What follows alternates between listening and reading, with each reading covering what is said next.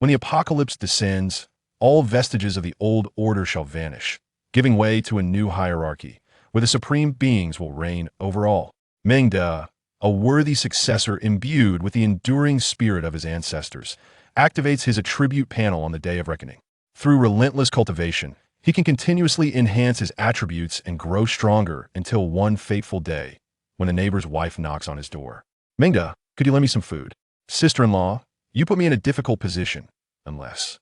Left with no choice, Meng embarks on a relentless pursuit of strength and romantic companionship, though we are in the apocalypse. I assure you, I am not a traitor. Chapter 1. Meng, the inheritor of ancestral virtue. Thank you, Meng. Later, we'll make dumplings for you. In a dilapidated neighborhood of Tianhai City, a woman draped in a white towel and wearing red sandals stands, damp and alluring, at the threshold of a young man's bathroom. Upon receiving a nod of consent from the young man, her exquisite face radiates gratitude. After casting a glance at her smooth, delicate legs, he awkwardly touches his nose and steps outside. His name is Meng, said to be a descendant of a great figure, bestowed with this name in hopes that he would inherit the noble qualities and virtues of his forebears. At 22 years old, he has just graduated from university. Majoring in auditing, he, unlike many of his peers, was not fortunate enough to secure a position at a prestigious firm. After encountering numerous setbacks with various bosses, he eventually found employment in a department store, where he manages warehouse cost operations. In the increasingly competitive financial sector of contemporary China, this can be deemed a fitting profession. His monthly salary barely reaches 10,000, and after deducting meager social security contributions, he is left with a mere 4,300. In this bustling metropolis, such earnings afford him only a subsistence existence. Tragically, he lost both parents in a car accident at a young age, leaving him a modest house, small yet fully equipped, comprising 2 bedrooms, a living room, a kitchen, and a bathroom, spanning over 100 square meters. To make ends meet, he currently shares the space with a couple.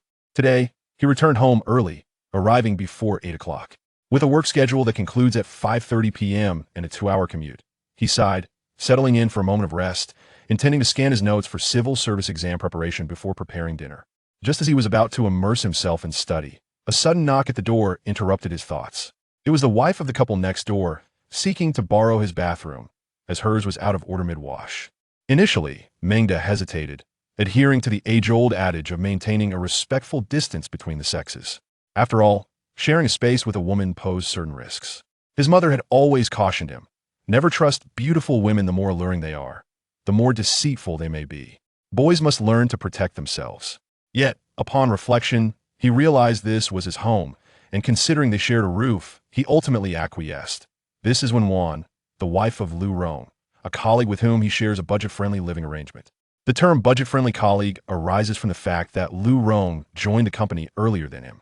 As a newcomer to the workforce, Meng, wary of workplace discrimination, respectfully referred to him as brother. Who can truly comprehend the humble plight of a corporate worker? In a similar vein, Meng instinctively addressed Lu Rong's wife as sister-in-law, as he was raised with an appreciation for hierarchical respect. However, it appears that such decorum serves little purpose. The personalities of Meng and Lu Rong seem to clash, resulting in a relationship that is far from amicable. They merely tolerate one another, mindful of their shared living situation, thus avoiding any overt conflict. Despite Lu Rong's less than favorable disposition, his wife, Wan, embodies her name with grace. She possesses not only striking beauty, but also an exceptionally gentle and refined character. Consequently, Meng's rapport with her is somewhat more amiable, though their interactions remain limited to casual greetings, with today marking the first occasion he has borrowed the bathroom. Meng's room is modest, comprising an independent bedroom with an adjoining bathroom. In truth, the bathroom is merely separated from the bedroom by a single door. The sound of rushing water fills the air, and as Meng sits on his bed, he shakes his head and adjusts his position, reflecting on the subpar quality of the items he purchased online.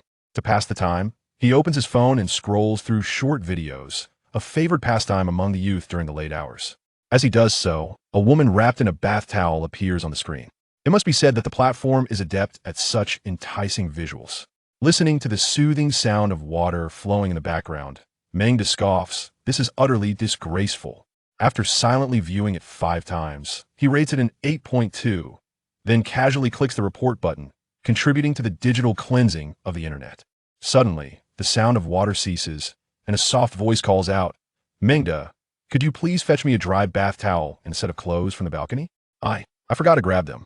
The tone is somewhat muffled and quavering, hinting at an awkwardness that arises from the subpar quality of the rental. Turning towards the bathroom door, Meng catches a glimpse of a vague, curvaceous silhouette. Though indistinct, the contours are still discernible, and a playful freestyle lyric flits through his mind. "Look at this bowl. It's big and round, sure, sister-in-law. Just a moment." Upon hearing her request, Meng gives it little thought. After all, he is already lending the bathroom to her, so assisting with the towel and clothes seems inconsequential. He promptly shuts off his phone and moves to the adjacent room. This marks the first time Meng has entered his sister-in-law's room since their cohabitation began. The 2 bedrooms of Meng are both equipped with balconies.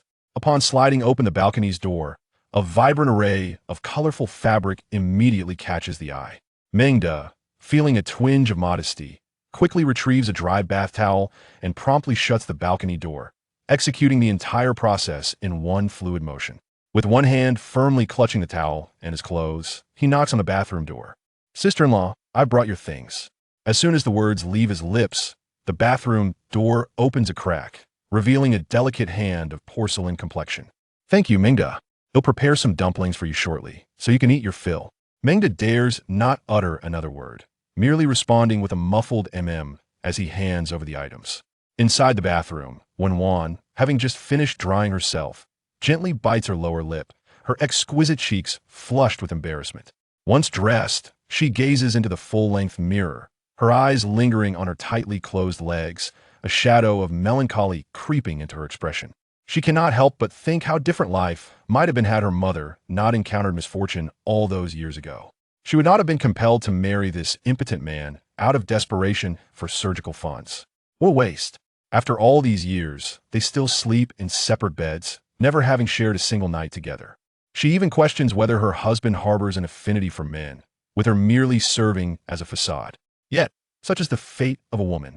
Alas, it is too late for regrets. If nothing unforeseen occurs, perhaps this is the destiny that awaits her. As she contemplates, the sorrow in Wan's eyes deepens. Chapter 2. Sister-in-law, this is truly delicious. With a resounding thud, Wan, as per usual, comforts herself and steps out of the bathroom. However, due to the temperature difference, a thick mist quickly forms at the doorway. From within the haze, her long, slender legs emerge first, followed by her figure clad in an elegant black off-shoulder gown. As the mist dissipates, it reveals a stunningly beautiful face, devoid of any makeup, accompanied by a subtle, fragrant aroma wafting through the air. Seeing Meng, who was previously engrossed in his phone, suddenly look up, the blush on Wan's face deepens. Setting aside his device, Meng senses an awkward tension in the atmosphere. "Sister-in-law, I'm a bit hungry. I would love to have the dumplings you make." It is getting late, and under ordinary circumstances, he would have already had his meal by this time. "He'll go make you some dumplings," Wan replies, lowering her head as she heads toward the kitchen. The house left to Meng by his parents can be broadly divided into 3 sections. His own bedroom, the room occupied by his sister-in-law and her husband, and finally, the shared kitchen and living area. As there is only one kitchen, they take turns preparing meals separately, as he and his sister-in-law's husband, Lugu, never quite see eye to eye. Yes, he gazed at the graceful silhouette of his sister-in-law departing. Meng instinctively loosened 2 buttons on his shirt. It was already October, and nearly 7 in the evening, yet there was no sign of relief from the sweltering heat. Through the window, a glaring sun still hung high in the sky, rendering the air conditioning in the room utterly ineffective. He felt an overwhelming discomfort, his temper flaring as he glanced at the thermometer, reading a stifling 38 degrees. No wonder it was so hot. His phone continued to play advice from an expert on a certain app. Regarding this matter, let me briefly elaborate. In summary, the situation is as follows specifically. Just keep the air conditioning running. Goodness. Truly, the standards of expert advice were unimpeachable. However, as he listened, his irritation only intensified. The suggestions were well-intentioned, but perhaps next time they should refrain from offering advice altogether. He decided to return to watching the struggles of the fish vendor in his favorite show. He had binged this series countless times, and he recalled that this particular episode featured the sister-in-law as well. One could not deny the value of having a virtuous wife at home. Before long, engrossed in the drama, Mengda heard a gentle, melodious call. Mengde, come dumplings. This marked the first occasion they would dine together, sharing a meal of dumplings. The sensation was peculiar, yet when Wan's culinary skills were truly exceptional, the dumplings were bursting with flavor. Mengda devoured them with enthusiasm, savoring each bite. Naturally, being grateful, he expressed his appreciation. Sister-in-law, this is truly delicious, he praised sincerely. Across from him, when Wan had composed herself, her tone still imbued with warmth. If you enjoy them, I shall make them for you again when the opportunity arises. Your bathroom is quite splendid as well, he added, though it was evident that this was merely a polite remark. Given the friendly relationship between Mengda and her husband, the likelihood of them dining together again seemed almost non-existent. Yet, something felt amiss. Before he could ponder further, it seemed that when Wan sensed the awkwardness, her face instantly flushing a peachy hue, rendering her speechless. Observing her exquisite, unadorned beauty, Mengda hastily shifted the conversation. Where's Lu Ge? Isn't he off work yet? Oh, he has a social engagement tonight, and probably won't return until quite late. Upon hearing this, when Wan pouted, displaying a hint of dissatisfaction. Oh, I shall head back to my room. Having finished his meal, Mengda did not wait for her response, and quickly opened the door, retreating inside. Contentedly, he returned to his somewhat worn bed. Glancing at the clock, he noted it was nearing 9 in the evening. After a quick shower and tidying up, fatigue began to envelop him. He was accustomed to retiring early. His post-graduation job had effectively cured him of the insomnia that plagued his university years. Exhausted from the daily grind, he found it impossible to muster the energy to stay up late, studying. As he contemplated the work awaiting him the following day, Mengda cast a fleeting glance at his sister-in-law, who was still bustling about in the kitchen. Ultimately, he could not resist the urge to scan a code and engage in a brief study session before a satisfied smile graced his lips, lulling him into a serene slumber. The brilliant sun had long since dipped below the horizon, and as night enveloped the world, not a single star adorned the sky. Instead, a round moon emerged abruptly, gradually transforming into a blood-red orb against the dark canvas of night. It resembled a sinister, sacrificial rite under a demonic bloodlight, casting an aura of malevolence upon everything. The atmosphere exuded an eerie strangeness. Time elapsed, though it was still shrouded in darkness, when suddenly, Mengda, sleeping soundly, awoke with a start, gasping for breath. Gasp! What the hell? I was being chased by zombies again. Why am I cursed with such dreams? Recently, Mengda had found himself plagued by nightmares, increasingly frequent in their occurrence. In these dreams, he witnessed a world transformed, with a blood moon looming ominously overhead, and countless individuals, resembling the zombies from television shows and novels, frantically biting at anyone in sight. In his dream, he was relentlessly pursued by a zombie, akin to a rabid dog, waking each time panting like an exhausted canine. That was truly terrifying. Although he had mentally prepared himself for this recurring nightmare, the dread lingered with each encounter. With sleep eluding him, he rose to drink some water and casually glanced out the window. However, what he saw left him utterly transfixed. Outside, the blood moon hung in the sky just as it had in his dream. Instinctively, he rubbed his eyes, yet the sight remained unchanged. The moon was both beautiful and haunting, its eerie glow cascading down like a blood-soaked light. The scene was utterly bizarre. Suddenly, a cacophony of screams erupted outside, accompanied by otherworldly growls that sent chills down Mengda's spine.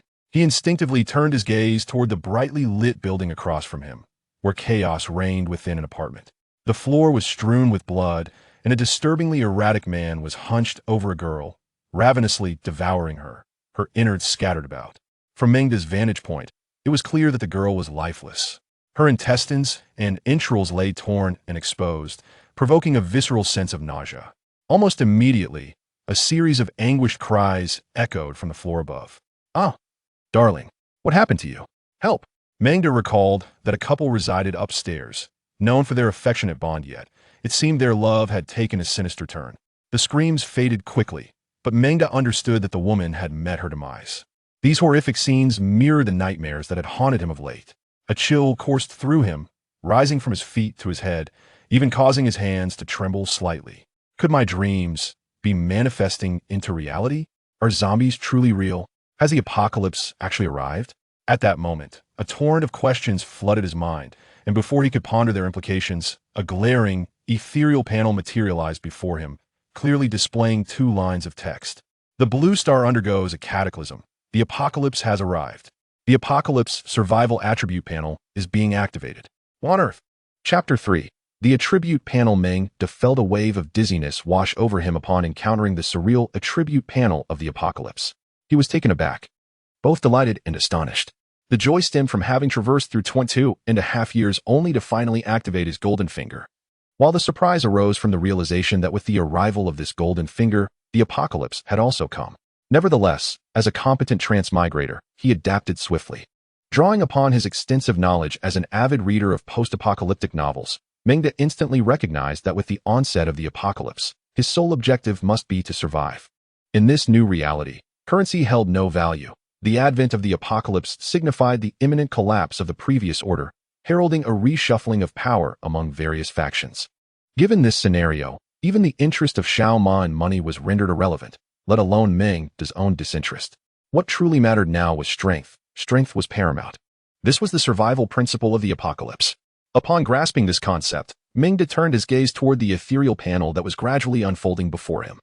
Host: Meng De, age 22, strength 7, normal human attribute value 10, speed 11, normal human attribute value 10, mentality 9, normal human attribute value 10, charm 90, normal human attribute value 60, special attribute value 0, skill, basic swordsmanship, beginner 0, 100. What on earth? This system is rather stingy. Am I truly this weak? He could tolerate a strength of 7 and a speed of 11. As he was well aware of his own limitations. However, a mentality score of 9 was something he could not overlook. Do you have any idea how I have managed to survive these 22.5 years? This is an affront to my endurance. After a lengthy period of lamentation, Meng reluctantly accepted this reality, much like certain contestants on a talent show come to terms with their own limitations. What exactly is this special attribute value? Pondering this, he shifted his focus to the final skill attribute. Basic swordsmanship, you say? Instinctively, Meng's gaze drifted toward the corner of the room, which lay shrouded in dust. There, a collection of gym equipment awaited, alongside a tang sword and a baseball bat. With a swift motion, the tang sword was drawn, instantly resurrecting a painful memory. Every young man harbors a dream of wandering the world with a sword in hand. This tang sword was procured during a live broadcast while he was engrossed in a novel. At that moment, it piqued his interest, prompting him to make the purchase. Despite the pang of regret it invoked in his wallet, the vendor, having never laid eyes on him, nonetheless proclaimed him to possess extraordinary bone structure, claiming he was an excellent candidate for martial arts training. Young and naive, he was swayed by the flattering words, oblivious to the truth. Ultimately, he learned the hard way when his father nearly broke his bones. What a foolish lad, sent to fetch soy sauce only to return with a sword. The lesson from that encounter still resonated vividly, yet in retrospect, he deemed it a worthwhile investment. The apocalypse had arrived, and this was a formidable weapon, indeed. A weapon that was already sharpened. The Tang Dao, though a mere collectible, boasts undeniable quality, measuring 3 feet in length and weighing over 5 pounds. It is forged from pure alloy. The blade, a deep black, is etched with silver dragon patterns, and though it is less than 3 fingers wide, it features a subtle curve and an exceptionally deep blood groove. Holding it evokes an icy chill. Priced at just $9.09. It certainly is a remarkable find. Almost instinctively, he struck a pose and swung it a few times. Suddenly, a line of small text floated before him. The stance is incorrect. No attribute value increase. Incorrect posture? He recalled the instructional video that accompanied his purchase and promptly grabbed his tablet, only to find it devoid of any signal. Downloading any learning materials was impossible. Fortunately, he had cached the video beforehand. Following the video's guidance, Meng adjusted his stance. His feet naturally spread apart, his upper body leaned slightly forward. But he was careful not to bend at the waist. After practicing for a while, he felt a warmth akin to that experienced during certain exercises. Without the correct posture, no progress could be made, no matter how anxious one felt outside the door. A technique was essential. Maintain this posture. Next, we will explain the 8 characters of the Tang Dao. The 8 characters of the Tang Dao: thrust, stab, slash, cleave, sweep, flick, push, and cut. Begin with a thrust followed by a stab. After an intermission for an advertisement, Meng began to practice, imitating the video. 1 stroke, 2 strokes, 3 strokes. He lost track of time, drenched in sweat, yet still unable to grasp the fundamental essence. Was it a lack of strength? After sipping some water and resting briefly, he adjusted his stance to wield the blade with greater power. Admittedly, the 5-pound Tang Dao was somewhat taxing for his lanky frame, standing at 6 feet tall. However, after further practice, he finally began to see results.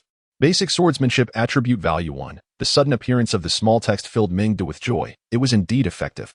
Encouraged, he continued to practice, and with each downward stroke of the Tang Dao, he felt as though he was beginning to master the technique. The small text notifications became increasingly frequent, accompanied by the soft sound of slicing air echoing through the room. Basic swordsmanship attribute value 1. Basic swordsmanship attribute value 1. Basic swordsmanship attribute value 1. Clang. 2 hours later, panting and exhausted, Meng cast the sword aside, utterly drained. What an arduous endeavor! Yet, he had reaped rewards and turned his gaze to his attribute panel. Host, Meng, age, 22, strength, 8, normal human attribute value, 10, speed, 11, normal human attribute value, 10, mentality, 9, normal human attribute value, 10, charm, 90, normal human attribute value, 60, special attribute value, 0, skill, basic swordsmanship, novice 16100. Now that he had grasped the workings of this system, it was time to practice diligently. Yet, his strength, speed, and mental acuity remained a constant shortcoming. He is acutely aware of his shortcomings, and thus has devised a strategy for addressing them. As for his physical strength, he casts a glance at the fitness equipment nestled in the corner, resolving to engage in more exercise. Regarding his speed, he recalls the treadmill in the living room, which allows for adjustable running speeds. However, he has yet to conceive a suitable solution for his mental fortitude. Rather than overthinking, he decides to first hone his strength, speed, and swordsmanship. Peering out the window, he observes the daylight illuminating the streets, where numerous zombies, their eyes a ghostly gray and their faces marred with purplish bruises, roam menacingly. These soulless entities drift aimlessly like specters, and Meng cautiously positions himself by the window, witnessing one of the creatures charge wildly into a utility pole. With a resounding crack, the pole splinters in two, causing Meng to involuntarily swallow hard. Living seems rather appealing, does it not? Without the means to protect oneself, it would be wise to refrain from venturing outside. Fortunately, he had previously stockpiled a considerable amount of food, given that he and his frugal roommate prepare their meals separately. Meng's modest room is equipped with a refrigerator containing 56 pounds of rice, 8 pounds of flour, over 10 pounds of meat, and various fruits and vegetables. His hoard is substantial, a testament to his reclusive nature. And he has an abundance of snacks as well. One should not underestimate these treats. In this life-and-death scenario, anything edible could prove to be a life-saving morsel. However, he realizes that this supply is insufficient. He estimates it would last him no more than 2 months, even with frugality, and thus he must devise a plan to gather more sustenance. He wonders about the state of the supermarket downstairs. Recalling its proximity, he resolves to observe the situation for a couple of days. If he attains the means to protect himself later, he will first scavenge the supermarket's provisions. As for ethical concerns regarding looting, Meng dismisses them with a thought. In the face of an apocalypse, such considerations seem trivial. Survival is paramount. Without life, all else is meaningless. Having addressed the food dilemma, Meng suddenly remembers another crucial element he seems to have overlooked: water and electricity. Water is the essence of life. A person can survive 3 days without food, but without water, one's demise is imminent. With this realization, he springs into action, filling every pot and container in his room with water. Preparedness is key, as these are irreplaceable resources. For the time being, water remains a critical factor in his survival. Oh, and he must not forget the large water tank. As for electricity, Meng nearly forgets that he is an avid camper. During his university days, he often took female classmates on camping trips, and though time has since eluded him, he still possesses some of the equipment from those days. For instance, the battery intended for camping, along with the 3 complementary solar panels, each boasting a capacity of 1,000 watts, suffices for his daily needs. At present, it appears that his survival in the short term poses no significant issue. As he stroked his chin in contemplation, a familiar shriek from a woman pierced the air outside. Startled, Meng instinctively peered through the peephole. Goodness, what a sight! Chapter 4. That familiar shade of pink. Men often embody a peculiar instinctual nature. During moments of heightened excitement, even when veins bulge and the threat of bloodshed looms, they remain unfazed, driven instead to greater exhilaration.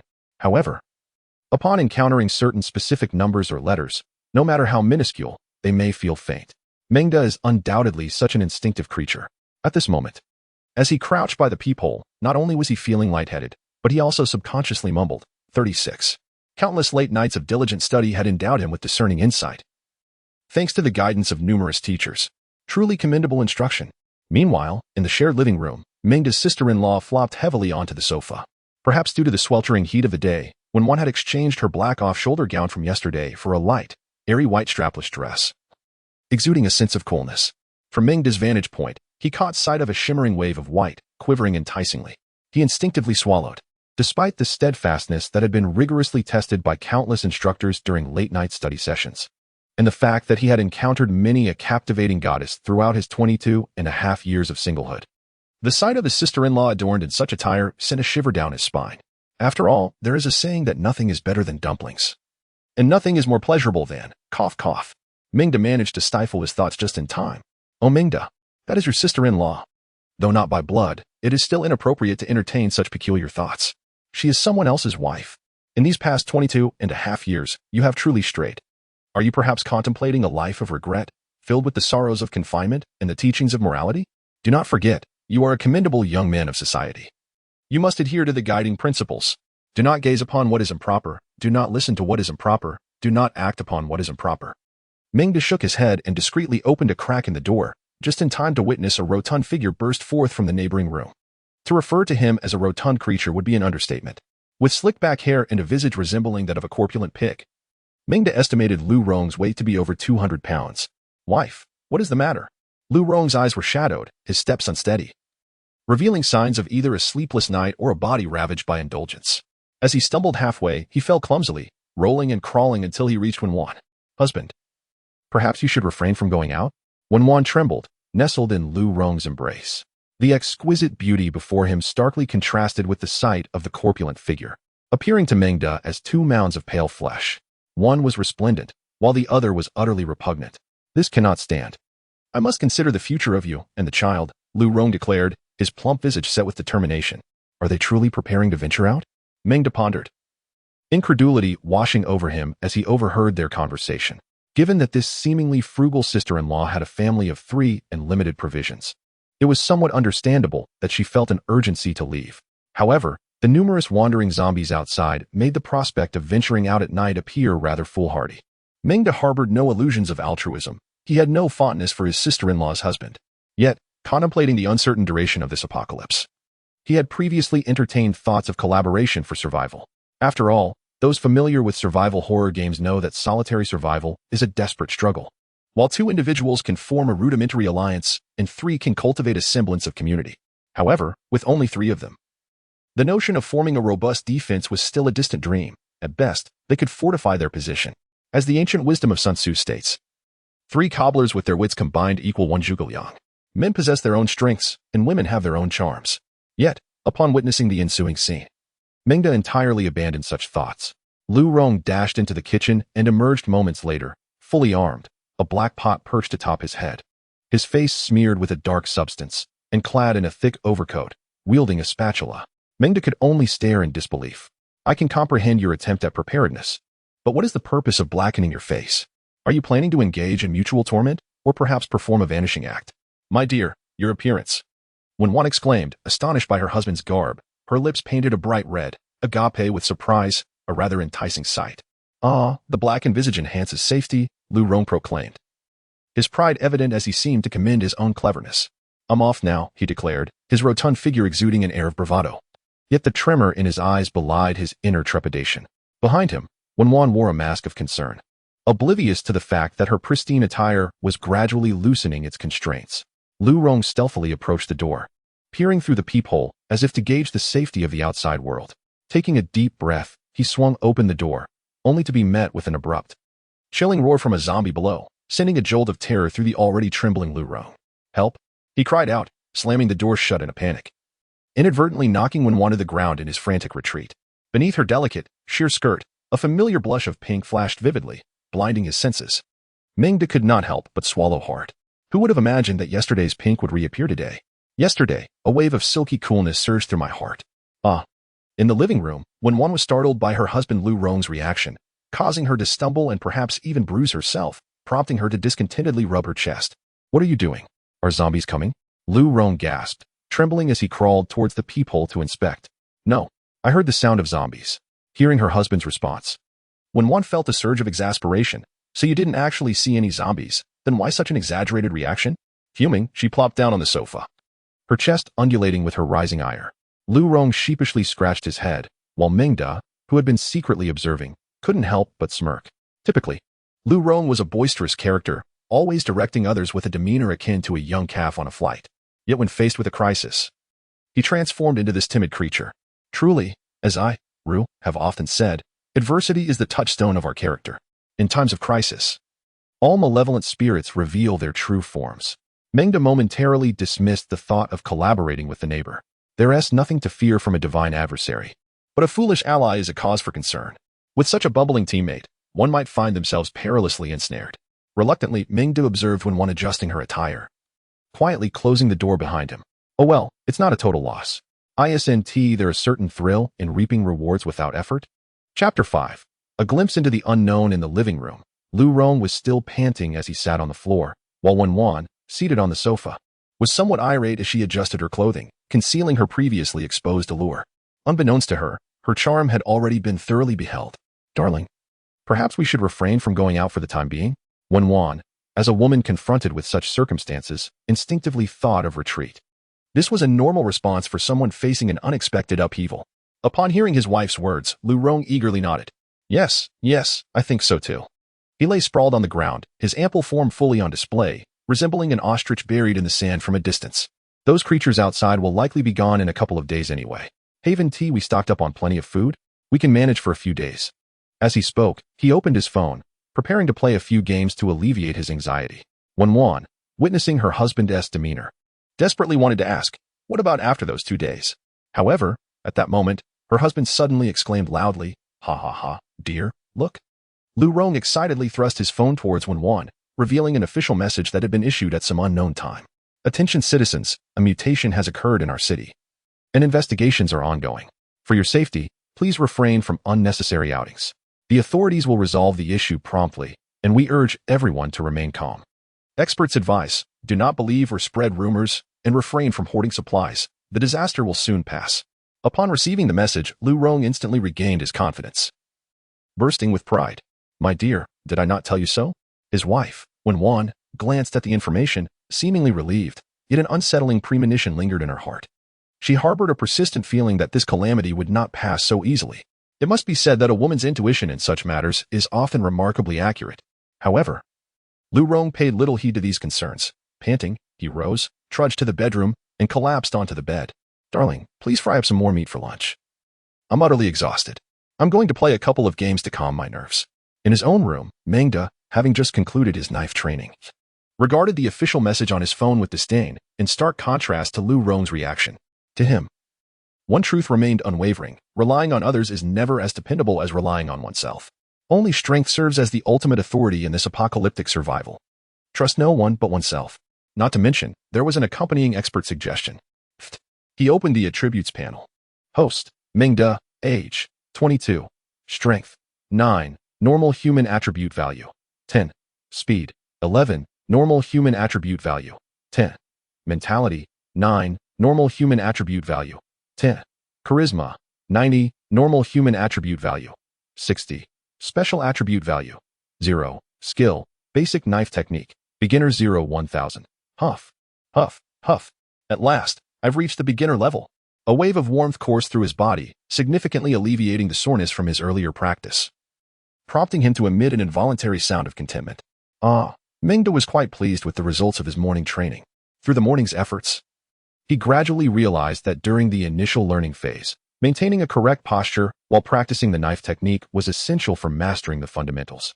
He had begun to form a degree of muscle memory, growing increasingly proficient, understanding the appropriate stances for wielding the knife and the correct extent of each stroke. However, the probability of triggering the system's small text prompts remained somewhat low. Through the window, he observed the zombies still roaming the streets after a morning of chaos. Their numbers had not diminished but rather increased, their growls incessant. Meng furrowed his brow. Fortunately, he had devised a plan. Vowing not to venture outside recklessly until he had acquired sufficient strength. He had no desire to become a mere corpse, let alone a mangled one. Shaking his head, he noted that it was still early, Not yet 11 o'clock. I'll practice a bit more before preparing lunch. Upon reaching the beginner level in his basic knife technique, Meng distinctly recognized the difference from the initial learning stage. The beginner phase demanded greater effort. Previously, a mere flick of the wrist could easily trigger the attribute value prompt of 1, but now every stroke required utmost exertion to achieve the same. 1 stroke, 2 strokes, 3 strokes. Yet even so, the likelihood of triggering the prompt had significantly decreased. Sweating profusely, he dropped the knife, a wave of soreness radiating through his muscles. After more than an hour of practice, witnessing the sluggish progress of his basic knife technique crawl from 0 to 3 left him feeling somewhat fatigued. It appears that in the introductory phase of basic knife skills, there is a greater emphasis on strength. This afternoon, I must enhance my strength training. Although I lay exhausted in bed, too weary to lift a single finger, my mind remained active. After resting for a while, I glanced at my phone and saw it was already past midnight. Well, I might as well go eat. I sliced 2 ounces of meat from the refrigerator, grabbed some green beans, and decided to prepare a stir-fry for lunch. Ever since the unfortunate passing of his parents, he had become quite independent, frequently navigating the kitchen, and had developed quite the culinary skills. He had indeed mastered many home-cooked dishes. As I opened my door, I noticed that the door next door remained ajar. Meng saw Lu Rong still engrossed in his phone, with his back turned. Making my way to the kitchen, I fortuitously encountered my sister-in-law, who was exiting with a plate of food. Meng, are you also cooking? She inquired. Her gentle face appeared somewhat pale, yet there was an undeniable beauty about her. Earlier, when I had peeked through the door, it had been hard to see her clearly, but now I could observe her clearly. Perhaps she had been startled in the morning, for she had changed into a new outfit, emanating a captivating fragrance, reminiscent of the scent from the previous night. It might have been the oppressive heat that made Meng notice how much his sister-in-law favored wearing dresses. After taking a shower, she had donned a black spaghetti-strap dress, paired with a set of flip-flops. Her toes, as white as fresh lotus sprouts, looked exceedingly delicate. Her hair was still damp, and her alabaster collarbone was strikingly prominent. The pink towel draped around her elongated thighs was particularly eye-catching, exuding an allure that made one want to take a bite, much like a ripe peach. Meng gazed at his sister-in-law's voluptuous figure, worried that the slender straps of her dress might not withstand the pressure and could suddenly give way. Alas, it appeared precarious and on the verge of collapse. Upon hearing her words, Meng was enveloped by her intoxicating fragrance and nodded, saying, "Yes, I just finished my workout." However, it was evident that when one was preoccupied with her worries and did not pay much attention to Meng's response. "Have you seen those strange creatures outside?" When one asked, her lips pursed and worry etched across her face. Meng nodded again, unsure of her meaning. When one seemed hesitant, her words faltering, her alluring lips glistening. Meng chuckled playfully. "Sister-in-law, do you need assistance?" Chapter 6, Sister-in-law, do you need assistance? Hearing Meng's words, when one hesitated for a moment before voicing her concerns. "Meng, do you know what is happening outside?" The young woman slightly furrowed her brow, yet her striking, expressive eyes were as gentle as spring water, captivating and soul-stirring. "Oh, outside. It's the end of the world," Meng replied nonchalantly. However, to one's ears, it sounded like a thunderous explosion. "Ah," she exclaimed in surprise, quickly following up with, "Aren't you afraid?" Realizing her question may have been inappropriate, she hurriedly added, "I didn't mean to." Meng shook his head, finding amusement in the innocent demeanor of his neighbor.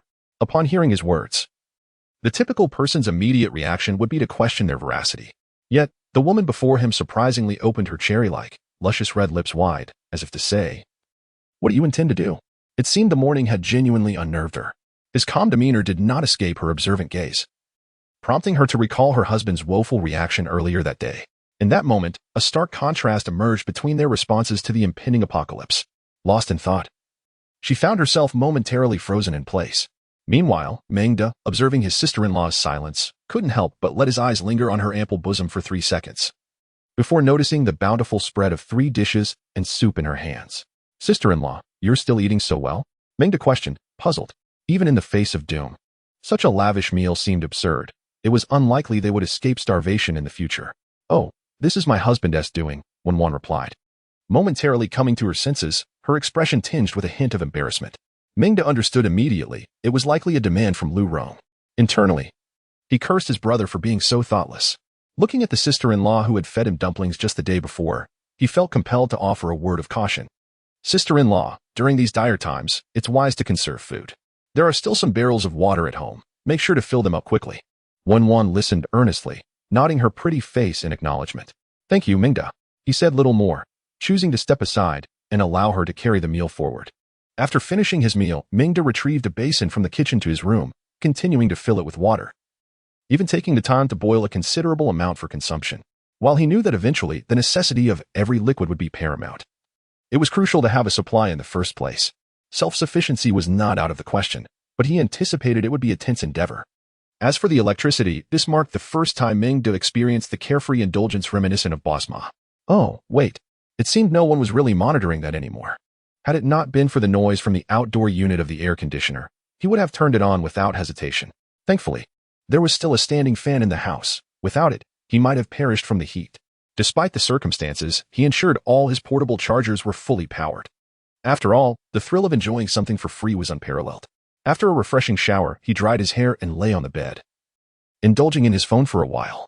Although the device had lost signal, he was grateful for the novels he had downloaded beforehand, allowing him to immerse himself in reading. He was currently engrossed in a captivating book titled In the Apocalypse, I'm Really Not Chao Zhai, which he found highly engaging and relatable. Certain thrilling moments stirred excitement within him, and he couldn't help but envision the graceful figure of his sister-in-law. Alas, this only deepened his sense of melancholy, as the absence of a phone signal rendered even the simplest task of studying and finding tranquility impossible. He could only peruse some previously downloaded study materials to pass the time, yet he found himself growing drowsy as he read. At 2 in the afternoon, Meng's alarm clock rang, signaling his self-appointed midday break. Fortunately, this was not during working hours. The workday did not afford such luxuries. While he had previously indulged in slacking off during work hours, as a responsible member of the post-00s generation, he felt entitled to a bit of personal rejuvenation. With a sly grin, he rose from his bed and devised a tentative plan for himself. His morning would begin with a run to enhance his speed. After breakfast, he would practice his swordsmanship, followed by an afternoon strength training session post-lunch. In the evening, he would continue sword practice and conclude the day with another round of strength training before bed. Due to the limited space in his bedroom, Meng resolved to relocate his training to the spacious living room of the house, which boasted ample room and housed a previously purchased treadmill along with various fitness equipment. Speaking of fitness equipment, he surprisingly unearthed several boxes of chicken breasts and even some protein powder from a corner of his room. This discovery brought him unexpected joy, as these items had been acquired for his post-graduation fitness journey. Regrettably, the exhaustion from his daily routine had left little time for exercise, and he had neglected his training aspirations. It was amusing to realize that some of his past purchases were finally being put to good use. His height and weight were within standard ranges, yet he preferred not to dwell on his physical fitness level.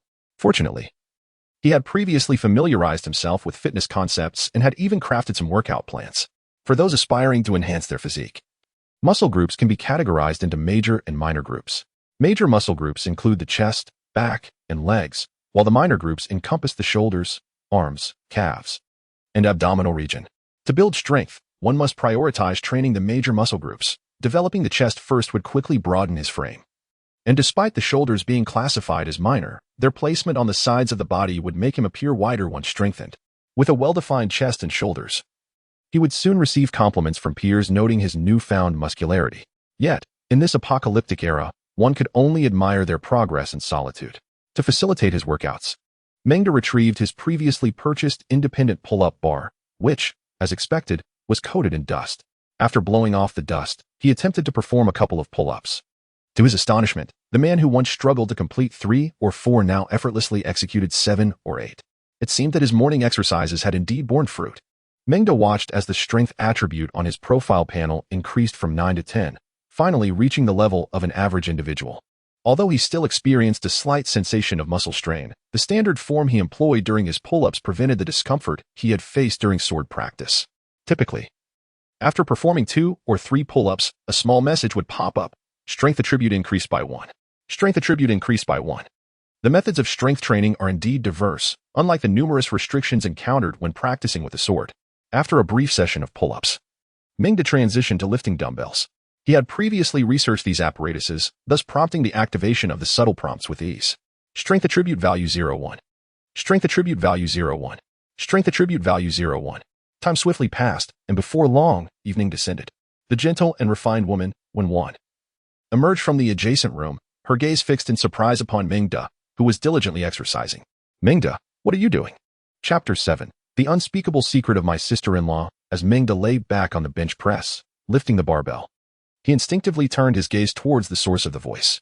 Although she still wore the same black strapless dress, The angle revealed her delicate, rosy toes first, followed by her long and shapely legs, with certain enchanting private areas subtly visible. Yet, when one seemed oblivious to this, standing before Meng, her calves were long and straight, her legs elegantly together, revealing no hint of a gap. Are you exercising? Certain aspects of her physique were so voluptuous that Meng could only perceive her presence through sound rather than sight. Cough, cough. These wretched pants. Meng set down the barbell, sat upright, and adjusted his posture. I'm preparing to work out a bit. I plan to go out soon. Wan. This intriguing woman widened her already petite cherry lips in surprise, as if showcasing something. You plan to go out? Yes. Staying cooped up in the room will eventually lead to running out of food. Then you would only starve to death. Meng spoke candidly, as he had never deceived his sister-in-law. Aren't you afraid? This question had been posed to him by his sister-in-law earlier that afternoon, and Meng's response remained unchanged. No. While I might endure death, the thought of waiting passively for misfortune is unbearable. I am willing to fight for my survival. Wan's eyes sparkled with intrigue upon hearing this, as she scrutinized Meng from head to toe, as if meeting him anew. Though somewhat juvenile, she discerned the unwavering resolve in his words. Little did she know that her younger brother-in-law harbored such formidable energy within him, a realization that momentarily overwhelmed her.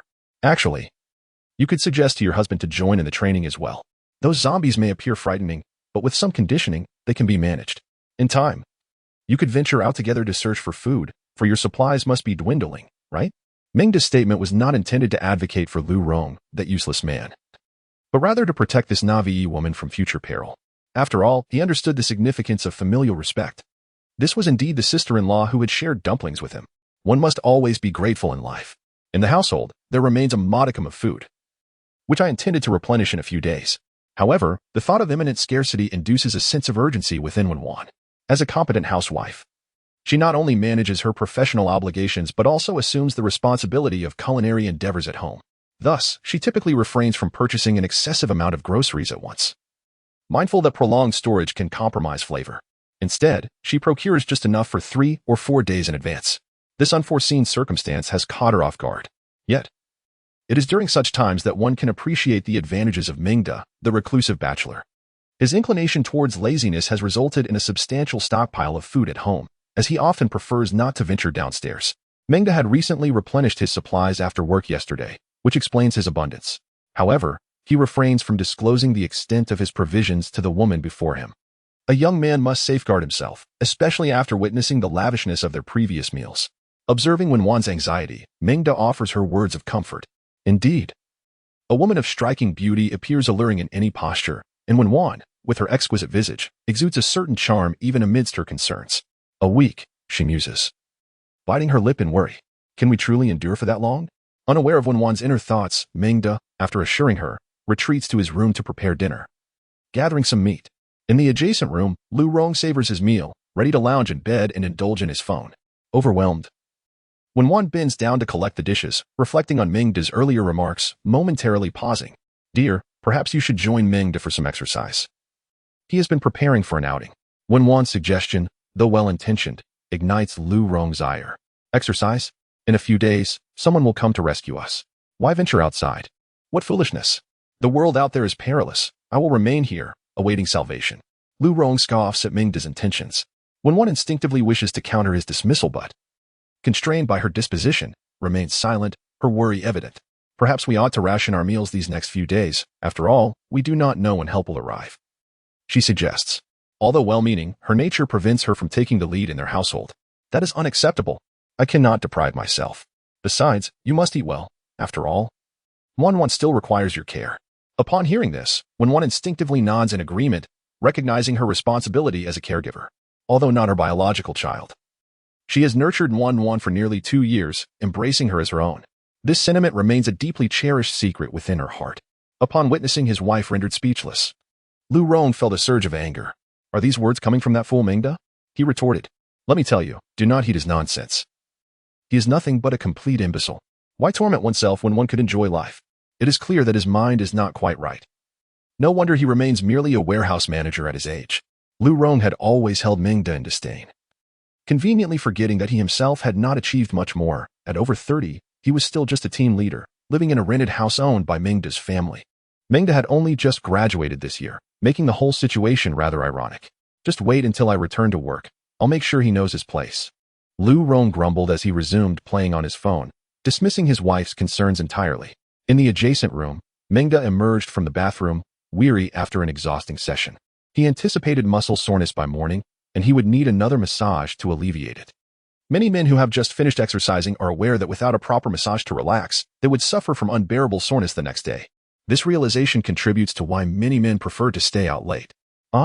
If only someone could give me a soothing massage right now, he mused, and suddenly, the image of Wenwan's graceful figure flashed in his mind. Goodness, I'm getting dizzy. Mengda shook his head, acknowledging that he had been a bit short-tempered lately and needed to regain his composure. Chapter 8. A sudden assault from my sister-in-law this night was destined to be tumultuous. The incessant roars of zombies outside startled Mengda awake intermittently. Although he was not afraid, he certainly did not wish to be robbed in the dead of night. Oh. Wait, not by humans, by zombies. And not just any zombies, but the infamous sixth zombie. A sleepless night ensued. On the second day of the apocalypse, despite a restless night, Mengda rose early. To be honest, he had never been this disciplined before, let alone waking up at such an hour. It must be said that when faced with imminent death, one can often unlock unexpected potential. Moreover, Mengda felt that the previous day's workout had evidently paid off. He not only appeared more robust but also felt invigorated. The first thing he did upon waking was to check his status panel. Host: Mengda, age, 22. Strength, 12, normal human attribute value, 10. Speed, 11, normal human attribute value, 10. Mentality, 9, normal human attribute value, 10. Charm, 91, normal human attribute value, 60. Special attribute value, 0. Skills, basic swordsmanship. Entry level 8, 31000. After yesterday's training, his strength had increased to 12, and his basic swordsmanship had reached the entry level. Even my charm value has risen. It seems exercise truly enhances one's allure. Mengda thought with satisfaction. This sensation is akin to the experience of counting one's wages at the end of each month. Yet it diverges in that one is imbued with the unpleasant odor of copper, while the other engenders tangible physical transformations. Let us commence by enhancing speed. Following the prescribed regimen, Mengda approached the treadmill, initiating the training for the second day of the apocalypse. In truth, speed is a rather manageable attribute to cultivate. After merely 2 hours of training, his speed attribute had already increased by 2 points.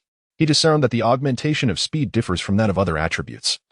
While the latter may necessitate specific postures for proper initiation, speed is remarkably straightforward. One simply needs to maintain a consistent rhythm and adhere to a certain intensity over time.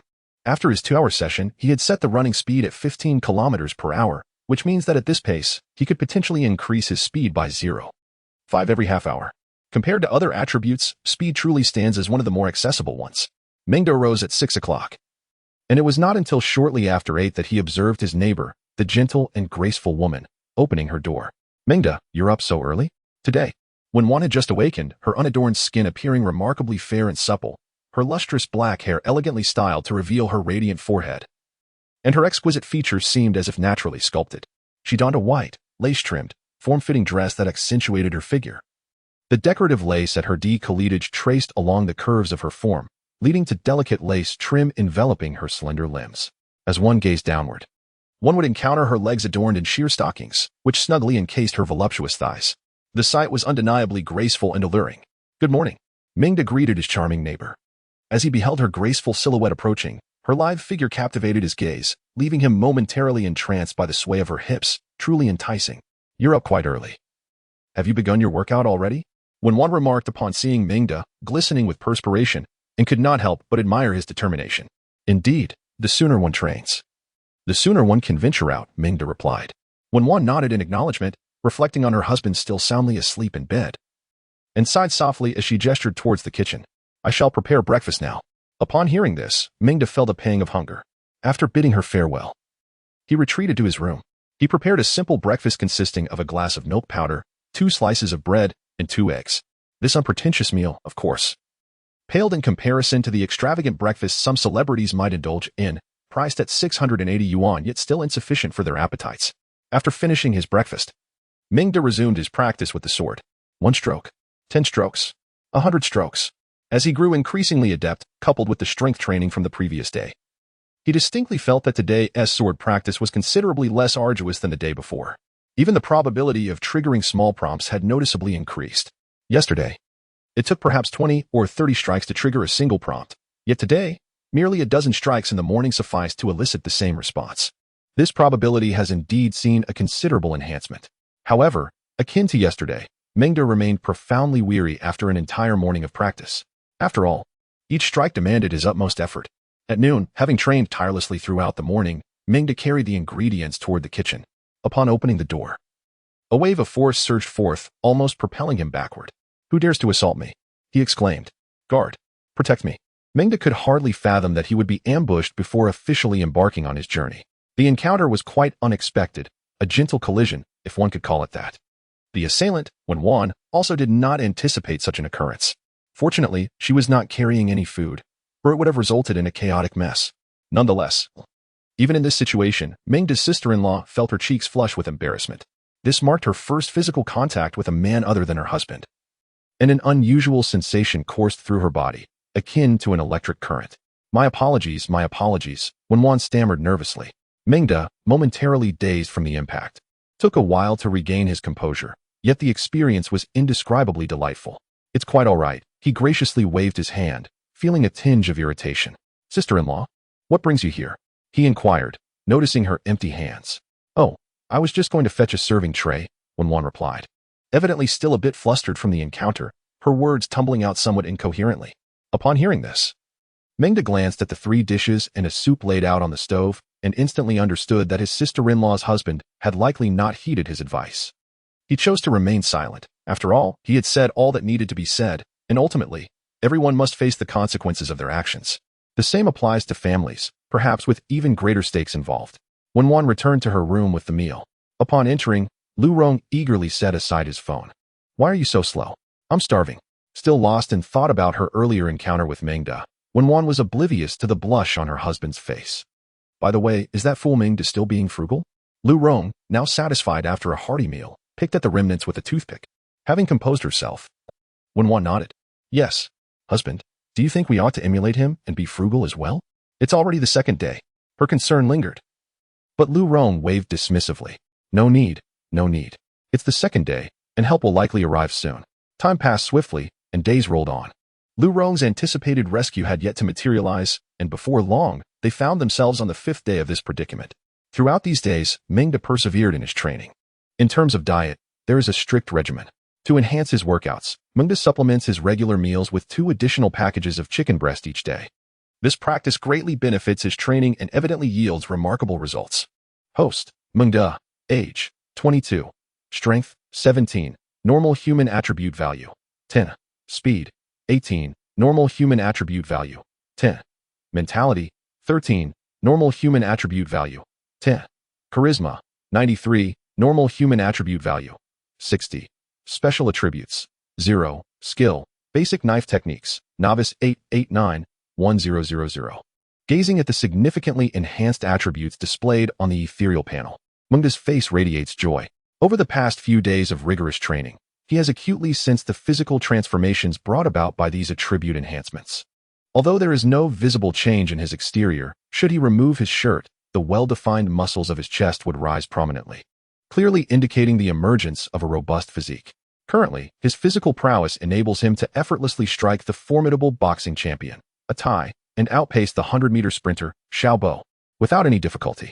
Even in pursuits that most men relish, where he previously struggled to endure for half an hour, he now confidently begins at a solid hour. Indeed, his strength is nothing short of astounding. The mere thought of it ignites excitement. This is the most immediate feedback his body provides. Moreover, his daily training has also contributed to a significant increase in his mental attributes. It is only natural, as both mastering the knife and enhancing physical fitness require immense willpower. Such repetitive training inevitably fortifies his mental resilience. Although the increment in his mental attribute is not as pronounced as that of his strength and speed, it is nonetheless a valuable improvement. In Meng's living room stands a large floor mirror, certainly not as grand as those found in expansive gyms, yet sufficiently ample. Its purpose aligns closely with that of a gym mirror. After all, those who have trained know the fundamental principle of fitness. One can never perceive their own physical misalignments. As our eyes are inherently fixed upon ourselves, without a mirror, we are perpetually unable to discern the correctness of our movements or witness short-term changes in our physique. This can pose an invisible yet devastating blow to any fitness enthusiast. However, possessing such a mirror can serve as an intangible source of motivation. Imagine, when confronted daily with the perfect visage of 8 sculpted abdominal muscles, one cannot help but feel envy and desire. Nonetheless, at this moment, the floor mirror serves merely as a means for Ming to admire his physique. Just as he revels in his reflection, a voluptuous figure appears behind him, one whose fullness surpasses even his well-developed chest muscles. To be candid, it is indeed incomparable. Do not dispute this. Simply ask yourself, can you truly rival a dairy cow? Step forward, those brave enough to compare themselves to a cow, and let us behold from which province this formidable man has emerged. Today, when one has dramatically departed from her usual penchant for skirts, instead, she adorns herself in a short-sleeved top and hot pants, her feet encased in red sandals. Her delicate, fair limbs and an impossibly slender waist, coupled with a curvaceous and firm posterior, render her figure extraordinarily alluring. Yet, she seems to have underestimated the formidable power of her own attributes. Even in this somewhat loose-fitting top, her form is prominently accentuated. What an astonishing sight! When Juan, who had come out to prepare a meal, never anticipated encountering such an awkward moment. However, upon glancing at her reflection in the full-length mirror, her cheeks flushed crimson, resembling a ripe peach, while her luscious lips parted in surprise. On one hand, she was taken aback by Meng's bare physique, and on the other, she was astonished at the excellence of his form. 8-pack abs, a chiseled waistline. To her, this epitomized the ideal physique. Could it be that exercising truly yields results? Previously, when Juan had harbored doubts about Meng's commitment to fitness, but in this instant, questions began to arise within her. She found herself momentarily frozen in place. Meanwhile, Meng finally noticed when Juan behind him and hastily dropped his clothing. Goodness, another surprise attack. As a commendable man of Huaxia, Meng adhered to a principle: those who are not his women are not entitled to his generosity. If anyone were to benefit from him, it would be him benefiting from them.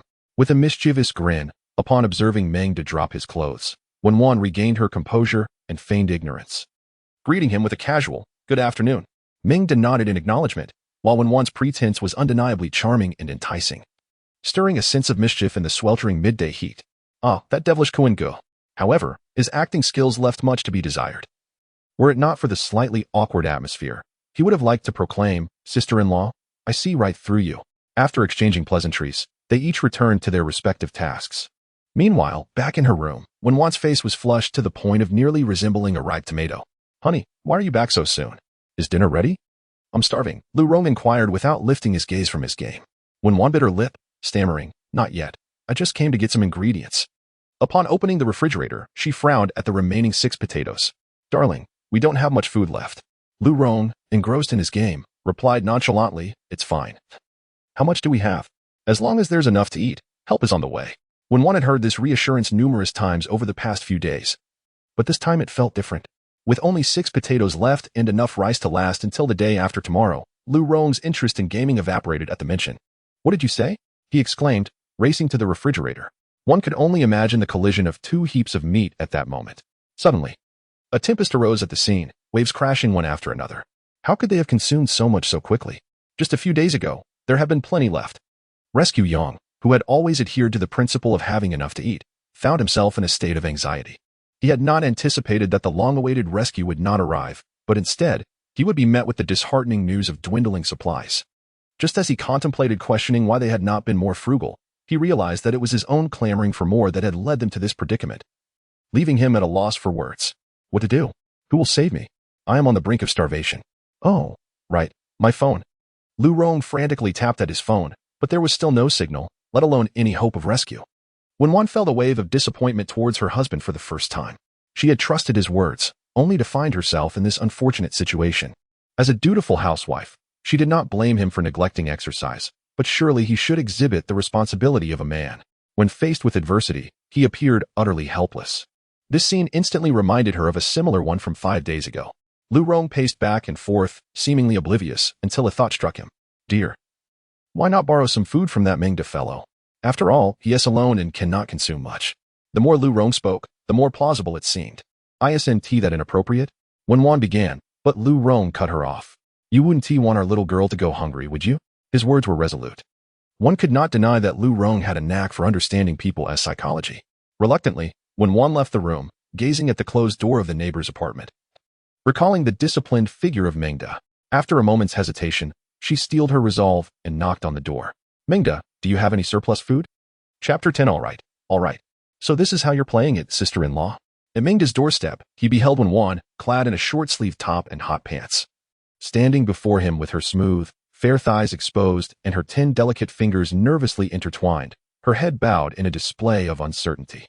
A mature allure wafted through the air, and Mengda, glancing down, could even discern the fullness of her bosom. Mengda, do you have any surplus food? Wen asked, her voice timid, her exquisite face flushed with embarrassment, yet her spring-like eyes remained fixed on him. Mengda, taken aback, had just awakened when his neighbor's married woman knocked on his door once more. Last time it was to borrow the bathroom. This time it was for food. Did she truly think him a granary, accessible at will? All right. So this is how you're playing it, sister-in-law. Mengda smirked, feigning difficulty as he spoke. There might still be a little left. Weren't you all eating quite well a few days ago? How is it that there is nothing today? Upon hearing this, Wen's face reddened even more. In truth, she felt a twinge of embarrassment. After all, if her household was frugal, they could manage for a few more days. Regrettably, she did not heed Mengda's counsel and squandered her provisions far too soon, leaving her with no choice but to seek sustenance now. Had it not been for her husband's insistence, she would have felt too embarrassed to come. However, upon hearing Mengda's words, she found herself at a loss for a response, merely standing dumbfounded at the doorway, observing Wen's silence. Mengda could surmise her predicament and muttered a curse under his breath about Lu Rong's foolishness. He felt a twinge of pity for this kind-hearted sister-in-law, unfortunate enough to be married to such a husband. Reflecting on this, Mengda felt a pang of compassion, for he had recently enjoyed a meal of her dumplings. Had it not been for that meal, they might have managed to endure a little longer. One must always be grateful. A favor deserves a favor. Sister-in-law, this should be acceptable, right? He chuckled, instructing her to wait a moment as he entered the storage room to retrieve a few packets of instant noodles for her. Vegetables and meat were out of the question, as he barely had enough for himself. He needed to replenish his own nutrients as well. I don't have much food left, just enough to last a few days, he stated honestly, as this was indeed his current situation. Thank you, Mengda. I will surely repay you double in the future. Observing Wen's excited demeanor, Mengda nodded, not taking it too seriously. He did not expect her to repay him in kind. At this moment, even a simple return was unlikely. Fortunately, these instant noodles were nearing their expiration date, so he felt it was best to give them away, especially since he still had a whole box left. Yet, Wen did not leave after receiving the food. Like Mengda, she understood the importance of gratitude. Their prior disregard for Mengda's advice on frugality had already left her filled with regret. Now, shamelessly asking for food. She was touched when he, without holding a grudge, offered assistance. For a moment, she felt a mixture of remorse and gratitude, and she resolved to repay Mengda in some way. Glancing at the massager on the table, she bit her lip and hesitated for a moment before speaking up. Mengda, such strenuous exercise can be harmful to your body. I could teach you some yoga poses to alleviate your fatigue. Mengda was taken aback by her suggestion. Although he had once fantasized about having a woman give him a massage, he had never anticipated that it could become a reality. You know about this? He scrutinized his curvaceous sister-in-law, finding it difficult to visualize her practicing yoga in a fervent manner. He dared not dwell on it further. It was too dizzying. Indeed. My family is rooted in traditional Chinese medicine. After graduation, I worked as a yoga instructor and have some knowledge of massage techniques as well. This revelation surprised Mengda.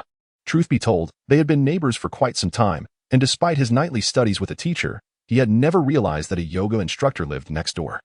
Really? I had no idea all this time. Do you need me to teach you? Mengda nodded, intrigued. Let's give it a try. When Wen gestured towards the living room, her cheeks flushed as she retrieved a yoga mat from her room. She tied her hair into a ponytail, and as she raised her hand, her impressive figure was inadvertently revealed, leaving Mengda in awe of her natural allure. Come, follow my lead. The first pose is quite simple and will help relax your muscles. With that, Wen demonstrated a basic forward bend, lifting her hands above her head and bending at the groin, pressing her hands forward and downward. Her remarkable flexibility was evident as she bent, and a magnificent silhouette unfolded before Mengda's eyes, evoking a primal urge within him.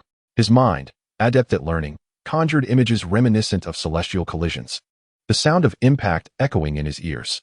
He quickly shook his head, reminding himself not to overthink. After all, she was someone else's wife, not his. Overindulgence in thought could lead to reckless desires. At that moment, when Wen transitioned into another pose, her body extending elegantly towards the upper left, her left leg straight and elevated, her hips lifting away from the ground. Her left hand reached upward, fingers splayed, perfectly grasping her left foot's toe. Engrossed in her demonstration, Wenwan remained oblivious to the allure of her attire, which was now impossible to ignore. In Mengda's gaze, a glimpse of pale skin peeked from beneath her bottoms, revealing a pair of long, fair legs. As she transitioned through several poses, Mengda couldn't help but exclaim inwardly, "This is truly sinful." He recalled Xiaoxi's playful words, "Come on, show some sensuality." The visceral sensation sparked heat within him, a wave of warmth rising, momentarily clouding his thoughts. After performing several poses, when one finally noticed Mengda standing still, his gaze fixed upon her with an intensity that made her feel exposed. Yet, with a sense of gratitude, she approached him, her delicate fingers fluttering before him, her ample bosom swaying as if inviting him, "Don't just stand there. Follow along with your sister-in-law." They were close enough for Mengda to inhale sharply, and he silently recited a mantra to quell his desires before replying, "Oh, right. Of course." With that, Mengda began to mimic Wenwan's movements. However, his lack of flexibility became painfully apparent. After struggling for a while, he could barely reach his knees in a simple backward bend. It dawned on him that during his university's physical fitness test, he had received negative points for his inability to perform the seated forward bend. This realization was quite embarrassing. Chapter 11. Sister-in-law's instruction. Mengda sheepishly scratched his head. Sister-in-law. Perhaps. He initially intended to dismiss the idea, knowing well the limitations of his own abilities. In the presence of Wenwan, a paragon of flexibility, he felt utterly outmatched. However, Wenwan, eager to repay Mengda's kindness, shook her head and stepped closer, offering hands-on guidance for his movements while meticulously explaining the key points of each pose, with arms pressed against the ears and palms facing each other. Exhaling as the arms descend, the proximity of the two creates a palpable physical phenomenon, akin to a zero-distance interaction. The high school student, who had previously shown little interest in physics, now finds himself captivated by this peculiar occurrence. The idea that friction can generate heat is indeed fascinating, and he realizes, to his surprise, that he had almost forgotten this fundamental principle of his high school education. As he reflects on his past, Mengda acknowledges that his academic performance in high school was far from stellar, attributing some blame to his physical education teacher. In an effort to compensate for his earlier lack of diligence, he engages earnestly in the lesson, while Wenwan, the gentle instructor, remains exceptionally dedicated to her role. Although she does not immediately comprehend the implications of their closeness, the warmth radiating from her fair skin visibly reddens her neck. Nevertheless, she continues to guide Mengda's movements, fully aware that this situation is unavoidable, as she is resolute in her desire to repay his efforts. As Mengda follows along, he revels in the warmth generated by their friction. However, his gaze lingers on her delicate, slender legs, intensifying his urge to learn, while the troubling thought that she is someone else's wife adds to his turmoil. After a while, Wenwan finally allows him a moment's respite, bringing an end to this arduous yet enlightening training session, which he finds more taxing than his previous sword practice. Despite the challenges, he feels significantly more relaxed, albeit with a hint of lingering warmth. "Thank you, sister-in-law. Your teaching is truly commendable," he expresses, appreciating her gentle demeanor. "Oh, it is I who should be grateful to you. I must take my leave now," Wenwan replies, slightly breathless after their session. Her fair neck flushed with a rosy hue, beads of perspiration trickle down her delicate forehead, and her elegantly arched brows furrow slightly as she bites her lip, as if bracing herself for something. However, Mengda, reflecting on the time they have spent together, feels compelled to acknowledge her efforts. "Sister-in-law, please wait a moment." He steps into the room and returns with several pieces of bread for her. "Encourage your husband to exercise over the next few days. Perhaps he can join me for an outing." Wenwan, ever kind-hearted, feels a wave of embarrassment wash over her. She recalls Mengda's previous encouragement and realizes she has no confidence in persuading her husband, replying hesitantly, "I will try to talk to him." Mengda nods, watching her graceful figure depart, feeling a twinge of regret. Alas, a fine cabbage is being wasted on a pig, he muses, shaking his head as he closes the door and retreats to the bathroom for a cold shower to cool off. Meanwhile, in the adjacent room, Lu Rong hastily puts down his phone as he sees Wenwan enter. "So, how did it go? Did he give you anything?" Wenwan extended her hand to show him what she held. "Humph, how can one person eat so little? We'll see if I ever give him anything again." Wenwan, who had always felt guilty towards Mengda, couldn't help but retort upon hearing this. "Then shall I return it?" Lu Rong grumbled while accepting the items. "Why should we? We borrowed it based on our abilities, so why return it?" Despite this, Wenwan refrained from voicing her intention to repay double the food. Otherwise, her husband would surely explode in anger. Yet, she suddenly recalled Mengda's recent advice. "Darling, why don't you try exercising tomorrow?" "I noticed that Mengda's workouts seemed quite effective," she suggested, unable to suppress her thoughts. I got it. I got it. We'll talk about it tomorrow. Maybe the rescue will arrive in a couple of days. Again with that line, Wenwan sighed. After such a lengthy wait, she had long since lost hope. At this moment, she couldn't help but remember Mengda's words. Perhaps I can endure death, but the thought of waiting helplessly for misfortune is unbearable. I am willing to fight for my survival. Had he already come to terms with the fact that rescue would never come? Meanwhile, Lu Rong, oblivious to these deeper thoughts, waved his hand impatiently. Honey, could you prepare 2 packs of instant noodles? I'm starving.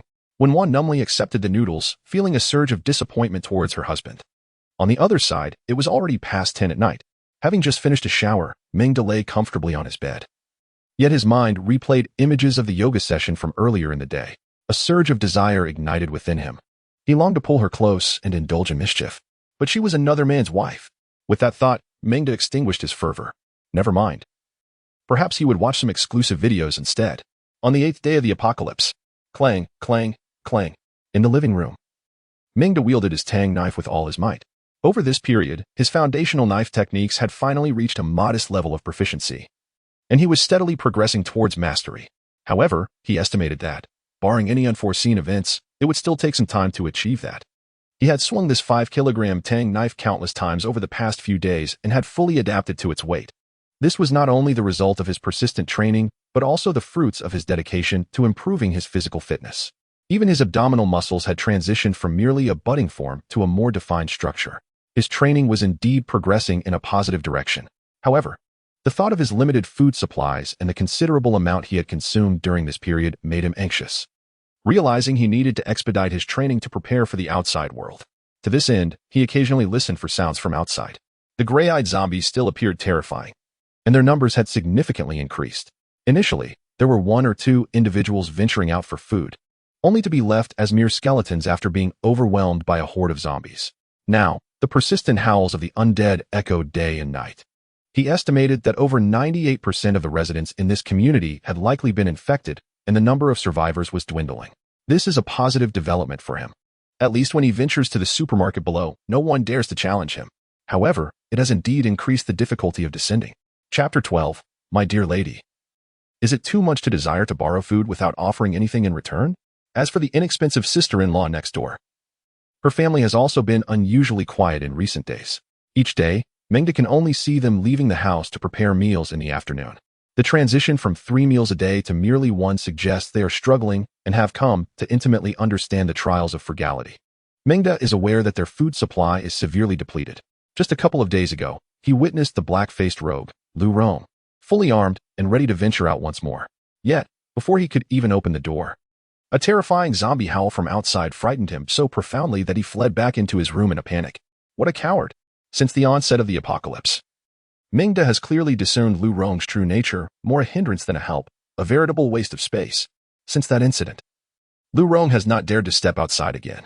Every day, Meng seizes the opportunity while his inexpensive sister-in-law is busy cooking to observe Lu Rong lazily sprawled in bed. As for the exercise that Meng had asked Wenwan to convey, there has been no sign of action on Lu Rong's part. Consequently, Meng refrains from further comment, realizing that no amount of support can salvage the hopeless. He has lost interest in sharing his food with them, estimating that they will run out of supplies by today at the latest. This thought evokes a sense of inexplicable excitement within him. Alas, such a cursed predicament. As the 9th day of the apocalypse dawns at 6:30 in the evening, the sun remains unforgivingly hot, casting relentless rays that scorch the city like an oven. Even within his room, Meng can feel a wave of heat surging in. Gulp. After completing his pull-ups, Meng savors a refreshing drink of salt water. It must be said that exercising in this ghastly weather is utterly exhausting. Without timely replenishment of salt, one could easily succumb to dehydration. However, the soreness in his body has intensified over the past few days, necessitating daily massage sessions to alleviate the discomfort. Speaking of massages brings to mind the scene from a few days ago when his inexpensive sister-in-law diligently taught him. Her voluptuous figure lingers in his thoughts, provoking a tumult of emotions. But to be honest, the benefits of yoga have proven quite effective. Bang! The door next door swings open, revealing Wenwan in a white denim dress, striding gracefully towards Meng on her long legs. Aside from her pale complexion, every other part of her figure remains beautifully rounded. Wenwan approaches Meng, her lips pressed tightly together, her lovely face flushed with a deep crimson hue. Sister-in-law, what is the matter? Meng inquires, fully aware of her intentions but choosing not to voice his understanding. Meng De, Wan glances at Meng De's chiseled bronze abdomen, her gaze dropping as she stammers, leaving Meng De feeling anxious for her. After much hesitation, it seemed as though a resolution had finally been reached. Meng De, could you possibly assist your sister-in-law once more? Upon hearing this, Meng De smiled with a hint of amusement. Oh, I see. But how exactly do you require my assistance? Under the warm sunlight, the gentle and voluptuous figure standing before Meng De exuded an intoxicating fragrance that was utterly captivating. Our food supplies have been depleted, and my sister-in-law wishes to borrow some grain. I see, he remarked, not surprised by her request. But, dear sister-in-law, do you truly regard me as a storehouse? Once was not enough. You wish to borrow again? Sister-in-law, this is food that could be a lifeline in these trying times. I have already lent you once without recompense. And now you seek to borrow again? Madam, it seems rather inappropriate to expect to receive grain without offering something in return. Noticing Meng De's silence, when one appeared to comprehend his thoughts, her fair neck flushed with a rosy hue. With a sigh of relief, she took a deep breath and continued. Well, my husband and I have discussed this matter. Would it be possible for me to take on the responsibilities of cooking, household chores, and laundry in exchange for a bit of your sustenance? Initially, her husband had suggested she return to borrow more food, which she had resisted. Yet he had invoked their child as leverage. Dear, you wouldn't want our little one to go hungry, would you? This had effectively swayed her. But she felt too embarrassed to come over empty-handed, leading her to propose this compromise. After all, exchanging labor for food was a notion that could be more readily accepted. Moreover, I could also offer you massages to help you relax your muscles, allowing you to focus on your training. Observing Meng De's lingering hesitation, Wan hastily added this. However, upon uttering those words, her face turned crimson, and her soft breaths betrayed her inner turmoil. Meng De remained silent, scrutinizing his sister-in-law with keen eyes. Her delicate features, ample curves, and the short white dress that barely reached her thighs accentuated her smooth, youthful legs, leading him into deep contemplation. While it is not out of the question, you must understand that I rise early and retire late. Are you certain you can manage? He voiced his concerns.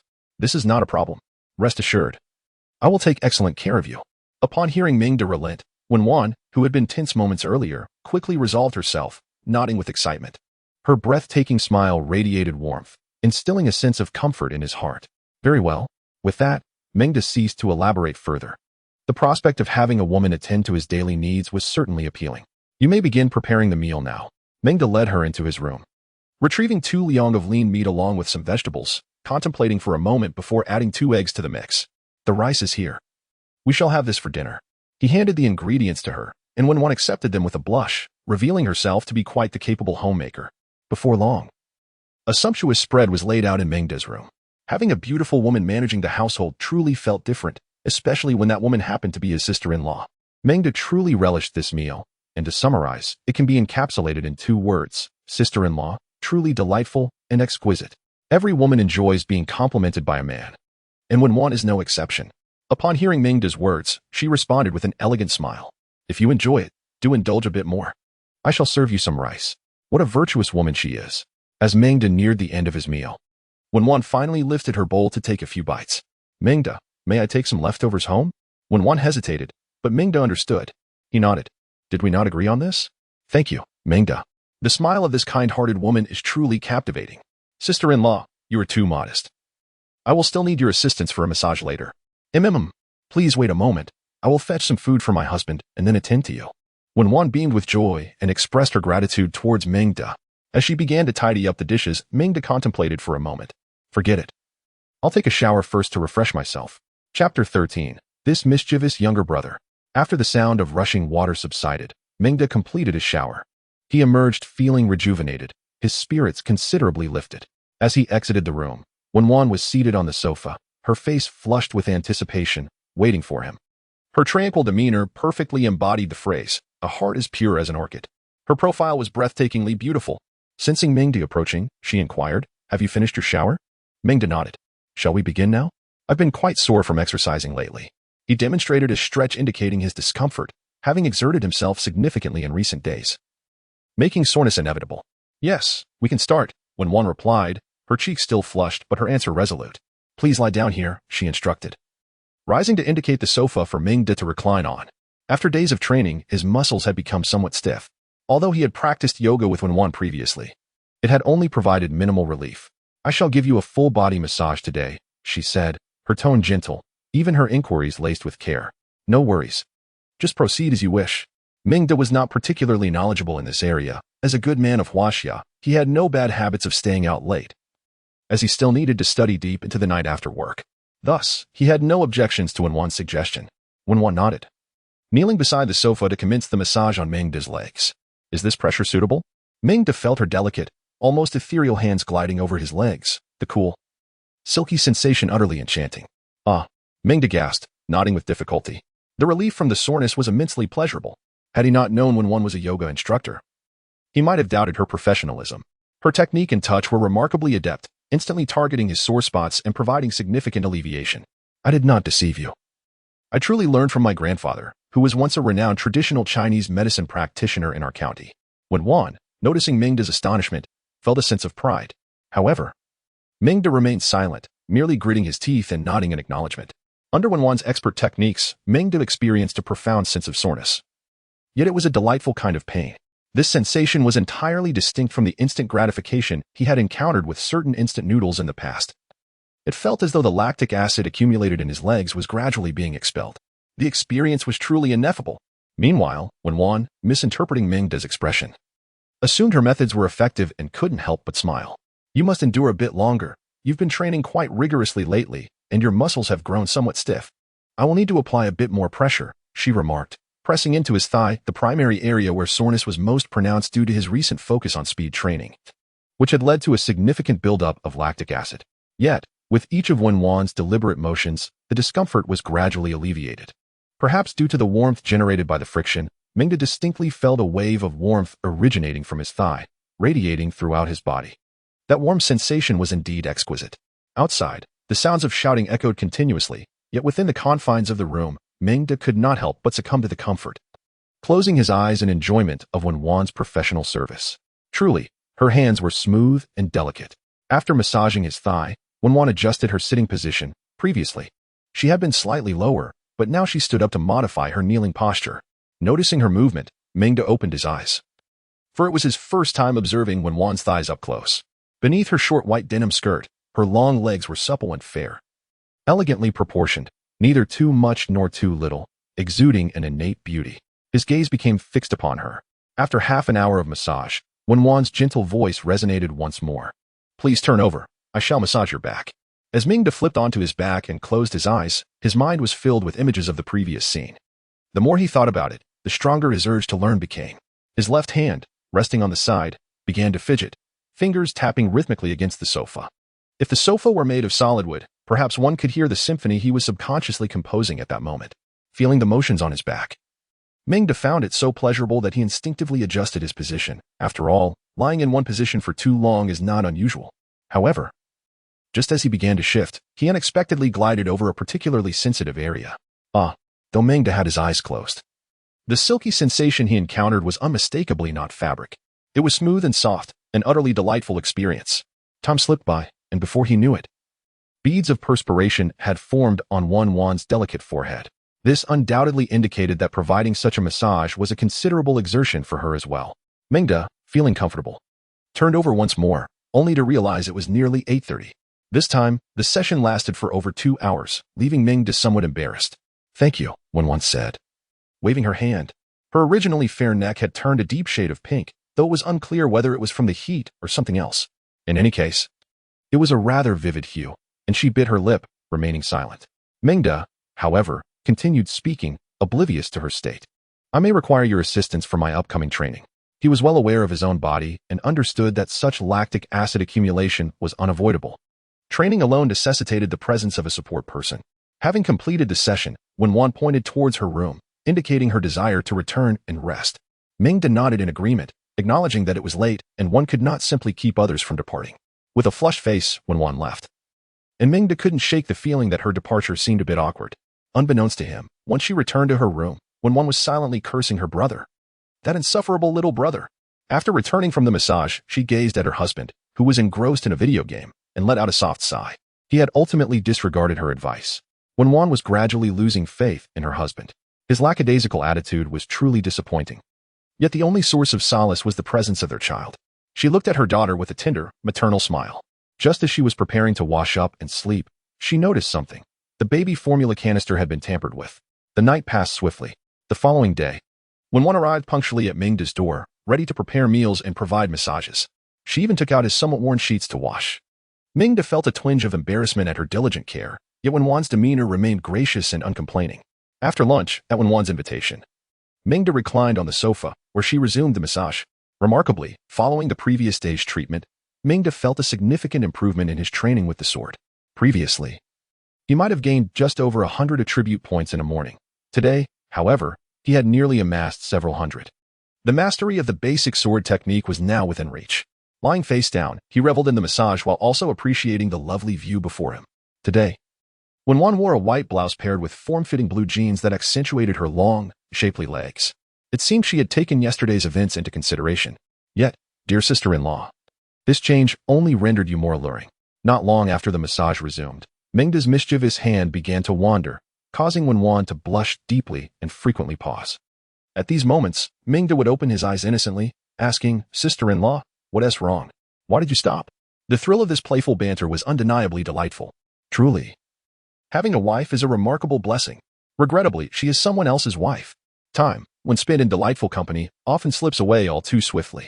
An hour later, the massage concluded, leaving Meng with a lingering sense of unfulfilled desire, while Wenwan's cheeks were already flushed with embarrassment.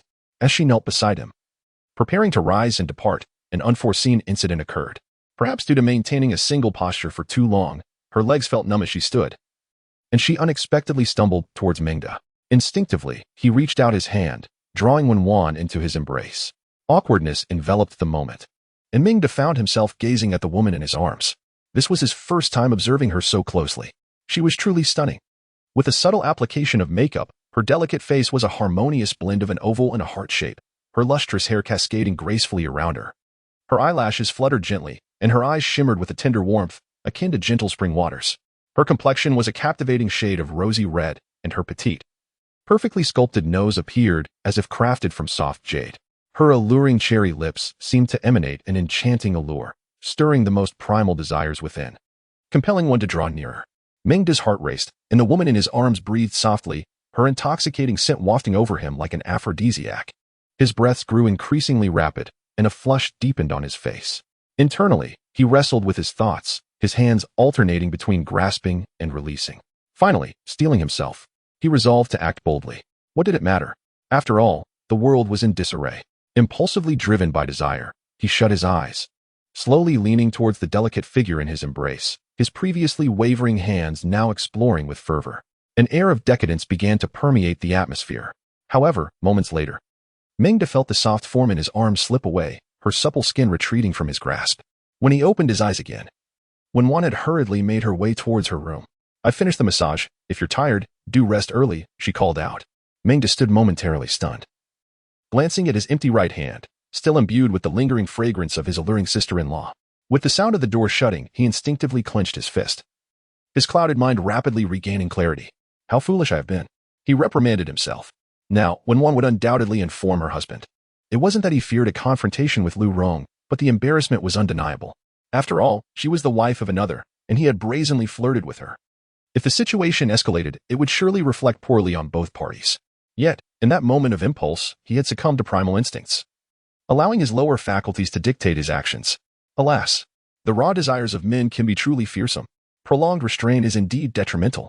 At this moment, Meng braced himself for the impending fallout, but after what felt like an eternity, the door to the adjacent room remained closed. A flicker of doubt crossed his mind. Had his enticing sister-in-law chosen not to disclose the incident to her husband? As soon as the idea emerged, Meng's eyes widened in surprise. After such a long wait, there had been no response. Surely, something must be amiss. With this thought, Meng felt a surge of excitement. Unbeknownst to him, at that very moment, Wenwan had closed the door, leaning heavily against it, her heart racing and her breath coming in gasps. Wenwan, a paragon of virtue, could hardly fathom that Meng would dare to act in such a manner towards her. She recalled the intensity of his gaze, filled with desire, as if he wished to consume her whole. Before she could even process the situation, he had kissed her, his hands roaming over her body. She dared not glance at herself, acutely aware that every place he had touched now burned with heat. Reflecting on it now, she shuddered to think what might have transpired had he delayed even a moment longer. The thought terrified her. Thankfully, she had secured the door, had her husband caught them. It would have been disastrous. When Wan seized a glass of water from the table, gulping it down to quell her racing heart. Meanwhile, Lu Rong, reclining on the bed, remained oblivious as he continued engrossed in his phone. You're back, dear wife. I told you Mingda would have food for us. You didn't believe me, did you? If I hadn't insisted, would he have even thought to share his provisions with us? Lu Rong proclaimed, his pride evident as he poked at his screen. Dear. Just now Mingda unexpectedly asked me to when one began, eager to share her experience, but was cut off. Oh, my dear wife, I find myself in a difficult position. I know you feel wronged. He has had you running about, has he? But alas, we must eat. Otherwise, I would never subject you to such toil. When Wan, sensing the misunderstanding, attempted to clarify. No, that is not. But her words faltered, her cheeks flushing with embarrassment, and she stammered nervously. It certainly is. You must be struggling under his commands, which is merely his way of retaliating for my previous insistence on his labor, Lu Rong asserted with confidence. Fear not, my love. Once I return to work, I shall make Mingda regret his actions. This is a promise. For now, however, I must rely on you to assist him. After all, we have our little girl to think about. You must consider her well-being. She is still so young. It is indeed a dire situation. If something were to happen to us, what would become of our child? As when Wan listened to her husband's lengthy discourse, she felt increasingly anxious, on the verge of tears. Yet, his final words struck her deeply. It is indeed a dire situation. If something were to happen to us, what would become of our child? In the adjacent room, absorbing her husband's counsel, when Wan fell into a contemplative silence. Indeed, if both she and Lu Rong were to encounter misfortune, how would their little girl survive? Under ordinary circumstances, this would be manageable, but now, in this apocalyptic reality, their own provisions were scarcely sufficient. Who would be kind enough to care for a child? It suffices to accomplish a few tasks with ease. Some have already fallen prey to the zombies, yet at least they continue to survive and endure. When one embodies this spirit, she is both kind-hearted and virtuous. Although the child Nyang is not her biological offspring, over the course of time, she has genuinely come to regard her as her own. This remains the secret she has never dared to utter. She may live not for herself, nor for her husband, but she must live for her child.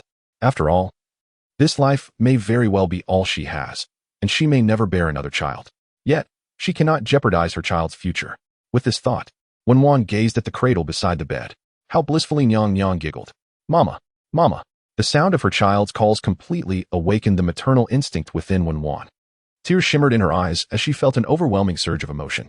Yes, she is not merely a woman, she is a mother. Gently, she rocked the cradle. And in that moment, the child's laughter seemed to heal all her grievances. Good girl, Nyang. Suddenly, a jubilant cry erupted from the bed. Oh yeah, I finally completed the level. I'm exhausted. Lu Rong, who had been engrossed in his phone, finally looked up upon realizing he had cleared the game, only to find his wife Wan returning with flushed cheeks. Oh dear, why is your face so red? I'm fine. Wan discreetly wiped away her tears. The light in her eyes as she gazed at Lu Rong had gradually dimmed. She was utterly disheartened. Oh, as long as you're all right. Come. I just uploaded the game for you. Let's play for a while. A night of silence passed. On the 10th day of the apocalypse, the sun rose early, its scorching rays making it difficult to open one's eyes. Mengda awoke early, having enjoyed a sound sleep the previous night. To his surprise, he had even experienced a moment of profound clarity. Who first awakens from the great dream? I alone know my own life. A line of poetry that seemed to encapsulate Mengda's thoughts. As usual, he leaned against the window, observing the outside world. Alas, there was still no sign of the zombie horde diminishing, and Mengda urged himself to intensify his training. Let us take a look at the attribute panel. To speak candidly, in this apocalypse, it is this very panel that provides him with a semblance of security. It is his greatest reliance. His strength continues to depend on it for enhancement. A phantom panel unfurled before him. Host, Mengda, age, 22.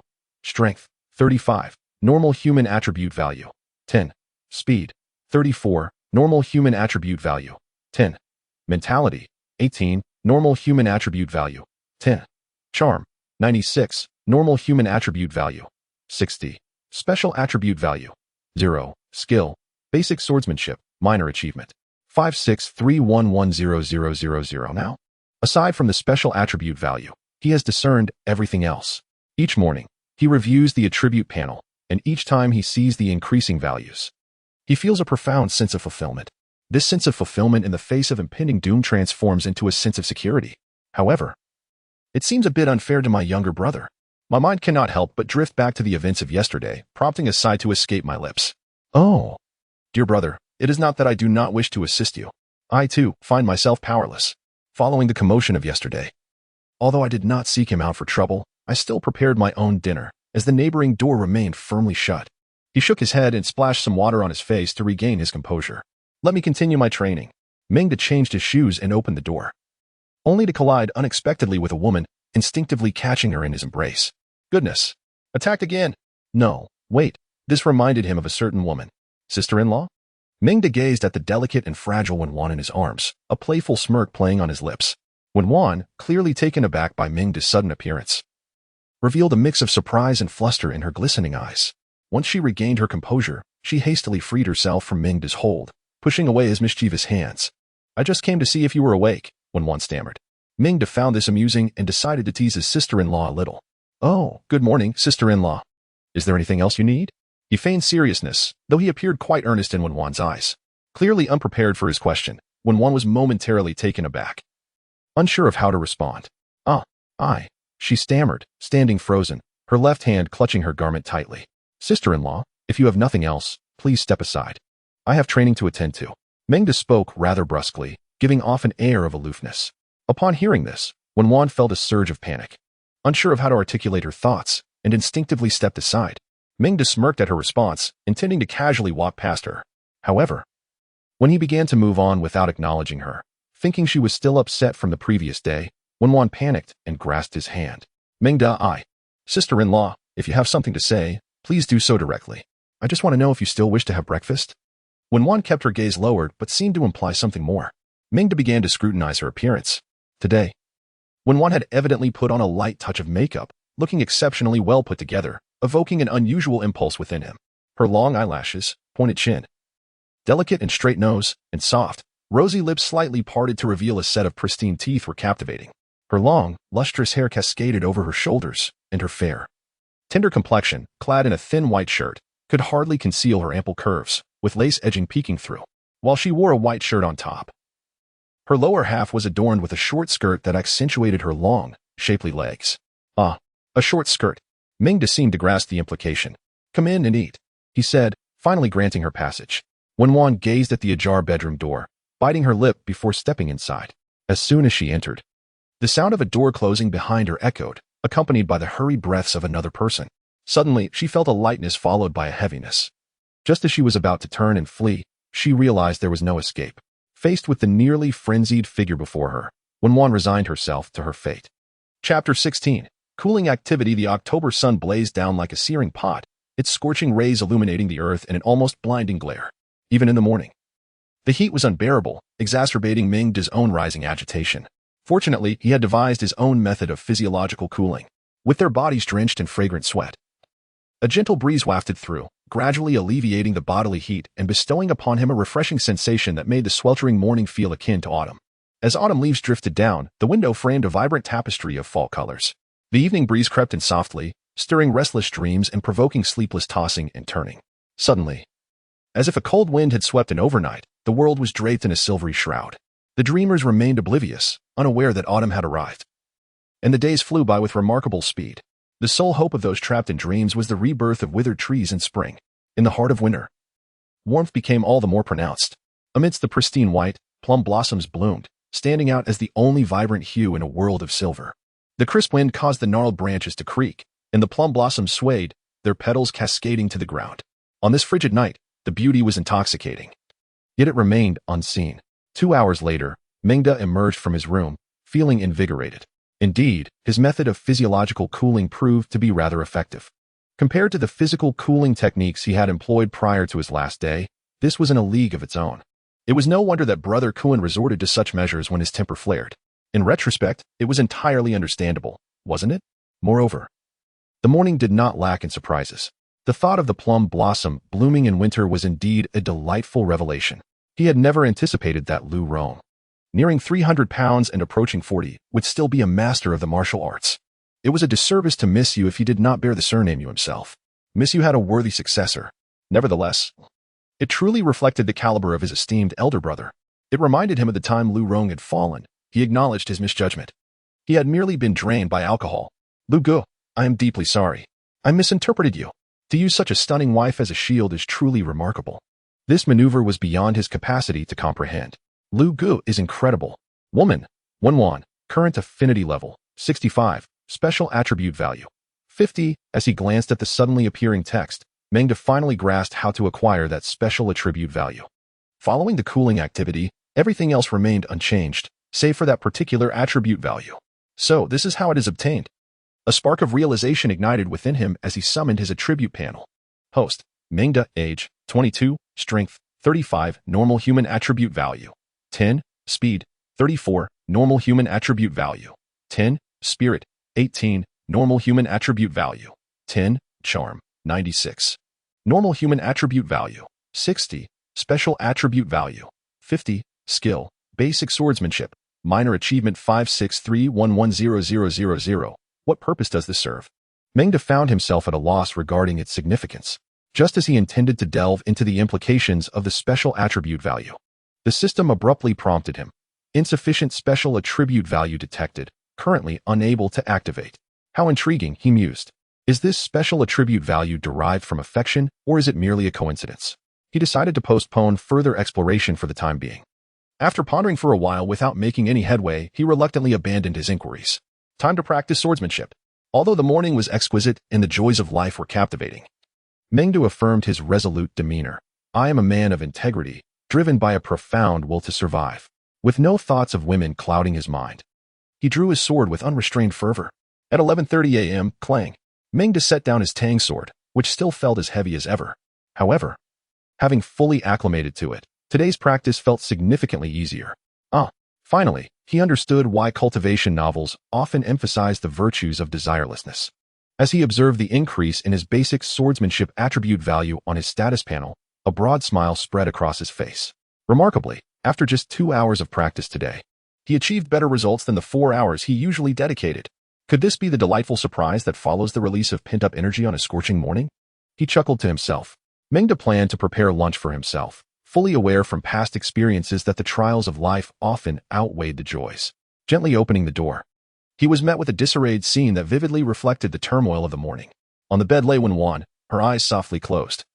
Her fair and delicate face flushed, and beads of sweat glistening on her forehead, remnants of a recent physiological cooling. Yet, her beauty remained unblemished. A wave of emotion washed over Meng, igniting a warmth within him. Being mindful of Wan's delicate state, he suppressed his own feelings.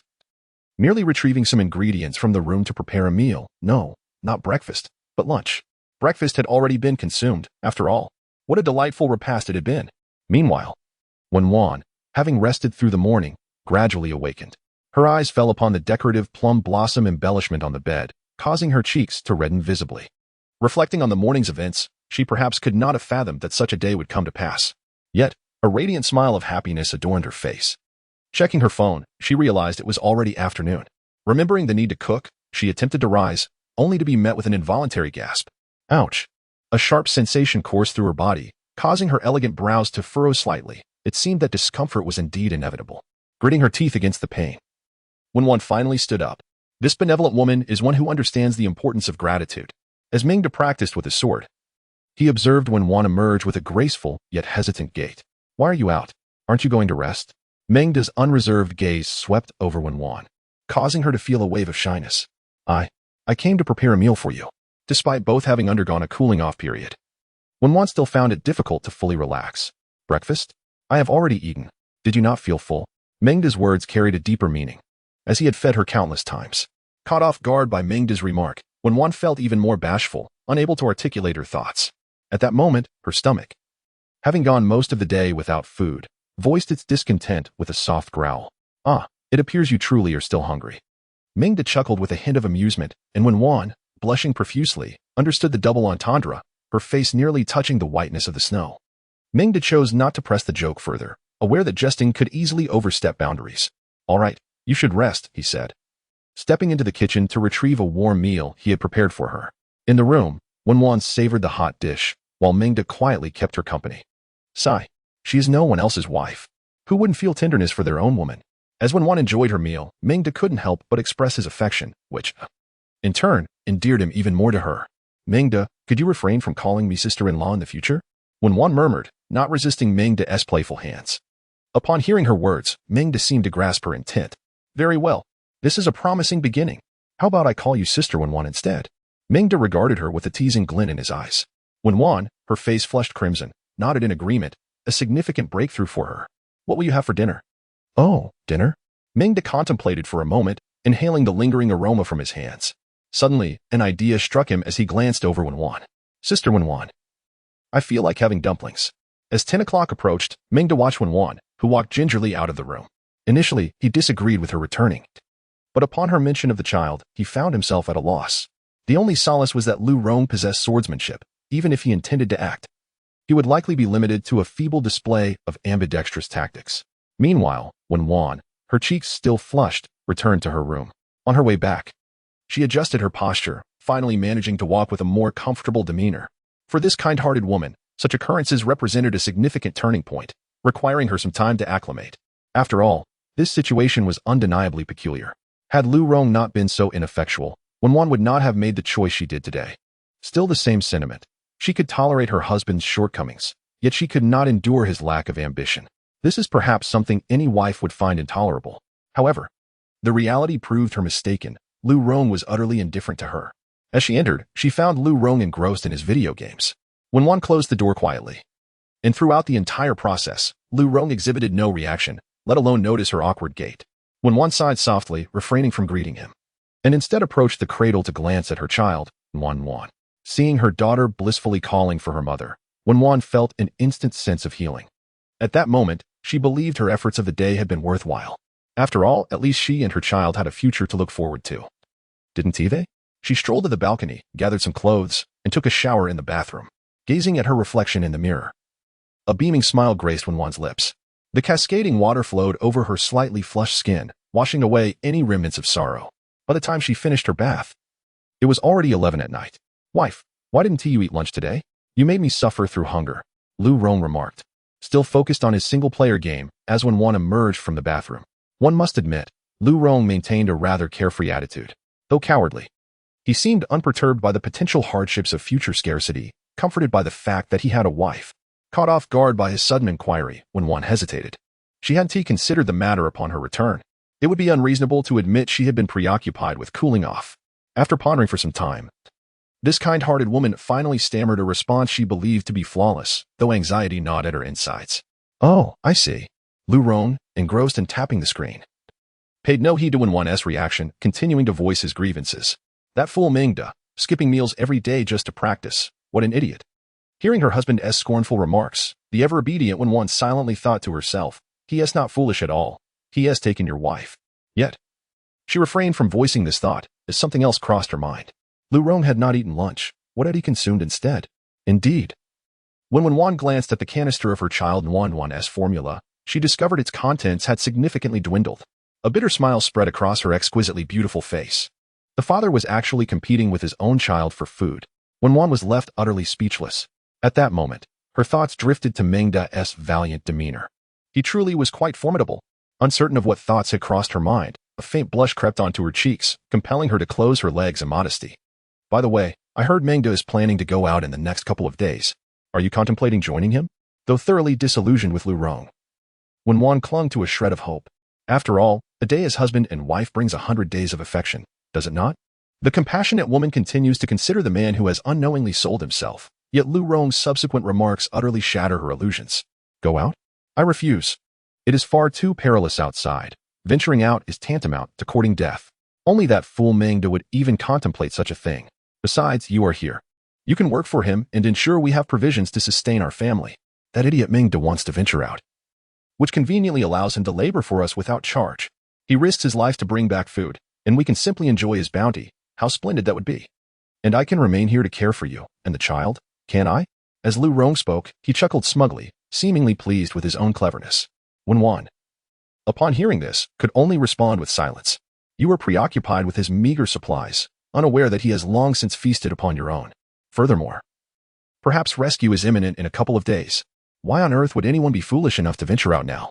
It's utterly absurd. Looking at her nominal husband, still lost in unrealistic fantasies, Wenwan couldn't help but recall Meng's earlier words. If help were to arrive, it would have done so by now. Indeed, if assistance were forthcoming, it might have already arrived. Instead of shattering Lu Rong's delusions, Wenwan quietly kissed her child, climbed onto another bed, and extinguished the light. Lu Rong, observing his wife's reaction, chose not to comment. To him, survival was the paramount concern. If that young fool Meng were to perish outside, all his provisions would become mine. He chuckled to himself, yet he still needed Meng to gather enough food first. In the darkness, Lu Rong plotted his little schemes. Meanwhile, in the adjacent room, Meng reflected on the day's events, a smile unconsciously gracing his lips. Despite the relentless growls of zombies outside, they could not quell the restlessness within him. Perhaps only that woman could accomplish such a feat. Meng's mind wandered back to the image of a fair figure. This apocalypse is truly exhilarating. Chapter 18, Mastery of the Blade. On the 11th day of the apocalypse, as the sun rose, it cast its radiant golden light upon the earth, heralding yet another sweltering day. When one awoke from her slumber, having enjoyed a restful night after her first experience, this must be what satisfaction feels like. Yet, she felt a twinge of guilt, for that incident, if revealed, would be quite scandalous. Beside her, Lu Rong was the complete opposite. Having spent half the night calculating and scheming, he had barely slept, his eyes bloodshot. The two exchanged a glance, quickly averting their eyes. The two individuals, each harboring their own thoughts, fell into silence until Lu Rong spoke first. Dear, why don't you pay Meng another visit? Make an effort to persuade him to continue providing us with food, even if it means we must eat less. I've thought it through. Just go and tell him straightforwardly that we can manage with a little, as long as we don't starve. Given the circumstances, it seems we must wait a couple more days for aid. Let us endure, since we need his assistance right now. Lu Rong poured out his thoughts in a single breath. Wen Wan, silent and contemplative, cast a complex glance his way, but offered no response. After a brief moment, she pressed her lips together and replied, All right. That's the spirit. Just make sure to bring back some food for me after your meals there. It appears this fellow is rather small-minded. The more diligent you are, the better, Lu Rong encouraged.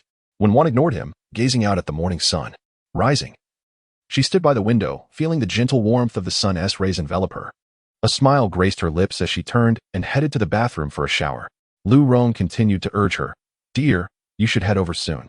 Don't wait until noon. Get whatever you can done. As for breakfast, I was initially planning to sleep in and skip it. But since I can snag a free meal, I suppose I should say, bring something back. I'm hungry. When one absorbed Lu Rong's words, her last reservations evaporating. After thoroughly washing herself, she emerged from the bathroom, dressed and ready. She paused to apply a light makeup and spritz on a hint of perfume. Admiring her refined appearance in the mirror, a smile breaking through. Turning to Lu Rong, she said, I'm off now. Yes, do well, my dear, Lu Rong replied, seemingly pleased to have convinced Wen Wan, watching her leave with a rumbling stomach as he returned to his room for more rest. In the adjacent room, Meng was already awake. After so many days in this post-apocalyptic world, he had developed a disciplined routine. Alas, he had become the very person he once despised, a creature of discipline. As he opened the door, he found Wen Wan, as lively as the day before, waiting at his doorstep. She wore a short skirt paired with a fitted white blouse that subtly accentuated her slender waist and ample bosom, the black pleated skirt barely reaching her thighs. The fragrance she exuded was intoxicating, stirring desires within him. With her delicate makeup and glistening legs under the sunlight, she radiated an irresistible allure that held his gaze captive. What would you like for breakfast? Wen Wan inquired, just as she had the day before, only to be pulled inside moments later. Let us eat first, came Meng's response, and a shared smile revealed an unspoken understanding between them. 2 hours later, having completed his morning exercises, Meng began practicing with his knife, while Wen wandered to the kitchen to prepare breakfast for him. With a swift motion, Meng sheathed his knife, steadying his breath after today's training. He summoned his attribute value template. The fundamental techniques of swordsmanship, minor proficiency 895610000, had seen a boost of over 1,000 attribute points yesterday. With another day of practice today, Meng believed he could upgrade once more by tomorrow. It was time to gather some resources from the outside world. As he pondered this, he retrieved a whetstone from the kitchen, dampened it with water, and settled in the living room to sharpen his blade. Although he had initially honed the 40-centimeter edge upon purchasing the knife, it was now time for another round of meticulous sharpening. This knife had become an indispensable ally for him in the post-apocalyptic world, and Meng resolved to refine the entire blade, sharpening the tip as well, transforming it into a versatile tool capable of both cutting and thrusting, a perfect dual-purpose weapon. Since the onset of the apocalypse, the world around him had turned eerily silent, punctuated only by the occasional cries of despair and roars of fury. After all, he was no longer alone. He now had responsibilities to uphold. His thoughts drifted to the graceful figure in the kitchen, diligently preparing his breakfast, truly a sight that stirred one's heart. Early in the morning, the sharp sound of his blade being honed resonated through the living room. He was meticulous in his efforts, while he possessed the courage to face fear head-on. He was always apprehensive about being unprepared. Therefore, he approached this task with utmost seriousness to ensure flawless execution. Once finished, he rinsed the gleaming tang-hung knife, carefully dried it with a towel, and finally applied a maintenance solution with precision. Done. Old friend, you will be my reliance when I venture out tomorrow. Though the sharpening process was exhausting, the sight of the now even more radiant blade filled Meng with a profound sense of satisfaction. Rising to his feet, he stretched, hearing the satisfying crackle of his joints. He then effortlessly performed dozens of pull-ups on the exercise bar, an endeavor he could scarcely have imagined during his university days. After breakfast, Meng resumed his sword practice, determined to elevate his fundamental technique to a higher mastery. 1 strike, 10 strikes, 100 strikes. He diligently practiced throughout the morning, finding remarkable ease in his movements since yesterday's cooling exercises. However, a few unexpected distractions arose, specifically the presence of Wen, who sat nearby watching him practice, causing his concentration to waver and resulting in several missteps. There was no remedy for this. Meng recited the sword manual's core principles to himself, with no thoughts of women. The blade will be drawn with divine intent. He forced himself to concentrate, channeling all his focus into his practice, resolutely ignoring Wen's alluring figure, which ultimately improved his training efficiency. Fundamental Swordsmanship Attribute Value 1. Fundamental Swordsmanship Attribute Value 1. Fundamental Swordsmanship Attribute Value 1. After lunch, it was time for a midday respite. Utilizing this interval, Meng decided to impose a little punishment on the distractions that threatened his focus. No. Come on. Indeed, after the cooling exercises, his efficiency in sword practice had significantly improved.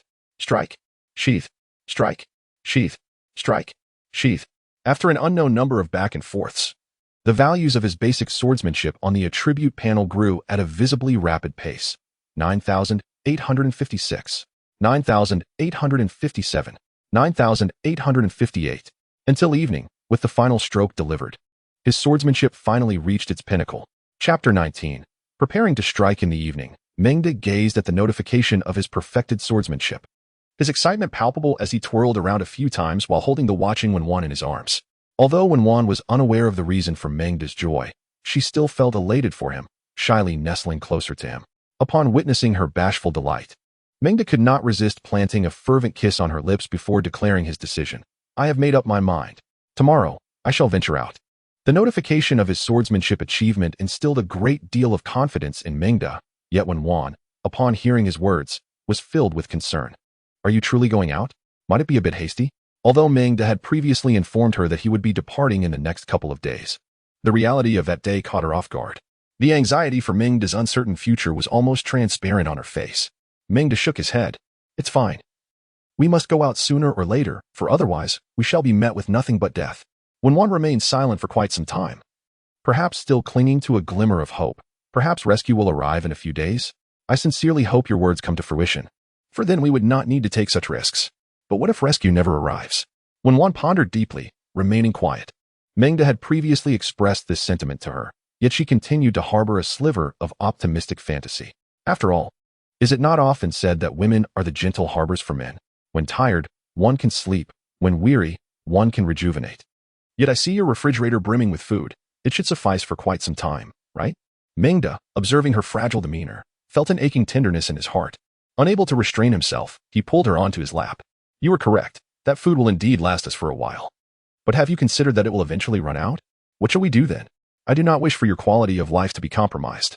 Meng caressed Wen's smooth, delicate face. Her skin was truly exquisite, brimming with natural collagen. And why did he refer to it as natural? Well, they had all experienced it, hadn't they? Wen felt a wave of emotion wash over her. This was the embodiment of the husband she had always envisioned. But I truly worry for you. If something were to happen, I would not know how to cope. As she spoke, she tightened her embrace around Meng. Hearing her words, he was taken aback. Indeed, her sentiments touched a soft spot within him. This woman had truly made him her sole reliance. Meng could not help but feel compelled to cherish her, and so he comforted her while gently caressing her. Do not fret. Have you forgotten the prowess of your husband? Having fulfilled his duties as a husband, Meng's words seemed hardly excessive. The ears of the gentle Wen flushed crimson at the sudden compliment, and she silently pondered, perhaps he truly is quite brave. After all, a few zombies were merely a trivial matter to handle, weren't they? Men often strive to showcase their most valiant selves to the women they cherish, whether in moments of passion or otherwise. What do you desire? I shall procure it for you. To alleviate Wenwan's concerns, Meng deftly shifted the conversation. I desire nothing. Your presence alone suffices. She replied earnestly. As long as you remain safe, I could forego everything else. This foolish woman. Meng found himself quite fond of her gentle nature. It was refreshing. Unlike those green tea girls, Meng considered himself a virtuous man. Unless they laid down their guards, he wouldn't dare to approach them. Fear not. I shall share a secret. I have awakened extraordinary powers, quite formidable indeed. Have you not sensed it lately? Meng's words carried a hint of mischief. Why is it that men always possess a strategy to appease women when they are upset? It is simple. They understand that if they conquer her in one aspect, her ire will dissipate. Once she is subdued in that regard, all will be well. Wenwan's face grew so flushed it seemed it might bleed. If you do not believe me, let us test it. But it is still daytime. Startled by his words, Wenwan's head darted around in panic. Meng, unable to resist teasing her, chuckled, We have daylight, do we not? Upon hearing this, Wenwan found herself in close proximity to the pure, white snow. Meng could not help but marvel at how utterly delightful she was. What are you thinking? I meant this. As he spoke, Meng lifted Wenwan high into the air. This unexpected act left her utterly astonished, her pink lips agape in disbelief. He truly is remarkable. Unable to contain herself, Wenwan leaned her head against Meng's shoulder, a splendid display of a woman resting in the security of her partner.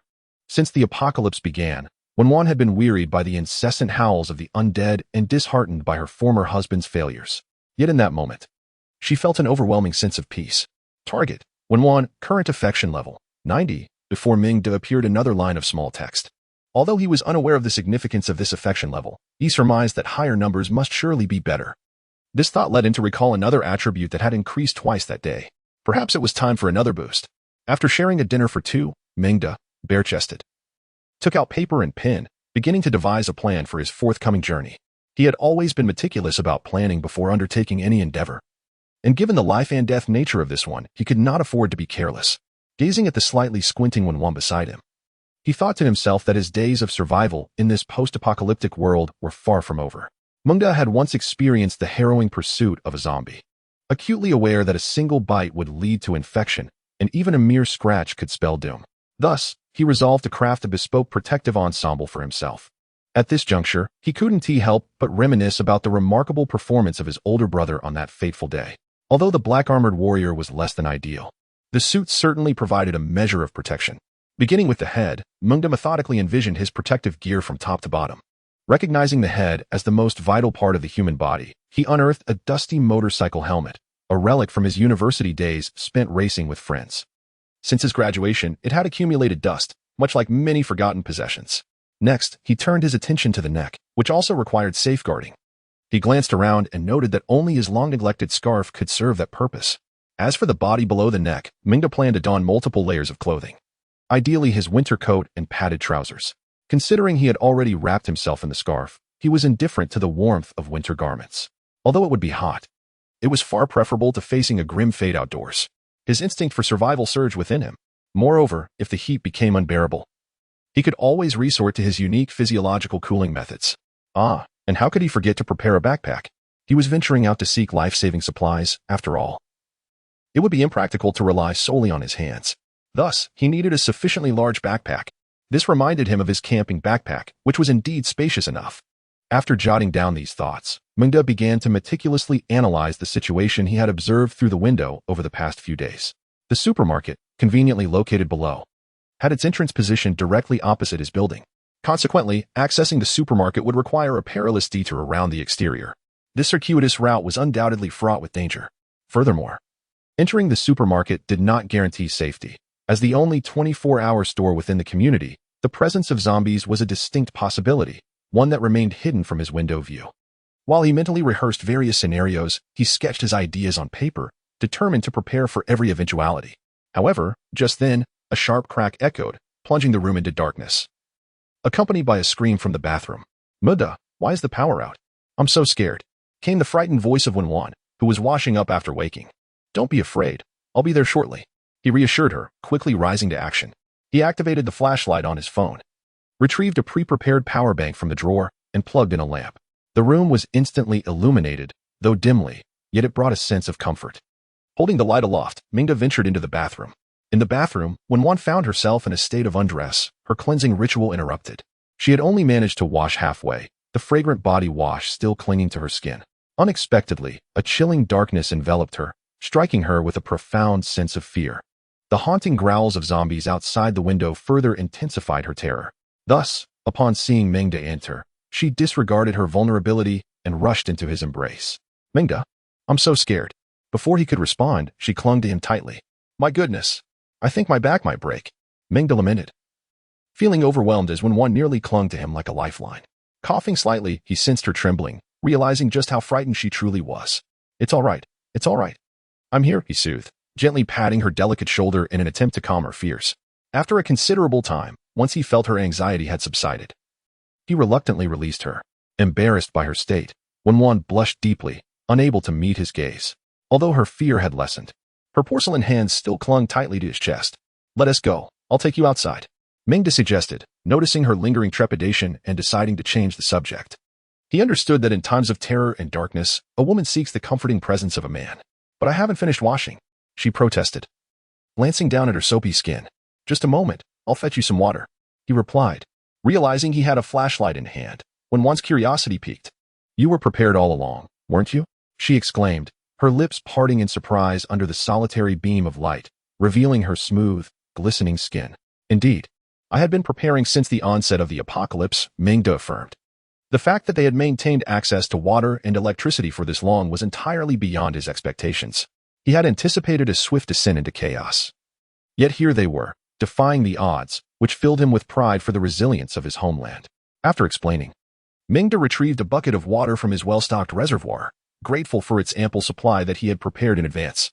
Upon witnessing him enter the bathroom with the bucket, when one's eyes widened in astonishment, filled with admiration for him. At this moment, she regarded her ostensibly real husband not merely with admiration for his bravery in providing a practical and secure home for herself and her child amidst the apocalypse, but also with a newfound understanding of his foresight in meticulously stockpiling ample water. When one comprehended why Mengda had been anxious to venture out, perhaps it was due to such concerns. These were attributes her nominal spouse lacked entirely. While her so-called husband squandered food without a care, Mengda was already diligently planning their daily sustenance. When her husband indulged in games and frivolity, Mengda dedicated himself to daily exercise, whereas her husband cowered in fear.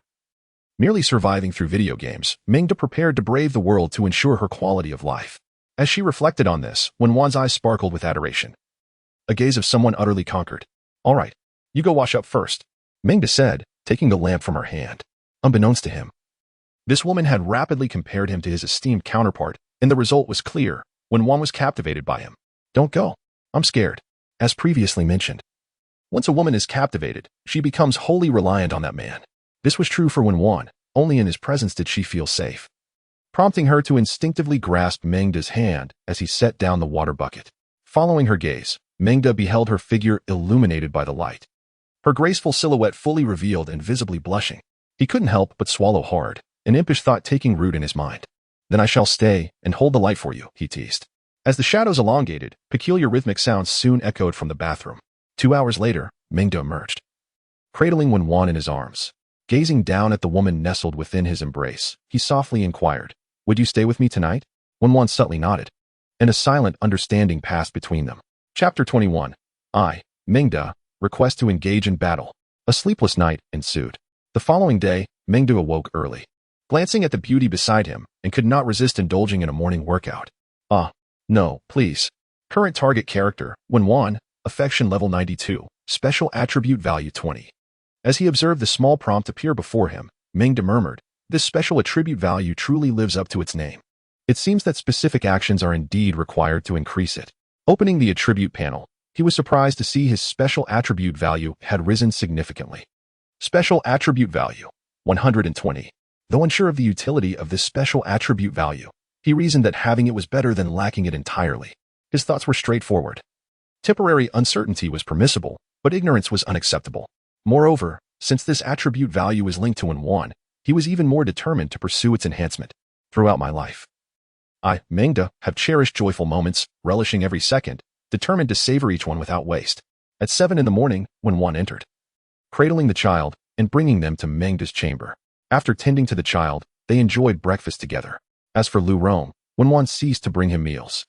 It is worth noting that even this selfless brother, Lu Rong, was unable to partake in a meal, still lost in slumber, oblivious to the fact that his wife had not returned home the previous night. Such a carefree spirit stirred a wave of emotion within Meng. To live in such a manner is truly remarkable.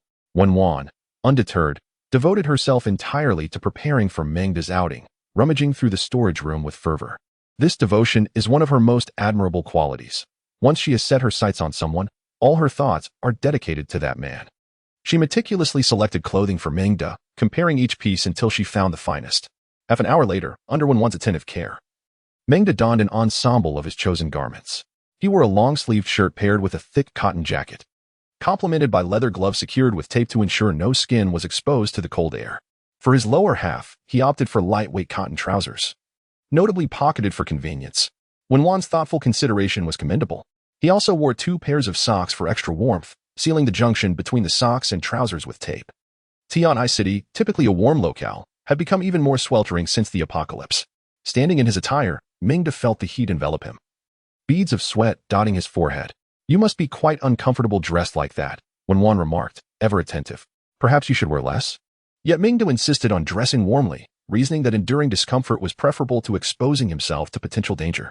Respecting his decision, Wenwan remained silent as she watched him don a racing helmet, although the skin at his neck remained bare. After a moment's thought, she stepped back into the room. "This is my silk scarf. Wrap it around your neck," she said, blushing as she handed it to him. It was indeed a rather intimate item of hers. Nonetheless, it is worth noting that Meng had not been a stranger to her more private belongings.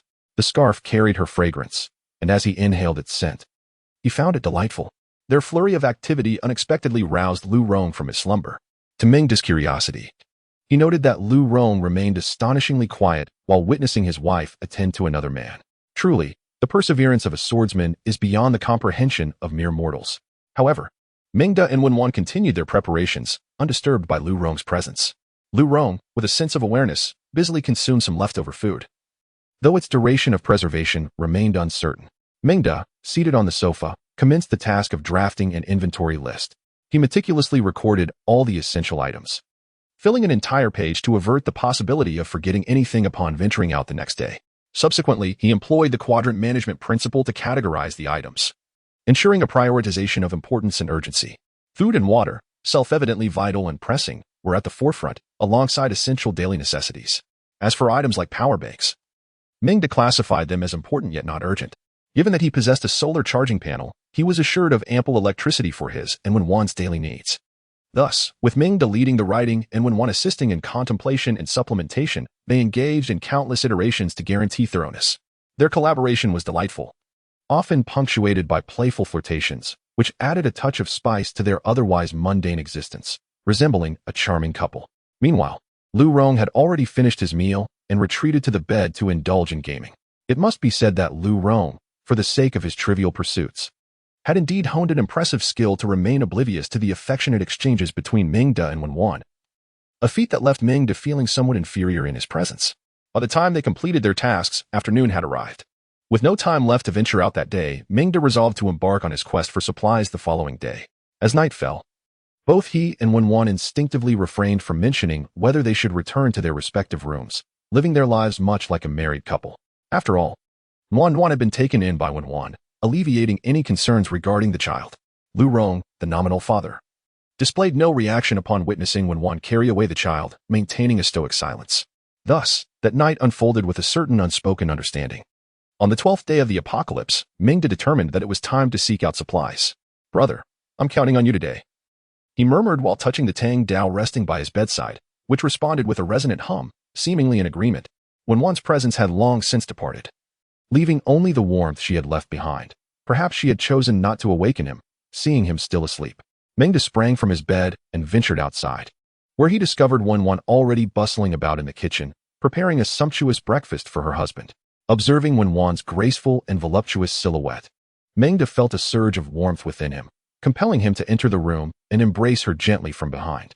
"Dear wife, you are truly wonderful." The air was filled with a tender warmth upon these words. Taken aback, Wenwan paused. It was the first time Meng had referred to her as his wife, causing a blush to spread across her cheeks.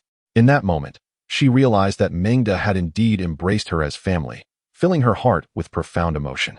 Yet, before she could respond, even the woman whose name signified gentleness found herself somewhat exasperated. Indeed, Meng Da remained steadfastly true to his nature, embodying the essence of manhood. Blushing, she turned away and bestowed upon him a fragrant kiss, gently removing his mischievous hand. She could not allow him to continue this way, otherwise she might find herself propped against the stove preparing a meal. "Oh, Meng Da, could you please refrain from touching? I must serve you some porridge." Though pleading, Wenwan's voice remained exquisitely tender. With a sense of helplessness, Meng Da relented, lowering his hand and concentrating on the breakfast before him. "Do eat more. Today will surely be quite arduous." As she spoke, Wenwan tirelessly helped Meng Da by adding more dishes to his bowl. In no time, his bowl brimmed with an abundance of food, and he savored every bite with delight. After attending to Meng Da, Wenwan began to eat as well. But after just a few bites, she found herself unable to continue. This man before her simply would not miss any opportunity for intimate contact. "Meng Da, could you please stop touching?" Wenwan couldn't help but exclaim, her cheeks aflame. "Cough, cough. I'm just accustomed to it," Meng Da replied. After finishing their meal, he began to gather the clothes and gear he had prepared the previous day, using tape to secure the connections and ensure no skin was exposed. Meanwhile, Wenwan assisted by sewing the sheath of his knife onto the back of his backpack. Their preparations took nearly until 9 o'clock. Of course, there was also someone else's assistance. After conducting a final check to confirm everything was in order, Meng Da grasped his knife and prepared to step outside. Wenwan embraced him gently and whispered, "I will wait for your return. I have prepared a surprise for you." Her voice was so soft that it stirred excitement within Meng Da. This sweltering weather, the attire was truly stifling. First, he peered through the peephole to survey the corridor, ensuring that no zombies lurked on this floor, confirming it was safe. Only then did he wield the knife in his right hand and hold a makeshift shield fashioned from an iron pot in his left. While Wenwan assisted in opening the door, taking a deep breath, he resolutely stepped outside. As Meng Da began his venture, he pressed against the wall, alert and vigilant. Cautiously ascending the stairs, he intended to clear the upper floors first, to avoid the risk of being ambushed upon his return. Meng Da's home was on the 10th floor of a 13-story building, with 3 floors above him. Behind him, Wenwan peeked through the crack of the door, her small head visible, wearing a worried expression. With the pot held against his chest to shield against any sudden zombie attacks, Meng Da firmly gripped his dagger, moving with careful precision, ever ready to strike. Thankfully, the apartment opposite his was vacant, so he did not encounter any zombies upon exiting. However, as he ascended the staircase, he paused. If memory served him correctly, there were indeed zombies on this floor. He vividly recalled the anguished cries of a loving couple echoing from above when the apocalypse first descended. From his position at the staircase, there was a blind spot, rendering the 2 doors on the 11th floor invisible. Thus, to ensure his safety, Meng Da tossed a steel ball onto the ground to test the zombies' reaction. Clatter, clatter, clatter. A deep growl resonated through the air as Meng Da's steel ball struck the ground, eliciting 2 simultaneous roars that sent a jolt of fear through him. Instinctively, he yearned to flee, yet in the next breath, he found himself rooted in place, his taut muscles quivering. Curse be it. One may evade the first strike, but not the 15th. Damn. This thought ignited a fierce resolve within him. He pressed himself firmly against the door, holding his breath, until a zombie lunged forth, its skull exposed. Without hesitation, Meng Da surged forward, delivering a swift strike. With a smooth whoosh, contrary to his expectations, the head of the male zombie fell to the ground effortlessly. Yet, before he could catch his breath, another guttural roar echoed behind him, a female zombie, viciously advancing with bared teeth. Instinctively, he raised the pot he wielded as a shield. Thud. Perhaps due to the mutation of the undead, this seemingly older female zombie nearly knocked him aside. He contemplated that the pre-apocalyptic version of himself would have surely succumbed to such an attack. Fortunately, his recent training had not been in vain. His muscles responded with vigor, forcefully toppling the female zombie to the ground, followed by another fluid strike. She was vanquished. Basic Knife Skill Attribute Value 1. Basic Knife Skill Attribute Value 1. As the chaos subsided, the scene before him was grotesque. Heads, corpses, blood, and gray matter littered the floor. Overwhelmed by the gruesome sight, Meng Da fought back the urge to vomit, understanding that this was not the time for weakness, as more zombies could emerge at any moment. Gazing at the 2 lifeless forms sprawled before him, his expression turned complex. Do not blame me. This is the harsh reality of the apocalypse. I merely wish to survive. He silently consoled himself, reminding that in this cruel world, it was either him or them. Adaptation was imperative. With a heavy heart, he stepped over the bodies and entered the dwelling of the departed. As it had once belonged to the elderly, The place was stocked with provisions, oils, sauces, meats, vegetables, even 2 cans and a large jar of honey. Since you are no longer here, these are now unclaimed treasures, rightfully mine. He collected everything without hesitation, filling his backpack to the brim with a sack of rice tucked under his arm. Upon exiting the room, considering further exploration, Meng decided to leave his gathered goods at the staircase for now, intending to retrieve them later. He then broke into the adjacent home, which appeared long abandoned, dust blanketing the floor. Coughing, he emerged, a grimace etched upon his face. Damn it all. After silently cursing under his breath, he continued his ascent. The 12th floor above him was also vacant. Without further ado, he forcefully breached the door and discovered some provisions, which he unceremoniously brought to the entrance. Maintaining an offensive stance, he cautiously approached the stairway to the 13th floor, yet encountered no zombies. Chapter 22. My home leads directly to the supermarket. Upon reaching this point, Meng exhaled a sigh of relief, for above him lay the rooftop, where the likelihood of encountering zombies was minimal. Moreover, the apocalypse had unfolded at midnight. If zombies still roamed then, it would only be due to individuals who had succumbed to despair after being duped by certain domestic products. He kicked open the locked door to the rooftop, ascending to a vantage point where the adage to stand high and see far proved true. Soon, Meng stood upon the rooftop, surveying the surroundings. The plaza encircling his building, although modest in size, had attracted a few zombies. 4 to the east, 3 to the west, and 2 lingering at the stairwell. Should he venture to the supermarket, he would likely confront 3 more to the south, thus estimating a minimum of 12 zombies to face. Meng mentally noted the situation below, remaining vigilant for any hidden threats. He calculated that his expedition to the supermarket would not be as smooth as he had hoped. Shaking his head, Meng began his descent, carrying his spoils back downstairs. Upon reaching the 10th floor, he found Wenwan's petite head peeking through the door crack, watching him intently. Startled, Wenwan joyfully approached him as he entered. You're back so soon? No, I just went upstairs. One household had turned into zombies. After dealing with them, I brought back their supplies. Wenwan hurriedly assisted Meng in unloading the items, her gaze shimmering with admiration. The very monsters that had haunted her nightly, rendering her sleepless with fear, now faced a formidable opponent in Meng, which left her entranced, her legs instinctively drawing together. As Meng set down the supplies, he sighed deeply, shedding his clothing to cool off. I need to rest for a moment. I'm boiling. The instant he sank into the sofa, he felt a slight tremor in his body and fingers. He recognized this as a reaction to the adrenaline-fueled stimulus he had just experienced, one of the most exhilarating moments of his life. The terrifying images of zombies flashed in his mind, and he endeavored to calm himself, reminding himself that zombies were not human. Seeing Wenwan fanning herself nearby, he pulled her close, planting a fervent kiss upon her lips while playfully tousling her hair to ease his tension.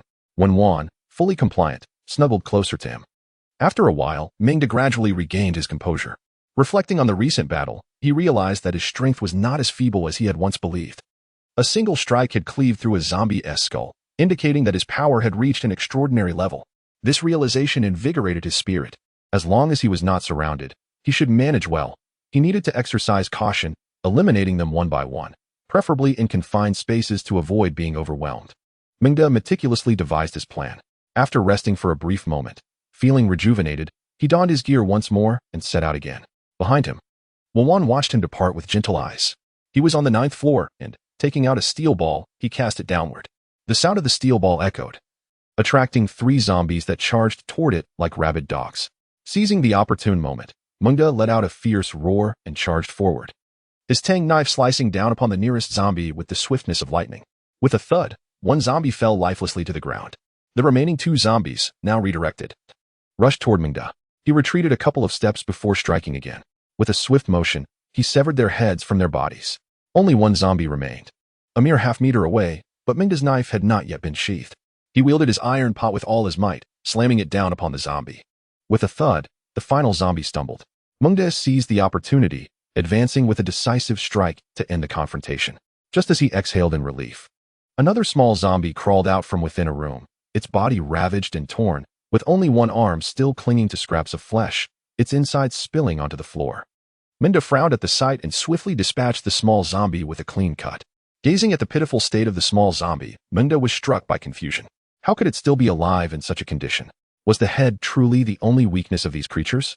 Gripping his knife tightly, Meng surveyed the wide-open doors on either side and tossed out 2 steel balls, awaiting any sign of movement. Seeing none, he cast one last glance at the fallen corpses before stepping into the room on his left. Upon entering, he was met with a family portrait hanging on the wall. The man bore an ordinary appearance, radiating a scholarly demeanor, while the woman exuded grace, cradling a child in her arms. Observing the photograph and then the bodies outside, Meng sighed. It was clear this was a family of three. Alas, may they find a better world in the next life. He then commenced to scavenge for supplies. Barrels of pure water, powdered milk, snacks, rice, flour, and oil, all were collected. After 3 trips up the stairs, he finally transported all the items, eliciting an expression of delight from Wan, who rewarded him with a bounty of thanks. With renewed vigor, Ming set about organizing his spoils. Notably, in the room on the right, which belonged to a solitary young man, he found little in the way of food but did uncover a machete and a manual on the XINU sword style. Although lacking in provisions, this discovery was far more valuable to Meng. Possessing an attribute panel, acquiring martial techniques would greatly enhance his strength. With a sense of elation, he placed the items upstairs. Once he had finished gathering, Meng descended the stairs again. This time he reached the 2nd floor. Although he was nearing the ground, he remained vigilant, just as before, tossing a steel ball to probe the area. The sound of the steel ball rolling was the only noise amidst an otherwise tranquil atmosphere. Meng breathed a sigh of relief, retrieved the steel ball, and proceeded to the 1st floor, employing the same method, still encountering no zombies. Standing at the staircase, he adjusted his stance, his expression serious as he approached the unit door, halting 2 meters away. Looking outside, Meng noticed a tricycle and several electric bikes in the green belt in front of the door. About 7 or 8 meters away from the entrance stood a car with its door ajar, yet no one was in sight. A spark of intuition ignited within him, suggesting that the vehicle might contain a key. However, upon observing the wandering zombies in the square, he deemed it unwise to pursue the idea of taking the car due to their proximity. Instead, he retrieved a steel ball and hurled it forcefully outside. 2 zombies responded immediately, lurching towards the sound. Meng assessed the situation and confirmed that only these 2 were approaching, one wielding a pot and the other a knife. With a swift motion, he dispatched the first, sending a significant portion of its skull flying. He then pivoted the blade and struck down the 2nd zombie with equal ferocity. As the skirmish concluded, Meng surveyed the neatly sprawled corpses before him and nodded in satisfaction. Indeed, it was only through real combat that one could truly improve. This seamless dual execution had been a stroke of fortune. Wiping the blade against the fallen zombies, he carefully moved westward along the building's edge. If all went as anticipated, 2 more zombies awaited him in that direction. Suddenly, 3 zombies emerged, having detected his presence, rushing toward him with grotesque visages and dismembered flesh flying about. Even Meng, who had already vanquished several of their kind, was momentarily startled. Taking a deep breath, he positioned himself, drawing his knife from his lower back and aiming for the first zombie's eye. A thrust and a slash later, it was no more. He quickly retreated, swinging the blade in a swift arc towards the 2nd zombie's head. With a sickening thud, the 2nd skull shattered, and with a deft motion, he dispatched the last. Reflecting on his performance as the small text flickered past, Meng felt a sense of accomplishment. Observing the 3 fallen zombies, he noted one still clad in a supermarket uniform, indicating that the store's entrance was likely ajar. His spirits lifted. After cleaning his knife, he ventured forth, anticipating that the west side of the building would be devoid of any zombies. Indeed, as he rounded the corner to the supermarket, not a single zombie was in sight, allowing him to approach the entrance unhindered. Peering inside, he noted scattered debris on the floor, but no signs of disturbance. It appeared no one had been there recently. He tossed a steel ball into the store, and the ensuing silence confirmed his suspicions. Tightening his grip on the knife, he stepped inside. This supermarket was relatively spacious, boasting 8 6-meter-long shelves brimming with an array of goods, while near the entrance lay 30 or so large barrels of purified water, causing Meng to swallow hard in anticipation of his fortune. He cautiously surveyed the aisles, confirming the absence of any zombies, before closing the door behind him and eagerly commencing his scavenging operation. His first priority was high-calorie foods. Chocolate, candy, compressed biscuits, and powdered milk filled his backpack to the brim. Continuing his endeavor, Meng located a new large bag on the supermarket shelf and resumed his task, diligently filling it until he had completely emptied the shelves of chocolate and compressed biscuits, amassing a total of 5 backpacks. Next, he approached the freezer, where he gathered meat, eggs, milk, and various vacuum-packed convenience foods. Thanks to the supermarket's generator, the freezer remained adequately chilled, preserving the freshness of the food. Meng filled 3 more backpacks before taking a moment to breathe a sigh of relief. With the primary food supplies secured, he began to peruse the aisles, selecting various useful items such as hot pot base, ropes, flashlights, and alcohol blocks, haphazardly accumulating a diverse assortment.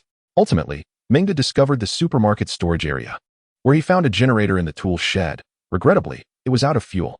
Nearby, he spotted 4 to 5 barrels of diesel, presumably for backup.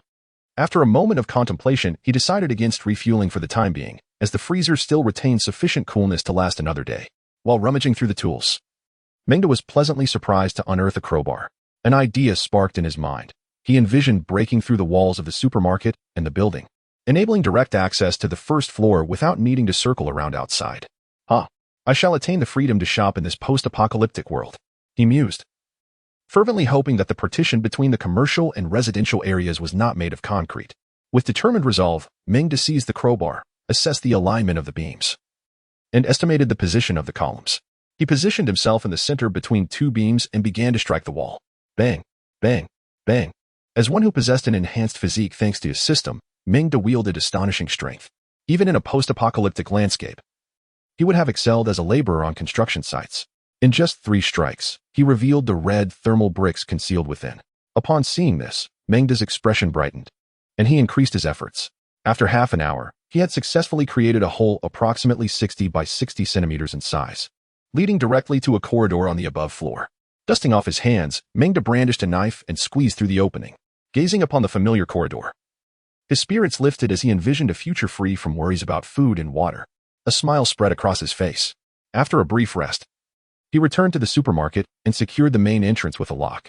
He then locked the door to the upstairs unit and proceeded to the hole, moving a fire extinguisher to block the opening, leaving the solitary fire hydrant forlornly affixed to the wall.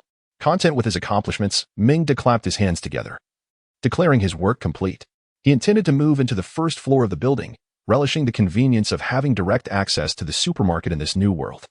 With a radiant smile, he ascended the stairs, all the while remembering to move the corpses of the zombies into their respective rooms. He opened the windows and closed the doors to prevent any unpleasant odors from permeating the building in the coming days, thereby maintaining the quality of air for all. Oh, I suppose I have helped them to the end, each to their own home, and we owe nothing to one another. Meng murmured as he sought some water to wash his hands before heading home. Meanwhile, within the confines of his abode, the gentle and serene figure of Meng's companion had finished tidying up. She now leaned by the window, eagerly awaiting his return from the supermarket. Yet she watched, and nearly 3 hours had passed.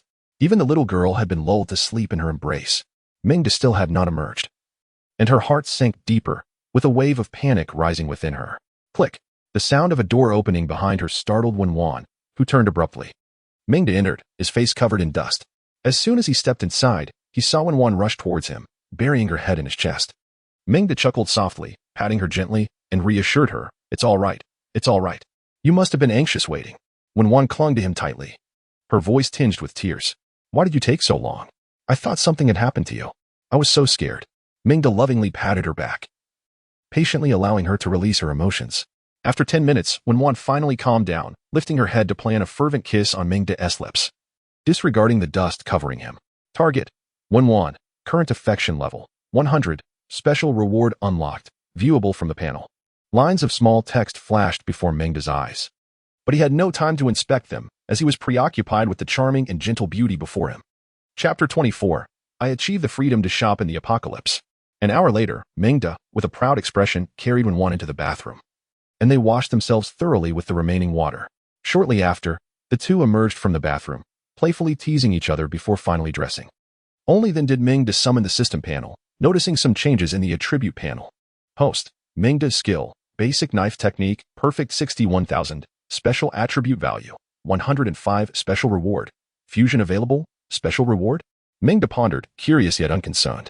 Without hesitation, he decided to proceed with the fusion. Fusion, Meng silently intoned. Special reward activated, space control acquired, an endless wave of warmth enveloped Meng, and he felt this warmth continuously transforming his body, especially his brain, with a substantial portion being absorbed. He sensed his physical prowess growing stronger with each moment. Finally, under the surge of warmth, a sound akin to a pop echoed in his brain, reminiscent of a breakthrough during a significant endeavor. Meng felt as if he were experiencing countless versions of himself existing in different dimensions, and a profound understanding blossomed within him. Distance no longer seemed a barrier, as his thoughts aligned with his presence. After a substantial time, Meng emerged from his daze. Congratulations, post-fusion successful. Acquired talent, space control. Space control? How extraordinary. Meng summoned the panel once more. Host, Meng De. Skill, basic knife technique, perfect 61,000. Talent, space control, level 00100, points available, special attribute value, 105. Gazing at the special skills section, Meng De felt a surge of inspiration and silently declared, allocate 100 points to space control. Before him, the special attribute value on the panel plummeted rapidly, dwindling to a mere 5 points. In contrast, the mastery of his unique skill in spatial manipulation surged to 100,100. Host, Meng De. Skill, basic swordsmanship, perfected 61,000. Talent, spatial mastery, level 0100,100, ready for breakthrough, special attribute value, 5. A glimmer of joy danced across Meng De's face. Breakthrough. Suddenly, a multitude of insights surged within his mind. It felt as though he had returned to the womb, enveloped in a sense of intimacy. In the depths of his consciousness, he seemed to grasp the rudimentary techniques of spatial manipulation. Countless enigmatic patterns flooded his mind, indelibly etched into his memory, evoking an innate familiarity. Before long, Meng De emerged from this state, only to discover that his perception of the world had sharpened significantly. It was not merely an enhancement of sight and sound. It was as if an additional eye had opened, constantly observing his surroundings. Moreover, his awareness of space became exceedingly acute, as if a mere thought could manipulate the very fabric of it. For instance, while he had previously been absorbed in the system, oblivious to Wenwan's activities, he now found himself distinctly aware of her cooking in the kitchen. This phenomenon was nothing short of astonishing. Was this the divine consciousness depicted in immortal novels? No, perhaps it was more accurately described as mental prowess. This extraordinary sensation of wielding newfound abilities felt enchanting, akin to possessing a second pair of eyes. Meng De resembled a child with a new toy, eyes closed. Dashing to the wall to sense it, then wandering to the balcony, exploring, and tossing steel balls with a delightful clatter. Wenwan observed him with a puzzled expression, attributing his behavior to training. Ultimately, Meng De concluded that his current mental acuity allowed him to perceive approximately 3 meters around him, albeit with a degree of indistinctness. Smaller objects remained unclear, and swiftly moving entities appeared blurred. Moreover, continuous perception was not feasible, as it demanded intense concentration and placed a considerable strain on his mind. Nevertheless, this achievement was remarkable, especially considering he was only at level 1, with ample room for growth. However, he mused with a mischievous smile at the thought of needing to rely on Wenwan's efforts for future advancements. Meanwhile, Wenwan remained blissfully unaware, diligently preparing their meal, oblivious to her newfound role as Meng De's assistant. Subsequently, Meng De began to reflect on the abilities he had just perceived, akin to the functionality of a storage pouch, albeit requiring a vessel. By employing his spatial capabilities, he endeavored to create a space within the vessel, intricately inscribing mysterious patterns to stabilize it. He resolved to experiment, mentally revisiting the steps, and after some deliberation, chose to use a steel ball. With a solemn expression, Meng De focused his mental energy, gradually probing into the interior of the steel ball.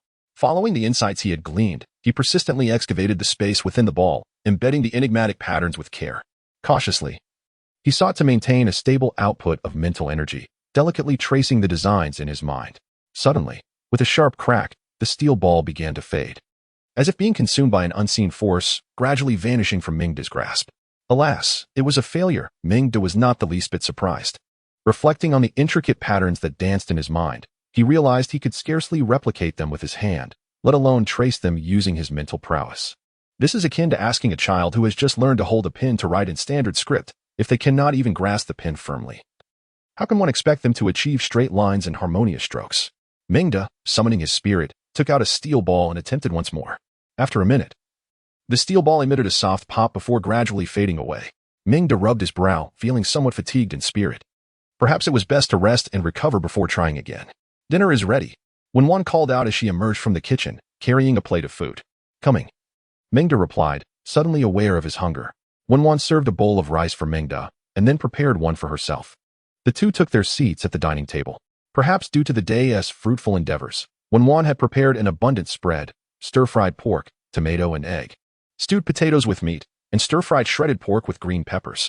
The sight ignited Meng De's appetite, and he pulled Wenwan close, planting a kiss on her cheek. I'm starting now, Sister Wenwan. Wenwan propped her chin on her hand, watching Meng De devour his meal with a gentle smile. Perhaps he was genuinely famished. Or perhaps it was due to the enhancement of his physical abilities from awakening his powers. Meng De consumed 5 bowls of rice in succession and devoured nearly half of the dishes before he finally paused, leaving Wenwan in awe. Only after Meng De finished did Wenwan turn back, leisurely beginning her own meal. As she ate, She inquired, "What were you doing in the supermarket for so long?" Meng let out a satisfied burp and replied with a grin, "Guess." Wen pouted, playfully demanding, "Oh, come on, just tell me." Seeing that Meng remained unmoved, she set down her bowl and wrapped her arms around his, shaking him gently. Meng reveled in the delightful softness of her arms, feeling quite content. After a while, noticing that Meng still did not yield, she rolled her eyes, exclaiming, "If you don't tell me, your surprise will be gone." Surprise? What surprise? Chapter 25, Moving What Surprise? Meng asked, suddenly recalling Wenwan's words from that morning about a surprise awaiting him upon his return. He had thought that the afternoon's events were the surprise, yet it seemed there was more to come. Intrigued yet hesitant, Meng cleared his throat and said, "Sister Wenwan, consider my daily arduous training and my efforts to procure food. Shouldn't there be some reward for my diligence?" Meng attempted to employ moral persuasion. Meanwhile, Wenwan, leisurely eating her meal, blushed as she responded, "Who told you not to inform me? I begged you for ages, and now you want to know? It's too late." Meng reached out, saying, "Let me massage your shoulders. Once I do, you'll tell me. I'll tell you what I was doing shortly, and you will never guess." Wenwan, taken aback by Meng's audacity and unashamedly taking advantage of her, playfully spat at him. "Ha, you big pervert." Despite her words, her body inched closer to Meng. Noticing this, he leaned in and whispered in her ear, "Hurry and eat. Once you're done, I'll take you to a wonderful place." Wenwan's complexion turned a shade of crimson, and she chose to ignore him, seemingly lost in her own thoughts. As her pace of eating noticeably quickened, she held a certain anticipation for the so-called good place. Once Wenwan finished her meal and tidied up the dishes, Meng picked up the tang knife and gestured towards the door, saying, "Let's go. I will take you to a wonderful place." Where to? Is this good place really a place? Wenwan asked, her expression filled with curiosity. Meng casually responded, "What else could it be?" Observing the flustered look on Wenwan's face was utterly endearing, prompting him to tease her further. Surely no one would misconstrue this? Wenwan's cheeks flushed, and she murmured, You think that?" Although her last few words were barely audible, Meng, with his keen perception, caught every syllable. A mysterious smile graced his face as he said to Wenwan, "Bring along the surprise you prepared for me. Let us venture downstairs together. I assure you, it is truly a delightful place." Though her face was still flushed, Wenwan cast a fearful glance towards the door, anxiety evident on her features. "It's so dangerous outside. Must we indulge in such thrilling escapades?" "Truth be told, if you genuinely desire to stay here, it is certainly an option," Meng remarked, rolling his eyes at her hesitant words, gently tapping her soft head. "If I say go, then go. Stop with all the unnecessary chatter." With that, he playfully patted her backside. "Are you hoping for me to give you a proper thrill before we venture out?" Wenwan's face turned an even deeper shade of red. Yet she steeled her resolve and headed to the bedroom. She glanced at the sleeping child and sighed in relief. Thankfully, she was still fast asleep. Emerging from the room with a black bag that resembled clothing, Wenwan caught Meng's attention, but he could not discern its contents. He turned and exited, with a bashful Wenwan trailing behind. The pair made their way to the stairs, with Meng leading the way, wielding the tang knife. Wenwan, both anxious and frightened, looked around with wide eyes, akin to a timid village girl who had never ventured beyond her home. Her delicate hands clutched Meng's garment, her body trembling slightly. Meng enveloped her in an embrace, which provided her with a semblance of comfort.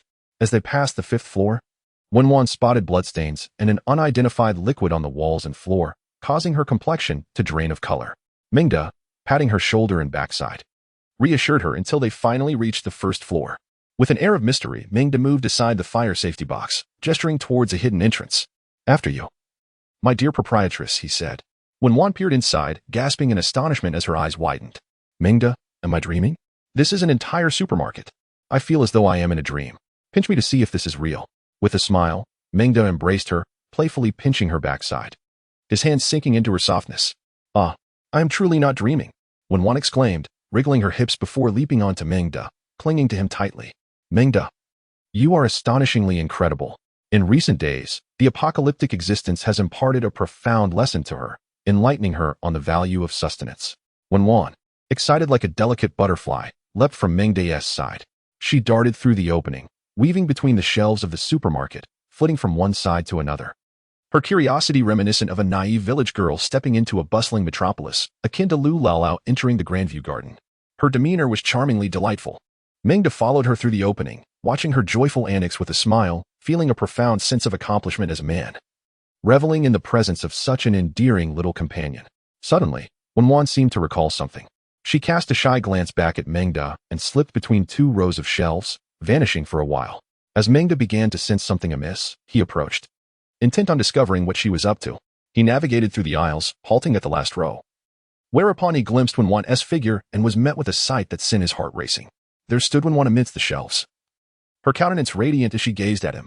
Though bashful, she had donned a whimsical set of lingerie, and the black fishnet paired with her porcelain skin left Mengda momentarily speechless. "This is the surprise I told you about," Wenwan exclaimed. He swallowed hard, then quickly made his way toward her, only to be met with a playful smile from her as she turned and dashed away.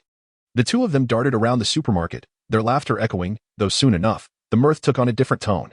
An hour later, Mengda contentedly cradled Wenwan. Observing the once lively beauty now weary and unsteady on her feet, a surge of accomplishment flooded over him again. Noticing the time, he realized it was already 9 p.m. He helped her into her clothes and carried her back upstairs. In the brief journey, Wenwan had succumbed to slumber. As he laid her gently upon the bed, he marveled at her serene, baby-like visage, her delicate face adorned with a hint of a smile, which elicited a smile from him in return. At this juncture, it was inconceivable to send Wenwan back. As for Lu Rong, he would simply offer some compensation, considering they would be moving down tomorrow. Mengda pondered silently, contemplating how to address Lu Rong with Wenwan the following day. After watching Wenwan sleep peacefully for a while, he returned to the living room, feeling somewhat rejuvenated. He resumed his attempts to construct a storage space for the steel balls. Unsurprisingly, his efforts met with failure once more, yet this time Mengda perceived a slight improvement compared to his last attempt. Refusing to be disheartened, he picked up the steel balls again and continued practicing. 3 minutes later, the steel balls vanished once more. Rubbing his head and sensing the depletion of his mental energy, he resolved to try again tomorrow. He then retrieved the knife and the Shinyo knife technique he had discovered earlier. Mengda examined the slender blade, its length and the accompanying handle measuring a reassuring height of nearly 6 feet, providing him with a sense of security. After all, there was a substantial difference between striking from 1 meter and 2 meters away. One could easily discern which was safer. With a casual flourish, the Miao knife sliced through the air, producing a sharp whooshing sound that delighted Mengda more with each passing moment. He then opened the Shinyo knife technique and began to study it earnestly. This technique, devised by General Qi to combat the neon thieves, meticulously analyzes their knife techniques while also excavating and organizing the long knife methods from various dynasties and folk traditions. It can be described as a practical and immensely powerful martial art, far more sophisticated than mere foundational knife techniques. It encompasses knife forms, footwork, body techniques, insights into knife artistry, and the philosophy of martial arts. This was the first genuine martial arts manual Mengda had ever encountered, rendering it somewhat obscure to him, as it consisted of illustrations rather than clear video demonstrations. Mengda diligently pondered over the knife manual, his mind racing as he occasionally picked up the Miao knife to practice a few moves. He found the transitions between the techniques illustrated in the manual somewhat unnatural. He studied until the early hours of the morning, finally gaining some insights by around 3 o'clock. Especially since he had already perfected his foundational knife techniques and had received a substantial boost in mental strength, which facilitated his rapid progress. He practiced the Shinyo knife technique in the living room, exuding vigor and precision in each movement, already exhibiting a distinctive style. Satisfied with himself, Mengda nodded in approval. However, his attribute panel remained unresponsive, indicating a lack of recognition. By 3 in the morning, despite his robust physique, fatigue began to set in. Rubbing his temples and stretching, he collapsed onto his bed, embracing the soft warmth of slumber. The following morning at 9, Mengda awoke to the sensation of someone playfully tugging at his ear. Opening his eyes, he found Wenwan teasingly playing with his ear with her hair, her body unclad, revealing smooth, fair skin. Just as he was about to chide her, he suddenly recalled Lu Rong's question and inquired, "What is your husband doing at home? Doesn't he care about you? You didn't return home last night?" Wenwan pouted, "He is either playing games or sleeping, I suppose." A smile crept onto Mengda's lips. He truly knows how to enjoy life. Playing games and sleeping every day, it sounds quite comforting. I don't know, I can't stand that kind of life. I'd rather have you, Wenwan said, furrowing her brow. Then why not just stay here? After all, you didn't return last night. He should understand. You can always make it up to him later, Mengda suggested. Wenwan nodded decisively, responding, "I want to be by your side." With that, she nestled into Mengda's embrace, nuzzling against him. Feeling a surge of desire, Mengda pressed her down, initiating some warm-up exercises. Current affection level, 100, special attribute value, 20. An hour later, Mengda emerged from the bedroom, feeling refreshed. He was quite content with his current life, despite the dangers lurking outside, It had no bearing on him. He had food, drink, and beauty at his side, engaging in daily knife practice, meals, and restful slumber, a truly fulfilling existence, especially with the early morning activity. He felt neither emptiness nor boredom. Glancing at Wenwan, who had once again fallen into a deep sleep, Meng shook his head. Alas, her health is too fragile. She needs to exercise more. Directly heading to the kitchen to prepare a meal, I must eat quickly, as today I aim to move our home to the first floor, right next to the supermarket, where a blissful life beckons me. Having just finished my meal, a knock resounded from outside. Meng Di approached the peephole and observed Lu Rong, fully armed and menacing, standing at the door. Click. Meng Da opened the door, his expression inscrutable as he gazed at him. Lu Rong immediately perked up, brandishing a stick and hurling insults at Meng Da. How dare you show your face, you dog? Where's my wife? Bring her out. You two scoundrels didn't come home last night. Offended by the harshness of Lu Rong's words, Meng Da furrowed his brow and kicked out. Bang! Lu Rong was sent sprawling to the corner, clutching his abdomen in pain, curled up like a large shrimp, his face ashen. Meng Da stepped forward, gripping the stainless steel railing of the staircase with force, leaving an imprint. Seeing Meng Da approach, Lu Rong recoiled in fear, glancing at the mark on the railing and then back at Meng Da with trepidation. Trembling, he said, "What do you want? I warn you not to act recklessly, or when help arrives, you won't fare well." His demeanor was somewhat pitiable. Meng Da observed him, sighed, realizing one can never awaken a person feigning sleep. Lu Rong still harbored hopes for rescue, truly a lost cause. After some contemplation, whether from a gentle perspective or his own, he ultimately did not wish to take a life. Thus, he spoke in a deep tone, "I offer you two choices. Either we fight, and if you win, you may have your way, or I provide you with a month's worth of food, and you can wait here for rescue, with no further entanglements." Lu Rong's gaze shifted to the imprint on the railing, and after a moment of steeling his courage, he boldly declared, "I want 2 months' worth of food." Meng Da scoffed, turning to leave, but Lu Rong quickly called out, "A month and a half will do." Seeing his insatiable greed, Meng Da felt a twinge of annoyance, but, recalling the gentle nature of Wenwan, decided to grant him one last opportunity. 20 days, this is the final chance. If you refuse, I shall cast you out to feed the zombies. Lu Rong trembled at the words, swallowing hard as he observed Meng Da's serious demeanor. Reluctantly, he nodded. "Come back in the afternoon to collect," Meng Da concluded, slamming the door shut. Lu Rong curled up on the floor, gazing with a mix of fear and resentment at the security door of Meng Da's home. Attempting to rise, he found the pain too severe, so he lay there for several minutes before finally getting up, hunched over as he made his way home. Upon returning, Meng Da found Wenwan standing in the living room, staring at him in a daze. She then broke into a gentle smile. "Did you hear everything?" Wenwan nodded, saying, "He used to treat me quite well, but over time." Meng Da moved closer, wrapping her tightly in his embrace. "Don't think too much. I will be here for you." Upon hearing this, Wenwan buried her head in Meng Da's chest, her arms clinging to him fiercely. "My future belongs only to you." The two stood embraced in silence for a moment. Wenwan lifted her head and said, "Meng Da, let us move to the first floor. I no longer wish to remain here." "All right, let us move." Meng Da first went downstairs to the supermarket to fetch several large backpacks. Then, while taking care of the child, he and Wenwan began to pack their belongings. In truth, there was not much to take, just some clothes and food. The primary task was to transport the bed and sofa downstairs, for the supermarket contained only a single bed for duty purposes. Following that, they needed to carry batteries, an induction cooker, and kitchen utensils like knives. However, there was a small cooking area in the supermarket, along with a gas canister, which should suffice for a considerable duration. At noon, Meng Da went across the street to collect all of Wenwan's clothes. Subsequently, Meng Da began moving the bed and sofa downstairs. Due to the narrow staircase, it took considerable effort to bring the bed to the first floor, only to find the opening too small. Reluctantly, he had to disassemble the bed and carry it in parts. The sofa, being unable to be disassembled, ultimately could not be brought inside either. It was left propped against the unit door on the first floor, thus serving its purpose nonetheless. Wenwan inspected the upstairs room repeatedly, ensuring nothing was left behind, and began to pack the smaller items. Together, they managed to fill 5 large bags, most of which consisted of food, with Wenwan's clothes occupying one substantial bag. Leaving Meng Da with a meager backpack, Meng Da made 5 trips to transport everything downstairs, leaving the door wide open with food inside for Lu Rong. In the end, Meng Da, with a kind heart, left him a month's worth of food and water, leaving Lu Rong to fend for himself after that. The two confirmed that nothing had been overlooked and descended the stairs together, with a multitude of tasks awaiting them below. On the staircase, perhaps due to the distance from Lu Rong, Wenwan felt a sense of liberation. As they passed the grim scenes on the 5th and 3rd floors, her fear dissipated. Instead, she felt joyous like a little lark, singing and dancing, reveling in the moment. They traversed through the opening and arrived at the supermarket, where Meng cleared a small shelf and positioned it at the entrance to block it off. He rummaged for a hammer and nails to begin assembling the bed, while Wan organized the miscellaneous items, categorizing clothes and daily necessities.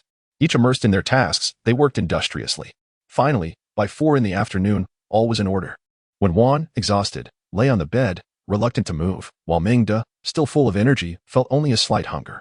After resting a while, when Wan got up to prepare dinner.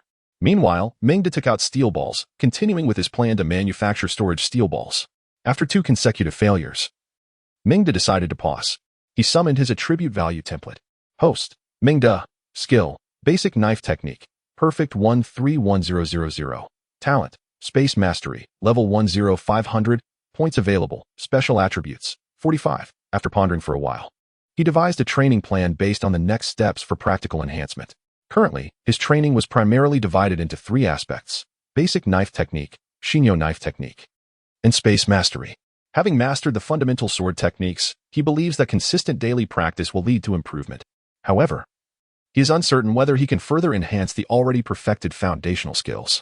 The second technique, the Shinyo sword style, is still in the comprehension phase, remaining at the learning stage, and has yet to gain recognition and simplification of its attribute value template.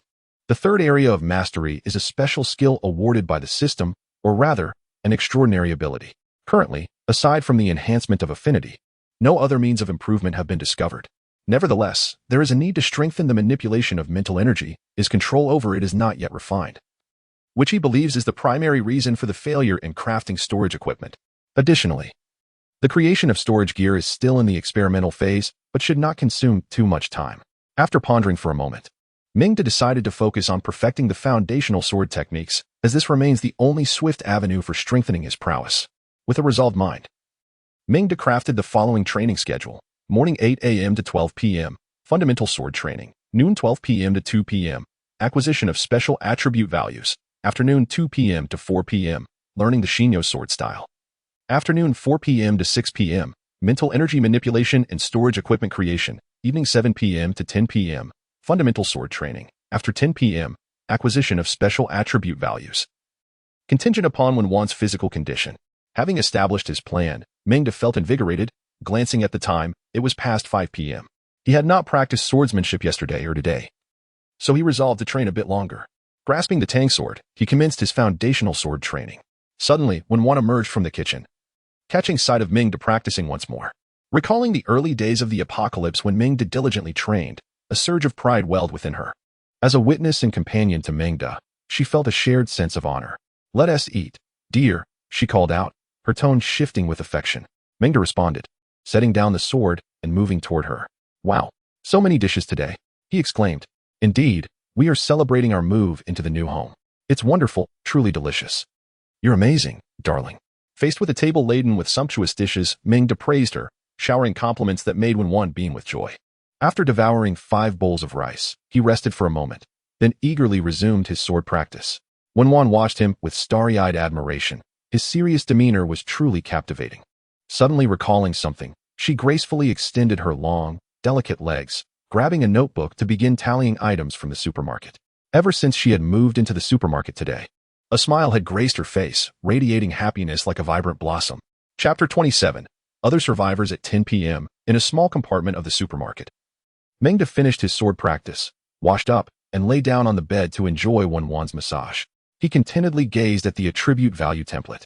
Host, Meng skill, basic swordsmanship, perfection 347-1000, special skill, space mastery, level 10500, points available, special attribute value, 45 at this moment. Wan adorned a white lace dress, intricately designed with cutouts that artfully revealed her delicate waist. Paired with her slender legs, she exuded an irresistible charm. Meng gazed at the exquisite figure before him, unable to restrain his mischievous hands. When Wan, responding in kind, leaned closer to Meng, feeling as though her entire being belonged to him, utterly defenseless against his allure. "By the way, darling, did we pack instant noodles yesterday? I noticed a significant decrease in the stock on the shelves, and the bag you carry doesn't contain any," she inquired. Meng furrowed his brow. reflecting on the events of the previous day, and shook his head. I didn't touch them. When Juan, puzzled, responded, then where did the noodles go? Such items in a supermarket shouldn't be out of stock. Do you recall the shelves being nearly empty when we arrived yesterday afternoon? Meng contemplated again, affirming that he had indeed not interfered, and the shelves were full upon his arrival. I remember the shelves being stocked, and I didn't touch anything, he reiterated. When Juan nodded, I recall the same. However, when I checked just now, there were roughly 20 packages missing. An idea struck her, and she leaned closer to Meng. Could it be Lu Rong? Meng shook his head. It shouldn't be him. He hasn't left the house. And when I went to the opposite side at noon, he was still in bed, hungry, with no scent of instant noodles. Besides, he probably wouldn't dare to go downstairs. When Juan agreed, then it must be another survivor who has come by. Yes, that's what I think, but it's rather impolite for them to take without informing us. After all, it was my effort to pry open that supermarket. What should we do? Should we confront him? When Juan asked, Meng pondered, recognizing that in this apocalyptic era, trust between individuals had become increasingly fragile. In such a harsh environment, strength and sustenance were paramount. I'll check upstairs tomorrow and see, he decided. No one wished to confront such an unknown variable, hence Meng resolved to investigate, aiming to mitigate any potential surprises. The building was not large.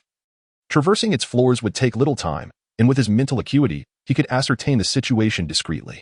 Determined, he planned to investigate the upper levels the following day. Since the onset of the apocalypse, he had assumed they were the only survivors on their floor, but the current situation had imparted a valuable lesson. In this chaotic existence, not only must one be strong, but a cautious and vigilant mindset is essential. Meng felt he had grown once more. I'll take a look and, if necessary, nip any danger in the bud, he resolved. With that thought, he turned over, pinning Wen beneath him, and resumed his training. Current favorability 100. Special attribute value 20. Once again in his childhood, Meng gazed at the serene Wen, scratching his head. Sigh, perhaps he should encourage her to exercise tomorrow. Meng rose and wandered into the supermarket, his eyes scanning the myriad of goods surrounding him, contemplating silently. Presently, he had no immediate concerns regarding hunger. However, even though the supermarket boasted an abundance of items, its offerings were ultimately finite and subject to expiration, necessitating early planning. Meng pondered his future options. He recalled his workplace, the underground warehouse of the Ginza department store, a flicker of desire igniting within him, an immense stockpile of food ample enough to ensure their sustenance. And he could craft storage equipment. Once he fashioned a storage ring, he could transport everything from the supermarket and the warehouse, liberating himself from the burdens of carrying, thus enhancing his freedom. Another consideration was transportation. Currently, there was a vehicle parked in front of the building. The day Meng descended, he noticed it, a car with its door ajar, likely abandoned by someone attempting to escape, but ultimately unsuccessful. Presumably, the keys remained inside. The sole concern now was the state of the city, the conditions of the roads, the population of zombies, and densely populated areas. Especially since Meng had not ventured outside for over 10 days, leaving him oblivious to the external circumstances. Should flora and fauna also be affected by mutations, the risk would escalate significantly, rendering even remote forests unsafe. In truth, rural areas and villa districts emerged as the most prudent choices, sparser populations, fewer zombies, ample land for agriculture. And typically each household possessed a well or water source, ensuring self-sufficiency, devoid of large predators. First, he needed to familiarize himself with the city, identifying several suitable destinations. Meng rummaged through the supermarket, initially seeking a map but instead discovering a cultural geography journal of the city, noting the statistics were from the previous mid-year. A thick volume, it encompassed population demographics, density, administrative planning, transportation conditions, urban development, agricultural layouts, and regional maps. It presented the simplest and quickest means to comprehend the city. Meng organized his thoughts. The immediate priority was to secure a means of transportation and memorize the surrounding roads. Following some practice, he could explore the vicinity to better grasp the external situation. Having scrutinized the surroundings extensively the previous night, he finally attained a preliminary understanding of the neighborhood. He noted that there were 4 large supermarkets nearby, 3 gas stations, and 1 granary, while the seed and fertilizer station was considerably distant, approximately 20 kilometers away, thus not warranting immediate consideration. 3 potential relocation destinations emerged. The first was a high-end villa district at the northern foothills of the city, known as Wulong Mountain Villa. Reputed as the wealthiest area in the city, situated about 15 kilometers from Meng's neighborhood. The villas were interspersed with mountain spring water and extensive greenery. Characterized by both mountains and water, however, the only possible hindrance was the need to clear green belts for agricultural cultivation. which Meng estimated to be quite difficult to achieve. The second option lay in a super farm located in another administrative region to the east. A venue styled as a farmhouse, covering an area of approximately 50 acres. That location is considered an ideal destination, albeit somewhat distant, 50 kilometers from here, and necessitating passage through the city center, which poses significant risks. However, the potential rewards are substantial. The third option lies to the northwest, where the agricultural university occupies over 1,000 acres on the outskirts of the university town. This area presents the highest potential returns, yet it is also fraught with peril. Teeming with talent and fertile land, complemented by comprehensive facilities. Nevertheless, it boasts the highest population density, and a greater number of people inevitably means an increased presence of danger. The situation there is likely far from promising. As the clock struck 3 a.m., Meng rubbed his brow, feeling a tinge of fatigue. He glanced at the scattered notes on his desk, the fruits of his all-night endeavor. Stretching his limbs, he rechecked the shelf blocking the entrance, ensuring safety before retreating to his compartment for a brief respite. At 8 a.m., Wan roused Meng, and the two shared breakfast. Perhaps due to his physical constitution and mental fortitude, Meng awoke after less than 5 hours of sleep feeling invigorated and refreshed. After a brief rest, he picked up his sword to continue his practice. His foundational swordsmanship had nearly reached perfection at 357, 1000. At this rate, he anticipated achieving mastery by the following morning. After another round of physical enhancement, his foundational skills would likely reach their limit, indicating that he must seek new techniques to continue his training and sustain his growth and strength. A sense of urgency washed over Meng as he surveyed his surroundings, supermarkets, food and water. The stability that allowed him to practice his swordsmanship stemmed entirely from the benefits of his growing strength, which underscored the reality that in this chaotic world, only power could safeguard all that he possessed. Having tasted the rewards of his enhanced abilities, his desire for strength intensified. Now, on the brink of a potential plateau in his growth, he found it difficult to accept, even feeling a hint of anxiety. His focus wavered during practice, leading to several swings that yielded no gains in attributes. This won't do, he thought. If I continue like this, my mindset will deteriorate. I need to find something else to occupy my mind. Exhaling deeply, he recognized his precarious state. Despite attempts to adjust his focus with little success, he ultimately decided to take his sword and investigate whether any survivors remained upstairs. Wan, I'm going out to take a look. Keep an eye on the house. Wan poked her head out from the kitchen in response. Huh? Where are you going? Upstairs? She seemed surprised. Yes, I want to see who is pilfering our belongings. Wan huffed in agreement. Exactly.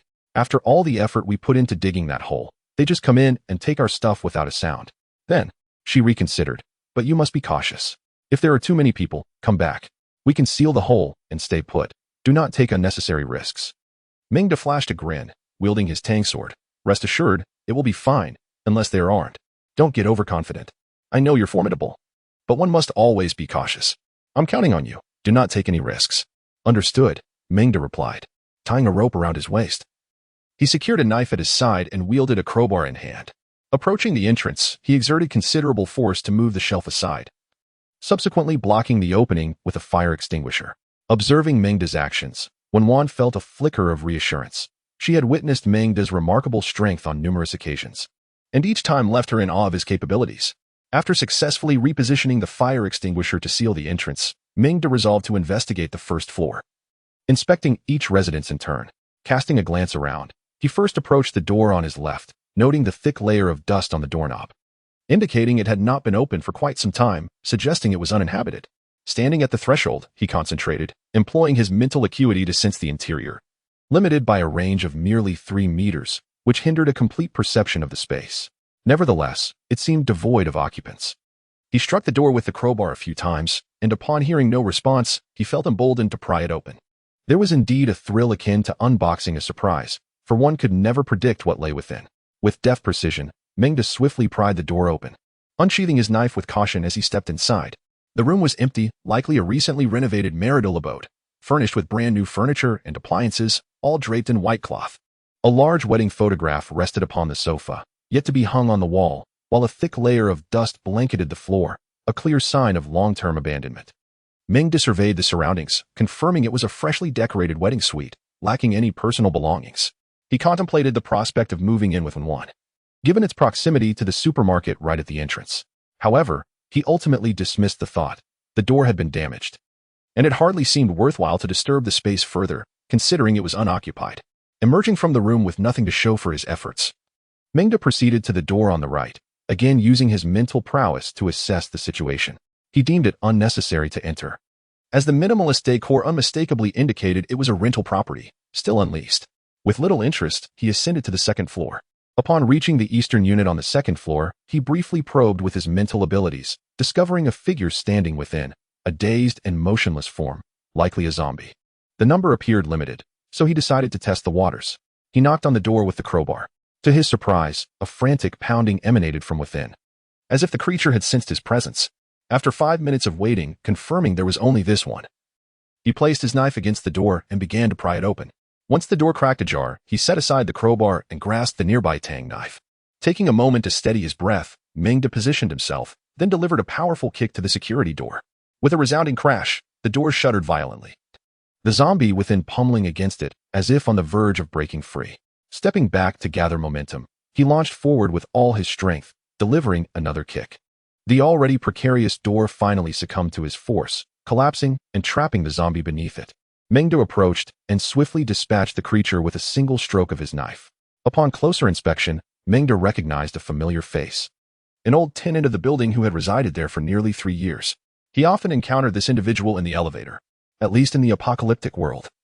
Meng would exchange a few words with him, as he was one of the few people Meng knew.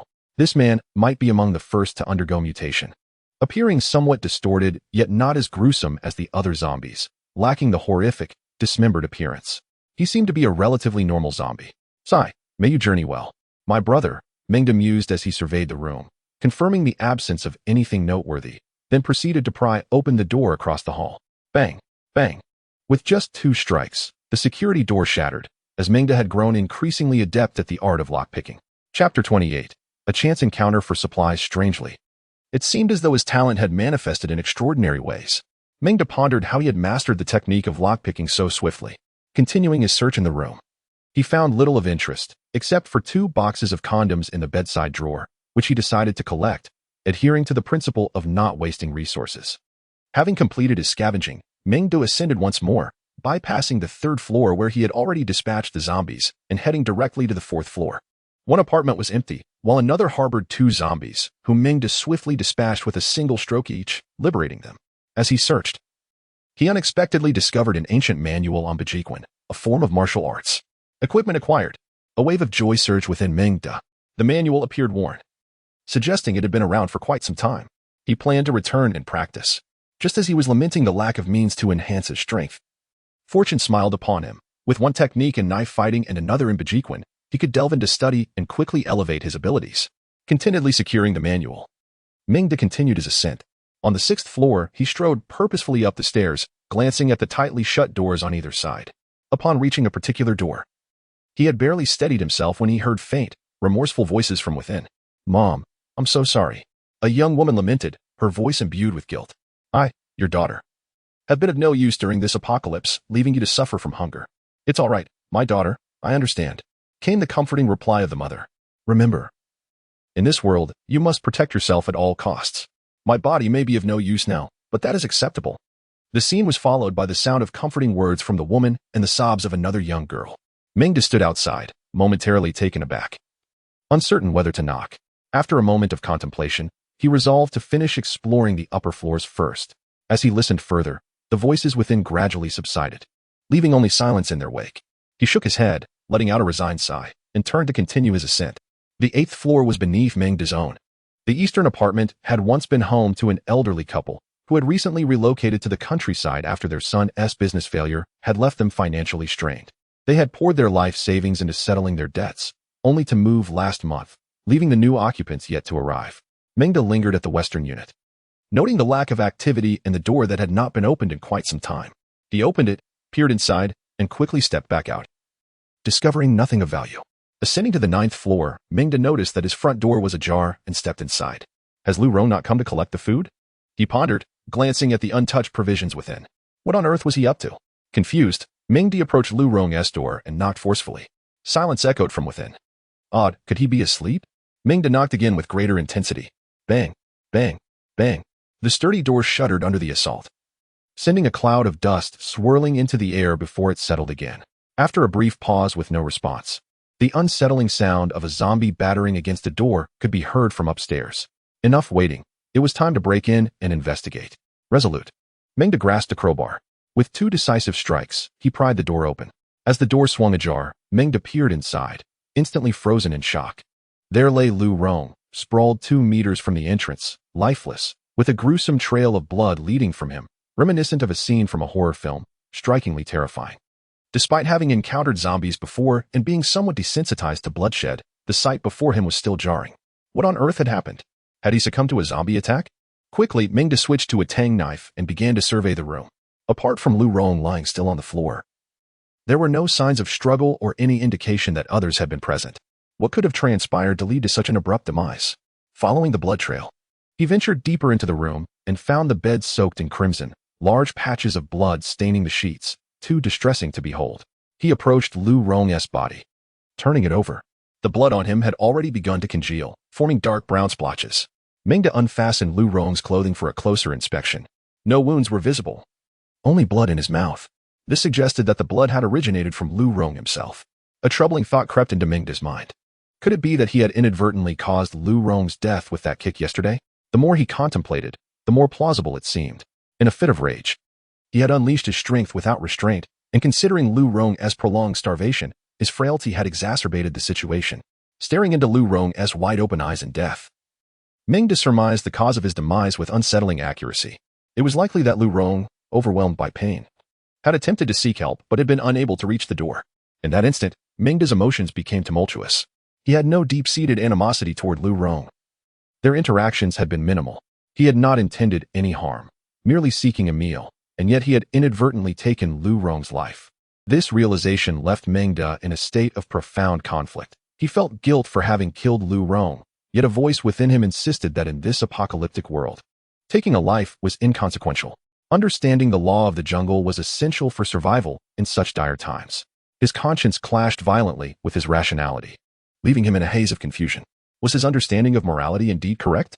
In a world stripped of ethical and legal constraints, where one man's fury could lead to bloodshed, could there ever be hope for restoration?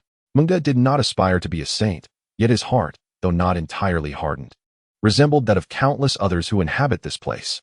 The prolonged stability and comfort of their lives had dulled their capacity to confront danger, leaving an excess of compassion and pity, traits ill-suited for a chaotic world. He acknowledged that he harbored a modicum of foresight, which had afforded him certain advantages. But he realized that if he could not alter his long-standing habits, even possessing extraordinary abilities would not yield a favorable outcome in the end. Perhaps unbeknownst to him, he had begun to transform. Lu Rong's death compelled him to confront the harsh realities of this apocalyptic era, when that which he cherished could become his vulnerability.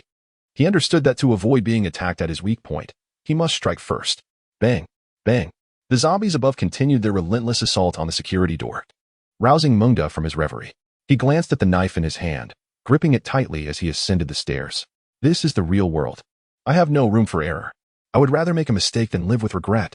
Upon reaching the upper floor, he placed the knife within easy reach and seized a crowbar. With a resounding clang, he smashed open the door. In one swift motion, he grabbed the nearby knife and struck fiercely at the first zombie. With a sickening slice, the grotesque head soared into the air. 2 more remain.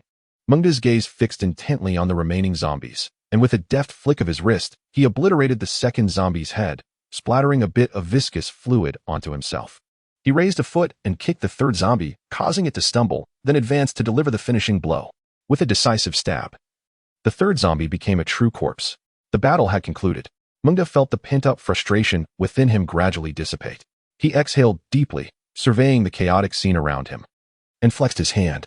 Indeed, strength is the foundation for survival in tumultuous times.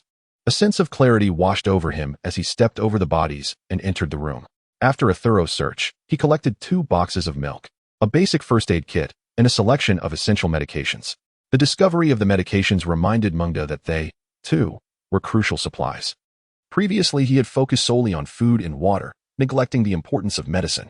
However, there was a pharmacy at the community entrance, and he resolved to gather some essential medications during his future foraging expeditions.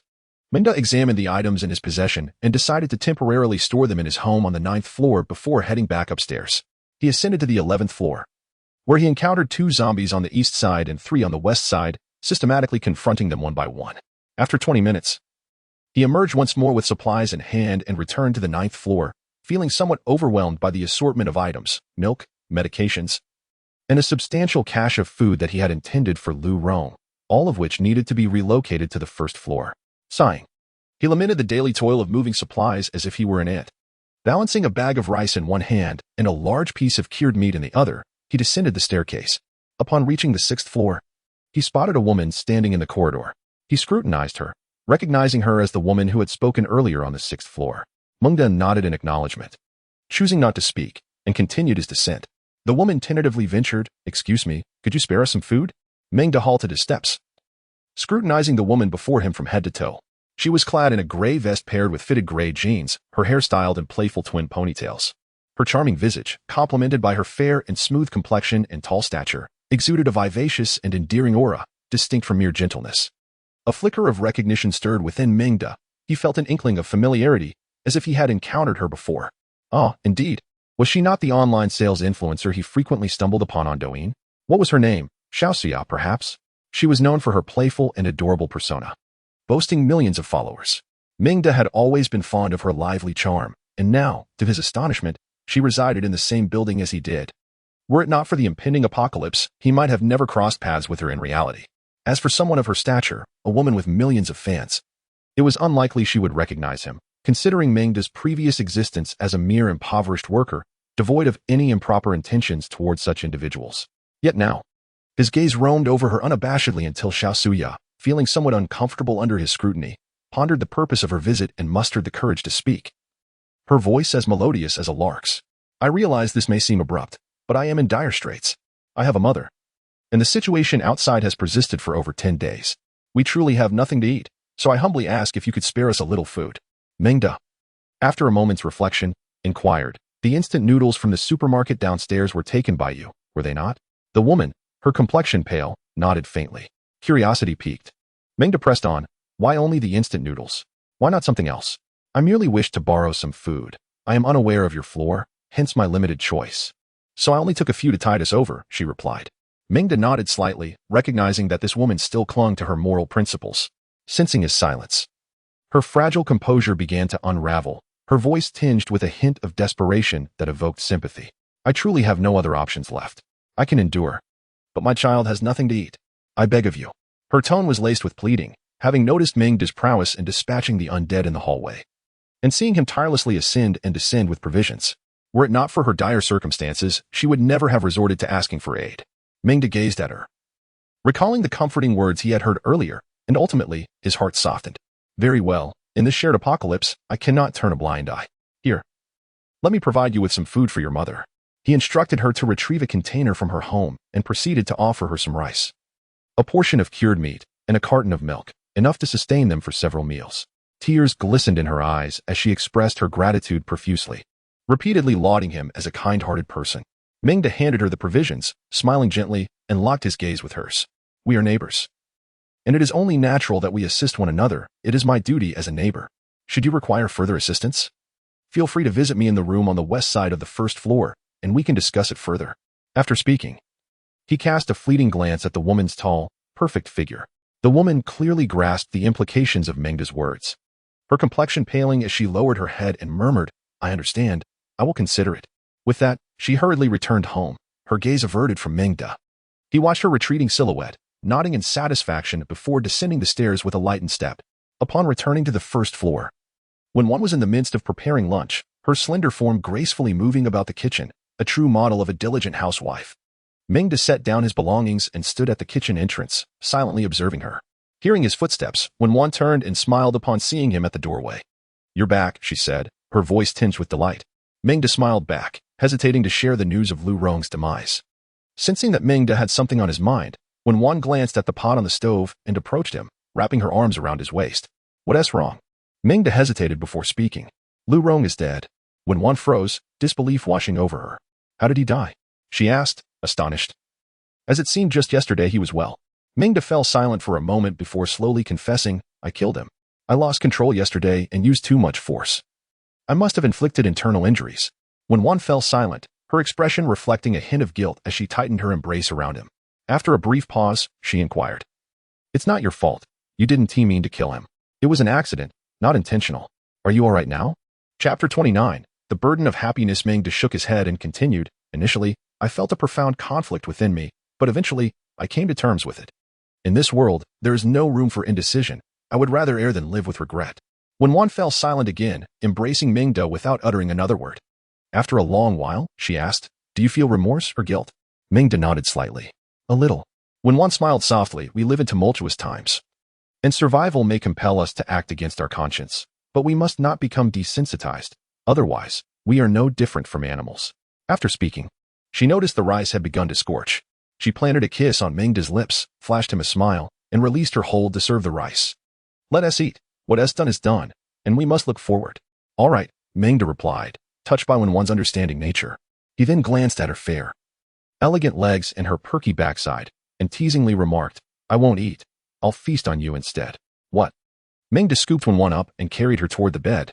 Current affection level, 100. Special attribute value, 20. Meng lay on the bed, cradling the gentle, snow-white figure of Wan, resembling a languid cat, exposed to the air, creating a scene of exquisite beauty. He summoned the attribute value template. Host, Meng's skill, basic swordsmanship, perfection 442-1000, special skill, spatial mastery, level 10500, points available, special attribute value, 105. The special attribute value returned to 105 points. Still lacking 400 points, and it would take 7 days to level up once more. Meng glanced at the weary Wan, contemplating that it might actually take 10 days. Then he recalled the woman on the 6th floor, realizing it could be 5 or 6 days. Alas, the burdens of happiness. With a sigh, Meng gently removed Wan's delicate arm from around him and playfully tapped her behind twice. "Clap, clap, get up for breakfast. I will heat the food first." The only response was a feeble, charming whimper from Wan. Observing the petite figure before him, Meng shook his head and rose to warm the food. An hour later, when Wan finally got out of bed and approached Meng, her face radiating satisfaction. She plopped down into his embrace, grinning as she planted a kiss on his cheek. Meng cast a nonchalant glance at the adorable creature. "What? Do you wish to repeat that?" When Wan shook her head vigorously. "You always go straight to that. Can I just hold you?" Meng looked at the delicate and pitiful figure, gently lifted her behind, and held her close. When Wan quietly listened to the powerful rhythm of Meng's heartbeat, savoring the beauty of the moment. After a while, when Wan lifted her head and suddenly remarked, "Darling, how wonderful it is to meet you in this world." Meng was somewhat taken aback, not expecting such a statement from her. Upon reflection, he surmised that Lu Rong's death had affected her, making her aware of the harshness of their reality. In this chaotic paradigm, individuals were like floating duckweed. The original order had crumbled, and without absolute power to govern, all rules would be redefined. Only strength became a formidable guarantee of one's safety. Human desires were infinitely magnified before the apocalypse. This world was a paradise for the powerful and influential, whereas now it had transformed into a haven for the strong. Meng contemplated silently, realizing that with his attribute value panel and the gift of spatial mastery, becoming powerful was merely a matter of time. The apocalypse represented both a challenge and an opportunity for him. Under the constraints of former rules, certain aspirations seemed unattainable. However, now, they could be pursued. A spark ignited within Meng's heart, and a surge of ambition filled him. He squeezed the softness in his hand, signaling Wan to rise. Reluctantly, she climbed out of Meng's embrace and obediently went to eat, while Meng picked up the knife beside him and began his practice. Swish. Basic swordsmanship attribute value 1. Since Meng's basic swordsmanship reached perfection, his understanding of wielding the blade accelerated with the growth of his attribute values. The most evident progression was in the XINU sword technique. Initially, the sword manual left Meng bewildered and perplexed. However, as he trained in basic swordsmanship, the obscurities gradually became clear, leading Meng to discover a unique path, pondering the XINU sword technique while practicing his foundational skills. Perhaps there exists a commonality among the various knife techniques. As the fundamental attributes of the knife skills increase, so too does the enhancement in the learning of the Shinyo knife technique. Such is the essence of related understanding. This revelation filled Meng with delight, for it signified an acceleration in the acquisition of skills. With new abilities learned, he could once again harness the warm currents to bolster his strength, allowing his progress to maintain its momentum without succumbing to a period of sluggish growth. At 6 p.m., having completed his training, Ming found his fundamental knife skill attributes had risen to 780, an impressive increase of over 300 points in a single afternoon. He was thoroughly satisfied, especially considering that for his current physical condition, this level of practice was just right, imposing no significant burden on his body. Just then, Wenwan emerged from the kitchen, having turned off the stove, carrying a large basin of chicken legs stewed with potatoes. The enticing aroma wafted through the air, coinciding perfectly with Meng's growing hunger. Curious, Meng approached to inspect the dish, and as a gesture of encouragement, he playfully patted Wenwan's backside. After their meal, Meng resumed his study of the Xinyo knife technique, practicing with the Miao knife. The intricacies of the knife manual were far from straightforward. It required meticulous contemplation of the continuity and coherence among various moves, followed by relentless refinement to achieve the optimal solution. Fortunately, Meng had attained a relatively high level in his foundational knife skills, providing him with considerable insights into the art of wielding a knife. By the end of the evening, he had made notable progress.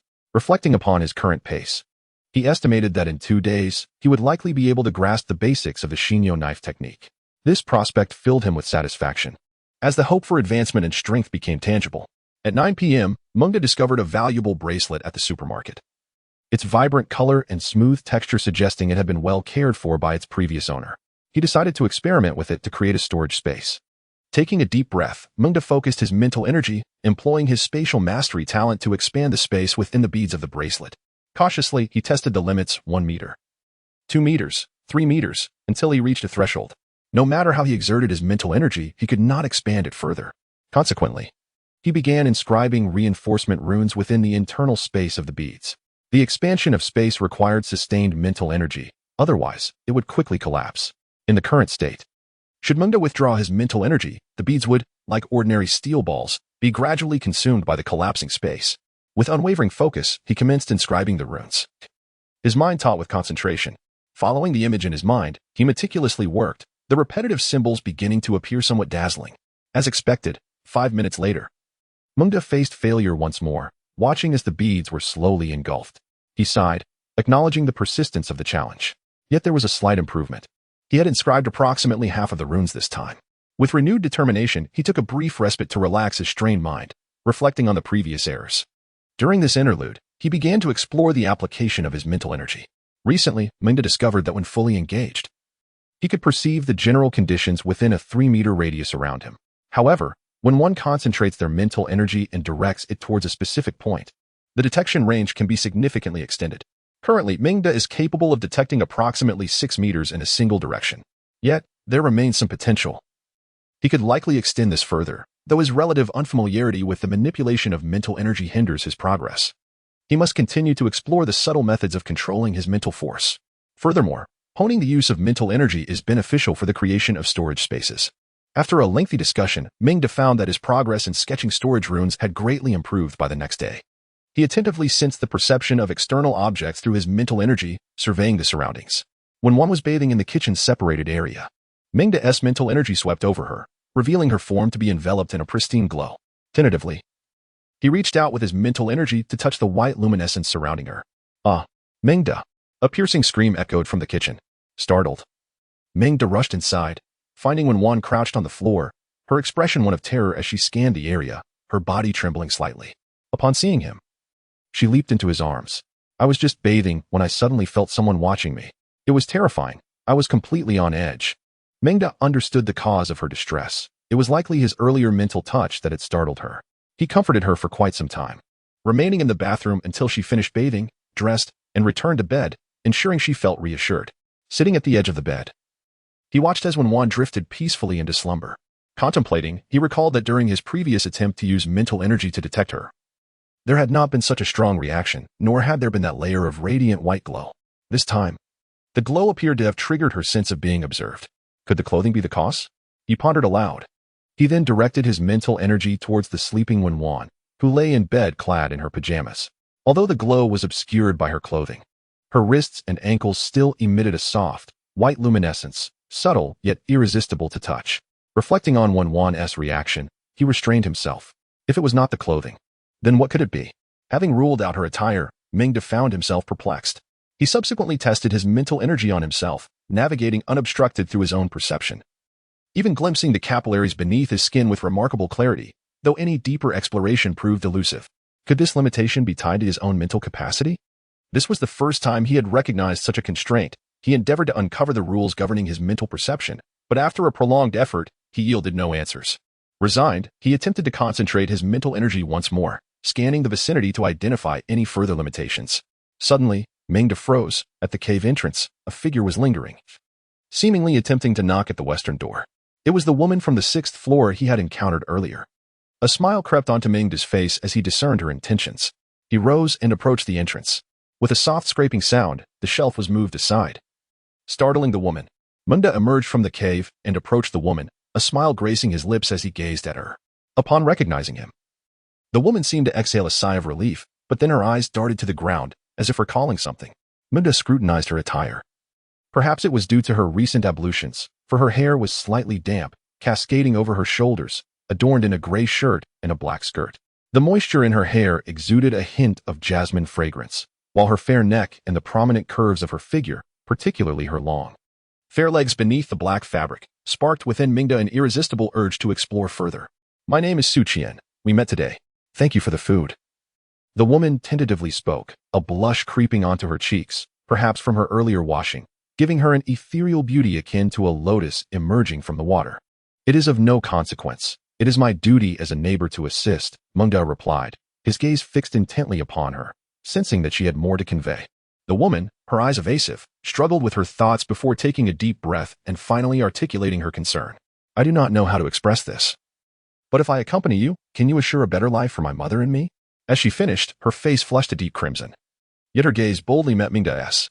She understood her lack of remarkable skills or assets. From the moment his eyes had turned to her, she sensed his intentions.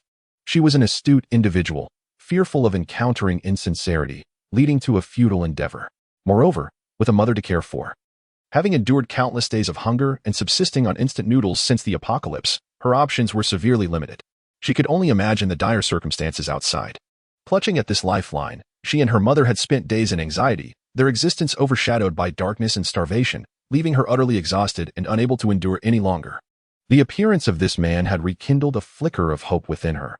In such an environment, the absence of security often breeds dependence, resulting in a quest for safety. Meng observed the pitiable woman silently, sighing at the unpredictability of fate. Here stood a fragile woman, once a popular figure before the fall, now utterly defenseless, burdened with the care of her mother. The outside world was fraught with peril, and she had gone days without food, rendering her incapable of foraging. In such dire circumstances, how could he refuse her? After quietly appraising her alluring figure and generous spirit, Meng resolved within himself. "I shall take on this burden," he declared emphatically. "Rest assured, I will ensure that you and your mother need not worry about food and drink. I will take care of it." Chapter 30. The Gift of Talent. As he spoke, he enveloped the woman in his arms, savoring her enchanting scent, silently commending himself. Su Qian appeared somewhat flustered, though he spoke with conviction. The gravity of the situation left her momentarily at a loss, her face tilted upwards, eyes closed in a daze. Meng gazed intently at her from a distance. She seemed incredibly fair, but upon closer inspection, her skin was indeed both pale and delicate, appearing almost devoid of pores. Perhaps it was due to her recent lack of proper nourishment, as her complexion bore an ethereal quality, tilting her face upwards with her eyes closed. Her cherry-like lips quivered slightly. It seemed she had deliberately applied lip balm before stepping out, rendering her lips irresistibly plump and inviting, evoking a playful charm. The sound of hurried breaths echoed in the corridor, and 3 minutes later, Meng released the woman, whose cheeks were flushed with color. He casually opened the door to the room on the west side of the 1st floor, smiling warmly as he addressed her. "Would you care to sit for a while?" Su Qian glanced at him, imperceptibly nodded, and lowered her head as she entered. The blush on her face had extended down her neck, inciting curiosity about just how far the color reached. Meng followed closely behind, his gaze lingering on her curvaceous figure. Suddenly realizing that her black dress appeared a bit short, it would require alterations for lengthening. After nearly 2 hours of adjustments, the atmosphere between them had grown considerably more intimate. Su Qian nestled in Meng's embrace and said, "During the day, I must care for my mother, so I can only come to see you at night, after she has gone to sleep. Is that all right?" She punctuated her words with a gentle kiss on his lips. Meng, holding the charming woman in his arms, looked into her eyes and replied, "Of course, whatever concerns you, concerns me. Just let me know what your mother desires." Feeling quite pleased with the lengthened dress he had modified, Meng reflected that he lacked not for food, but rather for opportunities to enhance his strength. Now, He had found yet another avenue to bolster his power, easing the burden on Wenwan, and Su Qian offered a completely different experience altogether. One was strikingly beautiful and vivacious, while the other was gentle and endearing. Meng De had never envisioned such a life. Indeed, life is unpredictable and full of surprises. Upon hearing Meng De's words, Su Qian's eyes sparkled, and after a tender embrace that lasted a while longer, she reluctantly rose from his arms. I shall come to find you tomorrow night at 11. Meng De nodded, smiling as he quietly admired the sight of the beauty dressing. He watched as Su Qian opened the door and departed. Lying back on the bed with his arms behind his head, he exhaled a sigh of relief. Ah, this apocalypse doesn't seem so dire after all. Feeling the lingering warmth and softness from her embrace, Meng De murmured to himself. He stood up and walked to the window, observing the horizon where the sky was already tinged with the light of dawn, realizing that daybreak was imminent. He squinted his eyes and reflected, the end of the world. The end of the world. Clenching his fist. The joints of his hand crackled with a sound of determination. A paradise for the strong. Host, Meng De's skills, basic swordsmanship, perfect 780, 1000, talent, spatial mastery, 0500, special attribute points, 120, Meng De reviewed his status template. Calculating that he earned roughly 65 special attribute points daily, meaning he could level up in 6 days. Satisfied, he nodded, encouraging himself, let us get to work. He gracefully returned to the supermarket. Wenwan remained in slumber, perhaps due to the warmth of the weather, her blanket carelessly thrown aside, and her sleepwear in disarray, revealing a significant expanse of springtime beauty.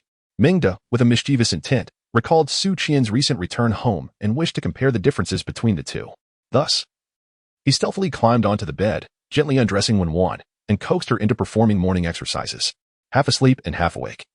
Wenwan unwittingly contributed 25 points to Meng De's special attribute values, demonstrating commendable dedication. The morning training session concluded successfully. Revitalized, Meng De ventured into the supermarket to procure some nourishment, satisfying his hunger. He felt as though he had entered a period of enhancement following the warm currents he had experienced. Indeed, he sensed his body gradually growing stronger. After 4 sessions of bodily fortification through the warm currents and an awakening of innate talent, his physical capabilities had become extraordinary. For instance, just days ago, he could lift Wenwan, who weighed a little over 100 pounds, with ease, and now she felt increasingly lighter, a testament to his growing strength. Not only was his power increasing, but his speed, reflexes, and recovery were also markedly enhanced. During encounters with zombies that day, he felt considerably more at ease. A shift in mindset contributing to this newfound strength. The movements of the zombies appeared sluggish to him, allowing for swift reactions, a sensation that was truly captivating. Meng De took up his tang knife, gently polishing its blade. The weapon gleamed with a chilling sharpness, its surface exuding an unsettling coolness upon closer inspection. Satisfied to find no signs of wear, he felt reassured, especially considering the nearly $9 spent on it. Quality often reflects the price. Furthermore, modern casting techniques have significantly improved, utilizing superior materials that are far more advanced than those of the past, thus broadening its suitability for various scenarios. Meng De pondered quietly. However, he found the knife somewhat light in weight, almost as if he were wielding nothing at all. With his growing physique, it seemed he would soon need to seek a weapon that suited him better, lest he find it increasingly cumbersome to use. After a brief respite, Meng De rose. Adjusting his breath, he required an additional 220 attribute points and aimed to achieve a breakthrough by noon. Planning to explore the community in the afternoon and to arrange suitable transportation in the coming days. With a swift motion, he executed a blade strike. Basic swordsmanship attribute value 1 received. He swung the knife again. Basic swordsmanship attribute value 1. At 11:30 a.m., Meng De stood quietly with his knife sheathed, regulating his breath. Host, Meng De. Skill, basic swordsmanship, perfection 1000. Limit break. Talent, spatial mastery, 0500. Special attribute value, 145, gazing at the data panel. Meng De's attention fixated on the phrase limit break at the back. This implied the potential for further advancement. Meng De felt challenged in his comprehension yet remained in high spirits. He had initially believed that after mastering his swordsmanship, no further progress was possible. To his surprise, there was still room for improvement. Without hesitation, he declared, limit break. The template quivered slightly, and the limit was unlocked. Meng De felt a warm current surging continuously from the center of his brow, enveloping his bones, muscles, and tendons in a soothing warmth, accompanied by a tingling sensation. As the seconds passed, the itchiness intensified, akin to countless ants crawling over his skin, particularly tormenting his arms and abdomen, igniting both itch and numbness. If one were to observe Meng De at that moment, They would notice the muscles in his arms and abdomen twisting, aligning, and tightening, revealing fine muscle fibers reminiscent of tempered steel, unassuming in appearance, yet brimming with latent strength. Meng trembled slightly, gritting his teeth to suppress any sounds. At last, after 5 minutes, just as he felt he could endure no longer, the warm current gradually subsided, allowing him to exhale in relief. Immediately afterward, a torrent of immense information flooded his mind, causing a sensation of pressure in his head. He had no time to ponder. He quickly focused his thoughts to absorb the details. The sword. It embodies the essence of all weaponry, powerful and weighty, emphasizing force rather than technique. A swordsman must possess a heart of courage and relentless pursuit, embracing an invincible spirit. The nuances of swordsmanship were articulated with striking specificity, delving into the mechanics of human joints, muscles, and bones, elucidating the principles of force transmission and continuity. An hour later, Meng let out a deep sigh of relief, massaging his somewhat swollen brow, finally assimilating the enhancements from this breakthrough. He now comprehended that the essence gained from transcending limitations manifested as unique traits. For instance, the sword technique trait, swift, he acquired was a result of his foundational training in swordplay. It could indeed be described as his personal style of swordsmanship. As for the results, whoosh, whoosh, whoosh, Meng unleashed his full might, executing 7 strikes in the blink of an eye, each blade flashing with a hint of illusion. The speed hindered only by the constraints of his body. He imagined the future prospects of the warm current's enhancements, as he experienced it more frequently. His physical prowess would undoubtedly grow, with the potential to achieve 10 or even 20 strikes per second. The more he contemplated, the more exhilarated he became. Unable to suppress a delighted chuckle, his excitement bubbling over. He truly wished to shout, "The system is incredible!" Unfortunately, when one was still in the kitchen preparing a meal. Hearing the laughter, she peeked out to find Meng grinning foolishly like a child, prompting her to smile and inquire, "What are you so happy about?" Upon hearing Wenwan's voice, Meng's face lit up with uncontainable joy as he eagerly ran to the kitchen door and fetched a stool. Drawing a breath, he drew his sword. Whoosh, whoosh, whoosh. The room filled with shimmering light, the dazzling blade strikes reminiscent of lightning striking within the supermarket. In an instant, the stool shattered into splinters, its edges as smooth as a mirror. Wenwan's eyes widened in astonishment, her mouth agape, as if to fit an egg inside. Her gaze flitted back and forth between the shattered stool and Meng. You broke the stool," she gasped, struggling to articulate her shock. Meng, brimming with pride, replied, "Well, what do you think? Did I scare you?" His tone conveyed an indescribable delight. Wenwan stepped out of the kitchen, reaching out to touch the remnants of the stool, confirming it was indeed wood and not some trick. A pair of eyes shimmered with brilliance. Gazing at Meng with twinkling starlight, she suddenly accelerated and leaped into Meng's embrace, exclaiming, "Dearest, you are simply incredible. I adore you." Meng, cradling her shapely figure, replied with a warm smile, "Merely speaking is insufficient.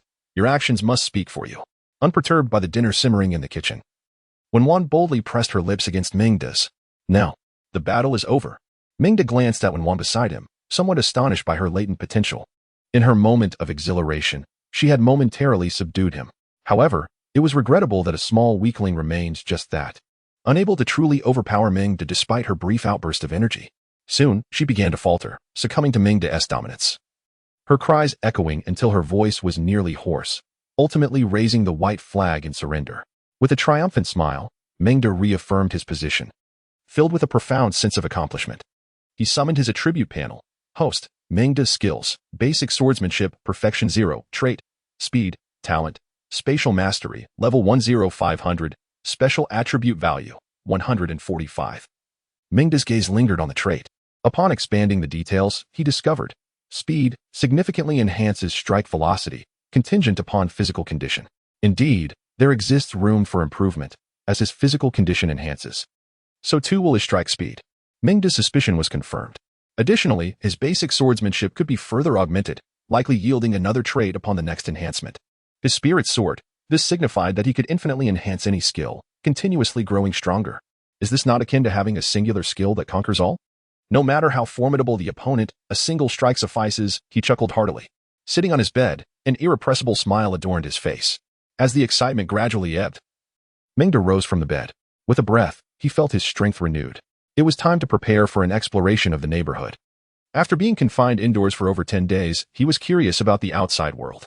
He pondered the purpose of his excursion. First, to seek a means of transportation, and second, to eradicate the surrounding zombies. The apocalypse had struck during the night, with most people sheltering at home. Thus, there should not be an overwhelming number of zombies lurking outside. He intended to gauge the situation beyond the confines of his abode. Moreover, the supermarket's diesel supply was dwindling. Even if the generator operated intermittently, it could not sustain power for long. The solar batteries could not support the refrigerator, and he needed to procure more fuel. Diesel. Meng mused, considering where he might find diesel for the generator. Lacking a vehicle and having never filled up before, he was not well acquainted with the local gas station locations. The only one he recalled was over 5 kilometers away, a considerable distance. He glanced at the still sleeping Wenwan and gently shook her awake. Do you know where the nearest gas station is? Wenwan opened her eyes, still drowsy, and looked at Meng with a bewildered expression. What do you need a gas station for? After a moment's thought, she replied, I believe there is a gas station to the east. If you exit the community and head east, the second traffic light, then south for over 300 meters. It should be right by the roadside. Meng, after listening, planted a fervent kiss on her and gently ruffled her hair. All right, I understand. You may continue to sleep. Wenwan, looking utterly bewildered, gazed at Meng, yet succumbed to her weariness and drifted back into a deep slumber. Meng began to ponder.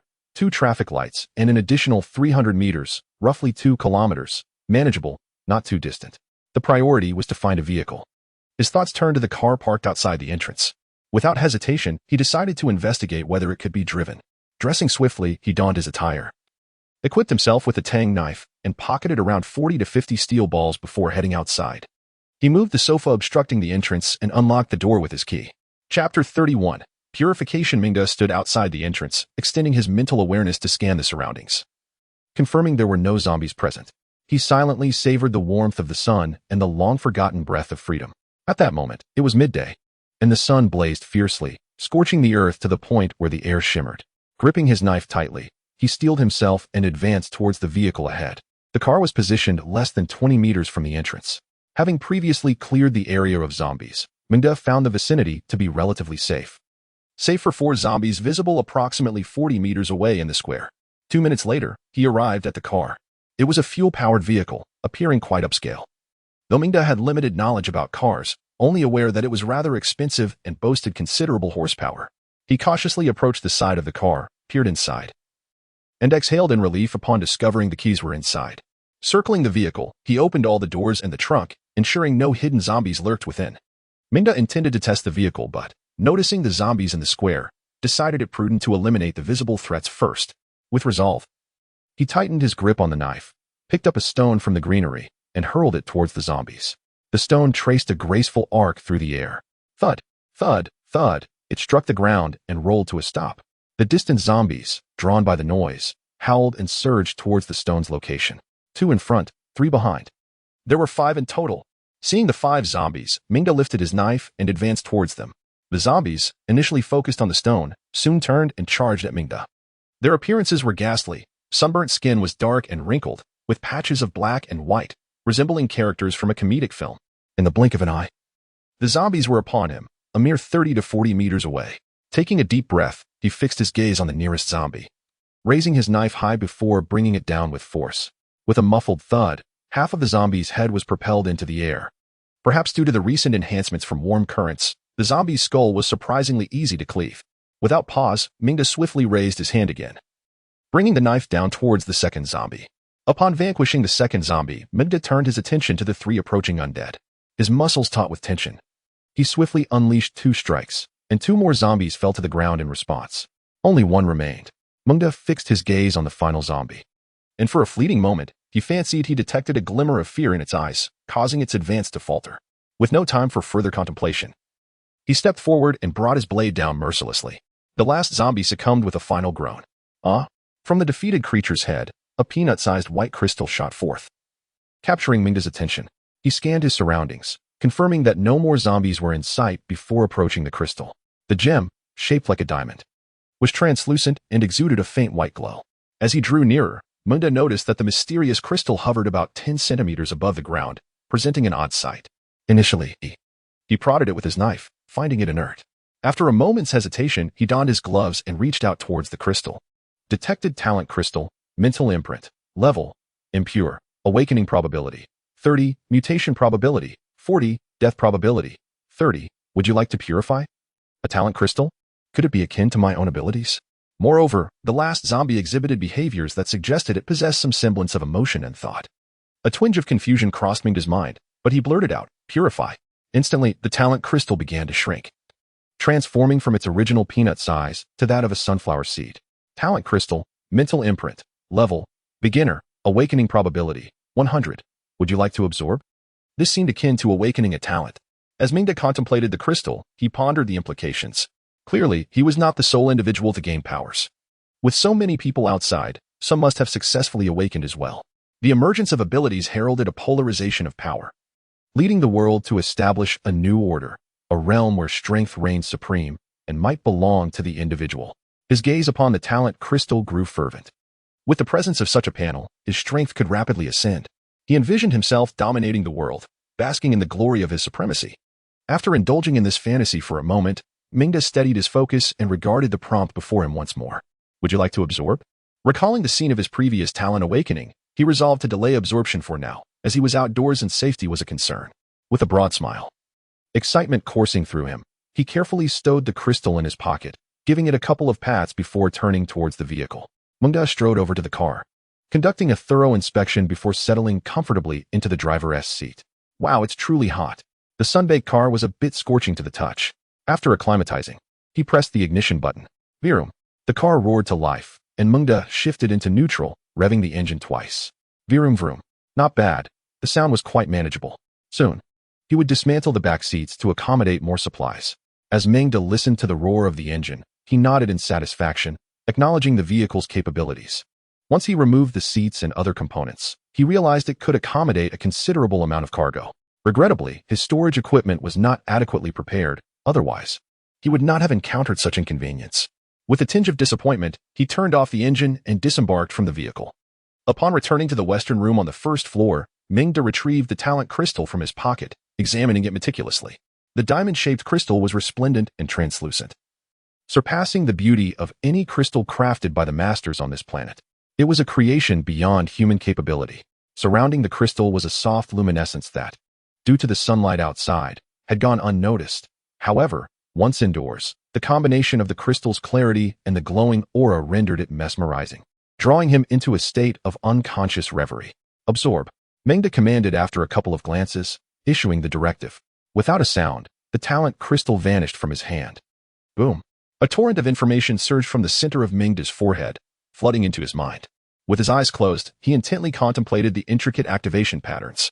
It was reminiscent of his previous experience, a comforting sense of returning to the womb, as if endowed with an innate talent, akin to the necessity of eating and drinking, seamlessly integrating into his instincts. Furthermore, he could sense his mental capacity gradually expanding. Chapter 32. Mental imprint. 10 minutes later, after assimilating the information stream, Meng slowly opened his eyes. Mental imprint fusion complete, simplified to meditation. Meng was taken aback, questioning why the awarded talent required special attribute values. While the talent he fused himself could be simplified, what was the underlying principle? He summoned his status panel.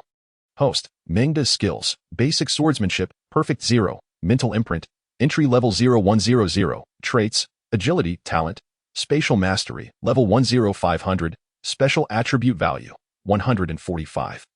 Wasn't this a talent crystal? Why was it categorized under skills? Meng was puzzled, but upon reflection, he considered it a favorable development, as this might expedite his progress.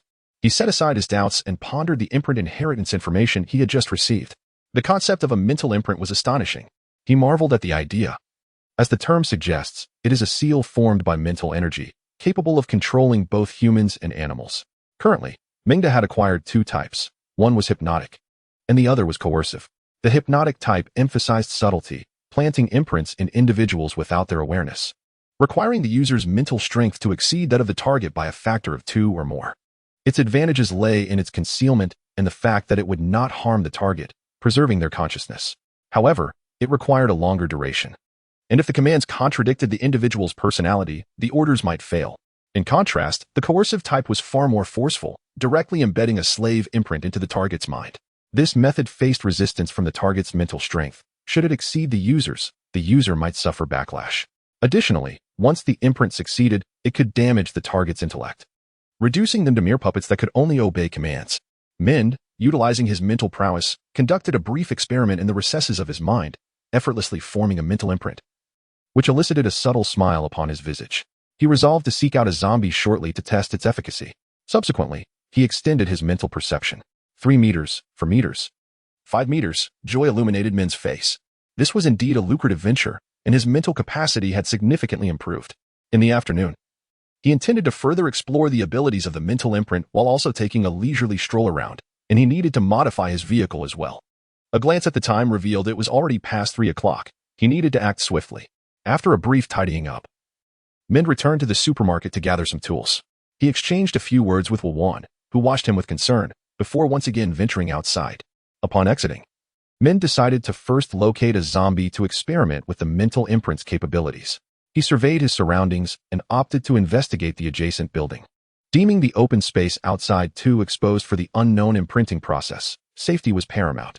To this end, he had brought along a baseball bat. With great caution, Meng entered the neighboring unit, releasing his mental energy to sense the activity within the building. First, he resolved to clear the hallway, ensuring it was devoid of any zombies before seeking out a solitary one. Firmly establishing his plan, he began his ascent through the corridor. As he ascended, the sound of steel balls clattering to the ground summoned 3 zombies towards him. With swift precision, Meng acted decisively. The dull thuds echoed as he dispatched the 3 corpses. Satisfied with his handiwork, he nodded approvingly, wiped his blade on the fallen zombie's remains, and continued his careful ascent. The enhanced physical prowess bestowed by the warm currents, coupled with his mental strength, rendered Meng remarkably adept at confronting these zombies. An hour later, having cleared the hallway of the undead, Meng commenced a systematic search of each apartment, using his mental energy to scan and knock on doors. On the 10th floor, he finally encountered a solitary zombie. Meng rapped twice on the security door with his bat, luring the creature to the entrance. The sounds of impact and growls emanating from the door were promising. Meng felt a sense of satisfaction. He then concentrated his mental energy to condense the imprint and directed it towards the zombie lurking within his room. At the moment the imprint was successfully established, a faint sound resonated in Meng's mind, as if something had been added to his consciousness. A chaotic, bewildering awareness flooded in. A profound understanding blossomed within him. He recognized that the imprint had succeeded. He then attempted to manipulate the zombie, issuing commands. Open the door. The zombie, somewhat dazed, clumsily fumbled with the door, standing vacantly before Meng, awaiting further instructions. Meng scrutinized the creature before him. Having been confined within the room for an extended period, it exhibited no significant physical deficiencies apart from its grimy appearance. It appeared relatively intact. Judging by its attire, it seemed to be in its 20s, though its pallor rendered it scarcely human. Its gaze was vacant and dull, the skin somewhat wrinkled, with patches of decay, and marred by a network of darkened veins.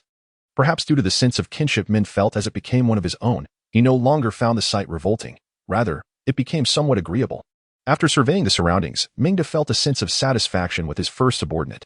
He rummaged through the room, finding only a few packs of instant noodles, with little else of value. In the aftermath of the apocalypse, over 10 days had passed, and any food that had not been properly preserved had long since spoiled, rendering it worthless. With a resigned shake of his head, he instructed his zombie companion to follow him as he continued his descent down the stairs. On the 9th floor, there were a total of 6 zombies in the room. After completing the branding process, Meng selectively eliminated the weak and infirm, retaining only 2 that appeared robust, while the others were granted a merciful release. He scoured the room once more, yielding a large bag of snacks, 5 bottles of beer, and a telescope that seemed rather expensive. He immediately hung the telescope around his neck and found a bag within the room to stow away the snacks and beer, entrusting his zombie subordinate to carry it. Observing the zombie holding the bag, he felt pleased, realizing that even without storage gear, he could carry more supplies. With his tang sword sheathed, Meng held his head high, exuding confidence as he continued his search down the stairs. On the 8th floor, he knocked on the door but received no response, prompting him to forcibly open it. The western unit was empty, while in the eastern unit, he discovered a middle-aged couple peacefully asleep in bed. They had been dead for some time, likely succumbing to starvation. A heavy sadness settled in his heart, diminishing the joy he had felt from acquiring his new skills. Silently, he turned and gently closed the door, striving to let them remain undisturbed in their serene world. As he descended to the 1st floor again, Meng's mood grew somber. Aside from those who had transformed into zombies within their homes, 3 families had perished from starvation. Sighing, he reflected on the chaotic nature of life in such tumultuous times. Yet, amidst the despair, a flicker of gratitude emerged. He was fortunate to possess a stat template that ensured his survival. He glanced back at his zombie companions, having successfully collected 5 subordinates from the rooftop. He would have preferred to gather more, but but he had reached his limit, as further branding would exceed his capacity. With a sense of resignation, Meng reviewed the line of zombie subordinates before him and nodded in satisfaction, leading them out of the building. Chapter 33, Sisters by now. It was past 4 in the afternoon. After exiting the building and not wandering far, a car appeared before him. Without hesitation, he climbed in, his familiarity with the dashboard sparking a curious thrill within him. The age-old adage that men love cars and women love bags held true for him as well. However, he had to admit that driving was his forte, whether inside or outside the vehicle. Strapping on his seatbelt, he produced the keys and inserted them into the ignition. With the sound of the engine roaring to life, the car started. Yet, in the next moment, he found himself momentarily stunned, nearly forgetting the sequence. Should he release the handbrake or shift into gear first? After a brief contemplation, he decisively released the handbrake, and the car indeed began to move. I am quite the little genius, he thought. Meng leisurely maneuvered the car through the community, but as he drove, an unsettling feeling began to creep in. Why does the car feel a bit skewed? Meng squinted and suddenly exclaimed, "Oh no." Half a minute later, a resounding crash echoed as the vehicle collided mercilessly with the adjacent wall. Blast it. I've just obtained my driver's license, and my very first outing ends in a crash against a wall. What a disgrace to my reputation as a master driver from Akinuma Mountain. This must be the toxic influence of my driving instructor. No wonder he always looked at me with disdain during practice.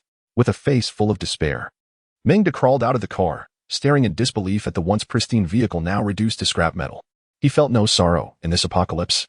One could find cars abandoned and ownerless everywhere. Before long, Meng came across another vehicle and promptly claimed it for himself. No need to thank me.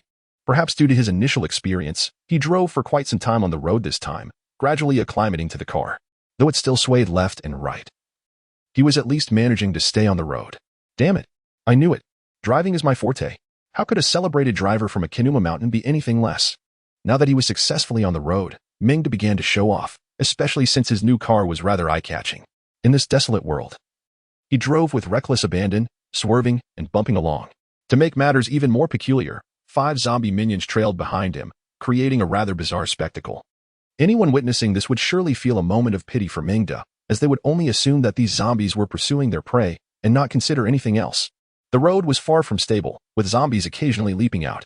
In ordinary times, Meng would have gotten out of the car to deal with them personally.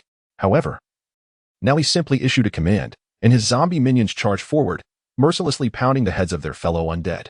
One by one, they exhibited an unexpected intelligence, almost as if they had awakened to a newfound awareness, at least in comparison to their zombie counterparts. This could largely be attributed to Meng's role as their commander, akin to a general leading his soldiers. Yet, it was undeniable that these zombie minions were indeed entertaining. In Meng's mind, they were akin to certain individuals he had encountered in bed, equally amusing. Watching his valiant zombie minions, Meng felt quite pleased. This apocalypse was truly exhilarating. Were it not for the dire circumstances, he would undoubtedly pen a book titled Collecting Zombie Minions in the Apocalypse. It would surely top the charts. He could easily defeat any rival, including those infamous figures from the past. He believed in his own strength. With a rush of exhilaration, Meng pressed down on the accelerator, and the car sped down the street. He rolled down the window to feel the wind howling past his ears, experiencing a sense of freedom he hadn't felt since the world fell into chaos. Overcome with emotion, he even began to sing. Once, I dreamed of wielding a sword and traversing the vast expanse of the world to behold its splendor. This song, Once You by Suwei, is his favorite. And although that dream has yet to be realized, he now relishes a semblance of freedom. In a moment of whimsy, he honked the horn, attracting a few zombies. Brothers, charge. In that instant, Meng reveled in the thrill. Little did he know, this spectacle was being observed, while he savored the taste of liberty. A young girl on the upper floor of the adjacent street caught sight of him. Sister, come see. There's someone driving on the street, the girl exclaimed, beckoning her sister. Shortly after, a woman approached, and the two sisters gazed at Meng, who was audaciously speeding. Sister, is that a rescue team outside? But why is there only one person? And why are those creatures fighting among themselves? The younger sister, bursting with curiosity, bombarded her sister with questions. They resembled each other closely, both strikingly beautiful. Indeed, they were sisters. Perhaps it was the first time since the apocalypse that they had seen another living person, especially one so carefree, which filled them with a glimmer of hope for rescue. However, the elder sister, possessing greater composure, studied Meng for a moment before shaking her head. He is not part of a rescue team. He is likely a survivor like us. Disappointment flickered in the younger sister's eyes upon hearing her sister's conclusion. I thought he was from a rescue team. Then we wouldn't have to stay here any longer. Our food is nearly depleted, and those monsters outside act as if nothing is amiss. How can they survive without starving? Perhaps confined for too long, the younger sister pouted. The elder sister remained silent, having spent so much time indoors that she too was unaware of the outside world estate. Yet, the younger sister could not contain herself and shouted toward the outside. Hey, help, can you hear me? Please come save us. Her voice rang out, yet their elevated floor made it difficult for her cries to reach anyone, inadvertently attracting zombies from their level. Bang, bang, bang. The elder sister was startled by her sister's outburst. She had not expected such a reaction. Grabbing her sister, she hid behind the sofa. The younger sister, frightened into silence, could only peer anxiously at the trembling door, her body quaking in tandem with it. The monstrous roars echoed in their ears as if the next moment, the creatures would burst in to devour them. Both were terrified, yet they dared not move an inch. The sensation of awaiting death was unbearable. Fortunately, after a while, the outside noise began to fade, and the sisters breathed a sigh of relief, feeling as though they had narrowly escaped death. Clinging to her sister, the younger girl, clearly having been frightened to tears, still bore traces of sorrow in her eyes. Sister, how much longer must we endure? I am on the verge of giving up. The younger sister clung to her elder sibling, weeping softly, on the brink of despair. Yet, in the face of such a dire situation, the elder sister found herself powerless, compelled to suppress her own inner fears while gently patting her sister's shoulder and reassuring her. Just hold on a little longer. Help will arrive soon. Look, there are people outside. They still have provisions and water sufficient to last several days. As the elder sister, she silently bore the weight of her siblings' emotional breakdown, concealing her own trepidation, constantly encouraging both herself and her sister. Otherwise, they would both succumb to despair. But I don't want to stay here anymore, the younger sister lamented. The elder sister gazed outside, musing inwardly. Is it truly better out there? At that moment, the street had returned to a deathly silence, interrupted only by the occasional growl of monsters, littered with the remains of their kind. This oppressive stillness enveloped the elder sister, causing her to press her lips together in hesitation. After a moment of contemplation, she retreated to the room, retrieved a bedsheet, and began to sketch, uncertain of what she was attempting to capture. Meanwhile, Meng had driven back to the community in his small vehicle. At the entrance, the security barrier stood defiantly, forcing him to halt. Frustration welled up within him. Damn it, this entire community is mine now, and yet it seeks to restrain me. Without a second thought, he commanded the few zombie minions following him to violently dismantle the barrier. Now that's much more agreeable. He chuckled, leisurely driving into the once bustling community, now eerily quiet after his previous cleansing. However, to ensure there were no concealed zombies lurking, Meng honked the horn several times, hoping to attract any that might still be present. After waiting a considerable time without a single zombie appearing, he muttered, "What a waste of time. It seems there truly are no surviving zombies left in this community." He drove towards his apartment building, with a few zombies trailing behind at a steady pace. Upon reaching the entrance, he alighted from the vehicle, observing the dazed, blood-soaked zombies standing foolishly at the door. Rubbing his chin, he felt something was amiss. Ah, yes, weapons. His eyes brightened as he dashed into his home, disregarding the affectionate warmth of Wan, grabbing several baseball bats before rushing back out. Wan, initially elated by Meng's return, was taken aback when he hurried past her without a word, leaving her puzzled. Just as she reached the doorway, she could not suppress a shriek. Ah. Chapter 34. Frightening when one ah. Help. There's a monster. As she approached the entrance of the apartment building, trailing behind Meng, she was taken aback to find several zombies stationed at her doorstep, wielding baseball bats and drenched in blood, their grotesque appearances sending a chill down her spine. Instinctively overwhelmed by fear, she turned to flee, only to collide with someone behind her. Oh no. Meng quickly grasped the nearly toppling Wan, soothing her trembling form. Do not be afraid, I am here. Upon hearing Meng's familiar voice, Wan lifted her gaze, her fearful eyes reflecting urgency and concern for him. Meng, run. There are monsters outside. She positioned herself protectively in front of him, leaving Meng both amused and touched by her instinctive desire to shield him. This was indeed his woman. Resolute, Meng vowed to protect her at all costs. Enough. I need you to stay back. Haven't you forgotten my abilities? He affectionately caressed Wan's cheek. Although she had been startled moments ago, she regained her composure. Just watch me. Meng tapped her shoulder and stepped in front of her, issuing commands to the zombie minions stationed at the threshold. In an instant, the zombies, wielding their baseball bats, stood guard like dutiful sentinels. They were even more obedient than a paid security team. Wan was left utterly astonished, her hands covering her mouth, staring incredulously at Meng. How do they listen to you? Meng chuckled, casually shrugging his shoulders. Indeed, my charm is irresistible. They insist on recognizing me as their leader, hence they follow me now. He spoke with a touch of playful arrogance, though when Wan found his words ludicrous. Her eyes widened in disbelief. She also understood this was her husband's unique talent. But won't they eat people? Is it too dangerous for you to be with them? The kind-hearted Wan was still worried about her husband's safety. Observing her concern, Meng embraced her gently, opting to reassure her with honesty. Rest assured, they won't harm anyone. This is a new ability I developed during my training. I can command these creatures. You need not worry at all. Upon hearing this, Wan felt a slight sense of relief, yet gazing at the man before her, brimming with capabilities. She found him increasingly enigmatic. She yearned to grasp him, but felt utterly powerless in his presence, as if she were devoid of any means to resist. A profound sense of helplessness enveloped her, prompting her to cling tightly to his arm, drawing him closer. You are becoming increasingly formidable, while I seem to be standing still. You want to abandon me in the future, will you? The woman, true to her name, displayed a unique charm when she pouted, leaving Meng thoroughly delighted. Who could have anticipated that the once gentle woman would exhibit such obedience before him? Meng's heart brimmed with a sense of accomplishment, his delight almost rendering him speechless. Ha ha ha, it all depends on your performance now. You must behave for me. Should you ever stray from your good behavior, I shall no longer want you. Meng playfully tapped her exquisitely sculpted nose, deliberately attempting to frighten her with his words. It must be said that amidst this apocalyptic backdrop, engaging in playful banter served as a delightful seasoning for their grim existence. I shall certainly behave from now on. You cannot abandon me. The gentle furrow of her nose accompanied her hasty reply, allowing Meng to feel the warmth of her enthusiasm. Reluctantly, he found himself enveloped by her fervor, which only intensified. Oh, is that so? Then I shall test just how well you can behave. Meng responded with a mischievous grin as he made his way into the room. Dinner. First, we shall eat. I've prepared the meal.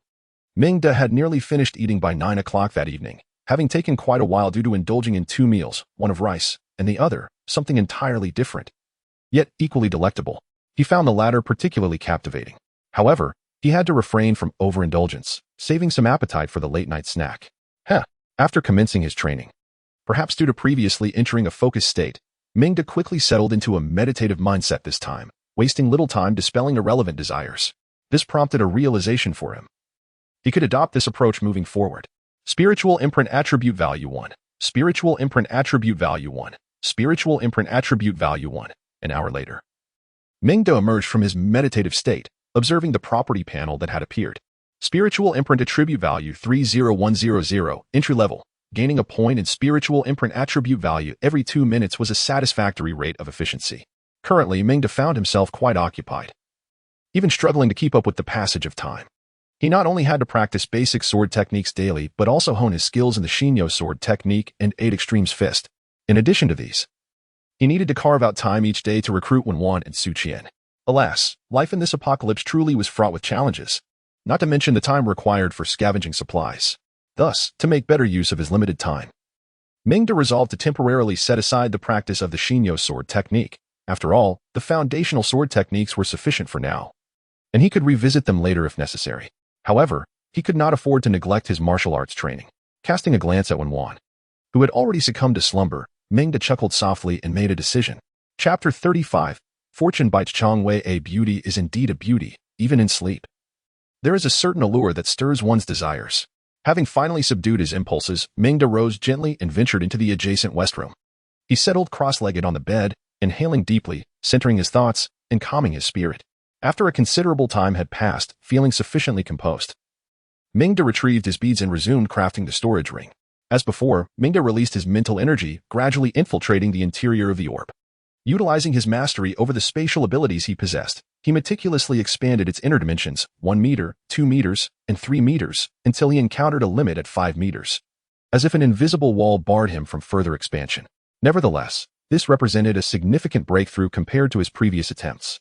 If my calculations are correct, the size of the space he was able to cultivate should correlate with his mental strength. Recently, his mental prowess had increased considerably, which facilitated this substantial advancement. Elated by his discovery, Meng understood that this was not the time for celebration. Taking a deep breath to regain his composure, he began to delineate the stable patterns within the expanded space. Like a skilled artist wielding a brush, Meng approached the task with utmost diligence, carefully sketching each line and curve according to the intricate array of stabilizing patterns he envisioned in his mind. perhaps due to the recent surge in his mental energy. This time, the process unfolded remarkably smoothly. Within a mere 10 minutes, he had sketched 4/5 of the complete spatial array, and he could see that if he managed to complete the remaining section to form a closed loop, success was imminent. Meng could hardly suppress the smile creeping onto his lips when, suddenly, a loud crack echoed through the air. The storage orb before him shattered into a fine powder, dissipating before his eyes, and the smile on his face froze in disbelief. What the hell? After a moment of venting his frustration, Meng wiped the beads of sweat from his forehead and worked to regain his emotional equilibrium. Breathe. It's all right. I'll try again. I was so close to success this time. Next time will surely be different. 15 minutes later, with his state of mind restored to tranquility, Meng picked up another orb and resumed his crafting. Although he had experienced a significant enhancement in mental strength today, he was mindful of the energy expended earlier while controlling the zombies, which led him to believe this would be his final attempt for the day. Therefore, he approached this last endeavor with the utmost caution, striving for perfection in every stroke of the spatial lines. As Meng grew increasingly adept, 10 minutes passed, and his forehead glistened with perspiration, yet his expression remained calm and unfaltering. He sensed that this time, success was within his grasp. Suddenly, the orb in his hand emitted a resonant hum, as if it had been activated. Meng opened his eyes, and indeed, this orb did not dissolve like the last. Instead, it detached from his palm and gracefully ascended into the air, hovering before him, shimmering with a silvery glow. The orb had not dissipated. He had finally succeeded in his creation. Meng's face radiated with excitement, for only he knew the immense effort that had gone into crafting such an object. But thankfully, he had triumphed at last. After a moment of excitement, Meng gazed at the orb floating before him, unsure of how to manipulate it. He stroked his chin, and suddenly an idea struck him. Yes, Meng bit his finger, reminiscent of certain novels, and squeezed a drop of blood onto the orb. In the next instant, the storage orb instantly retracted all its radiance, returning to a state of tranquility. Yet, as Meng held the orb, he felt an intangible connection to it, as if it were an integral part of his own being. Indeed, Meng reveled in his cleverness. But how large is it? He pondered aloud, cautiously probing the interior of the orb with his mental energy.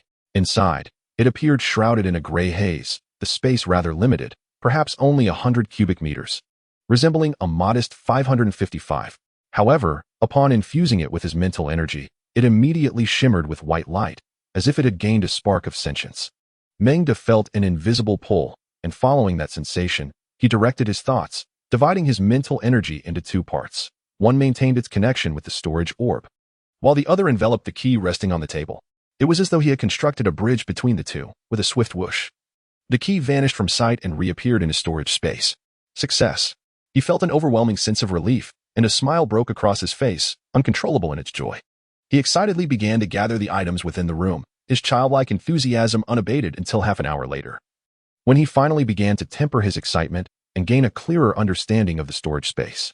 Firstly, items placed within this space would retain their condition as they were upon entry, showing no signs of decay, a veritable natural refrigerator for Meng, which was undoubtedly good news. With the rising heat of the season, the potential for spoilage loomed large, but now, with this remarkable object, he need not worry about such concerns.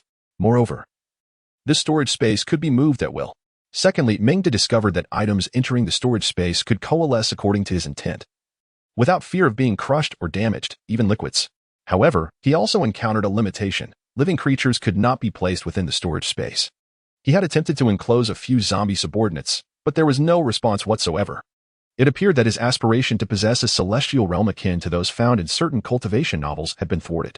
Although somewhat disheartened, this did not preclude future possibilities. At the very least, it indicated a direction for his training, did it not? Lastly, Meng noted that while items remained in a stationary state within the space, he could release them at a mere thought. Most crucially, the released items could possess a degree of kinetic energy under his command. However, the magnitude of this energy was directly correlated to the strength of his mental power. However, for him, this was akin to a stealthy ambush. Thus, he contemplated gathering stones and iron pieces to unleash upon a foe when danger arose, allowing his companion Fu to bite into Chang Wei. He chuckled, envisioning a scenario where, during a close combat confrontation, a colossal object unexpectedly plummeted upon the adversary, ensuring that they would either meet their demise or sustain considerable injury. Indeed, it was a crafty ploy. Meng reveled in this scene, feeling an overwhelming sense of satisfaction. After exhausting his mental energy on studying the storage space, Meng felt utterly fatigued. Were it not for the depletion of his mental fortitude, he would have been eager to forge another one without delay. Of course, The current storage space of 125 square meters sufficed for his needs, capable of accommodating the entirety of a supermarket's contents without issue. However, Meng had further aspirations. He intended to venture out in search of supplies in due time and wished to incorporate the vast warehouse beneath his department store into his collection, alongside a reserve of gasoline, which had surged in price to the 9 yuan era prior to the apocalypse. He mused about the necessity of stockpiling more. My possessions, all mine. He chuckled. Yet, to realize such ambitions, he needed to create several more spacious storage beads, as 125 square meters was evidently insufficient. The mere thought of crafting a series of storage spaces strung around his wrist, transforming himself into a human repository of endless resources, filled him with exhilaration. Just as he was engulfed in this excitement, a sudden series of knocks echoed from outside the door. Meng rose to open it, revealing Su Qian. Clad in a sleek black professional outfit, standing at his threshold. She appeared to have applied makeup prior to her arrival, intensifying his dazed state. I apologize for my tardiness. My mother was sleeping late, and I slipped out. Su Qian, embodying the image of a modern urban lady, bore a charming face tinged with a hint of regret. In the dead of night, what should I do when an urban beauty breaks into my room? Meng swiftly pulled her inside, directly addressing the collective curiosity of the online community. It's quite all right, not too late, he reassured her, and with the sound of the door closing, he indulged in the evening's repast until his special attributes reached their zenith. Time passed, and after what felt like an eternity, Su Qian finally stirred, letting out a soft whimper upon awakening. Upon raising her gaze, she encountered Meng's beaming countenance. Awake? At the sound of his warm inquiry, Su Qian momentarily lingered in the memories of her recent escapade, failing to respond immediately, as she recollected the harrowing scene. The overwhelming force of the earlier chaos still lingered in her mind, but she soon found solace in the realization that without a formidable physique, one could hardly confront zombies head-on. The image of the corridor strewn with countless zombie corpses was still vivid in her memory. The reason for his current demeanor stemmed from her choice to don her most favored professional ensemble today, enhanced by the allure of her urban sophistication, especially when I think of her figure before the screen of a certain platform, coupled with the fact that Meng successfully created the storage space earlier today. It undoubtedly added to his excitement after an intense state of drowsiness. My supplies at home are nearly depleted, and I intended to bring back some food when I returned in the morning. Upon hearing this, Meng immediately understood. The previous food must be almost consumed by now. All right, no problem. Since I promised to take good care of you and your daughter, I will certainly keep my word. Once dawn breaks, I will take you to fetch whatever you desire. Don't hesitate to ask. At this moment, Meng lacked nothing, save for one particular aspect. Not to mention, he had an entire supermarket's worth of food, easily surpassing what Su Qian needed. He was typically generous towards his woman, often lavishly so. Furthermore, in his view, a man must honor his words. He is certainly not one of those deceitful scoundrels. Hearing this, Su Qian felt elated and immediately bestowed a sweet kiss upon Meng. Now that's more like it. I'm going to sleep. After uttering these words, she drifted into a deep slumber. It appeared to be truly the case. He raised his hand, extinguishing the light. At 3 o'clock in the morning, Meng cautiously withdrew his arm from beneath Su Qian's neck. He had no intention of sleeping tonight. Instead, he resolved to try replacing sleep with meditation. Chapter 37. A sweet date followed by a stick. The next morning, at 8:30, Meng stretched lazily, emerging from his meditative state. Indeed, my guess was correct. Meditation can truly substitute for sleep. Meng felt delighted, as he envisioned being able to extend his exercise routine after indulging in midnight snacks through meditation, waking up refreshed and vigorous. With such thoughts, his spirits soared. After indulging in a moment of self-satisfaction, Meng opened his attributes panel. Since the apocalypse began, he had transformed into the very disciplined person he despised, feeling the need to check his attributes panel daily to find peace of mind. Host, Meng's skills, basic knife technique, perfect 1210,000, mental imprint, level 0 23100, note, can break through, traits, agility, talent, spatial mastery, level 10500. Special attribute value, 210. Seeing that the mental imprint could reach a breakthrough overnight filled him with immense joy. This would significantly enhance the efficiency of his training. He resolved to meditate instead of sleeping every night after his late-night snacks. A twofold benefit. With this thought, Meng couldn't help but display a smug smile. Breakthrough. A familiar warmth flowed from between his brows, splitting into two streams, one large and one small. The larger stream surged upwards into his mind, augmenting his mental strength, while the smaller stream flowed down throughout his body, enhancing his physical attributes. With eyes closed, he began to relish the strengthening warmth. The mental strength streams gradually converged, thickening over time, while he began to perceive the expansion of his mental powers range. 5 meters, 7 meters, 9 meters, 10 meters. As the warm currents finally dissipated, he opened his eyes to behold the attributes panel before him. The value of his mental imprint had ascended to an impressive level of 130, 500. Feeling the transformation within his body, Meng could not help but marvel at the prowess of the panel, which reminded him of a humorous quip from his previous planet. Light years ahead. He gently tapped Sushi, who was still enveloped in slumber, rousing her from her dreams. "Don't tap me, let me sleep a little longer. I'm utterly exhausted," Sushi mumbled, turning over in her sleep. "If you don't wish for your mother to learn of this, you might as well continue your slumber." "Madam, you wouldn't want that, would you?" Perhaps it was due to her uncertainty in how to broach the subject with her mother that Sushi's relationship with Meng remained somewhat intricate. High emotional intelligence leads to mutual affection, while low emotional intelligence simplifies matters. Indeed, no sooner had the words left his lips than Sushi perked up. "What time is it?" "It's still early, just 8 o'clock. "What? How is it so early?" Sushi exclaimed, swiftly shaking off her drowsiness. After hastily donning her remaining clothing, she rose to her feet. Once Sushi was ready, Meng guided her to the supermarket on the first floor to gather supplies. When one was already awake, searching for Meng's presence, suddenly she heard some commotion at the supermarket entrance. Upon glancing over, she found Meng entering with a slender woman clad in professional attire, and she froze in place. "Meng, who is she?" Meng wrapped his arm around Sushi and stepped forward to introduce her. "This is Sister Wenwan, my former neighbor." He then pulled the still-dazed Wenwan closer. "Sister Wenwan, allow me to introduce you to our neighbor from the 6th floor. They've run out of supplies too. And I thought we should help one another since we're neighbors."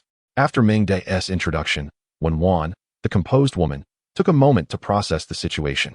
She clearly sensed the underlying dynamics but adjusted swiftly, assessing the beautiful woman before her, and extended her hand first. "Hello, I am Wenwan." Typically bold, Sushi now felt a wave of shyness wash over her. She had not anticipated being introduced to another woman in Meng's life so directly, and it struck her as an awkward encounter akin to a bride meeting her in-laws. Hello, Sister Wenwan." Sushi instinctively offered a respectful address. She could discern that Meng's rapport with Wenwan was undoubtedly closer than hers, and it was evident that he had known her far longer. "We'll all be family from now on, so if you need anything, feel free to reach out to me. I will also rely on you to take good care of Meng in the future." Wenwan emphasized certain words, and upon grasping the implication, Sushi felt her cheeks flush, sensing an oddity in the situation. However, Wenwan exhibited remarkable poise, her words tactful and considerate. Acknowledging that her man was indeed exceptional, beyond the grasp of any single woman, she initiated a conversation with Sushi. The generous aura of Wenwan shone through, and before long, the two women were comfortably engaged in dialogue. Seeing that the two women had not clashed, Meng secretly sighed in relief. Before bringing Sushi out, he had harbored some concern that their meeting might lead to an unforeseen drama. Looking at the current scene, who could possibly guess that these women have only just met? It can only be said that the world of women is truly enigmatic. One moment they might harbor deep-seated grievances, and the next, they could be as harmonious as sisters basking in tranquility. Alas, it is indeed perplexing. Meng, standing nearby, chuckled, eliciting a resigned eye roll from Wenwan. She truly found herself at a loss with her husband. After confirming that the two women would not come to blows, Meng spoke up. "Come, follow me. I have something wonderful to show you." As he spoke, he headed toward the supermarket shelves. The two women exchanged glances, uncertain of what trick Meng was up to, and could only obediently follow behind. "Pay attention, don't blink." Meng halted before a row of shelves and produced his crafted storage space. Storage. With a flick of his wrist, everything in the supermarket vanished before the astonished eyes of Wenwan and Suqian. The sight left the two women utterly dumbfounded. Their mouths agape. Where did our things go? As the essential provisions disappeared before their eyes, the two women grew anxious, while Meng felt quite pleased with himself. "Don't panic, it's right here." With another wave of his hand, everything reappeared on the shelves as if nothing had happened. The enhancement of his mental prowess from the previous night had made him far more adept at wielding the storage space. Wenwan and Suqian, witnessing the bizarre spectacle of items vanishing and reappearing, wore expressions of disbelief, even rubbing their eyes multiple times. Ultimately, it was Wenwan, who had spent more time with Meng, who reacted first. "Darling, is this yet another result of your training?" Meng grinned and playfully patted Wenwan's rear in affirmation. "How about that? Impressive, isn't it?" Though Wenwan did not speak further, the sparkle in her eyes conveyed her thoughts, demonstrating her admiration through action. Incredible. Meanwhile, Su Qian, having loosened up after her earlier conversation with Wenwan, excitedly rushed towards Meng upon witnessing this miraculous phenomenon. Meng, you are absolutely amazing. Men, too, possess a sense of vanity, albeit differing from that of women. They relish hearing compliments, regardless of the circumstances. Thus, it is best for you to behave and avoid causing any trouble. Otherwise, humph. Chapter 38. Oh? Why has this car broken down again? Ah, we will certainly behave. The two women repeatedly assured Meng. This feeling of receiving sweet praise alongside a firm reprimand is quite delightful. He wrapped his arms around their shoulders, relishing the sensation. What a delightful embrace. Soon, I shall venture out to gather supplies, so Wen, please fetch some food for Su Qian and the others. After unceremoniously giving both women a playful squeeze, Meng proceeded to gather his belongings. As for Wen and Su Qian, although they had appeared to get along well moments ago, once Meng left, they exchanged a glance, feeling somewhat awkward. After all, they would both be serving the same man from now on. Both women, despite their silence, were astute thinkers. For Wen, her allegiance to Meng was not merely rooted in the security he provided. More importantly, she felt assured that he would care for her and her child in this apocalyptic world. This was her utmost desire. Moreover, after spending so many days together, she seemed to have genuinely embraced her role in serving him as a wife. She had fulfilled her duties, both essential and superfluous, and thus, she quickly found peace with her situation. As for Su Qian, the urban sophisticate, had this been the world prior to the apocalypse, she would never have made such a choice. Yet, faced with the stark reality of their current existence, she recognized that Meng was her best and only option. Without him, she and her mother would not survive until dawn. Furthermore, it seemed that even before the end times, there had been other girls vying for attention. Soon, both women arrived at their prudent conclusions, persuading themselves to embrace their circumstances. Much like sisters, they engaged in light-hearted conversation. You see, we must live well from now on. Given Meng's nature, there will surely be others in our lives. With this realization, the gentle Wen adjusted her perspective. Acknowledging that she could not be the sole woman in his life, she resolved to support him in stabilizing their home front. The authoritative presence of a sister-in-law emerged. They could not allow him to toil outside only to return to disharmony. Su Qian, in contrast to Wen, possessed a bolder spirit and responded playfully, "Don't worry. Sister Wen, I want to intrude during the day. You take care of him. I'll come by at night, or we could even drive together." Wen, true to her name, was no match for Su Qian's audacity. Indeed, Su Qian's words left Wen blushing, while Su Qian delighted in her friend's shyness. Meanwhile, Meng, who was busy organizing his belongings, had already enveloped the two women with his mental acuity, listening intently to their conversation. Although he had anticipated their responses, hearing the affirmations he desired brought him immense joy, further igniting his excitement for the future amidst chaos. That evening, he planned to reward Su Qian for her understanding nature. After receiving the answers he longed for, Meng gathered his dagger and steel balls, emptied his storage space, and equipped himself with the telescope he had recently discovered. Ready to venture out. Wives, I am heading out. Is there anything you wish to say to me? Wen, recalling their earlier exchange, gave him a resigned glance.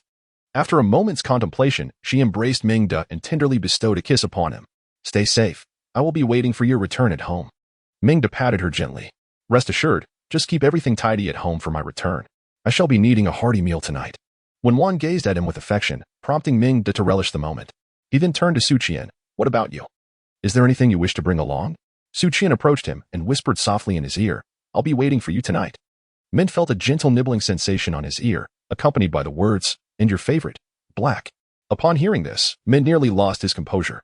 This sprite, had it not been for his restraint, he would have insisted she assist him in his training. After bidding farewell to the two women, Meng seized his tang knife and turned to exit, while Wen and Su Qian silently observed him, their expressions tinged with concern, reminiscent of a wife eagerly awaiting her husband's return. Upon stepping outside, Meng confirmed the absence of zombies once more, locked the unit door, and approached his car. He placed the tang knife in the passenger seat, started the engine, and beckoned his zombie minions as he drove out of the community. As he reached the street, the younger sister of the twin sisters, who had been occasionally sitting by the window these past few days, awaited the reappearance of the man from yesterday. Sister, come quickly. That car from yesterday is back. Hearing her sister's excited call, the elder sister hurried over. We should call out to him quickly, or he might drive past, and we may never see him again. Noticing her sister's silence, the younger one grew anxious. Unbeknownst to her, the elder sister was equally conflicted. Have you forgotten there are monsters outside? We still have food. Let us wait a bit longer. We don't even know who he is or if he is safe. Upon hearing her sister's more prudent reasoning, the younger one fell silent, and the two sisters simply gazed quietly as the car gradually disappeared from their sight. "Sister, how much longer are we going to wait? I can't hold on any longer. I miss Mom and Dad," she sobbed.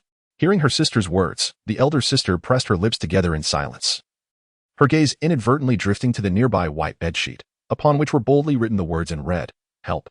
On the desolate street, Meng drove leisurely, followed by a few loyal zombies wielding baseball bats. Their fierce demeanor, coupled with their bloodied appearances, was quite intimidating.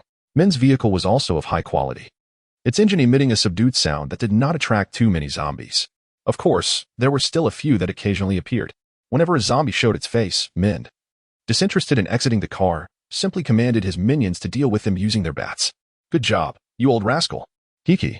Thanks to the enhancement of his mental imprint, which fortified his mental prowess, Meng contemplated recruiting more minions. Thus, when encountering robust zombies, he would allow a few of his zombie subordinates to subdue them with their bats before directly imprinting his spirit into the defeated creatures.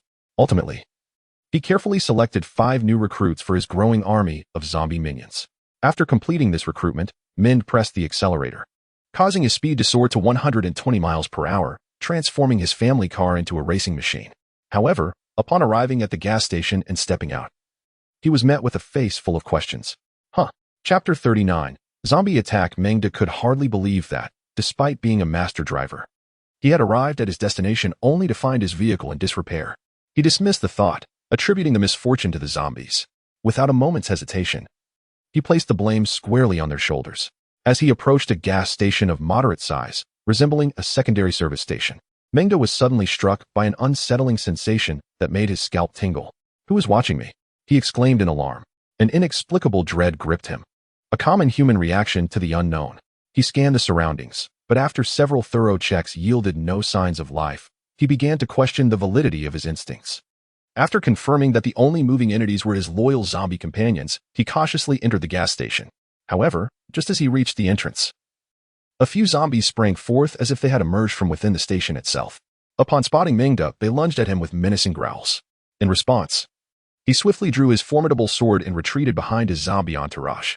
"Brothers, advance," he commanded with a mischievous grin. 10 of his zombie minions, wielding baseball bats, charged forward with enthusiasm. Why should he dirty his hands when he had minions at his disposal? Thanks to their numerical advantage, they quickly cleared the entrance of the undead. Yet, the sudden appearance of those zombies served as a reminder to Meng. Caution was paramount. He stationed 5 of his zombies at the entrance to guard against any potential ambushes from behind, and then instructed the remainder to proceed carefully inside. To his surprise, the interior was eerily quiet, devoid of any further zombies.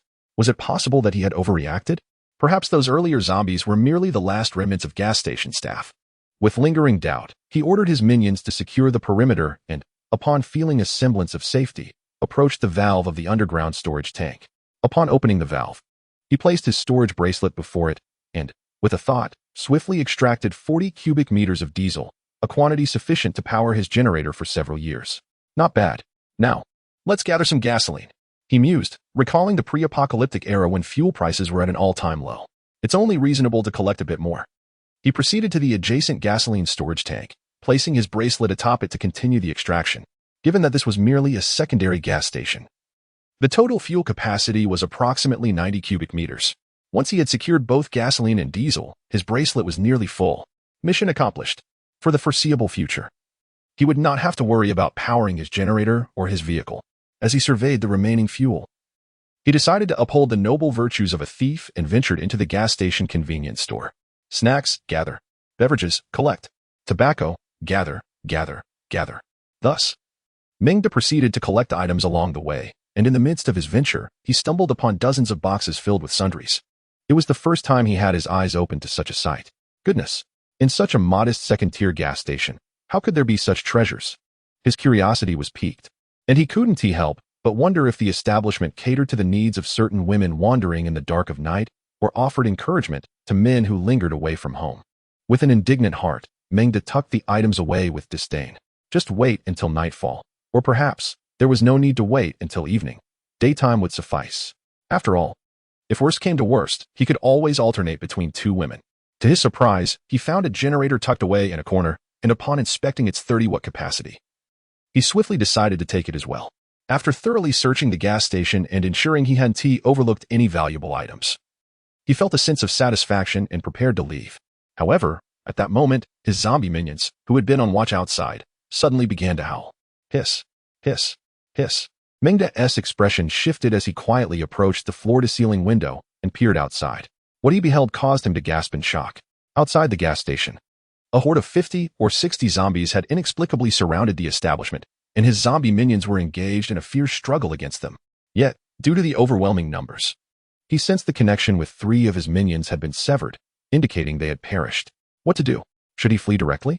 If he disregarded his minions, he was confident he could slip away unnoticed. Yet, as he pondered this, another minion was lost. Meng felt a sense of turmoil within him. But then an unsettling thought crossed his mind. This sudden influx of zombies felt too unusual. It seemed like a coordinated assault. Recalling the feeling of being watched before entering the gas station, he suddenly felt like prey. It was as if there were a cunning zombie observing him. Moreover, he noticed these zombies moved with a greater fluidity than those he had encountered previously, though they were still no match for his minions. It was evident that something was amiss. There must be something orchestrating these zombies. Clutching his tang knife tightly, Meng concealed himself within the convenience store of the gas station, keenly observing the situation. Though he was not afraid, the abruptness of the attack left him uncertain. If he were to face a zombie with awakened abilities akin to the last encounter, it would certainly not end well. At that moment, he heard a roar distinctly different from that of ordinary zombies. Ong. Following the cry, the surrounding zombies seemed to receive some sort of command, becoming even more frenzied in their assault against Meng's minions, a sight that sent shivers down his spine. Fortunately, he quickly traced the source of the roar to a small boy-like zombie approaching from a distance. The coordination of movement exhibited was significantly superior to anything he had ever witnessed, even surpassing that of his zombie minions. If he was not mistaken, this must be the one behind the attack. Meng swiftly deduced the true culprit orchestrating the ambush, estimating his distance from the little zombies to be around 40 meters. However, the predicament lay in the necessity to traverse the horde of zombies before him. Rapidly contemplating his options, Meng noted that he had already lost 2 of his zombie companions, leaving him with only 5. There was no time to waste. He resolved to command several of his minions to divert the zombies to one side, allowing him to leverage his speed to dart through. Damn it. Let us do this. Chapter 40. Heading home within the convenience store of the gas station, Meng decided it was time to act. Taking a deep breath, he issued orders to a few of his zombie minions to immediately spring into action and lure the zombies aside, while he remained vigilant, searching for the opportune moment to strike. After a brief interval, only 3 of his minions remained. Yet they had successfully created an opening for Meng to make his move. With determination, Meng gripped his tang dao tightly and surged forth like an arrow released from its bow. The horde of zombies, seemingly oblivious, failed to react as he zipped past them, heading straight for their leader, the little zombie. Upon noticing Meng's approach, the little zombie opened its mouth and emitted a piercing roar. As Meng raced towards the little zombie, which was now less than 10 meters away, the sound of the roar sent a tremor through his mental state, momentarily disorienting him. Fortunately, he quickly regained his composure. Conversely, the little zombie, realizing its attack had been futile, exhibited visible panic and attempted to flee, letting out another howl in desperation. The horde behind him, heedless of Meng's remaining minions, charged forward recklessly towards him. With the little zombie ahead and the horde behind, the situation was undeniably perilous. Meng, with no options left, adopted the philosophy of capturing the king before the pawns, and under the pressure of danger, he accelerated, closing the distance to the little zombie. 9 meters, 8 meters, 7 meters, 2 meters, 1 meter. Finally, Meng reached the little zombie's rear, while the terrified creature continued its frantic escape. Without hesitation, Meng raised his hand and struck with his blade. With a swift motion of the sharp tang dao, the little zombie's head was sent soaring into the air, accompanied by a crystal roughly the size of a pigeon egg. Without time to rest, Meng quickly caught his breath and turned to confront the oncoming horde. The sheer number of zombies was overwhelming. As they charged, he felt the ground tremble beneath him. Fortunately, a solution materialized in his mind. He would employ a kite-flying strategy, retreating while engaging, systematically eliminating the horde. However, what took him by surprise was that the horde of zombies rushing toward him seemed completely oblivious to Meng, barreling past him without a second glance. Even as he dispatched several of them with swift strokes, they appeared utterly unperturbed, preoccupied solely with something behind him. Behind him? What could possibly be there? Just as Meng pondered this, he suddenly recalled the pigeon egg-sized crystal that had flown from the head of the small zombie. It dawned on him that their target was that very object. Could it be that this crystal was more enticing to them than Meng, a living being? His curiosity was soon satisfied when he witnessed the horde, disregarding everything, frantically vying for the crystal, attacking one another with a frenzy that surpassed their earlier madness. Even the last two zombies under his control began to stir, eager to dash forward and seize it for themselves. From their reactions, Meng understood that the crystal seemed to offer them immense benefits, inciting a strong urge to break free from his control. Fortunately, Meng reacted swiftly, reinforcing his hold over them and commanding his zombies to flank the horde. Simultaneously, he brandished his tang knife and charged ahead. Swish, swish, swish. With each flash of his blade, zombies fell in droves, and his attributes continued to rise. Basic Swordsmanship Attribute 1, Basic Swordsmanship Attribute 1, Basic Swordsmanship Attribute 1. After a little over 10 minutes, the horde of zombies, uncoordinated without the small zombies to guide them, proved no match for him and his minions. Their internal discord hastened their demise, and soon, only a few stronger zombies remained. Meng directed his zombies to subdue them one by one, and he took control of each in turn. Through such deft maneuvers, he quickly replenished his zombie squad. Once he had regained command over them, he traversed the field of corpses to stand before the crystal, clasping it in his palm. A line of small text materialized before him. Talent crystal detected. Mind control. Level. Beginner. Awakening probability. 50. Mutation probability. 50. Would you like to purify it? As he had surmised, the panel displayed the talent crystal information just as before, but this time the crystal's level was marked as beginner, slightly surpassing the impurity level of the previous mental imprint. Purify. The crystal in his hand rapidly shrank, soon reducing to the size of a peanut. Purification complete. Would you like to absorb it? Meng chose not to absorb it immediately. Instead, he placed it in his storage space, intending to absorb it later. The outside world was perilously dangerous. Gazing at the scattered remnants around him, he felt a weight in his heart. This attack had made Meng acutely aware that the outside world was becoming increasingly treacherous. Special zombies were beginning to emerge among the ranks, and their numbers would only grow from here. Moreover, judging by the reaction of that little zombie moments ago, it was evident that it could exert even the slightest influence over him, intensifying Meng's sense of crisis. These unique zombies were undeniably far superior to those he had previously vanquished. Indeed, one must never be complacent at any moment. It is imperative to seize the opportunity to enhance oneself. This world has evolved into something increasingly unfamiliar. Resolutely, Meng lifted his gaze to the department store where he worked and couldn't help but shake his head. He decided to return when he had acquired greater strength. As he drove back, upon nearing his residential area, a sudden thought struck him. He nearly forgot that his home was in dire need of medicinal supplies. Considering that his storage space remained unoccupied, he couldn't afford to make the trip in vain. Thus, he took a longer route and discovered a pharmacy near the community. Having learned from his recent experience, Meng refrained from exiting the vehicle and instead sent his zombie minion to scout the area first. Not long after, he received a reassuring report. Cautiously, he entered the pharmacy only to find two employees, a man and a woman, who had been thoroughly bitten and were long deceased. Witnessing this left Meng questioning the true intentions of the approaching zombie.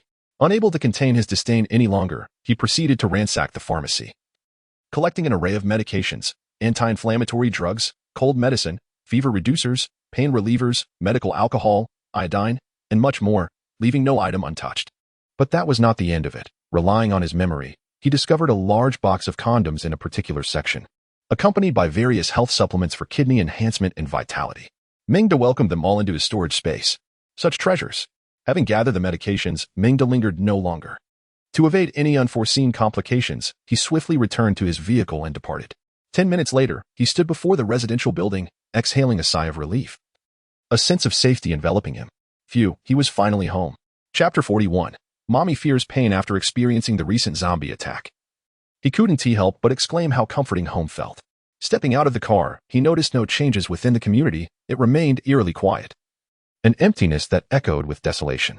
Had this been before the apocalypse, the atmosphere would have been bustling with life. Yet now, it was steeped in silence, akin to a world devoid of all living beings. He, having survived the calamity alone, felt an inexplicable urgency within him, despite having recently relished the taste of freedom. The emptiness of the streets and the community instilled in him a profound sense of unease. He was acutely aware that behind such stillness lay countless individuals perpetually facing the threat of zombies and the watchful gaze of death. The plight of those souls mirrored Thoreau's words from Walden Pond. Most people live in quiet desperation. It had been over half a month since the apocalypse began, and he wondered how many survivors remained, yet he could confidently assert that their numbers were dwindling. In this apocalyptic era, They are faced not only with the relentless onslaught of zombies, but also with the constant vigilance required against their own companions. The end of days indeed serves as a profound test of human nature.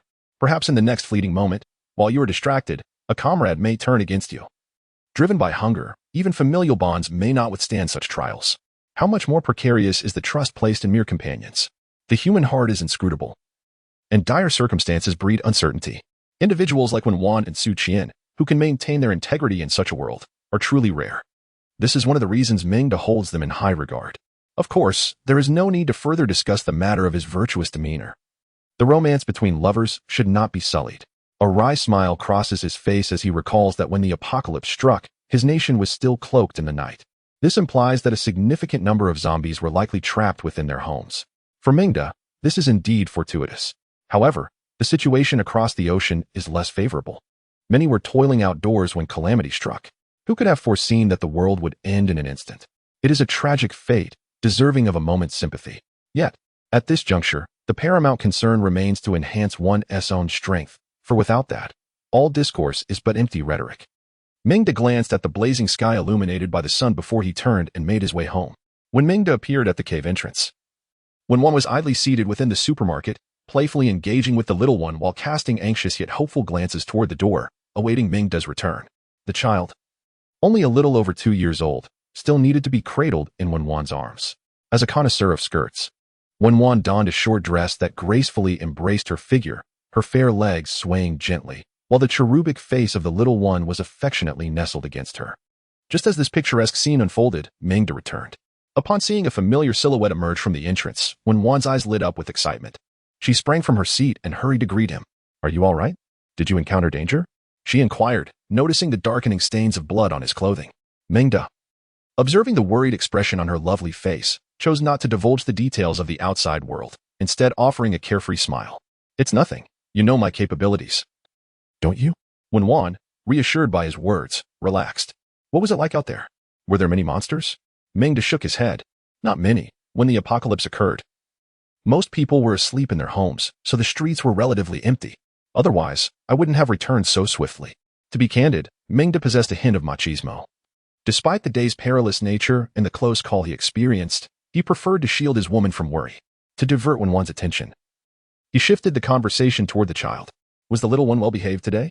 Did she listen to her mother? He took the child from Wan's arms and lifted her high. "Today, she has been exceptionally good. No disobedience at all. The little one is indeed quite clever. Her rosy cheeks suggesting she will grow into a stunning beauty. Darling, do you have a treat for the little one?" The little one still struggles with clear enunciation, often referring to Uncle Munda as Piggy.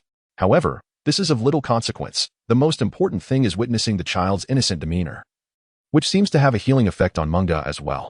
Truly, there are prizes for this, Meng exclaimed as he immediately produced a plethora of candies and toys from his storage space, nearly encircling the child with them. The sight of these sweets initially brought the little one immense joy, but she soon recalled something, and her small face fell into a pout. "What's wrong? Don't you like them?" Meng inquired kindly upon noticing her change in mood. The child turned her gaze towards her mother. "Mummy won't let me eat them." Her adorable expression conveyed a sense of grievance that tugged at Meng's heartstrings. Warmth quickly interjected, explaining, "Children are small. Consuming too many sweets can lead to cavities." "Is that so? Then today, Piggy will take charge. You can eat as much as you want, and if Mummy dares to scold you, I shall spank her. All right?" Meng's gaze mischievously flicked towards Warmth, who, despite the countless times he had ravished her, always ignited an inexplicable urge within him to dominate her. Sensing Meng's slightly aggressive gaze, Warmth immediately understood, her face flushing a deep crimson, yet she obediently approached him. Meng smiled in silent satisfaction and, without hesitation, of course avoiding the little one, he playfully declared, "All right. All right." The child's eyes sparkled with mischief, her face adorned with a cheeky grin. "But can Piggy be gentle? I'll let you in on a secret. Mummy is afraid of pain." Upon hearing this, Meng burst into laughter, his joy infectious, while Warmth, already blushing, struggled to lift her head. Innocent words indeed. Meng felt an extraordinary lightness, as if he had been rejuvenated, and he brimmed with motivation for the future. Warmth, too, delighted in witnessing this heartwarming scene. Chapter 42. The secret weapon. After amusing the little one for a while, Meng dumped the amassed supplies onto the ground, creating a small mountain of goods, primarily from the gas station, convenience store, and pharmacy. Upon witnessing this miraculous sight once more, Warmth's eyes widened in astonishment. her mouth agape in disbelief. The smooth, pink items within looked tempting enough to make Mengda want to taste them. Did you bring all of this back? Even having seen Mengda's ability to store items, she found it hard to believe. For an atheist like Warmth, this scene felt almost magical. Her gaze towards Mengda sparkled with wonder, as if he were shimmering with light. She hurried to his side, ignoring the bloodstains on him, and began to search him. Eager to discover where all these treasures were hidden. Finding nothing, she curiously asked, with so many items, where did you put them all? Mengda replied with a mysterious smile. I can't tell you that. It's a secret. With that, he disregarded Warmth's pleas and promptly stripped off his clothes to take a bath. Wenwan implored for a while, but upon noticing that Mengda remained unmoved, a glimmer of inspiration struck her as she recalled what Qian Qian had said during her departure earlier that day. With newfound determination, she hurried to the bedside and retrieved her secret weapon, preparing to compel Mengda to yield. After a flurry of rustling sounds, a slender and pristine figure stealthily approached the partition. Mengda, engrossed in scrubbing his body, remained blissfully unaware. With a click, the partition door swung open. And without turning his head, Mengda called out, just in time, come here and help me scrub my back. Seeing that Mengda did not look back, Wenwan, her cheeks flushed, responded softly and moved to stand behind him. Suddenly, as Mengda was bathing, he felt a chill on his back, quickly followed by a warm, smooth sensation that brought him immense comfort. Upon turning to see Wenwan, his gaze became entranced. Where did you get that? He exclaimed, astonished. Observing the expression on his face, Wenwan could no longer contain her delight, a triumphant smile breaking forth. It's none of your business. Will you tell me or not? If not, I might just leave. Mengda playfully embraced the slippery figure behind him, grinning mischievously. Leave? You'd have to escape from my grasp first. A cascade of melodious laughter filled the partition, though it soon transformed into earnest engagement. Mengda felt a surge of joy, gaining 25 special attribute points. At noon, after lunch, Mengda and Wenwan sat on a bench to rest. Their little one already lulled to sleep for her afternoon nap. Wenwan, wearing a hesitant expression, confided in Mengda, I seem to be acting a bit strangely lately. What is the matter? He inquired. It's just that I've been sleeping so much more than usual, almost lethargic, and yesterday, while I was asleep, it felt as though I was still awake. Mengda chuckled mischievously. Perhaps you're just exhausted. Next time, I'll ensure both of you receive equal attention. Oh no. It's not that. It's genuinely peculiar, like I'm asleep but still aware of everything around me, as if I've gained an extra pair of eyes. Upon hearing this, Mengda's smile faded. Wenwan's description mirrored his own experience when he first awakened to his spatial mastery talent. Noticing the gravity in Mengda's expression, Wenwan's anxiety intensified. She was uncertain whether this phenomenon was beneficial or detrimental. Mengda fell into contemplation, suddenly recalling the luminous layer he had sensed when probing Wenwan's body with his mental energy just days prior. With this thought, he directed his mental energy towards her once more, only to discover that the pristine glow enveloping her had intensified, radiating outward and creating a soft, white aura around her figure. The brilliance encased Wenwan like a cocoon of pure light. Determined to investigate further, Mengda addressed her. I'm going to examine you now. Maintain your composure, and regardless of what sensations arise, do not fear. Seeing the seriousness etched on Mengda's face, Wenwan's expression turned solemn, her voice trembling slightly. Am I going to become one of those monsters outside? Mengda gently stroked her head. No. It should be a good thing. Just remain at ease. Wenwan nodded earnestly, declaring, then go ahead. I can endure it. Her face radiated resolve, observing her determination. Mengda couldn't help but chuckle softly, shaking his head. Rest assured, there is nothing to worry about. Do you recall that sensation of being observed during your last bath? It is that very feeling, a peculiar sense of comfort. A few moments ago, he recounted the incident of discovering the luminescence on Wenwan's body, which somewhat eased her anxious heart. As Mengda noticed her calming demeanor, he cautiously extended his mental energy towards the glow emanating from her. Upon the initial contact, Wenwan's body trembled noticeably. She fought against the discomfort, yet every hair on her body stood on end. The sensation of being washed was even more intense this time, accompanied by an unsettling sense of danger, igniting an instinctual urge to flee as if hunted by a predator. A voice deep within her urged her to run. Remembering Mengda's words, she struggled to maintain her composure, but the clash between her mind and body caused her to tremble slightly, beads of perspiration forming upon her fair skin. Meanwhile, Mengda remained focused, maneuvering his mental energy deeper into the white light. As he delved further, the resistance grew stronger, and he sensed that if this continued, it would be Wenwan who could no longer endure. He still had strength left, yet he dared not increase his force, for Wenwan's condition was becoming increasingly alarming. Her perspiration intensified, her eyes tightly shut, and her expression filled with dread, clearly at her limit, as if confronted by some monstrous entity. A sense of urgency welled up within him. He had only penetrated halfway into the luminous mass, and the interaction of their mental energies imparted upon him a sensation of being scrutinized. However, bolstered by the strength of his mental prowess, this feeling was kept at bay, not revealing anything of himself. Suddenly, a thought struck him. He withdrew his mental energy and instead employed the hypnotic suggestion technique from his mental imprint. Their energies intertwined and spiraled as he continuously relinquished strands of his mental force, allowing the white light to absorb them, which in turn seemed to respond, dancing joyously as if it possessed consciousness. This peculiar white mass appeared to have an instinct for seeking fortune and avoiding misfortune. Meng's actions indeed soothed the restless Wan, whose expression shifted to one of enjoyment. A flicker of joy surged within Meng. This was effective. He quickly continued to engage with the white mass, gradually probing deeper. As his mental energy penetrated further, he began to perceive more clearly that a cluster of ethereal white light was slowly converging at the center of Wan's brow, and even his mental force felt a pull towards it.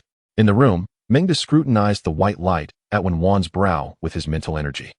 Within the white glow, a crystal the size of a sesame seed was rising and falling, with the surrounding light continuously absorbed by it, expanding little by little, as if nurturing something. Realizing this, Meng understood that Wan was condensing a talent crystal if he was not mistaken. To ensure safety, Meng utilized his mental power to thoroughly investigate the surroundings once more. Only after confirming everything was in order did he slowly withdraw his mental energy. At that moment, when Wan, who had just engaged in a mental confrontation with Meng, was nearly on the verge of collapse, her entire body drenched in sweat, accentuating her graceful curves that captivated his gaze. Time seemed to stretch indefinitely before Wan weakly opened her eyes, a curious expression gracing her features. Despite her physical frailty, her gentle, water-like eyes sparkled with excitement, revealing an unexpected vitality. It seemed that the white crystal had bestowed upon her considerable benefits. Observing her awakening, Meng smiled and inquired, "Are you all right? How do you feel?" "Very comfortable. It feels as if something is about to emerge from my brow." When Wan, flushed and radiant from her exertion, candidly expressed her sensations upon hearing Meng's question. Such was her nature.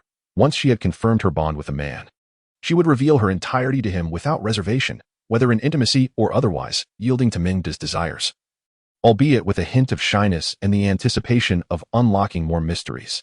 Meng nodded reassuringly. "Rest assured, everything is fine. I have confirmed that you are on the brink of awakening a latent ability, and once this talent is awakened, you shall become an extraordinary individual." When Wan's face reflected confusion upon hearing these novel terms. Latent ability? Extraordinary individual? What did those mean? Meng pondered for a moment, contemplating how to explain such extraordinary concepts to her in simpler terms. After all, how could one expect an atheist to accept? Just wait a moment. You are about to become a deity. Such words would be met with disbelief.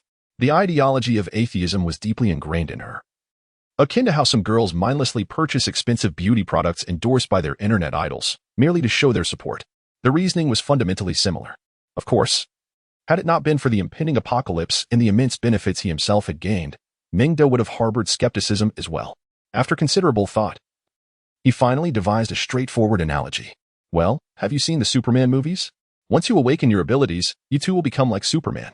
The rugged hero archetype, cultivated by certain cultures, often captivates many young women." Meng refrained from commenting on the exaggerated portrayals of "I could take on 10 at once." Nevertheless, his patriotism could not be denied. Upon hearing the mention of Superman, when Wan's eyes lit up, and even this gentle woman eagerly asked, "So, can I fly too?" Meng hesitated. "Well, that might be a bit uncertain, but you will certainly be more formidable than an ordinary person. Just look at me. I too have awakened abilities, which is why I am so capable." When Wan beamed at his words, "Even if I can't fly, being as powerful as you is more than enough." Meng felt a surge of joy within him. "Rest assured, you will undoubtedly surpass me. Perhaps in the future, I may even rely on you for protection." As the conversation unfolded, his gaze remained fixed upon the two hands barely managing to grasp the tumultuous waves and certain exaggerated curves that undeniably captivated me. Under Meng's scrutinizing gaze, when one could not help but feel a tinge of shyness, had it not been for the midday meal, after which she had lulled their little one to sleep, the two might have found themselves in a rather awkward predicament. After employing her secret weapon to bring Meng to submission, when Wan, usually a devotee of skirts, opted instead for a fitted black short-sleeve top that gracefully accentuated her ample décolletage, along with her fair neck and slender arms, creating a striking contrast against the black fabric. On her lower half, she wore gray yoga pants that showcased her rounded thighs and shapely form to perfection, appearing both elongated and enticing.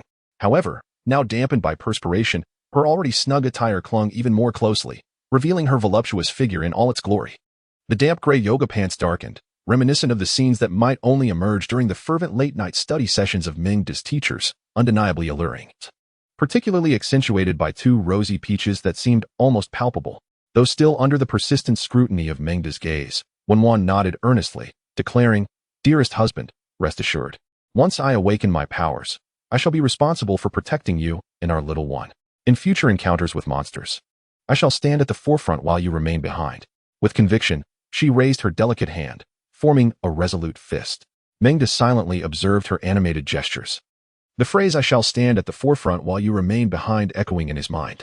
Gazing at the slender curves of Wenwan's form, accentuated by her sweat-soaked attire, he could no longer contain himself. With a swift motion, he lifted her effortlessly, a playful smile gracing his lips as he exclaimed, "I eagerly anticipate that day. But for now, let us indulge in a little practice." Wenwan's damp body felt almost as if it might dissolve in his embrace, her struggles appearing soft and yielding. "No, I truly cannot, dear husband. Please let me go." Upon seeing Meng's mischievous grin, she quickly understood his intentions and pleaded for mercy. Her husband was undeniably formidable, leaving her exhausted after each encounter.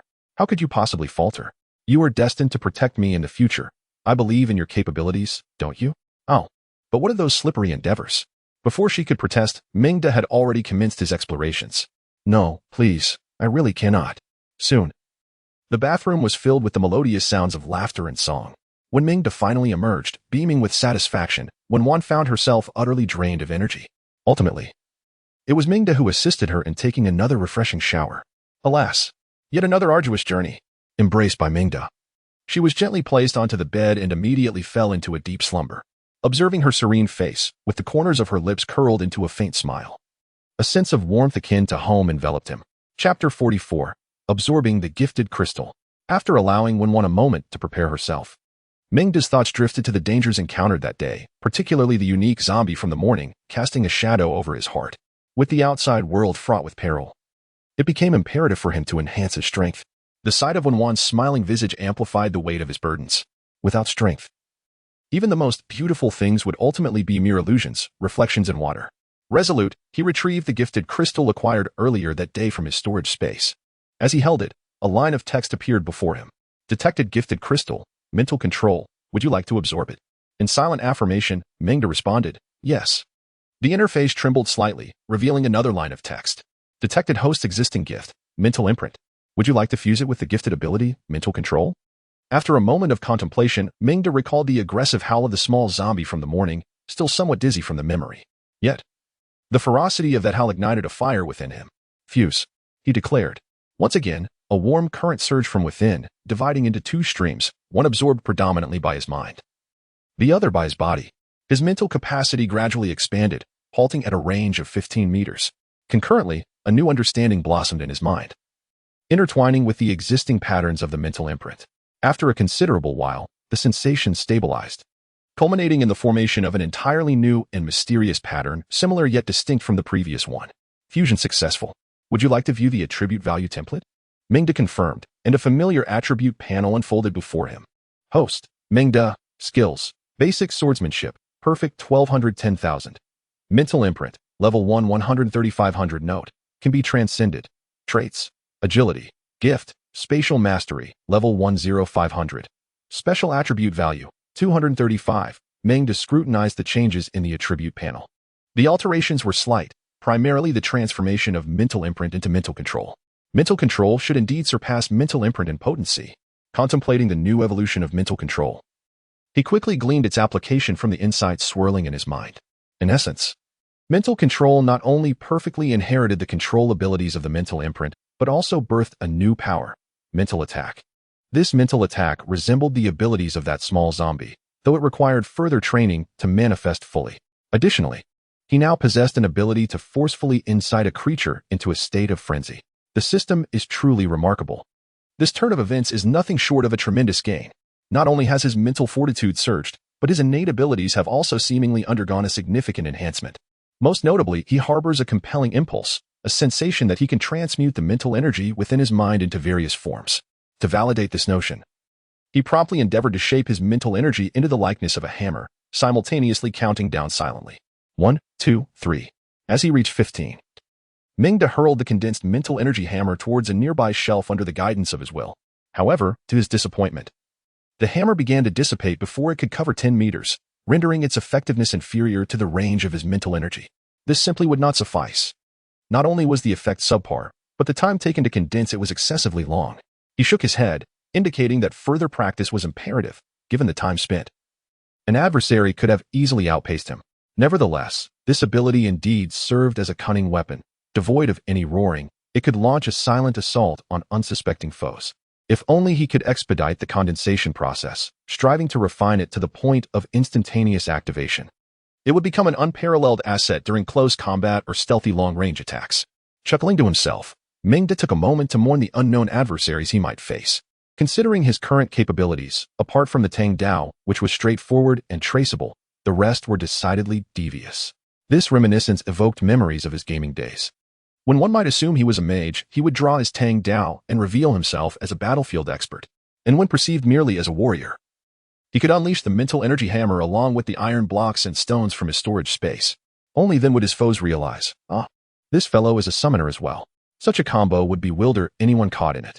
With a sense of triumph swelling within him, Meng could not resist practicing a few more times. Before long, he noted a tangible improvement.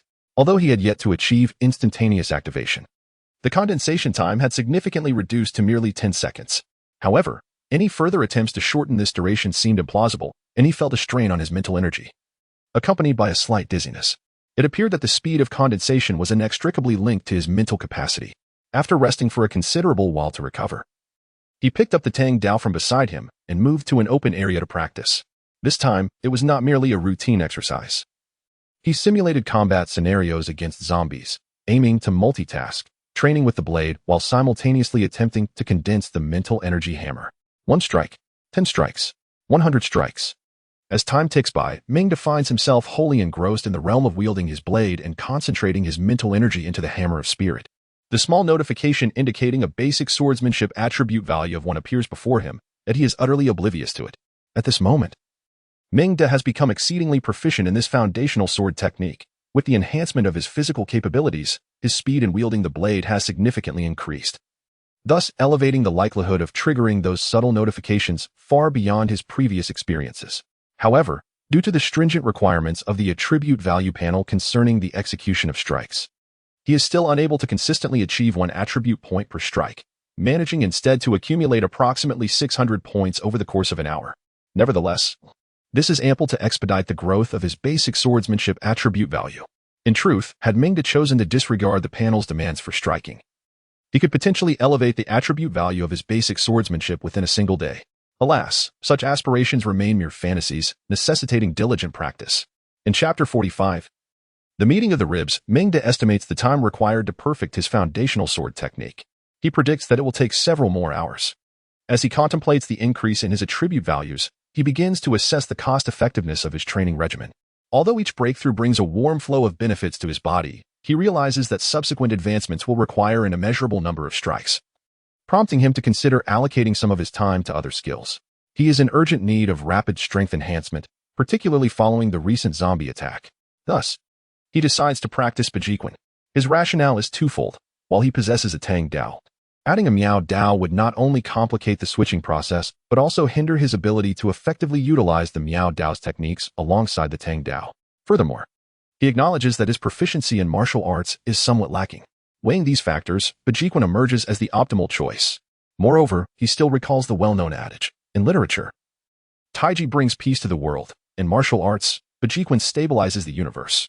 Such words are not mere platitudes. At 9 o'clock in the evening, Meng exhales heavily, executing his final strike. The practice of swordsmanship for 6 arduous hours has indeed taken its toll, leaving him utterly exhausted. While this sense of fatigue is fulfilling, it is undeniably taxing. However, he must concede that the results are impressive. He is now capable of simultaneously engaging an opponent while mentally concentrating the hammer of spirit, poised to launch a surprise attack at any moment. Most crucially, the time required for this has been reduced to 9 seconds. Though this may seem a mere second's difference, in the heat of battle, It can be a matter of life and death. Compared to the 100-meter experts who toil day after day to shave off that second, his efforts seem rather modest. Nevertheless, it filled him with a delightful excitement. Meng had already brought the gentle Wan, well-versed in the nuances of skill, to consciousness ahead of time. Like a devoted spouse, she had prepared a meal and awaited his return. Upon seeing Meng set down his knife, she hurried over, expressing concern. "You must be tired." Indeed. Wan, ever the diligent partner, gently wiped the sweat from Meng's brow. She had changed into fitted jeans upon waking in the evening, having set aside the short skirt she wore earlier for a wash. "Ah!" with a startled exclamation. Wan was taken aback by Meng's sudden movement, anxiously glancing around as if fearing that Wan might unexpectedly appear. "Where's Wan?" Meng, aware of her worries, inquired softly. "I fed her dinner and coaxed her to bed. Let's eat first, shall we?" Wan, blushing, replied quietly, but her words faltered midway, leaving her unable to continue. By the time they finished, it was already 10 o'clock at night. "Well, sweet and sour ribs, potato with ribs. Today's feast is exceptional." The meal was quite sumptuous. After practicing for an entire afternoon and receiving a massage for an hour, he was indeed famished. As soon as he sat down, he dove into the meal with gusto, savoring every bite, which brought a smile to Wan's face. However, it wasn't long before she could only roll her eyes in exasperation at his lack of decorum. "How can you eat so recklessly?" In response, Meng could only chuckle sheepishly. "I simply haven't had enough." Hearing this, Wan couldn't help but give him a significant eye roll. It was astonishing that he still felt unsatisfied. "Wait until Su Qian arrives." "I truly," Wan said shyly, her head nearly level with the table. What a predicament. In the end, Meng merely left the table feeling somewhat unsated. It seemed he would have to wait for a late-night snack. After the meal, Meng intended to let Wan rest while he tidied up. However, this kind-hearted woman insisted on pushing his hands away, declaring she would clean up tomorrow and urged him to focus on his training. Relenting, Meng soothed Wan to sleep before making his way to the room across the hall. This space had now been designated for a specific purpose, having transformed into a dedicated training room for Meng and Su Qian. Sitting within the room, he glanced at the clock. It was not yet 11. Too early for a late-night snack.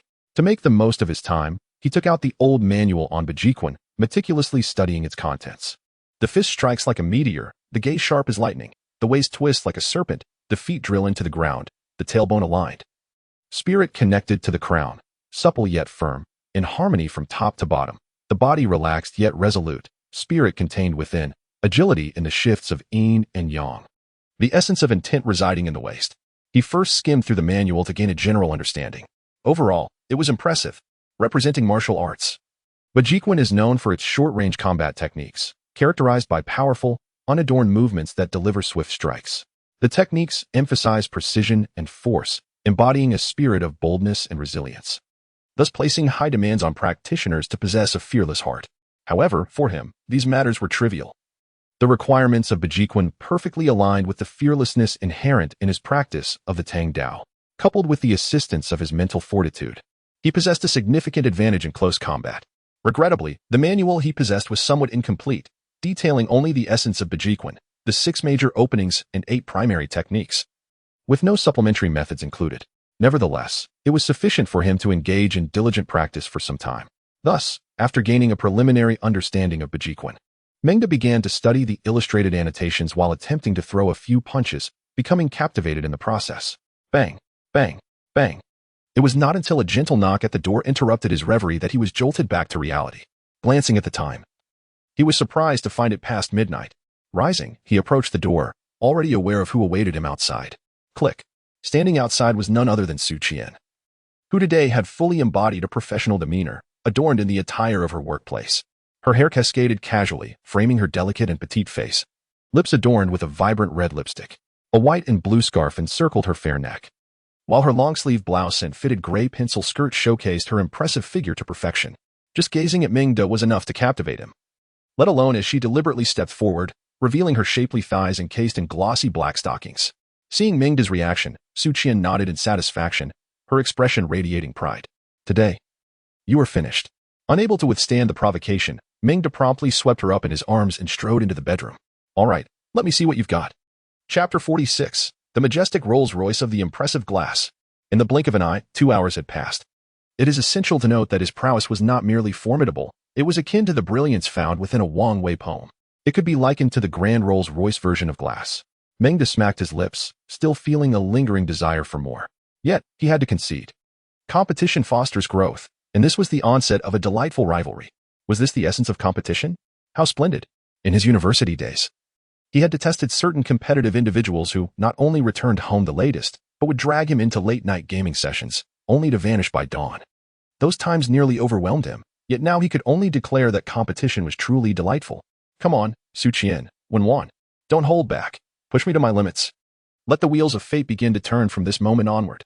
Lost in dreams of a bright future, he suddenly recalled something. Oh, that's right. It seems Wenwan is running low on oil. Next time I go out, I must remember to bring some back from the store. And Su Qian's stockings. I'll need to stock up on those as well. They'll become consumables for the night, so I must prepare adequately. Meng silently contemplated the personal necessities he needed to acquire on his next outing. Noticing the time approaching 3 o'clock, he concluded his daydreaming. Shifting his gaze to the bracelet adorning his wrist.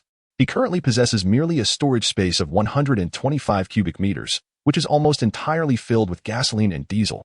Clearly, this is insufficient. It seems that he will be deprived of sleep tonight, as it is imperative to expand this storage capacity. He had previously devised a plan. Although he does not intend to venture far in the immediate future, his long-term objective is to raid the department store where he works.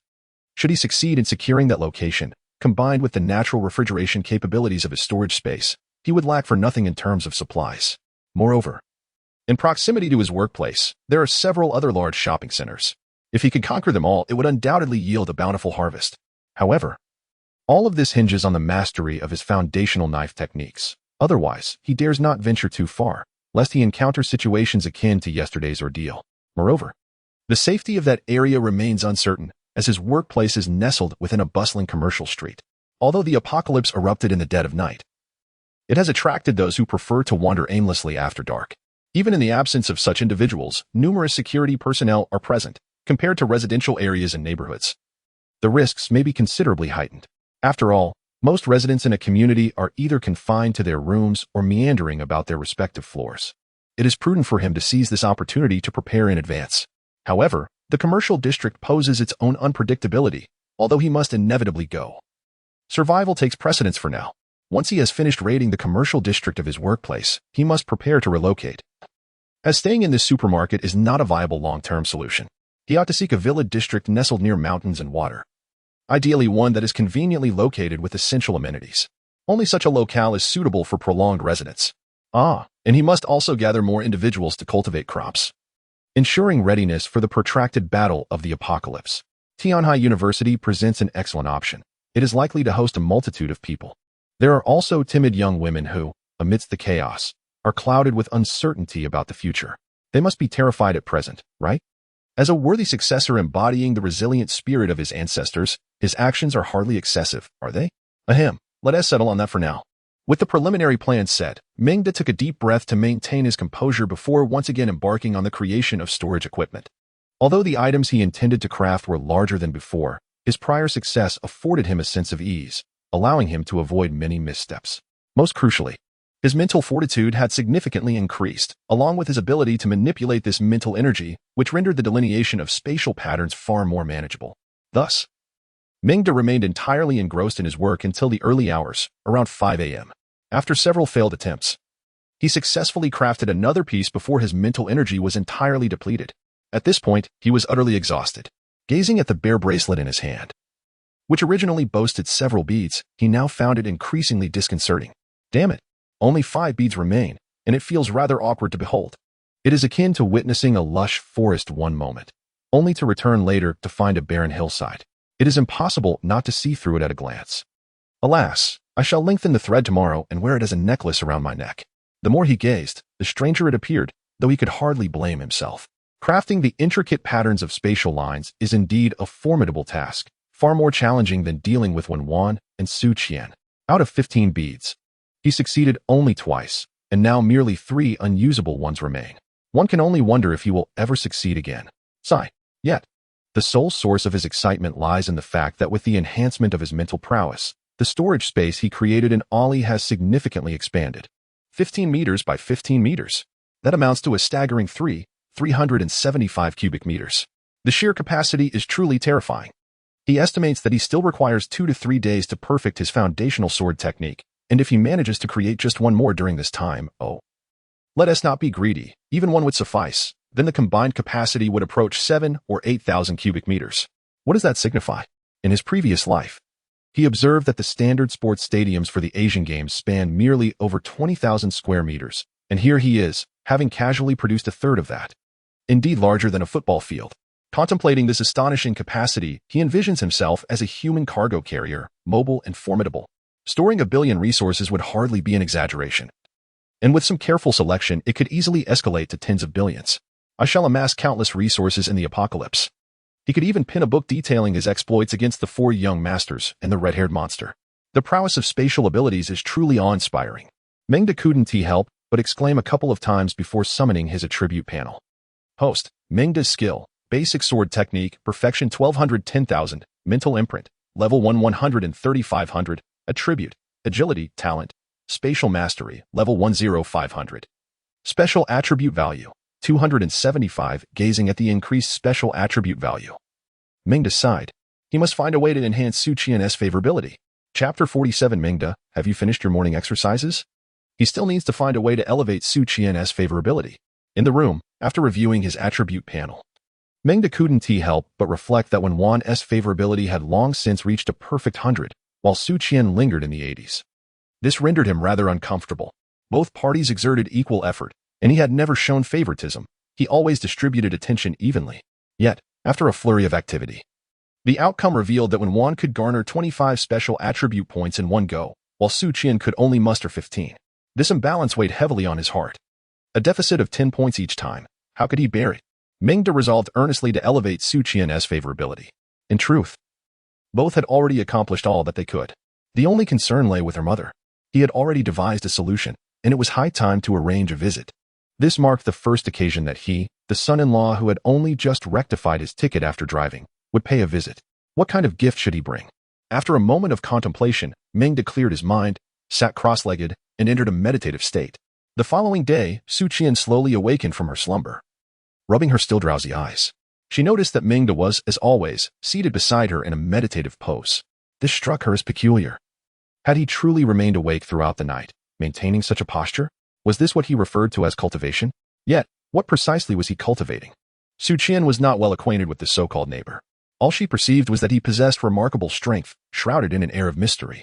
Not only did he exhibit the courage to confront terrifying monsters, but he also possessed the deft ability to eliminate them. Particularly, the skill he demonstrated yesterday. Causing items in the supermarket to vanish left her utterly bewildered. He seemed like a vortex, igniting an insatiable curiosity within her urbanite heart. Though she did not consider him particularly handsome, she had encountered men more striking than he. He could be described as possessing an elegant demeanor. His features were deep and defined, with a rugged charm akin to a chiseled statue, radiating an invigorating aura of vitality. Proximity to him instilled a profound sense of security, which was undeniably alluring. It must be said that the time spent with him had bestowed upon her a long-lost sense of stability. Perhaps her previous submission was merely a consequence of the apocalypse. But as time wore on, she realized that genuine feelings had begun to blossom between them. This might indeed be what they call love deepening with time. As for him, he was admirable in every respect, yet could he perhaps temper his lecherous tendencies? Su Qian gazed at Meng's chiseled profile, murmuring softly. She was a wise woman, aware that there were certain things one should not pry into. As long as Meng treated her well and provided sufficient security, that was all that mattered. Moreover, it was not uncommon for even ordinary couples to harbor small secrets from one another. However, she felt a twinge of imbalance, for she had revealed every secret to him. While he seemed to possess boundless energy, truly a peculiar being. Suddenly, Su Qian concocted a mischievous idea. Perhaps she could invite Sister Wan to join her tonight, thus liberating herself from the situation. Indeed, she considered herself a clever woman. Just as Su Qian was lost in her thoughts of mischief, she looked up to find that Meng had awakened and was gazing at her with a cheerful smile. "What are you whispering about?" he inquired. Su Qian looked up, and that beaming smile struck her as decidedly odd, tinged with a hint of mischief that evoked an inexplicable familiarity. That mischievous grin was precisely the expression he wore whenever he engaged in his playful antics. "How did you wake up?" she stammered. Upon realizing the situation, Su Qian was suddenly filled with trepidation. It was after that very smile last night that she had been startled, immediately wrapping her arms around herself, only to inadvertently expose even more of her form. The blanket slipped from her body, and the morning sunlight filtered through the window, casting a gentle glow upon Su Qian's flawless skin, highlighting her rosy cheeks and prominent collarbone, which, in turn, accentuated the masculine allure of the moment. Noticing Mengda's intense gaze, Su Qian sensed something amiss and exclaimed, "Don't come any closer." The moment those words left her lips, Mengda's expression darkened, feeling as though he were being portrayed as a villain of the worst kind. Am I truly that frightening? He mused, recalling their conversation from the previous day, a playful smirk forming on his lips. Little girl, your grasp of the situation is rather lacking. Su Qian and Wenwan were as different as night and day. Wenwan accepted defeat gracefully, while Su Qian stubbornly held her ground. Humph, I merely underperformed last night. If you possess any skill, try again tonight. As she clutched the blanket, she boldly retorted, as if that fragile fabric provided her with a sense of security. Very well. Today, I shall make you kneel and sing my praises, Mengda declared, rising to assert his dominance once more. Upon seeing this, Su Qian's eyes widened with fear. But her bravado remained unyielding. Who is afraid? Come at me, but don't you dare flinch. Hearing this, Mengda was equally defiant. How could a man falter in front of a woman? He prepared for another round of morning exercise. Just then, the abrupt sound of knocking at the door shattered the tension. With his heightened mental acuity, Mengda discerned who stood outside without needing to rise. He perceived a vibrant aura at the door, and his interest waned. What an inconvenient time for a visitor, he muttered irritably. Su Qian recognized it was Wenwan and breathed a sigh of relief, thinking that perhaps her timely arrival would save her from further embarrassment. Mengda, left with no choice, got out of bed to answer the door, leaving Su Qian, her pristine form trembling, hurriedly gathering her clothes from the floor. With a click, Mengda opened the door to find Wenwan standing there, her cheeks flushed and a shy expression adorning her face. Mengda, have you finished your workout? Would you like breakfast? Chapter 48, Mengda's Fairness and Justice. Would you like breakfast? After posing the question, Wenwan peered through the gap and immediately realized the awkwardness of the situation. She suddenly understood that her timing was far from ideal, forgetting that the person before her despised wastefulness above all else. Fortunately, Mengda had lost interest and decided to abandon the matter, leaving any thoughts of reprimanding the grinning Su Qian behind. Besides, time was slipping away. It was nearly 8 o'clock. He needed to rise and attend to his morning routine, leaving the two women giggling in the room. Upon seeing Mengda depart, Su Qi's initial impatience dissipated, leaving her in a state of amusement as Wenwan, who had just entered, appeared somewhat flustered. Playfully, Su Qi pulled Wenwan to the bedside. So Wenwan Jia, I was mistaken, was I? Yesterday was quite a surprise, wasn't he it? Su Qi expressed her delight, even surpassing Wenwan in exuberance. How peculiar. Yet, her words held truth. It seemed there was no fault in what she said. However, as those words left her lips, Wenwan's face instantly flushed, and she stammered, Please, stop saying that. It was all because of you. Ha ha. Su Qi laughed heartily, while Wenwan, thoroughly amused by Su Qi, could hardly lift her head. Suddenly, an idea struck her. After a moment's hesitation, she spoke up. Su Qi, why don't you and your mother move down here? Living together would provide some mutual support. Su Qi regarded Wenwan with a knowing gaze. Wenwan Jia, is it really just that? A playful smile danced on Su Qi's lips. Realizing her little scheme had been discovered, Wenwan felt quite embarrassed. Su Qi continued to chuckle for a while before letting out a gentle sigh. Wenwan Jia, wouldn't that be a bit inappropriate? It shouldn't interfere with your life with him, right? She was acutely aware of her relationship with Mengda. Sensing a flicker of interest in Wenwan, she waved her hand dismissively. It's nothing. You could help me with cooking and looking after the children. Life would be more convenient. Su Qi remained silent, and Wenwan noticed her hesitation. Is there a difficulty? Well, Su Qi shared the circumstances surrounding her and her mother with Wenwan, who quickly comprehended Su Qi's predicament. So, that is the situation. How outrageous. It's all right. Mengda is not a heartless person. Let us settle this. I'll speak to him later and have him help you move. You can live in the West Wing from now on. At this moment, Wenwan exuded the demeanor of a matriarch, her tolerant and magnanimous nature deeply moving Su Qi, who could only nod in agreement. From now on, we are family. We must help one another. Su Qi nodded. Let us go have breakfast. Don't forget to bring Annie down for lunch. With that, Wenwan hurriedly departed, leaving Su Qi in fits of laughter. Her sister, Wenwan, was truly delightful. It seemed this arrangement might not be so bad after all. Unbeknownst to Wenwan, her dear sister Su Qi had already. At that moment, Mengda had just finished washing up and was eating his meal with utmost seriousness. Yet, unbeknownst to him, Su Qi and Wenwan had long been enveloped in his mental presence, and their conversation had reached his ears in its entirety. Upon hearing it, Mengda mused internally. So that is how it is. It suddenly dawned on him why Wenwan had donned jeans. This was the reason. To speak candidly, he held immense admiration for Wenwan, a woman who shared the aspirations of many like-minded gentlemen. Indeed, wearing jeans could evoke even greater surprises. The sensation of something new was utterly different. Truly, she is my excellent partner. This suggestion truly reflects her understanding of me. Sushi had accomplished something significant this time, deserving of sincere recognition. Meng swiftly reached a decision, as he always did, with a clear sense of reward and punishment. He felt a deep appreciation for Wenwan's tolerance. Thus, he embodied fairness and justice in his actions. At that moment, Wenwan entered the room and, upon lifting her gaze, noticed Meng's unwavering stare, which felt so familiar.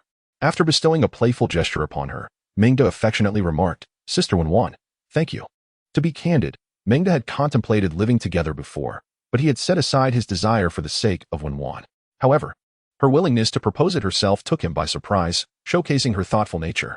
He could only express, with a wife like this, what more could a man desire? All right. Wenwan sighed, feeling exasperated by her husband, who was always scheming to take advantage of her. Sit for a moment. I still need to prepare the porridge. As she turned toward the kitchen, Meng promptly followed her.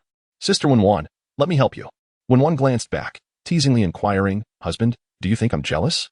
Is that why you want to make it up to me? Meng chuckled. How could that be? Sister Wenwan is the best. Enough. I was just teasing. He added. Observing his demeanor, Wenwan gently cradled his face, speaking earnestly. You must take good care of yourself. Our entire family will rely on you in the future. Her words, though softly spoken, imbued Meng with a profound sense of responsibility and purpose. He stepped forward to embrace her, enveloping her in warmth. Rest assured, we will only grow stronger together, and I will protect you all. Wenwan nestled her head against his chest, and they held each other quietly, creating a scene reminiscent of poetry. Chapter 49. The Arrival of Wang Jing. However, after a moment, Wenwan sensed a shift in Meng, accompanied by a rise in temperature, prompting her to break free and playfully scold him. I need to cook. If we linger, dinner won't be ready. Don't worry. We can do this together without causing delays. Meng replied with a mischievous grin, promptly heading into the kitchen to assist. Wenwan, feeling resigned, followed him to prepare the meal. They worked in harmony, with Meng occasionally lending a hand, but that tale belongs to another story reserved for exclusive audiences. Eventually, as Su Qian, dressed in her remaining garments, arrived at the dining area, her stomach began to protest with soft growls. It was then that she noticed Wenwan emerging, cheeks flushed, carrying a bowl of porridge. Following closely behind was Meng, his mouth full of delicious food, wearing a look of sheer contentment. Upon seeing this, Su Qian immediately surmised that the two had undoubtedly engaged in some mischievous antics in the kitchen. This notorious flirt truly spares no opportunity. However, she was somewhat pleased, as it seemed that after exhausting his energy with Sister Wenwan, he would no longer have the vigor to bother her. Yet, reality proved her mistaken. Throughout breakfast, Meng's playful hands were relentless. She felt as though she were floating on air. After the meal, Su Qian, having finally managed to extricate herself from Meng's grasp, wore an expression of hesitation. Meanwhile, Wenwan, who was about to clean up the dishes, paused to observe Meng, who was about to speak. Having long eavesdropped on their conversation, Meng promptly seized the opportunity, unwilling to let this chance to cultivate affection slip away. Let us go fetch your mother today. We shall all live together from now on.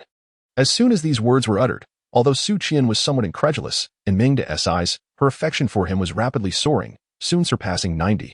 Thank you. Meng, Su Qian exclaimed excitedly, embracing him. A gasp escaped her lips. This feeling was truly exhilarating, observing Meng basking in delight. Wenwan could only roll her eyes in exasperation. Initially skeptical, she now began to comprehend the situation. As the woman who had been with Meng the longest, Wenwan was well aware of her husband's capabilities. It seemed he had anticipated her conversation with Su Qian, otherwise, he would not have acted so decisively. Meng exchanged a knowing smile with her, giving her a gentle pat on her ample figure as encouragement, before leading Su Qian upstairs to fetch her mother. However, the journey proved somewhat arduous. Despite the modest height of 5 or 6 floors, Meng, eager to test the effects of Su Qian's rising affection, took an entire hour to reach the top, turning a 3 to 4 minute ascent into a prolonged affair. As for the extra time, special attribute value 20. Upon their arrival upstairs, Su Qian's mother was anxiously pacing back and forth, having risen early to find her daughter missing and preparing to venture out in search of her.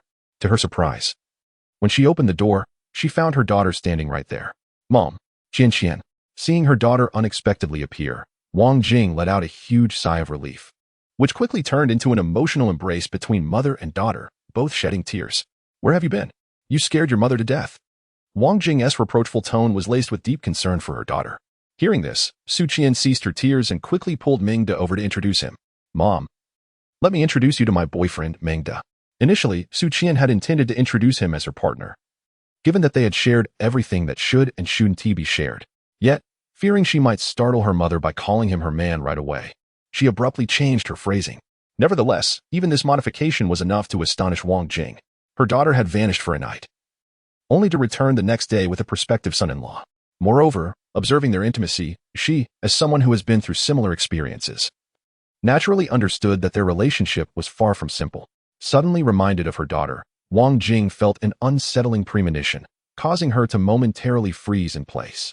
Fortunately, Meng De reacted swiftly, extending his hand in a greeting. "Hello, Auntie," he said, acknowledging her as his future mother-in-law, deserving of his respect. He couldn't help but marvel at the fact that Su Qian's beauty was undoubtedly inherited from her mother, Wang Jing. At that moment, Wang Jing, unadorned by any cosmetics and clad in simplicity, appeared somewhat pale, perhaps due to a lack of nourishment, yet her beauty was captivating, drawing the eye irresistibly. Her lustrous black hair was elegantly styled, revealing a delicate forehead, while her gracefully arched brows and striking phoenix eyes exuded a tranquil warmth akin to the gentle flow of spring water. Meng De was reminded of his beloved, with her petite red lips perpetually curved in a semblance of a smile. Standing at 168 meters, she possessed an elegant and statuesque presence. Beside her daughter Su Qian, they resembled a pair of sisters, showing no signs of the passage of time on Wang Jing's visage. However, Meng De perceived one as lively and playful, while the other radiated the ripeness of a peach. Noticing her mother still frozen in response to Meng De's outstretched hand, Su Qian approached and gently nudged her mother as a reminder. Su Qian's gait appeared somewhat peculiar at that moment, but the reason for this was a story that had floated in the air just moments prior. It was only then that Wang Jing snapped back to reality. "Hello, I am Meng De, Su Qian's boyfriend." Their hands clasped together, yielding an immediate sensation of warmth and clarity. Meng De felt that contrary to the notion that time is a merciless butcher's knife, the woman before him was a survivor beneath its blade. Although Wang Jing struggled to accept this new reality, her grace quickly prevailed as she invited Meng De to sit and served him tea. During this time, the mother and daughter engaged in a profound exchange, with Wang Jing never anticipating that her daughter would one day exhibit such audacity as to drive first and pay later. Yet, she seemed to sense something deeper, realizing that the food they had gathered over the days was not to be taken for granted. It must be noted that Wang Jing, with her wealth of experience, understood her daughter's plight, yet she also discerned the affection her daughter harbored for this man before her. This was the true reason for her acceptance of Meng De, even if he was not conventionally handsome in her eyes, as her daughter had described. Meng De was indeed a steadfast man capable of providing a sense of security amidst the chaos of the world. In light of this, all else became insignificant. Thus, under Meng De's invitation, the mother and daughter commenced tidying up their belongings. Though there were not many items, it took them over an hour. However, under Wang Jing's astonished gaze, Meng De waved his hand, and in less than a second, all the belongings vanished. It was only at this moment that Wang Jing truly comprehended her daughter's words. He was indeed a remarkably mysterious man. The mysterious allure of the man before them ignited a curiosity within the women, compelling them to delve deeper into his secrets. Once they had tidied up, the three of them descended the stairs together, where Wan had already prepared a meal, eagerly awaiting their return. As it was their first time dining together, the atmosphere remained relatively subdued. However, as the meal progressed, they gradually relaxed, shedding their earlier reservations, largely thanks to the presence of the child, Wan. Her sweet laughter never failed to capture the attention of the three women, encouraging them to engage in conversation. Furthermore, with Wang Jing's arrival, Wan felt a sense of relief, as the household chores were taken over by Wang Jing. Even with her daughter present, she still wished to demonstrate her worth to Meng De. This allowed Wan to spend more quality time with her child. Meng De playfully teased Wan before glancing at the clock, realizing it was time for his knife practice. Su Qian, Wang Jing, and Wan, who was cradling Wan, sat on the benches, their curiosity piqued, as they had never witnessed Meng De practicing with a knife before. Meng De gripped the tang knife firmly in one hand, standing still as a powerful presence enveloped him. The three women, though unsure of what to make of it, adopted a more serious demeanor. Suddenly, the sharp whoosh of the tang knife slicing through the air echoed, illuminating the space with a flash akin to lightning. The formidable display of basic knife techniques was quite impressive, even causing Wang Jing, a woman of considerable experience, to widen her eyes in astonishment. She had never witnessed such astonishing speed in reality. Encouraged by their reactions, Meng De showcased a swift move characteristic of the fast trait. With a swift motion, He drew the knife, channeling energy from the ground to the tip of the blade. The air was filled with a flurry of knife shadows, glistening with cold light, creating a stunning visual spectacle. While Wan maintained her composure, the expressions of Wang Jing and her daughter, witnessing this for the first time, filled Meng with satisfaction. Not to be overlooked was little Wan, whose eyes sparkled with wonder as she watched Meng wield the knife, akin to the excitement of seeing a superhero. She enthusiastically clapped her hands in encouragement, resembling a lively little sidekick, which brought immense joy to Wan. With his objective achieved, Meng devoted himself entirely to his practice. The sounds of slicing echoed repeatedly as his skills gradually improved. Meanwhile, Su Qian strolled through the supermarket with Wan, who, perhaps due to their prolonged absence from outings, exhibited boundless excitement, curiously exploring her surroundings. Su Qian found a companion in Wan, and the two delighted in their adventures together. As for Wan, she and Wang Jing engaged in a heartfelt conversation. Both gentle women appearing to have found kindred spirits in one another, reveling in their shared joy. Thus, the five of them thrived in this apocalyptic world, filling their days with purpose and fulfillment. In the afternoon, Meng diligently practiced with his sword, while Wan, lulled by Wan's gentle coaxing, fell asleep. This allowed him to take the time to have her accompany Su Qian and Wang Jing, the mother and daughter duo, to tidy up their new home. With the addition of new members, the place exuded an increasing warmth of a true home, filling the hearts of the four with a profound sense of stability. Especially for Wan and Su Qian, their gazes towards Meng were imbued with a hint of reliance, their watery eyes making him yearn to indulge in some indescribable mischief. This sense of responsibility weighed heavily on Meng, prompting him to practice with renewed seriousness and vigor. 2 mornings later, Meng slowly sheathed his sword and summoned the template. Host, Meng. Skill, Basic Swordsmanship, Perfection 931, for 100000. Mental Control, Level 2, 402500. Traits, Swift, Talent, Spatial Mastery, Level 10500. Special Attributes, 330. The results of his rigorous training over the past 2 days were remarkable. His mental control had ascended to the 2nd level, with the range of his mental power expanding to 50 meters.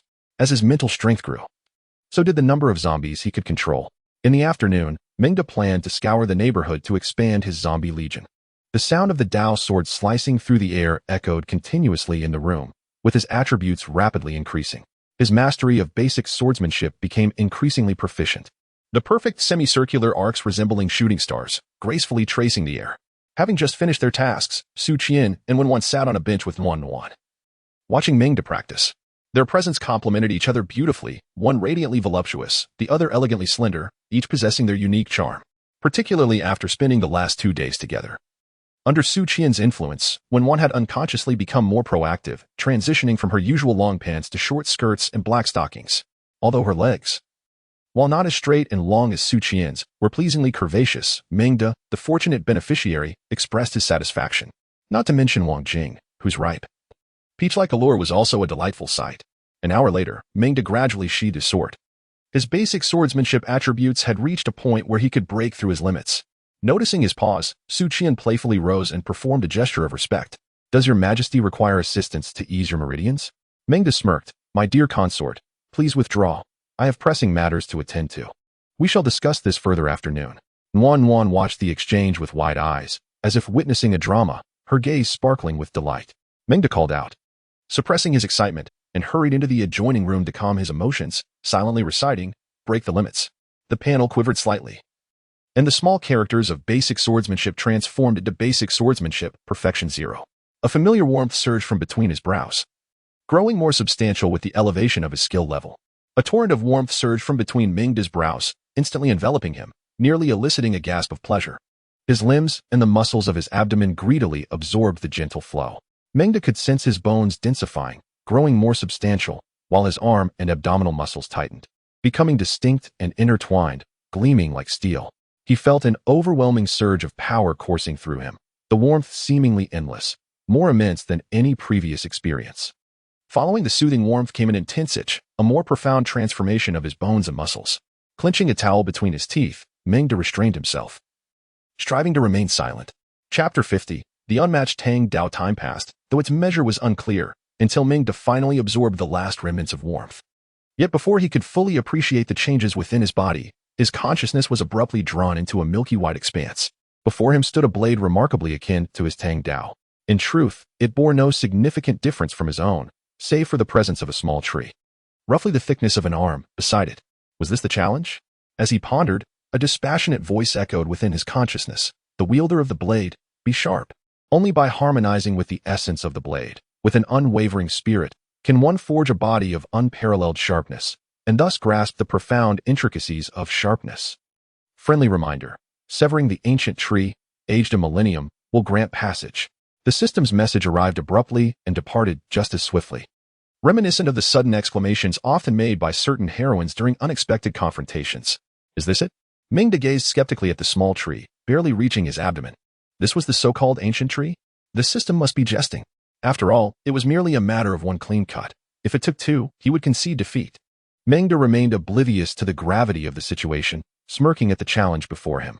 In the next moment, before his dismissive gaze, the small tree began to grow at an astonishing rate, nearly imperceptible to the eye. Merely minutes later, the boundaries of the ancient tree were no longer visible. What the hell? Are you mocking me? Anger surged within Meng, prompting an urge to unleash his frustrations. The audacity of the system was truly remarkable. Orchestrating such a dramatic setup, first evoking emotions, then inciting animosity. Stunned by the system's antics, Meng glanced at his own Tang Dao, a mere trinket, then shifted his gaze to the limitless ancient tree before him. How long would this take? With little time for sorrow, and burdened by an overwhelming sense of inevitability, Meng resolved to commence his task of felling the tree. Testing the waters, he grasped his Tang Dao and swung it forcefully at the ancient trunk. Clang! A shower of sparks erupted as the Tang Dao made contact with the ancient tree, the sharp sound reverberating through the realm of his consciousness. However, in the next instant, a tremendous rebound surged through his arm, striking him with such force that he instinctively exclaimed, "What the hell?" Afterwards, he was violently shaken off, sent sprawling a considerable distance, nearly losing his grip on the Tang Dao. It took him some time to recover, and he hurriedly approached to assess the outcome. To his dismay, the ancient tree bore only a small indentation, merely a few centimeters deep, which was now visibly healing at an astonishing rate. Goodness gracious! At this moment, Meng genuinely wished for the prowess of Ma Liang. Little did he expect that such a vigorous strike would yield such meager results, proving utterly ineffective against the ancient tree. What a ludicrous system! Are you telling me this is a millennium-old tree? It must be harder and more resilient than steel. At this juncture, Meng comprehended fully that this ancient tree was not only harder than steel but also possessed an extraordinary vitality, exhibiting the self-healing capabilities often attributed to legendary beings. How could he possibly cut through such a resilient entity? Time was of the essence, and suddenly, a thought struck him. He glanced at the Tang Dao in his hand, feeling a surge of relief upon realizing that it remained unscathed. Despite the immense recoil, it bore not a single mark. This revelation greatly eased his anxiety. In such circumstances, had he lost the Tang Dao, he would have succumbed to despair. Yet, he mused, the quality of this $9 Tang Dao was truly exceptional. At that moment, he recalled a famous saying. Huang sang, the cherry blossoms of my hometown have bloomed again. Huang, you truly possess a conscience. This $9 Tang Dao has delivered a performance worth 9 billion. Having long believed that capital was merciless, Meng now suspected that this $9 Tang Dao had been enhanced. If not, he surmised, any other blade would have surely met its demise under such force. A classic scene echoed in his mind, a live-streamed smartphone launch, with comments flooding in, proclaiming, leading the way. $9 is remarkable. Though the quality of the Tang Dao bolstered his confidence, Meng's expression remained grim as he gazed upon the boundless ancient tree. He genuinely doubted whether he could cleave through it. Even if he succeeded, he imagined he would be aged and gray by then. Would he still be able to move? No, absolutely not. He had finally begun to live a life of luxury, with 2 consorts awaiting his comfort. Was he destined to grow old and lonely in this desolate place? He felt a deep sense of unwillingness. Thus, fueled by his reluctance, he attempted several more strikes, only to find the results unchanged from his initial blow. This was truly a blow to his confidence. He yearned to call upon the panel for assistance, but there was no response. Gazing once more at the surroundings, he found only the endless ancient tree. Beyond it lay a vast expanse of white. He attempted to move in various directions, yet it was as if an invisible barrier confined him, for wherever he went, the ancient tree remained the sole sight before him. Nothing else existed. At this moment, Meng had completely relinquished any hope of escape and had resigned himself to his fate. He feared he had no other options left. Very well, let it be done. I refuse to believe that I cannot penetrate it. After all, no matter how strong or thick the membrane, it had once been pierced by his weapon, shaking the heavens and splitting the skies with a single roar. Without further ado, he returned to the ancient tree and resumed his assault. However, this time, he wielded his blade with a fierce determination. If you do not perish, then I shall. Therefore, you must die. Clang. As expected, the thunderous clash echoed once more, yet the ancient tree remained steadfast, unyielding. This strike left no mark. Only a faint imprint as of mocking Meng. Nonetheless, he managed to recalibrate his mindset, adopting a calm demeanor. He glanced at the immovable tree before him, steeling his resolve, held his breath, and swung down with renewed vigor. Clang, clang, clang. The sounds of the tang sword colliding with the ancient tree reverberated endlessly within his consciousness. In a vast, white expanse, a solitary figure tirelessly repeated two actions: raise the sword, strike down. Raise the sword, strike down. Raise the sword, strike down. At this moment, Meng had transformed into an emotionless machine, akin to a robotic arm on an assembly line, relentlessly chopping away. Time became irrelevant, and with a sharp crack, the once formidable tang sword shattered into two pieces. Is it truly impossible? After exhausting what he believed to be all his strength and witnessing countless failures, Meng found himself engulfed in despair. He sank to the ground, unable to recall how many strikes he had made, yet the ancient tree stood unyieldingly before him, and the fierce determination he once held began to wane. Though he resided in a realm of consciousness, devoid of physical fatigue, the futility of his efforts bore down upon him like an invisible barrier, instilling a profound sense of heaviness. He lay there, somewhat dazed, his gaze fixed vacantly upon the unchanging, white expanse above. A thick fog of helplessness and confusion enveloped him, leaving him adrift. His very soul felt as though it had been emptied. At this moment, memories of the days following the apocalypse flooded his mind. The exhilaration of receiving the attribute panel when the zombie crisis first erupted, the sense of fulfillment from daily training that propelled his strength to new heights, the electrifying thrill of confronting his fears and facing the zombies for the first time, and the serene comfort of being protected by his own power, alongside Wei Wan, Su Qian, Wang Jing, and, of course, Nuan Wan. Scenes from the apocalypse replayed in his mind. Chapter 51. Comprehending the Essence of Benefit. Within the Realm of Consciousness. As the memories of the events since the apocalypse unfolded in Meng De's mind, he suddenly realized he had become somewhat too complacent. Since the onset of the apocalypse, he has always believed that possessing a panel of attribute values marked him as the destined one. As long as he diligently cultivated his abilities, his strength would continuously amplify, allowing him to remain formidable. Indeed, this has proven to be the case. However, at this moment, he gradually comprehends that his recent journey has been rather smooth, with scarcely any significant setbacks endured. Such a string of unchallenged victories has fostered a sense of hubris within him, leading him to overlook a crucial element of survival in this dystopian world. Even the mightiest strength must be accompanied by an indomitable heart, regardless of the circumstances. A heart unafraid is of utmost importance. This may well be what the ancients referred to when they spoke of the courageous being fearless. Indeed, a person's true strength lies not merely in their innate power or extraordinary abilities, but more significantly, in possessing a heart of a true warrior. This is the essence of survival in the apocalypse. Upon realizing this, Meng felt as though a seed had been subtly sown within him. Though he could not immediately discern its nature, he had come to grasp an essential truth: the brave are unafraid. Since retreat was no longer an option, he resolved to fight with all his might. He suddenly recalled a saying from a renowned athlete in his past life: when one finds themselves in the abyss, with no path of retreat, there remains only the ascent. There are no insurmountable obstacles. Ultimately, victory awaits you, and what you truly deserve is always there, waiting for you to claim it. With a fearless heart, even the stoutest ancient tree shall one day succumb to his blade. Embracing this mindset, he was astonished to see that the Tang Dao, which had just shattered, was gradually mending itself. Before his incredulous gaze, the severed blade rejoined, as if reborn. The blade, dark as ebony, adorned with silver dragon patterns and carved blood grooves, appeared restored to its former glory, as though nothing had transpired. Yet, as he slowly rose and grasped the Tang Dao once more, he sensed a profound difference. It felt as if the blade had gained a semblance of life, forming an inexplicable connection with his very heart. Meng smiled faintly. The transformation of the Tang Dao was a perfect testament to his unyielding warrior spirit, revitalized with confidence. His gaze became piercingly bright. However, this intensity did not dwell on the ancient tree before him, but was solely focused on his own self and the Tang Dao. He yearned to savor every swing of the blade, to experience the collision between the steel and the ancient bark, and to immerse himself in the sensations of his own being. 1 strike, 100 strikes, 1,000 strikes, 10,000 strikes. With the relentless descent of countless Tang Daos, it seemed as though myriad echoes of the blade enveloped Meng Da. Yet, None of this could hinder his unflinching heart. His eyes shone ever brighter, rekindling the memories of his daily sword practice during the apocalypse. Though he was not as powerful back then as he was now, each strike had been executed with utmost determination. Under such circumstances, he felt as if something was brewing within his eyes. The intervals between each stroke of his blade lengthened, evolving from 1 breath per cut to 3, then 5 breaths for a single strike. Mysteriously, as he wielded his weapon with increasing slowness, it was solely to deliver that one final, fearless cut with all his might.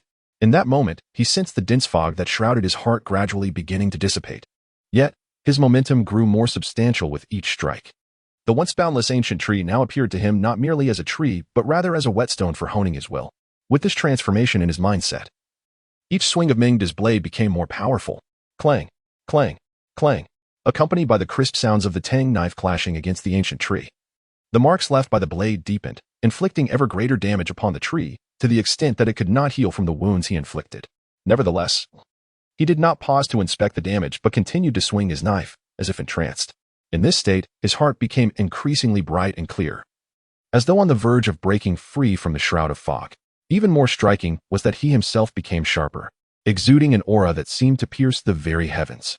Indeed, it was he, the master of the tang knife, and not merely the knife he held in his hand. Within the vast, wide expanse of consciousness, countless crisp sounds echoed. A formidable momentum, fearless and brave, was slowly accumulating, awaiting its moment to erupt. 20,000 strokes. 50,000 strokes.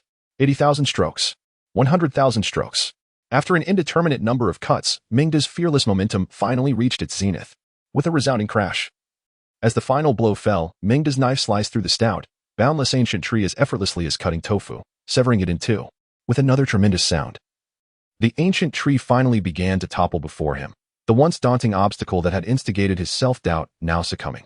Yet, he did not gaze back at it. For in his eyes, the purpose of the ancient tree as a whetstone had come to an end.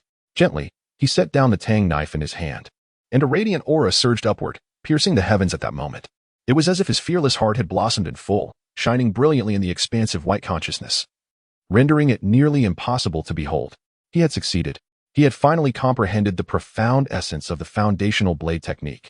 Sharpness. Perhaps this essence had once only been a fleeting understanding, but now he had truly grasped it. This was the very crux of the insight this consciousness space sought him to realize. Taking a deep breath, Meng noticed a line of small text appear before him. Congratulations, host, on completing the task and comprehending the foundational blade technique, sharpness. The text slowly faded, along with the expansive white consciousness space.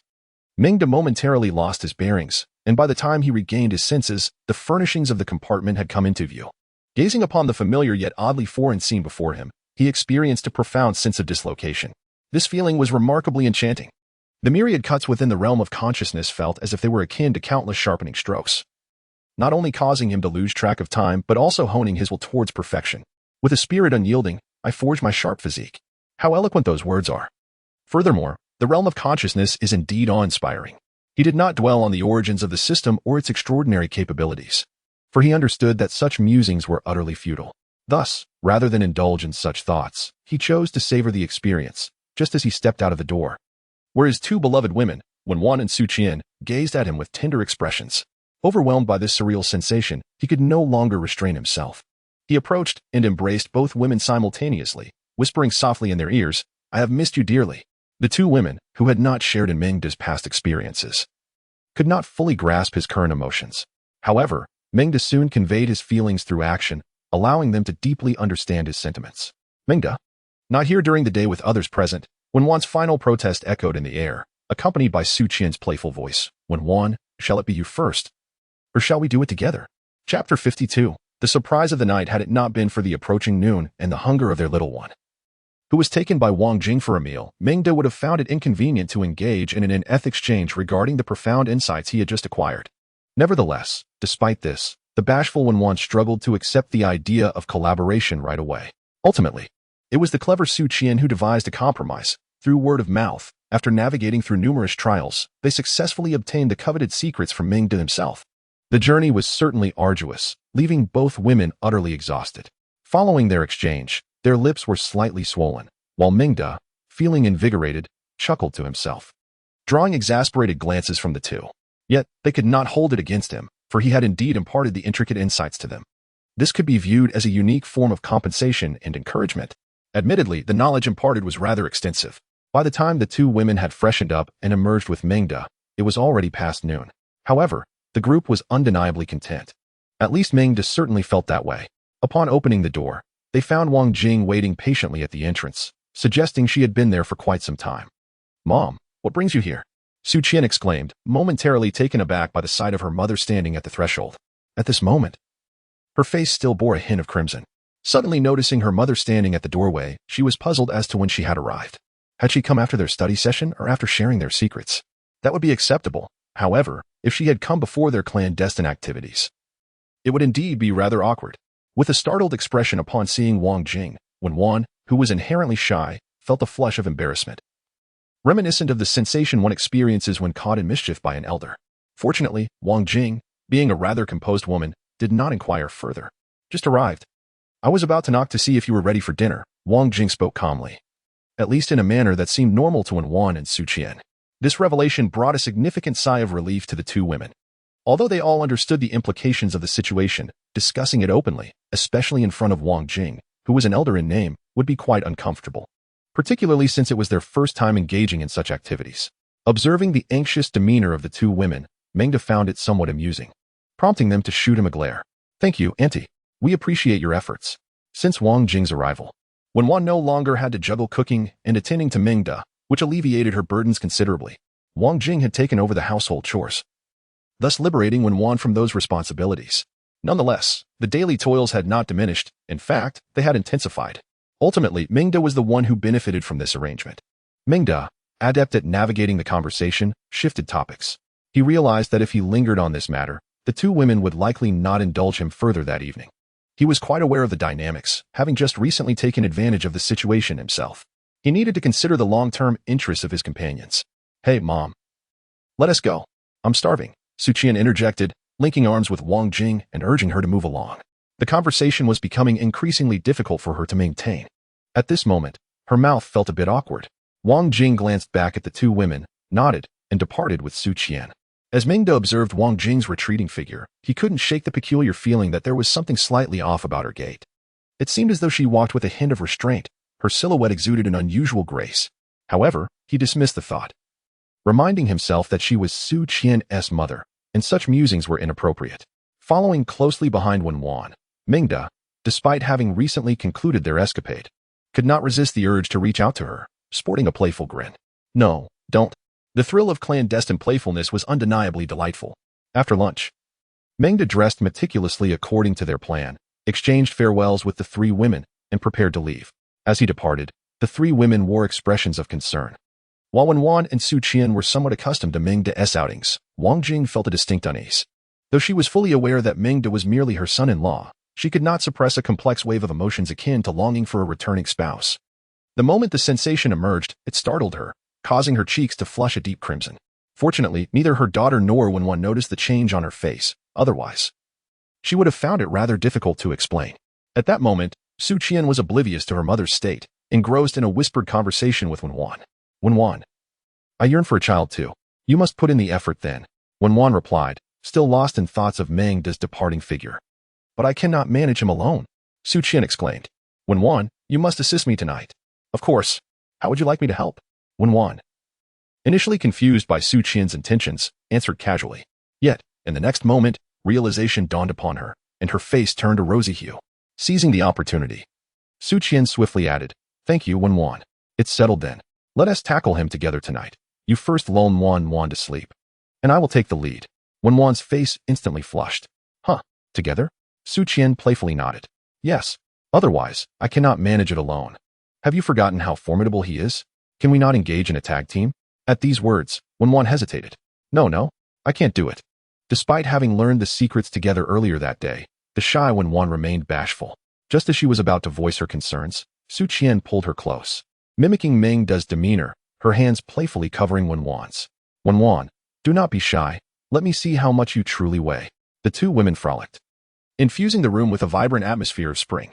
However, Wang Jing, Su Qian's mother, watched with an expression of embarrassment, thinking how remarkably bold her daughter had become. It took her a while to conjure a compliment for her daughter, though underlying her words was a hint of envy. Meanwhile, as the two women continued their playful antics, Meng was leisurely driving through the community-s streets, his mind drifting back to Su Qian's words. Tonight, Wan and I have prepared a surprise for you. Initially, he felt a surge of excitement upon hearing this, nearly swept away by the impulse to seize Su Qian right then and there. However, this left him dwelling on the thought. What could the surprise be? Was it a joint endeavor? Su Qian's previous suggestion had indeed led to a delightful experience. Now, another surprise awaited. The anticipation was almost unbearable. He longed for nightfall to arrive swiftly. It had been several days since he had ventured out, and recently, the streets of the community had begun to see an increase in wandering zombies. Meng surmised that they might have come from outside, or perhaps some had escaped from confinement within their homes. Regardless of the source, the situation appeared rather dire. For if it is the former, it indicates that zombies have begun to move in this direction, and their numbers will only increase. However, if it is the latter, it is preferable that the zombies originally confined within the room have merely stumbled out, rather than those possessing a certain degree of autonomy. He is acutely aware of the terrifying nature of such special zombies. Nevertheless, it is imperative to expedite the relocation plans. Caution is paramount. With a plan in mind, Meng commenced the task of clearing the zombies from the community. As for the methodology, it was exceedingly simple. Upon spotting a wandering zombie, he quietly positioned his 10 zombie subordinates in front of him. Indeed, his affection for his subordinates is profoundly touching. Zombies, advance, he commanded with a wave of his hand. And the 10 zombie subordinates surged forth. This was his strategy, straightforward and decisive, devoid of any hesitation. Should he encounter a suitable zombie, he would instruct his subordinates to restrain it while he employed his mental control. As his psychic abilities grew stronger, the number of zombies he could command also increased. Thus, relying on his horde of zombie subordinates to confront other lone zombies, their numbers swelled to over 30, and he sensed that he had yet to reach his limit. He would continue to gather. He would not return home until he had amassed a full contingent of subordinates. Just as he reveled in his acquisitions, his gaze was suddenly drawn to a building across the community where a bedsheet was billowing in the wind. Upon retrieving his binoculars to investigate, he discerned the words, Chapter 53, Apocalypse Edition of Gao Qilan. The plea for help he spotted was not within his own community. Given the relatively small size of his neighborhood, it was not unusual for there to be few survivors. However, having ventured out several times without encountering any others was decidedly abnormal. Moreover, despite the compactness of his community, there were still quite a number of houses surrounding it. After all, prior to the apocalypse, this area was a residential district, and a larger population was to be expected. Yet, the critical point remained. After so many days of the apocalypse, he had not seen any survivors aside from Su Qian and her daughter. Could it be that everyone else had succumbed to infection? This seemed implausible, thus he found himself forming a bold hypothesis. It must be survivors. Should he go investigate? Meng hesitated for a moment. Regardless of the proximity, there still existed a measure of danger, and he truly preferred not to venture outside unless absolutely necessary. Who would willingly place themselves in jeopardy day after day? Unless one were deranged. Were not his 2 women enticing enough? What more could one desire? Thus, given the opportunity, Meng genuinely wished to fulfill the lifelong aspiration of many men. Do not pull me away. Let me perish in the embrace of comfort. However, as he surveyed his growing horde of nearly 40 zombie subordinates, a profound sense of security enveloped him. It would be prudent to investigate, after all. In the face of danger, he had his zombie subordinates for support. Of course, now, with his enhanced abilities, unless he were to encounter an exceptionally formidable special zombie, he was confident that he could handle any other threats on his own. Meng pondered for a moment before arriving at a resolution. Since he had yet to gather a full complement of zombie minions, he might as well consider this endeavor a recruitment mission. Moreover, after so many days, he was eager to encounter other survivors. With his mind set, Meng led his formidable horde of zombies toward the residential building adorned with a rescue signal. Before long, he found himself beneath the building. He surmised that the survivors signaling for help were likely on the 10th floor. With that in mind, ascending the stairs became imperative. Observing the tightly locked door before him, he smiled slightly, and in the next instant, a crowbar materialized in his hand.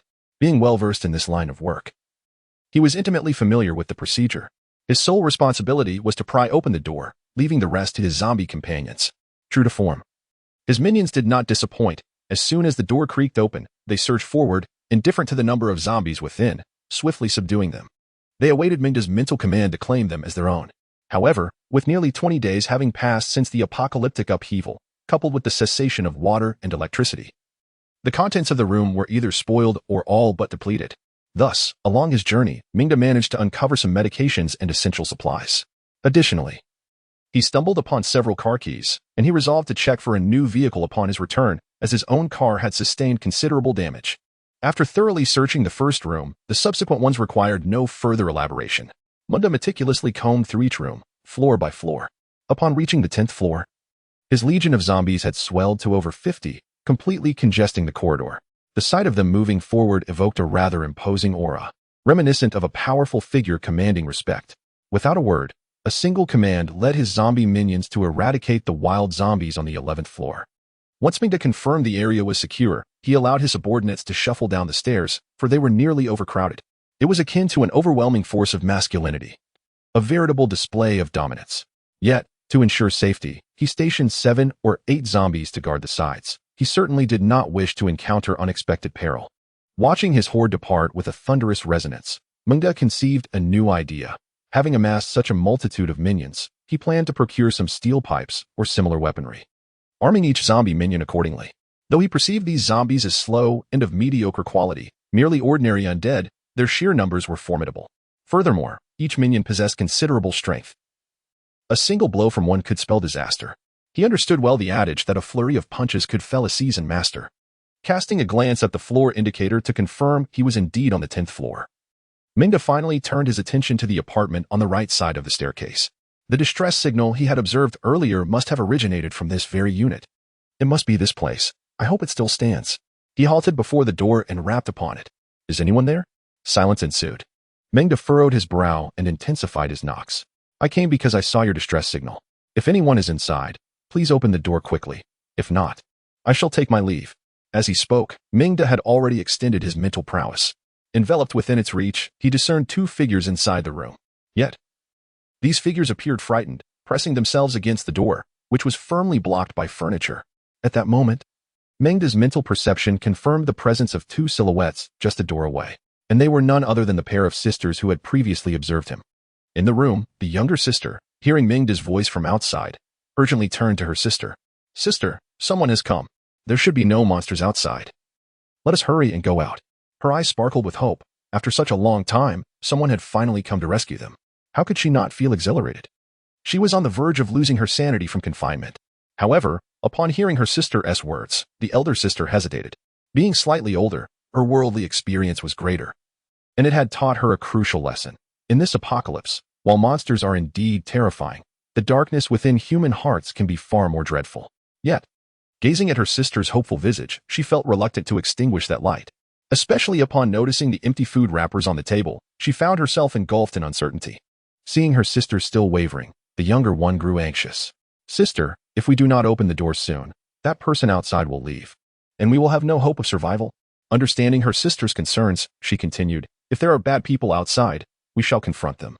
If they mean us harm, we will fight to our last breath. As she spoke, the younger sister brandished a fruit knife, her petite face radiating determination. Hearing this, the elder sister cast aside her doubts. Indeed, if no one came to their aid, they would perish from starvation, rather than succumb to despair. It was better to take a chance, to seize the slender thread of hope.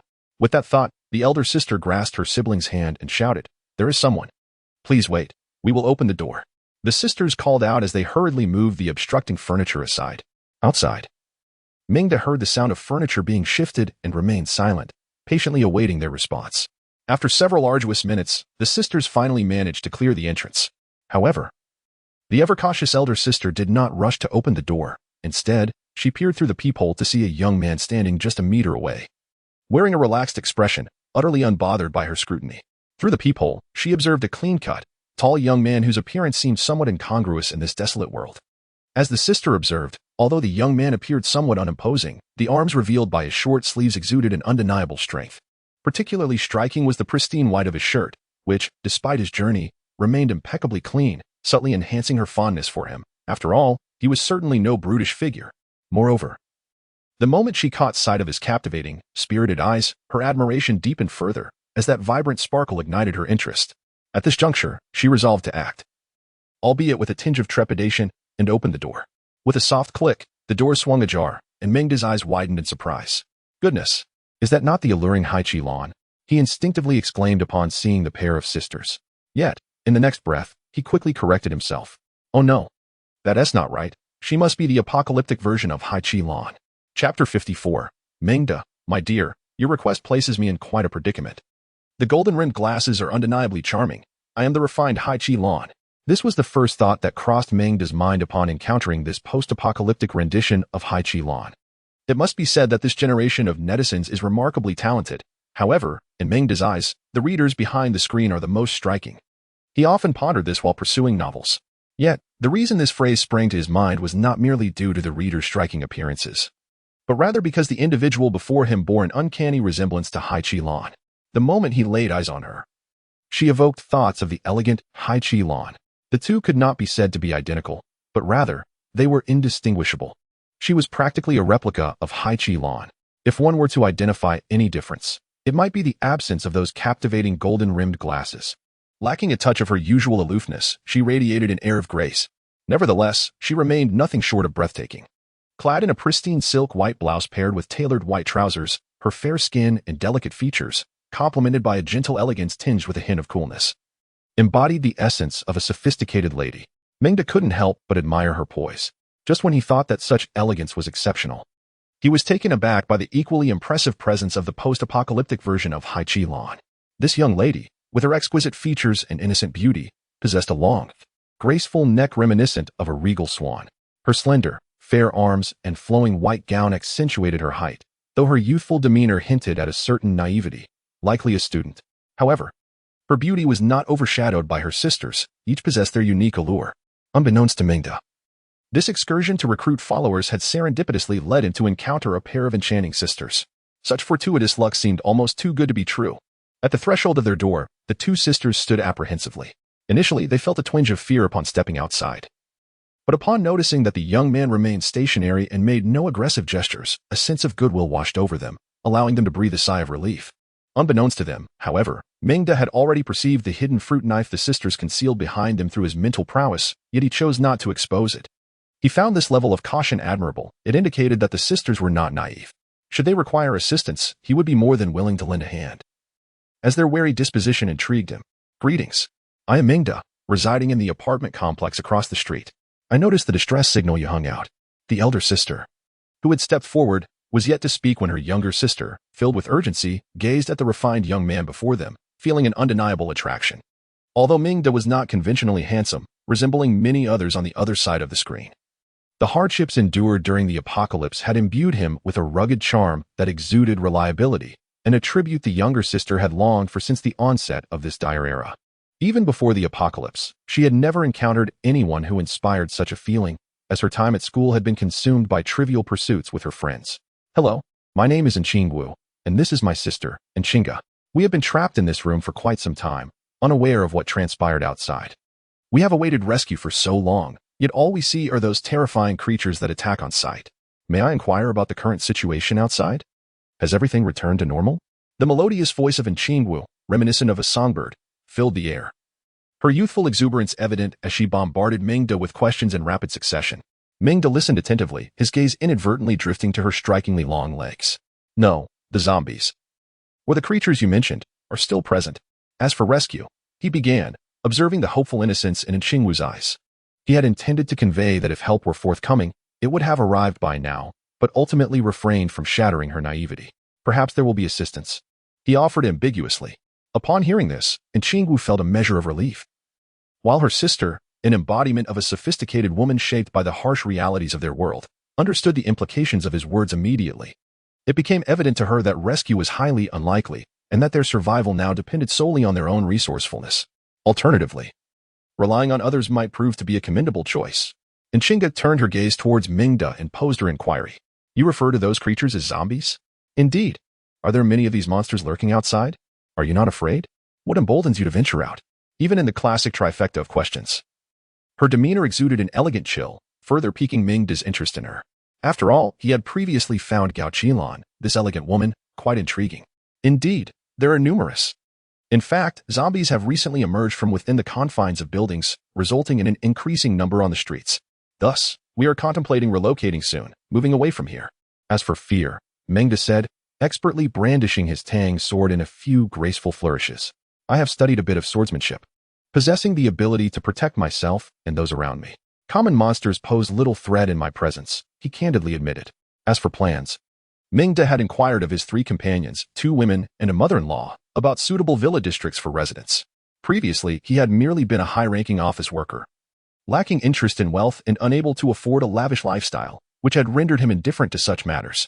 However, his esteemed mother-in-law, Wang Jing, had recommended a location, the Yulong Manor. It was said to be a renowned villa area in Tian'ai City before the apocalypse, once a gathering place for the elite, likely meeting his criteria of being near mountains and water, with abundant resources. Thus, Meng resolved to visit there in a couple of days, marking it as one of his current plans. And you? Your companions? You are not alone, are you? You are a team, correct? The elegant woman, possessing a clear mind, immediately grasped the essence of Meng's words. Upon hearing this, Meng shook his head. Not entirely. They were my neighbors before the apocalypse. Like you. They too faced shortages of food and water, but I brought them to stay with me, and now we live together. Resources here are quite limited, so it is prudent to plan ahead. And Chinga nodded in agreement, contemplating the earnest and sunny youth before her. After a moment's hesitation, she inquired, might we also move there to live with you? We too wish to leave this place.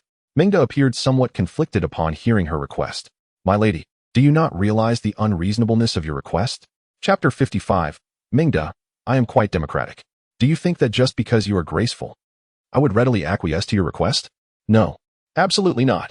As a worthy heir to a noble lineage, I, Meng, uphold the principles of integrity. This matter? I must consult with them first. As he spoke, Meng's gaze swept over the pair of sisters before him. Though their appearances were identical, their essences were entirely different. In simpler terms, one was an innocent campus beauty, while the other embodied the sophistication of an elegant woman. Yet, when standing together, the contrast in their aura captivated him. After all, what man does not yearn for a dual indulgence? If one does not, perhaps a visit to a specialist is in order. We are all part of the same family, thus it is imperative that I regard the opinions of the ladies involved. Perhaps Meng's words were somewhat blunt. Or perhaps the piercing gaze he cast was noted by the sisters, causing them to become somewhat wary, even raising the fruit knife they held in their hands. In that moment, a silence enveloped the sisters, rendering the atmosphere rather awkward. Who was Meng to be daunted by their silence? After all, he had been relentlessly confronted by the allure of Wenwan and Su Qian over the past days. Thus his resilience in the face of embarrassment had reached an unparalleled level. Of course, whether they would acquiesce to his proposal remained uncertain. I pride myself on being democratic. I would never impose my will. Certain significant matters necessitate a vote among us. After uttering this, Meng silently added to himself, it is merely that my one presence can outweigh the opinions of 2. As for any additional voices, they would hardly dissent. Should there be any objections, we shall confer and provide you with an answer in due course. Observing the sisters still on guard, he deftly shifted the conversation. By the way, are your food supplies dwindling? Do you require assistance? Meng resolved to salvage some of his dignity. His image as a paragon of virtue could not be tarnished so easily. After all, he genuinely wished to aid these neighbors in need during apocalyptic times. There were no ulterior motives whatsoever. Otherwise, dear readers before the screen, you are all exceedingly handsome. Upon hearing Meng's mention of food, and Xingu, the previously wary femme fatale, felt a wave of embarrassment wash over her. It seemed she had misjudged this kind-hearted man. Yet, even in her shyness, the allure of the goddess remained undiminished, captivating all who beheld her. Indeed, our food supplies are rather limited, and we have a bit of water left. Meng found humor in the situation. He had already broached the topic, yet they still hesitated. Do you not believe I could resolve this matter with a swift decisiveness? Must I spell it out for you? Nevertheless, Meng maintained his silence, a subtle smile gracing his lips as he quietly observed the interactions. And Xingu, however, found herself at a loss for words. So, might you lend us some? Meng relished the sight of the goddess's struggle. It brought him great joy. Well? Meng stroked his chin, pausing momentarily, expertly piquing the sister's interest. Lending you food is not out of the question. I had gathered a fair amount on my way up from downstairs. However, such provisions cannot be given without expectation. How do you intend to repay me? Meng was indifferent to the food itself. His intention was to impart a valuable lesson to these defenseless sisters. To expect something for nothing from him was an impossibility. Unless, of course, he were to benefit from it without hesitation. Upon hearing that Meng was willing to lend food, the long-legged school beauty, and Qin Wu, could hardly contain her excitement, exclaiming, "We have money. We can buy it." However, she was taken aback when Meng, upon hearing her response, merely chuckled and shook his head. To be frank, even if you possessed gold, it might not suffice to procure food, let alone mere paper currency or digital currency. It seems you two have seldom ventured beyond your confines, and perhaps are unaware of the perilous state of the outside world. Where the quest for sustenance has become increasingly arduous, Mingda stated earnestly. His words rendered the two sisters momentarily silent. They were acutely aware that the currency of the pre-apocalyptic era had likely lost its value. Yet, being women, they were inclined to cling to hope, even in the face of harsh realities. Munda understood this well. He recalled a woman who once sought to manipulate him, only to find herself repeatedly outmaneuvered, to the point where he could shape her as he wished. Noticing the sisters' silence, Munda refrained from further commentary. I see you are in a difficult position. As your neighbor, I cannot stand idly by. Allow me to fetch some food for you to sustain yourselves for the time being. We can discuss future arrangements later, he declared. And before the sisters could respond, he descended the staircase, feigning a trip to retrieve provisions. In truth, he strolled leisurely to a staircase out of their sight, waved his hand, and summoned some food and water from his storage space. These supplies, as Mingda estimated, would barely last them a day or two. After all, expecting him to provide them with endless resources was unrealistic. In his view, offering them this much sustenance was generous enough. He could not afford to give more. After a considerable lapse of time, Munda returned, feigning breathlessness as he ascended the stairs. Here, I have gathered these provisions for you. It took me a significant part of the day to collect them. Most of the food in this building is spoiled and is inedible. Regrettably, this is all I can offer, he explained. Despite the meager amount, the sisters, on the brink of starvation and now with a lifeline of food, expressed their heartfelt gratitude. Thank you, Mingda. Though it may put you in a predicament, we must ask one more thing. Could we not come to stay with you? I assure you I will contribute and not merely consume your provisions. The elder sister, Chinga, glanced at her younger sibling, biting her lip as she made one last appeal, only to receive another shake of refusal from Mingda. Chapter 56. A slap in the face. I stand by my previous statement. I need to return and consult with them before I can provide you with a response. The astute and sophisticated Chinga had already discerned the implicit refusal in Mengda's words. As for the consultation, it may merely be a pretext from this man. Well, the day is drawing to a close, and I must take my leave. Upon hearing Mingda's rejection, Chinga felt a twinge of disappointment. However, just as she witnessed him turning to leave, he unexpectedly pivoted back, leading her to believe he had changed his mind, only to hear him offer a reminder instead. Of course, should you require assistance in the future, simply hang the bedsheet out again. If I see it, I will certainly come up. As a neighbor, I am more than willing to lend a hand. Furthermore, if it is not absolutely necessary, I advise you both to refrain from venturing outside these next few days. It is possible that there are still uncontained zombies lurking in this building. Lastly, let us hope to cross paths again in the future. With that, Mingda bestowed upon them a kind smile, waved goodbye, and descended the stairs amidst their complex gazes. When Mingda joyfully arrived downstairs with his zombie entourage, he noticed that the distress signal sheet from the sisters on the 10th floor had been taken down. He paid it no mind. His refusal to allow the two women to reside with him was not solely for his own sake, but also for the sake of the women in his household. After all, inviting two unfamiliar women to live in close quarters could pose certain dangers. Thus, Mingda resolved to first gauge the sisters' intentions and ensure safety before proceeding further. With this thought, he turned his attention to the imposing throng of zombies following him. Today, he had gathered quite a significant number of them. Now, he merely needed to locate a suitable vehicle to return home. Reflecting on the vehicles that had been ruined by wild zombies, he retrieved the keys he had previously collected, pressed a few buttons, and finally discovered several suitable cars. Among them was even a spacious vehicle capable of accommodating multiple passengers, an unexpected delight. After marking the newly found vehicles, Mingda decided to call it a day. He cast a glance at the darkening sky and murmured to himself, "It is time to return home." Upon arriving home, night had fully descended, and the clock indicated it was already past 7. The three women within had prepared dinner, eagerly awaiting Mingda's return. However, his prolonged absence had deepened their concern. Therefore, when he appeared at the door, all three visibly exhaled in relief. Finally, he is back. As soon as he entered, Mingda disregarded Wang Jing's presence in the protests from the side, embracing Wenwan and Su Qian in his arms, inhaling their enchanting fragrances with fervor. It was his way of compensating for the losses he felt from his earlier encounter with the sisters. This left the two women somewhat embarrassed, especially with an outsider nearby. Wang Jing, witnessing this, chose to turn a blind eye and discreetly averted her gaze. Unbeknownst to her, her face gradually flushed, a peculiar warmth enveloping her until the gentle warmth in her embrace sensed the subtle stirrings of certain individuals. Only then did she push Mingda away with a swift motion. Bah, this incorrigible scoundrel can think of nothing but that. Indeed, chimed in Su Qian, eliciting a comical frown from Mingda. Is this how you speak of your husbands? Do your men have no sense of dignity? While I may endure your countless slaps to the face, it does not grant you the liberty to be so audacious. Seeing the two women form a strategic alliance against him, Meng promptly employed his celestial skills, casting a glance at the pouting little girl beside him, her lips protruding in a manner that could cradle a jar of oil. Has our little one behaved today? Have you eaten? No, I haven't.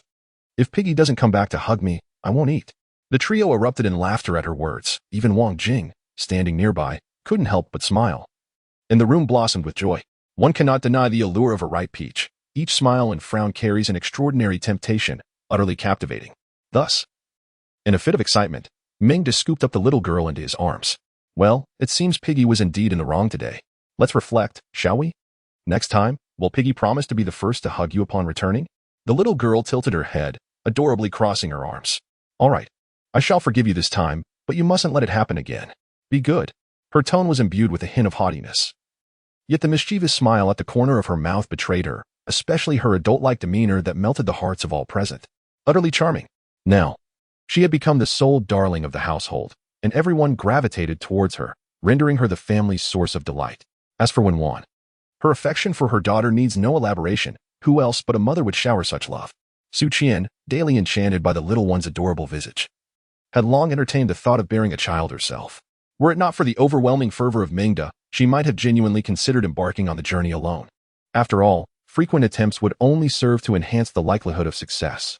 As for Wang Jing, the mature woman had remained single for many years since giving birth to Su Qian, yet the sight of the little girl seemed to reignite her nurturing instincts. And Meng? There is no need to elaborate further. He has embraced the little girl as his own. Love begets love. Every time he gazes upon her, his paternal affection surges, much like Wang Jing. He is undeniably a devoted father, though, despite his fervent efforts daily, time has not yet allowed for blossoms to bear fruit. Presently, he could only pour all his paternal love into the little girl. Most importantly, every return to her side imbued him with a profound sense of family completeness, a feeling that invigorated his spirit for every journey ahead. Thus, upon hearing the little one's words, Meng nodded earnestly. All right, Piggy, remember this for the future. Now, how about you make it up to our little darling? Meng was extremely accommodating towards the little girl. All right, what would you like to eat, my dear? I can take you there, he offered. Young children are easily pleased. A few snacks are all it takes to win them over, unlike the two women in his life, who would not relent unless they beheld his vast army. Sigh. With a sly grin, upon hearing Zhu words, the little girl instantly brightened up, her adorable demeanor melting away the fatigue he had accumulated from the day. Zhu, I'll lead you there. You should go to the 5th row. Chapter 57. The triumphant contest of the three kingdoms. Meng followed her chubby little finger, which pointed directly to the snack area. He immediately understood. It was likely her mother, Wenwan, who had forbidden her from indulging. Indeed, no sooner had the little girl spoken than she was met with Wenwan's disapproval. No, my dear, you still need to eat dinner later. You cannot have any more. You've already eaten enough today, and you want to be able to finish your meal.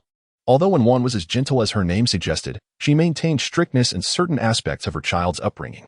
After all, children are in their growth phase and cannot be indulged too much.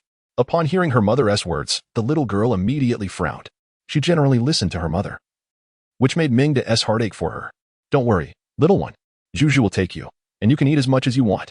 Instantly, the little girl's frown transformed into a beaming smile, and she planted a big kiss on Meng's cheek, leaving her exclusive mark.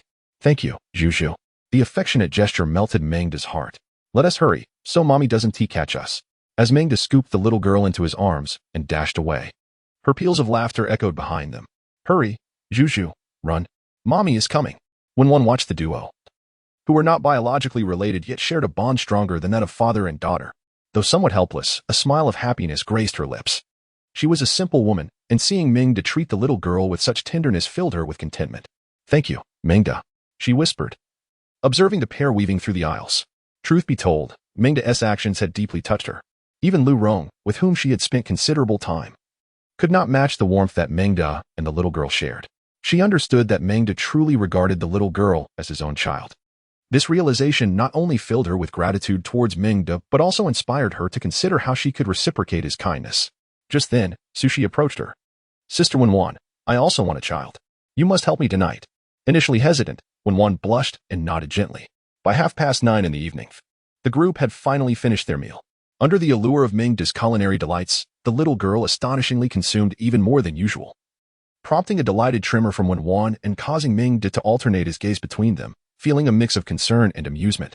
After dinner, everyone busied themselves with their respective tasks. Some cleared the dishes, others entertained the child, some freshened up, while others prepared for their endeavors. However, a remark from Sushi just before she departed truly piqued Mengda's interest. "Remember to leave the door open for me tonight." Mengda could hardly contain his anticipation for the evening's battle. However, Wen still needed to wash up and lull their little girl to sleep. Mengda, aiming to create a more spacious storage area for future convenience, began his preparations. Yet, for reasons unbeknownst to him, he encountered repeated failures, having crafted several attempts that all ended unsuccessfully, leaving him filled with frustration. Just then, he caught sight of Wen emerging from the bathroom. Having successfully put their daughter to sleep, the light illuminated her skin, making it appear even fairer after her bath. The black short nightgown clung to her curvaceous body, while her rounded legs remained hidden beneath the fabric, stirring an irresistible urge within him to gaze a little longer, igniting a desire to explore further. Truly a captivating beauty. Mengda could not help but swallow hard, instantly transforming into Chow Chow from the Wei Kingdom as he pounced. Tonight, it was destined to be a war devoid of gunpowder. When he next awoke, it was already noon. After lunch, the four of them dispersed to attend to their respective tasks. Su Qian and Wen went to do the laundry, while Wang Jing tidied up the dishes. And their little treasure, the girl, happily bounced around, playing alongside the three women. As for Mengda, he retreated to the study on the first floor, continuing his practice of the 8 extremes fist. After 2 to 3 days of relentless study and contemplation, he had managed to connect the entire set of movements. Though he had yet to meet the panel's standards, as his postures still required adjustment, he had determined that the attributes needed for the next upgrade of his basic swordsmanship would be challenging to acquire in a short time. And so he planned to dedicate 3 hours each day to practicing with the sword. This would yield approximately 3,000 attribute points daily, while the remainder of his time would be devoted to refining his 8 extremes fist. He also needed to continue collecting martial arts skills to enhance his physicality. Mengda had conducted personal tests of his current strength and speed. He found his power to be around 5,000 pounds, not including the enhancements from his swordsmanship. In terms of speed, he could reach 20 meters per second during a full sprint, and both his endurance and explosive power had seen significant improvement. Although his testing was not exhaustive, he felt confident that if he fully exerted himself, he could sustain peak speed for 2 to 3 minutes. A notion that implied he could cover over 3 kilometers in a short span, comparable to a human vehicle, entirely surpassing human capabilities. Taking a deep breath, Mengda felt that after emerging from the training space today, his control over his body and awareness had ascended to a new level, sharpening his focus. The movements he had polished countless times now revealed several discordant aspects. He silently contemplated the essence of the 8 extremes fist, maintaining a straight posture, relaxing the shoulders, grounding the energy, embracing the roundness while maintaining firmness within, and lifting the chest while extending the crown. With every action he practiced, Mengda remained intensely focused, continuously adjusting his movements, inching ever closer to the standard. 1 hour, 2 hours, time slipped by, and before he knew it, it was already 9 p.m. Meng ceased his practice of martial arts today, having achieved a breakthrough in his training space, which significantly enhanced his focus and bodily awareness. His exploration of boxing techniques has also yielded some enlightening insights, marking considerable progress. Given that he must venture out tomorrow, he hastily dedicated time to crafting storage equipment. Presently, he possesses 2 storage devices, one with a capacity of 125 cubic units and the other 375 cubic units. While these are currently sufficient, adhering to the principle of preparedness, he continues to work on expanding his storage space. The results from his recent crafting endeavors were less than ideal, resulting in a regrettable waste of several steel balls.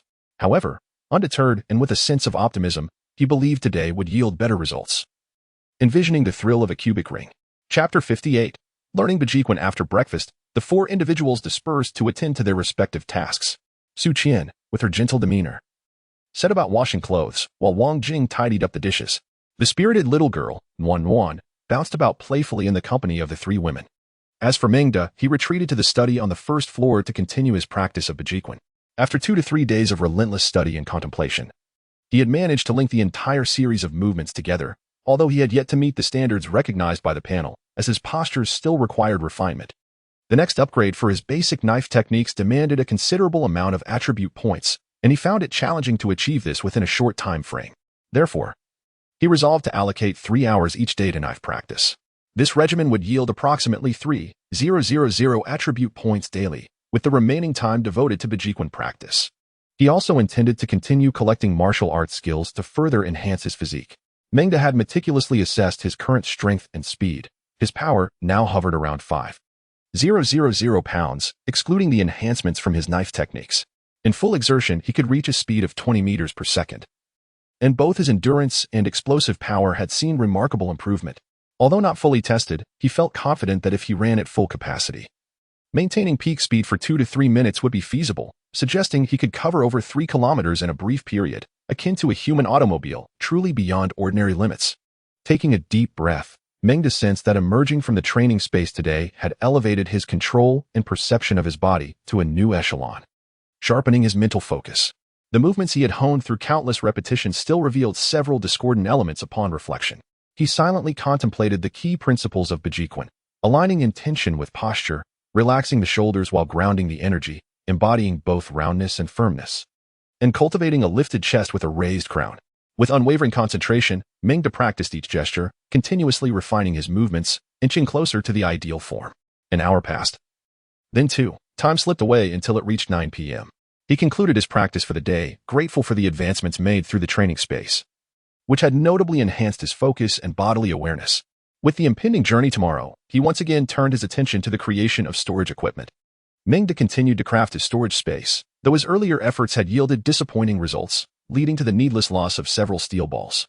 However, one must not be disheartened by failure. Today was another opportunity for success, and the prospect of a cubic ring stirred his excitement. He retrieved a ring, one he had casually taken while conscripting laborers upstairs, along with several others. With a tranquil mind, Meng summoned the silvery spatial energy and commenced the expansion within the ring. Navigating the intricacies of this process with familiarity, he spent 30 minutes meticulously developing the space. Although his mental fortitude had grown, the spatial energy remained stagnant, making the creation of such expansive areas increasingly laborious and time-consuming. Nevertheless, he pressed on, fully immersed in etching intricate patterns into the internal space, each elaborate design gradually imprinted, shimmering with a faint translucent glow. A soft sound pierced the air, a failure. Meng watched as the ring slowly dissipated, yet he remained undeterred. Recent setbacks had accustomed him to disappointment. After a brief respite, he steeled himself and selected another ring, diving into the task with renewed focus. The spatial expansion concluded, the exquisite patterns were meticulously traced inch by inch within the confines. An hour passed, and with his mental energy, he completed the final stroke of the design, finally exhaling with relief as he exited the internal space of the ring. It emitted a gentle hum, yet it did not vanish. Success. Meng's heart soared with elation. A spatial ring of 125,000 cubic units, sufficient to contain 4 small buildings, without exaggeration.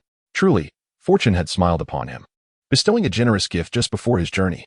He no longer worried about where to store his belongings. Rather, he pondered where to acquire such an abundance of items. Now fully prepared, he lacked only the favorable winds. The distance to the Ginza area exceeded 4 kilometers, and Meng opted to walk rather than drive. Not only did he need to accompany his younger companions, but traveling by car made them conspicuous targets, even if the vehicle was relatively quiet. It was far more prudent to proceed on foot. The sun had risen, beginning to radiate warmth. Meng stepped outside, gathered his companions, and they set off in a grand procession. He recalled passing a hardware store en route to the supermarket, intending to procure some weapons for his companions to bolster their combat capabilities. As they passed the building where the 2 sisters resided, Meng cast a glance, noting the absence of the sheets. A sweep of his mental energy revealed a figure standing at the window, gazing downwards. A slight smile graced his lips as he continued toward the community's exit. Meanwhile, in the upper floor, Sister Nchinga stood before the bay window of her bedroom, observing Meng as he walked below, followed by a throng of monsters. Her expression was as serene as a still lake, concealing the tumult of thoughts within. The emptiness in her gaze betrayed her inner turmoil, contrasting with the calm facade. She watched until Meng's figure vanished around the corner of the community entrance before withdrawing from the window and returning to her bed. She gently stroked the long hair of her sister Nchingu, still lost in slumber, a flicker of determination flashing in her eyes. "Sister, no matter what, I will take care of you." At that moment, Meng exited the community and proceeded along the previously cleared route to the gas station. In a mere 3 days, the path had once again sprouted a scattering of zombies. His suspicions regarding their resurgence were validated. Regrettably, Meng's team was at full capacity, and for the newly arrived zombies, he could only express his apologies. Their fates were intertwined yet destined to part. They swiftly dealt with the intruders on the spot, After a meandering journey of approximately an hour, they arrived near the gas station, where the stench of decaying corpses from a few days prior now permeated the air, eliciting a wave of nausea. A dozen or so zombies lingered in the vicinity. Meng hastened his pace. This marked the endpoint of the route traversed previously. And after 3 days, there had been little significant change. The real challenge lay ahead. Meng maintained his mental acuity, periodically directing his zombie subordinates to eliminate clusters of wild zombies. The ordinary zombies had indeed increased in number, but they posed little threat, often dispatched without requiring Meng's direct intervention. Only the intermittent growls echoed through the air. However, the surge in zombie numbers was undeniable. What had once been a mere 10 zombies over 2 kilometers had now swelled to nearly 100. This exponential growth solidified Meng's resolve to relocate. He planned to scout Wulong Villa the following day, with a firm intention to move by the day after at the latest. Pondering this, Meng recognized that ordinary zombies were relatively harmless and rather dim-witted, lacking intelligence. In stark contrast, special zombies exhibited unique abilities and a modicum of intellect, rendering them far more formidable. Thus far, he had encountered only 2 special zombies. One had been swiftly dispatched before showcasing any powers, while the other had proved to be quite troublesome, commanding a horde of zombies that created significant challenges for Meng. Chapter 59. Special zombies based on the system's indication of the special zombies talent crystal level, which was classified as elementary. It suggested that there was still room for improvement in these special entities. A sense of urgency welled within him. He needed to enhance his strength without delay. Suddenly, a figure materialized within his mental perception, towering at roughly 2.5 meters amidst a group of zombies, creating a striking contrast. A chill ran through Meng. Just by its stature, he discerned that this was undoubtedly a special zombie. He swiftly took cover at the corner of a wall to observe. The scattered wild zombies around seemed to cower in fear of this hulking creature, unwilling to approach. It struck him as curious. Was there a hierarchy, even among zombies? This question flickered through his mind, yet he resolved to test the waters. With his forces at full strength, he felt no trepidation. Moreover, this presented a rare opportunity. He was concealed while the zombie was exposed. Even if he were to falter, escape remained an option. Resolute, Meng commanded his zombie subordinates to charge forth. To be sure, a horde of 40 or 50 zombies rushing forward possessed a certain intimidating presence, especially with their grotesque visages. A mere human would likely be paralyzed with fear at the sight. However, the special zombie before him remained unfazed by the onslaught, even appearing somewhat pleased. With a deafening roar, it boldly stepped into the throng of zombies, seizing one as a weapon and swinging it with abandon. In an instant, the scene transformed into a gruesome spectacle as the blood and entrails of the zombies were sent flying, and various unidentifiable fluids rained down like a torrential downpour, splattering the special zombie in a grotesque emlang of red and yellow. The most tragic sight was the zombie, gripped in hand, crumbling like a rag, scattering with a few blows, while the surrounding lesser zombies were reduced to a pitiful state. A few that approached failed to inflict any substantial harm. Only the armed lesser zombies managed to inflict minor injuries on the formidable special zombie, which amounted to little more than a trifle. This scene resembled a group of kindergarten children attacking a seasoned adult who frequented the gym. The disparity in power was unmistakable. Meng, witnessing his subordinates' brutalization, was left speechless. The gap was too vast. I must intervene. He concentrated his mental energy and unleashed a mental thrust, a silent cone of psychic power hurtling toward the special zombie. With a pained roar, the special zombie immediately clutched its head, crouching down in agony. Meng felt a surge of joy at this sight. Effective. Another mental thrust was released. This time, the special zombie ceased its howling, collapsing to the ground as if it had lost consciousness. Subsequently, Meng commanded his lesser zombies to swarm forward, piling atop the special zombie like a game of Jenga. This adversary was indeed formidable in mere moments. I lost nearly 20 of my subordinates. Without the psychic attack, it would have taken considerable time to subdue it. Meng gazed at the incapacitated special zombie. Deep in thought, he approached, knife in hand. Observing the comatose behemoth, he decided to attempt a mental imprint first. If successful, his combat prowess would significantly increase. If not, he would have no choice but to strike. He concentrated, channeling the mental imprint toward the special zombie's forehead. The subdued creature emitted a faint growl as it lay pinned down. Soon, Meng sensed a new mental link forming in his mind, slightly thicker than those of other zombies. A thrill of joy coursed through him. It worked. Surprisingly simple. He commanded his lesser zombies to rise, and the special zombie shakily got to its feet. Its agility diminished, likely due to its still recovering mental energy. Meng circled around the hulking figure, indeed impressed by its size. The injuries inflicted by his lesser zombies had already begun to clot and heal. It would likely recover in a day or two. Curious about the special zombie's capabilities, he directed it to lift a car from the roadside. The towering zombie wobbled over and effortlessly overturned a vehicle. Impressive. It was estimated to possess a strength of 2 to 3 tons. Meng nodded in satisfaction. This zombie appeared to surpass his own strength, though its mental prowess was somewhat lacking, allowing Meng to seize the opportunity. Elated by this newfound ally, he felt a sense of security for the journey ahead. With this special zombie by his side, he could confidently face any scattered zombies that might appear, and against other special zombies. He could lend support with a few well-timed mental thrusts. Meng regrouped his forces and checked the numbers, discovering that he still had 31 ordinary zombies remaining, equivalent to having traded 19 of them for this formidable giant. The battle losses were acceptable. Sacrificing 19 minions for such a formidable creature was a satisfactory exchange for Meng. He boldly envisioned the future. Contemplating a legion of zombies comprised entirely of these exceptional specimens, such a sight would be nothing short of magnificent. Shaking off his daydreams, Meng readied himself for departure once more. However, the scene was somewhat discordant. A towering figure staggered ahead, followed closely by a procession of smaller minions, who, in stark contrast, appeared frail and decrepit. From behind, Meng found the sight rather comical. If one disregarded their appearances, it resembled an adult leading a group of children on an outing. Adhering to his usual strategy, Meng employed his mental acuity as a radar, dispatching his minions to tackle any issues directly.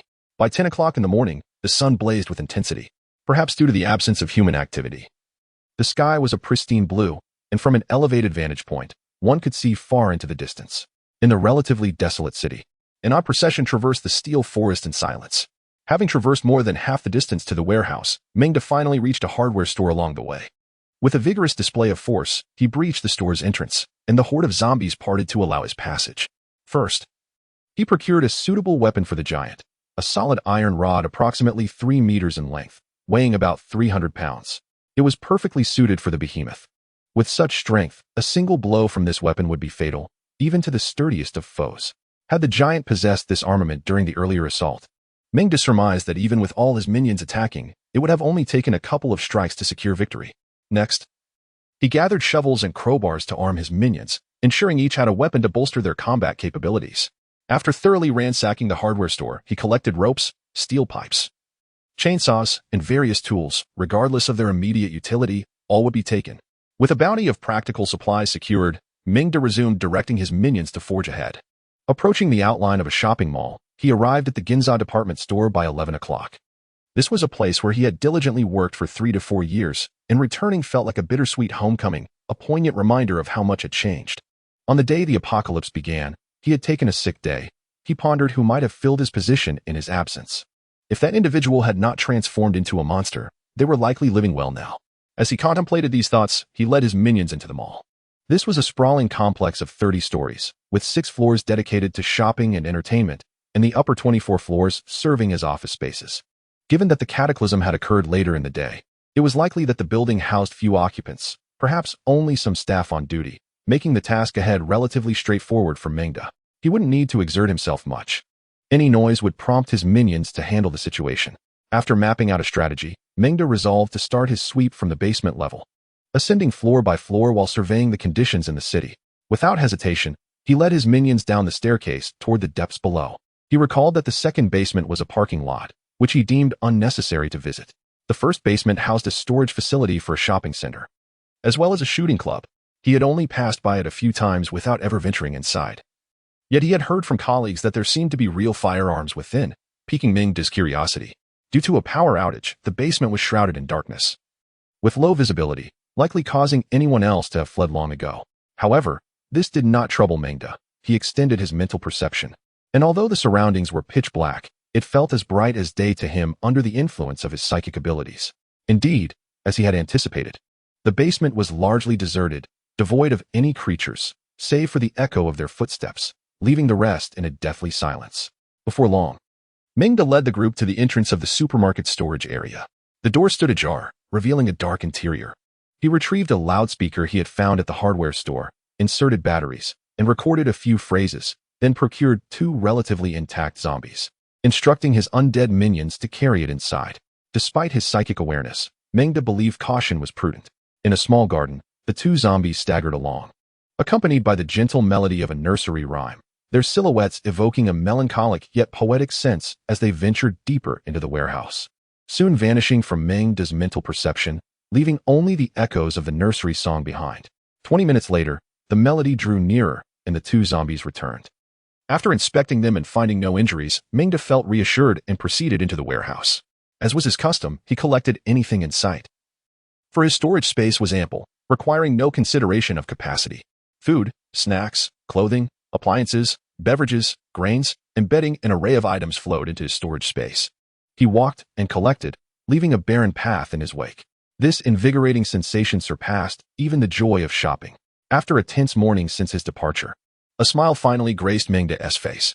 Half an hour later, the warehouse lay empty, silently bearing witness to Meng's avaricious exploits.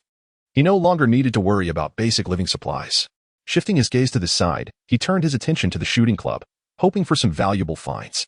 Noticing the time, he realized it was nearly 1 o'clock, and he needed to hasten his pace to return before nightfall. In a mere 5 minutes, Meng and his entourage reached the shooting club, where a steel security door was firmly shut. He used his psychic perception to ascertain that no one was inside. Drawing his Tang Dao, he focused his mind. With a swift hiss, the blade flashed like lightning, illuminating the underground space for a brief moment. The steel lock shattered silently. With the entire area experiencing a power outage, the alarms were rendered useless. Meng kicked the door open, once again confirming the absence of any living beings before striding confidently inside. Upon turning past the front desk, one is immediately greeted by the equipment area, where an array of traditional bows, compound bows, and recurved bows adorns the wall. The traditional bows exude a rustic grandeur, while the recurved bows boast elegant designs, and the compound bows radiate a sense of advanced technology. In that moment, these bows appeared to Meng as if they were glimmering treasures. Ah, splendid items indeed. I shall take them back to practice with Wen and Su Qian. All of them shall be collected. After a flurry of activity, Meng once again proceeded deeper into the establishment, where a row of shooting stations came into view. Fixed upon each station were the firearms he had longed for. A lineup of 10 shooting stations featured 5 handguns and 5 rifles. Meng gazed upon these delightful toys, his eyes sparkling with excitement as he approached them with brisk steps. He touched them with curiosity, resembling a naive country bumpkin encountering the wonders of the world for the first time. Firearms embody a man's romance and stand as the most renowned instruments of destruction from the industrial age. In times of peace, nearly everyone harbors a peculiar curiosity for guns, and Meng was no exception. He handled the handgun, its cold surface providing an unexpected sense of security. He glanced at the firearm specifications beside the shooting station. The King of Special Operations, Glock handgun. Origin, Austria. Caliber, 5.6. Effective range, 100 meters. Next to it lay the rifles, including the Jianwei 15. Both semi-automatic and boasting a range of 300 meters. The sole advantage was their shared ammunition caliber of 5.6, allowing for interchangeability.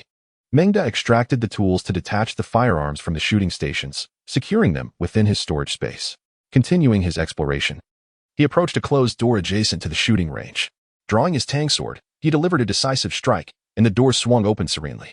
Meng stepped inside, where 2 shelves were laden with boxes of ammunition and various bows. After a thorough inspection, he emerged from the room, now nearly emptied, with a Glock handgun replacing his Tang sword in hand. After a brief glance at the user manual, Meng loaded the ammunition and disengaged the safety. Bang, bang, bang. He fired 3 shots at the target range, scoring 1 shot in the 3-ring zone and 2 in the 10-ring zone. His mental acuity felt akin to a cheat code. Meng couldn't help but exclaim in wonder. The first shot was somewhat clumsy, yet with the subsequent shots, he adjusted seamlessly through mental perception and exceptional physical prowess, resembling a seasoned expert immersed in the craft for years. Retracting his mental perception, Meng deemed it somewhat superfluous. The noise it generated could easily attract zombies, and its lethality was limited. For instance, against the larger zombies, shooting from afar proved ineffective, while getting too close posed a significant danger and risked attracting more foes. Perhaps it would suffice to practice with Wen and Su Qian upon his return. After several rounds of emptying the magazine, satisfying his cravings, he exchanged the gun for his sword and ascended further up the building. On the first floor, one finds a veritable haven of luxury, boasting an abundance of high-end apparel, footwear, handbags, watches, and accessories, many of which Meng did not recognize. He glanced at the prices. Goodness, these costs, starting from tens of thousands. Who could possibly afford such extravagance? It seems I shall partake in the delights of luxury without expense. Meng collected everything into his storage space. Gazing at the time, It was already past 2 o'clock. Meng hastened his pace. Half an hour later, he arrived on the second floor, where he collected a substantial amount of cosmetics and skincare products, as well as raiding 3 lingerie stores. The sight of the undergarments left Meng utterly enthralled. Upon his return, he was determined to have Wenwan and Su Qian change into new outfits, as it had been half a month since they last donned anything fresh. After gathering his treasures, Meng continued his ascent. The 3rd floor housed men's clothing. The 4th floor was dedicated to dining. The 5th floor featured various training institutions. And the 6th floor offered a cinema and a small amusement area. Meng thoroughly scoured each level, taking everything he could carry. In the boxing gym's coaching room on the 5th floor, he fortuitously stumbled upon a manual for 8 pieces of brocade, which he regarded as an unexpected delight. He made his way to the rooftop. Ah, what a splendid day! The long-standing sense of confinement gradually dissipated in the breeze. He felt liberated. Above him, the azure sky was dotted with a few wispy clouds, and the skyline of the city, with its towering edifices, appeared particularly enchanting. A gentle wind wafted from afar, refreshing his spirit. After a brief moment of enjoyment, Meng took out his binoculars to survey the surroundings. To the east, the route he had taken was eerily silent, littered with the bodies of numerous zombies, all victims of his handiwork. Next was the southern side. Peering through his binoculars, Meng's pupils constricted. On a street to the northwest, many zombies were wandering about, causing a sense of unease within him. That must be the entertainment district. Meng quickly pinpointed the location. No wonder there were so many creatures. That area was renowned for its entertainment venues, a densely populated locale where the presence of monsters was indeed to be expected. Continuing his observation through the binoculars, he confirmed it was indeed the entertainment street, teeming with an astonishing number of zombies. Furthermore, the count of special zombies was not insignificant. In just this moment, he spotted 3 or 4 of them. One exuded a metallic sheen, another towered above the others by half a body length, and 2 more exhibited distinctly different coloration. The distance was too great to discern further details. A sense of heaviness settled in Meng's heart, intensifying his desire to vacate the city. Suppressing his unease, he circled the rooftop to the west for further observation. What on earth is that? He gasped, staring in horror at a massive gaping hole approximately 500 meters away on the exterior of a tall office building. The sight was nothing short of staggering. Within the cavernous opening lay a colossal mass of flesh, vibrant red and veined with deep crimson, pulsating rhythmically, reminiscent of a gigantic heart, seemingly gestating something ominous. Just the sight of it sent shivers down Meng's spine, and a foreboding dread enveloped him. Such a formidable creature was beyond his capacity to confront. He had just contemplated venturing closer to see if there were additional treasures to be found. Grateful he had refrained from doing so, he instinctively concealed himself behind cover, seeking a semblance of safety. Once again, I discreetly observed the northern horizon, relieved to find no more of those horrifying creatures. However, the number of zombies on the streets had evidently increased, aimlessly wandering about. With a heavy heart, Meng descended the stairs, lost in thought. I can no longer afford to wait. The monsters are evolving at a pace far beyond my imagination. Furthermore, they are merely 6 or 7 kilometers from my home, posing an immense danger. With any signs of movement still present, we must leave as soon as possible. He rallied his team, hastily making his way homeward. I should have been more vigilant. The situation in this apocalyptic world is becoming increasingly complex, and my recent tangible improvements have made me somewhat complacent. As Meng hurried along, his mind was racing. With the passage of time, uncertainties have multiplied, and no one can foresee the future. The direction in which this world is heading remains an enigma. It is no longer the materialistic world it once was. Take Meng, for instance, attributes, spatial control, mental manipulation. Who would have believed such phenomena in the past? One must not become arrogant. Caution is imperative. Meng resolved silently. His pace quickened, and a string of figures followed closely behind. Having just cleared the zombies from this route earlier in the day, his return journey was noticeably swifter. At 7 o'clock in the evening, Meng arrived back at the community. At that moment, Wenwan, Su Qian, and Wang Jing were seated at the dining table, the spread of prepared dishes before them, occasionally glancing toward the supermarket entrance, their faces etched with concern. A figure appeared at the entrance. Wenwan spotted him immediately, her expression shifting from worry to joy as she rose swiftly to greet him. Su Qian followed suit, a smile breaking through her previously serious demeanor, while Wang Jing exhaled a sigh of relief. The 2 women jogged toward Meng, with the cheerful Wenwan trailing behind, and Wang Jing wore a knowing smile.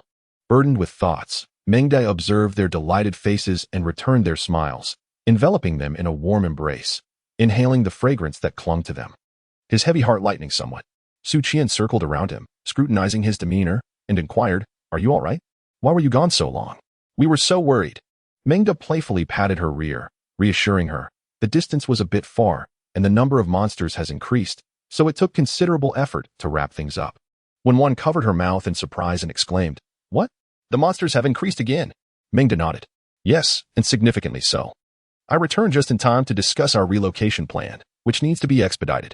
Pausing for a moment, he added, "Tomorrow, I will scout the Wulong Mountain Villa. And if all goes well, we will relocate the day after." Wenwan and Su Qian visibly tensed. What has happened? Why the sudden urgency? Meng contemplated briefly, deciding it best to share what he had witnessed that day. He seated himself at the table with the two anxious women and cradled Wenwan in his arms, saying, "Originally, I had no intention of departing so swiftly. However, it has become imperative. Today, when I ventured to the warehouse, I encountered a colossal creature that is presently in a state of evolution or hatching. It remains dormant for now, but once it emerges, we shall be in grave peril." "A gigantic monster? Just how large is it?" The little girl nestled in my arms interjected as I gently ruffled her hair. "Quite large indeed. Towering to the height of 3 stories. You must be obedient, or else the great beast may come to snatch you away," I warned.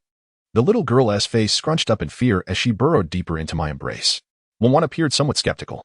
"Is it truly that big?" I glanced down at the girl in my arms and nodded slowly. This revelation drew not only her, but also Wenwan and Su Qian closer to me, huddling by my side. "Then we must hasten our departure. Such a creature is beyond our means unless we possess heavy weaponry," Wenwan expressed her anxiety. "Yes. Therefore tomorrow I shall scout the road to Wulong Mountain Villa. You all stay at home and wait. If all goes well, I shall return by afternoon. And we will relocate the day after, aiming to distance ourselves from the city center," I replied. Wenwan and Su Qian nodded in agreement. After some discussion, a rumble emanated from my stomach. Wenwan and Su Qian rose to reheat the meal, with the little girl trailing eagerly behind them. I continued to gather my thoughts. Before long, the food was heated, and so were we. "Come and dine. After the meal, rest early. We have to venture out tomorrow," Wang Jing called. "All right." The 5 of us gathered around the dining table. Today's feast was quite sumptuous. Ribs with corn, sauerkraut fish, candied sweet potatoes, and dumplings. I began with a generous glass of protein powder before diving into the meal. "After we finish dining, you should rest first, Meng Jie, and I will tidy up," Wenwan suggested. I shook my head. "No need. We can tidy up together tomorrow evening, packing everything into storage. After I assess the route, we will set off the day after." Wenwan nodded in acquiescence. "Very well, we shall follow your lead." The little girl chimed in, "Uncle, are we going to live in a big house?" I smiled and nodded. "Indeed. After you take a couple of naps, upon waking, you will be in the big house." Her eyes sparkled with delight at my affirmation. "Then uncle, does the big house have toys?" "I want a Barbie doll." "Little girl, your uncle is quite busy, and besides, you already have plenty of Barbie dolls." Her expression fell, and her tone softened. "I understand, Mama." I extended my mental energy into the storage space and retrieved a teddy bear. "Uncle has not only Barbie dolls, but also teddy bears. Which would you prefer?" Her eyes lit up, sparkling like crescent moons. "Uncle, can I have both?" "Oh, a greedy little one, is it? If you wish for both, you must eat well and listen to your mother. Once we move to the big house, Uncle will give you all the toys." "All right, I will definitely listen to Mama." Encouraged, she focused intently on her meal. Wenwan looked on with a mixture of exasperation and affection for her daughter's antics. Su Qian, nearby, wore an envious expression. After our meal and clearing the dishes, I retrieved a map and marked the routes we could take. Wulong Mountain Villa is situated approximately 15 kilometers away in a straight line, but taking a detour would stretch the distance to over 20 kilometers. He did not intend to bring his zombie companions along, as the journey would be too lengthy and their speed too slow, which would waste precious time. Instead, he planned to drive there tomorrow with his formidable companion. Meng meticulously examined the map, marking a main route along with 2 alternative paths, before folding the map away. He drew out his Tang Dao, scrutinizing it closely. Having used the blade to hack through 3 or 4 doors today, he felt a twinge of concern about the potential damage, even with the enhancement of its special trait, sharp. After observing the blade's pristine shine and noting the absence of wear, he felt reassured. Presently, he possessed only 1 Tang Dao and 1 Miao Dao, with no other alternative weapons at hand, necessitating a careful consideration of their durability. He applied a layer of maintenance oil to the Tang Dao before setting it aside. He summoned the attribute panel. Host, Meng De, Skills, Basic Swordsmanship, Level 6. Mental Control, Level 2, for 02500. Traits, Swift, Sharp. Talent, Spatial Mastery, Level 1. 0500. Special Attributes, 420.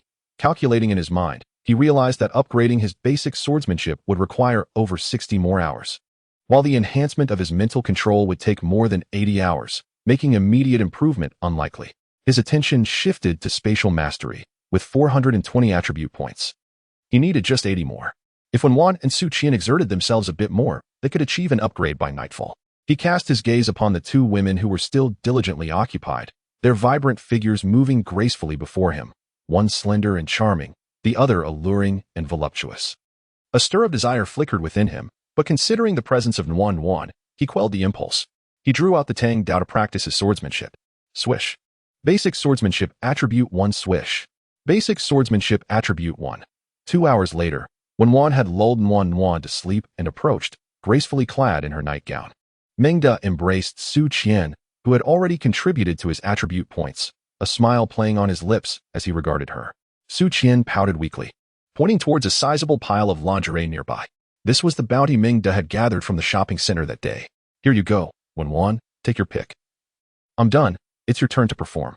Wenwan glanced at the assortment of lingerie, exasperatedly addressing Meng. What on earth did you do today? Is this mountain of lingerie all intended for us? Meng replied with unabashed confidence, of course. This is the result of my arduous efforts and trials. You wouldn't dislike it, would you? He employed a tactic of moral persuasion. Wenwan shot him a disdainful glance, her eyes drifting to the daring black lace nightgown Su Qian wore, its bold style causing her cheeks to flush. What a troublesome fellow, she thought, her face warming as she walked over to select something. However, all the pieces had been vetted by Meng and bore bold and unique styles, which were somewhat at odds with her dressing habits. After a prolonged selection process, noticing her difficulty, Meng decided to lend a hand, compelling Wenwan to model the garments. Su Qian, observing the playful coercion, wore a mischievous smile. Wenwan gasped in surprise, only to be promptly pressed onto the bed. As I floated into a state of bliss, my attire transformed multiple times. Later, Meng lay contentedly on the bed, glancing at his attribute panel. Special attribute value. For 165, tomorrow morning, he would be ready to level up. With delight, he embraced the soft forms of the two individuals beside him, planting a kiss on one. He then sat up and began to meditate, reminding himself to stay diligent and continue his practice. As the moon waned and the sun ascended, the night passed. At 6 a.m., Meng awoke promptly, having meditated for 6 hours, earning an impressive 180 points in mental control. Satisfied, he turned his gaze to the two enchanting figures still slumbering beside him. Yet, he realized he had been idle. He needed to impart knowledge to them. You enchantresses, assist me in my cultivation. At 8 a.m., Meng looked upon the two subdued beauties with a satisfied smile and summoned his panel. Host, Meng skills, basic swordsmanship, perfection 1657, mental control, level 2220-2500, traits, swift, sharp, talent, spatial mastery, level 10500, special attribute value 510, rising from the bed. Meng stepped into a small alcove and took a deep breath, pondering the changes that might accompany the upgrade of his spatial mastery. Anticipation tingled within him as he licked his lips and silently declared, spatial mastery. Allocate points. With a gentle hum, the panel trembled, and the special attribute value swiftly diminished. The attribute for spatial mastery surged rapidly, soon reaching its maximum. The numbers blurred, transforming into spatial mastery 02500. A familiar warmth surged within him once more. Meng focused intently, biting down on a towel to brace himself. The warmth flowed from his forehead into his brain, with a portion enhancing his physique.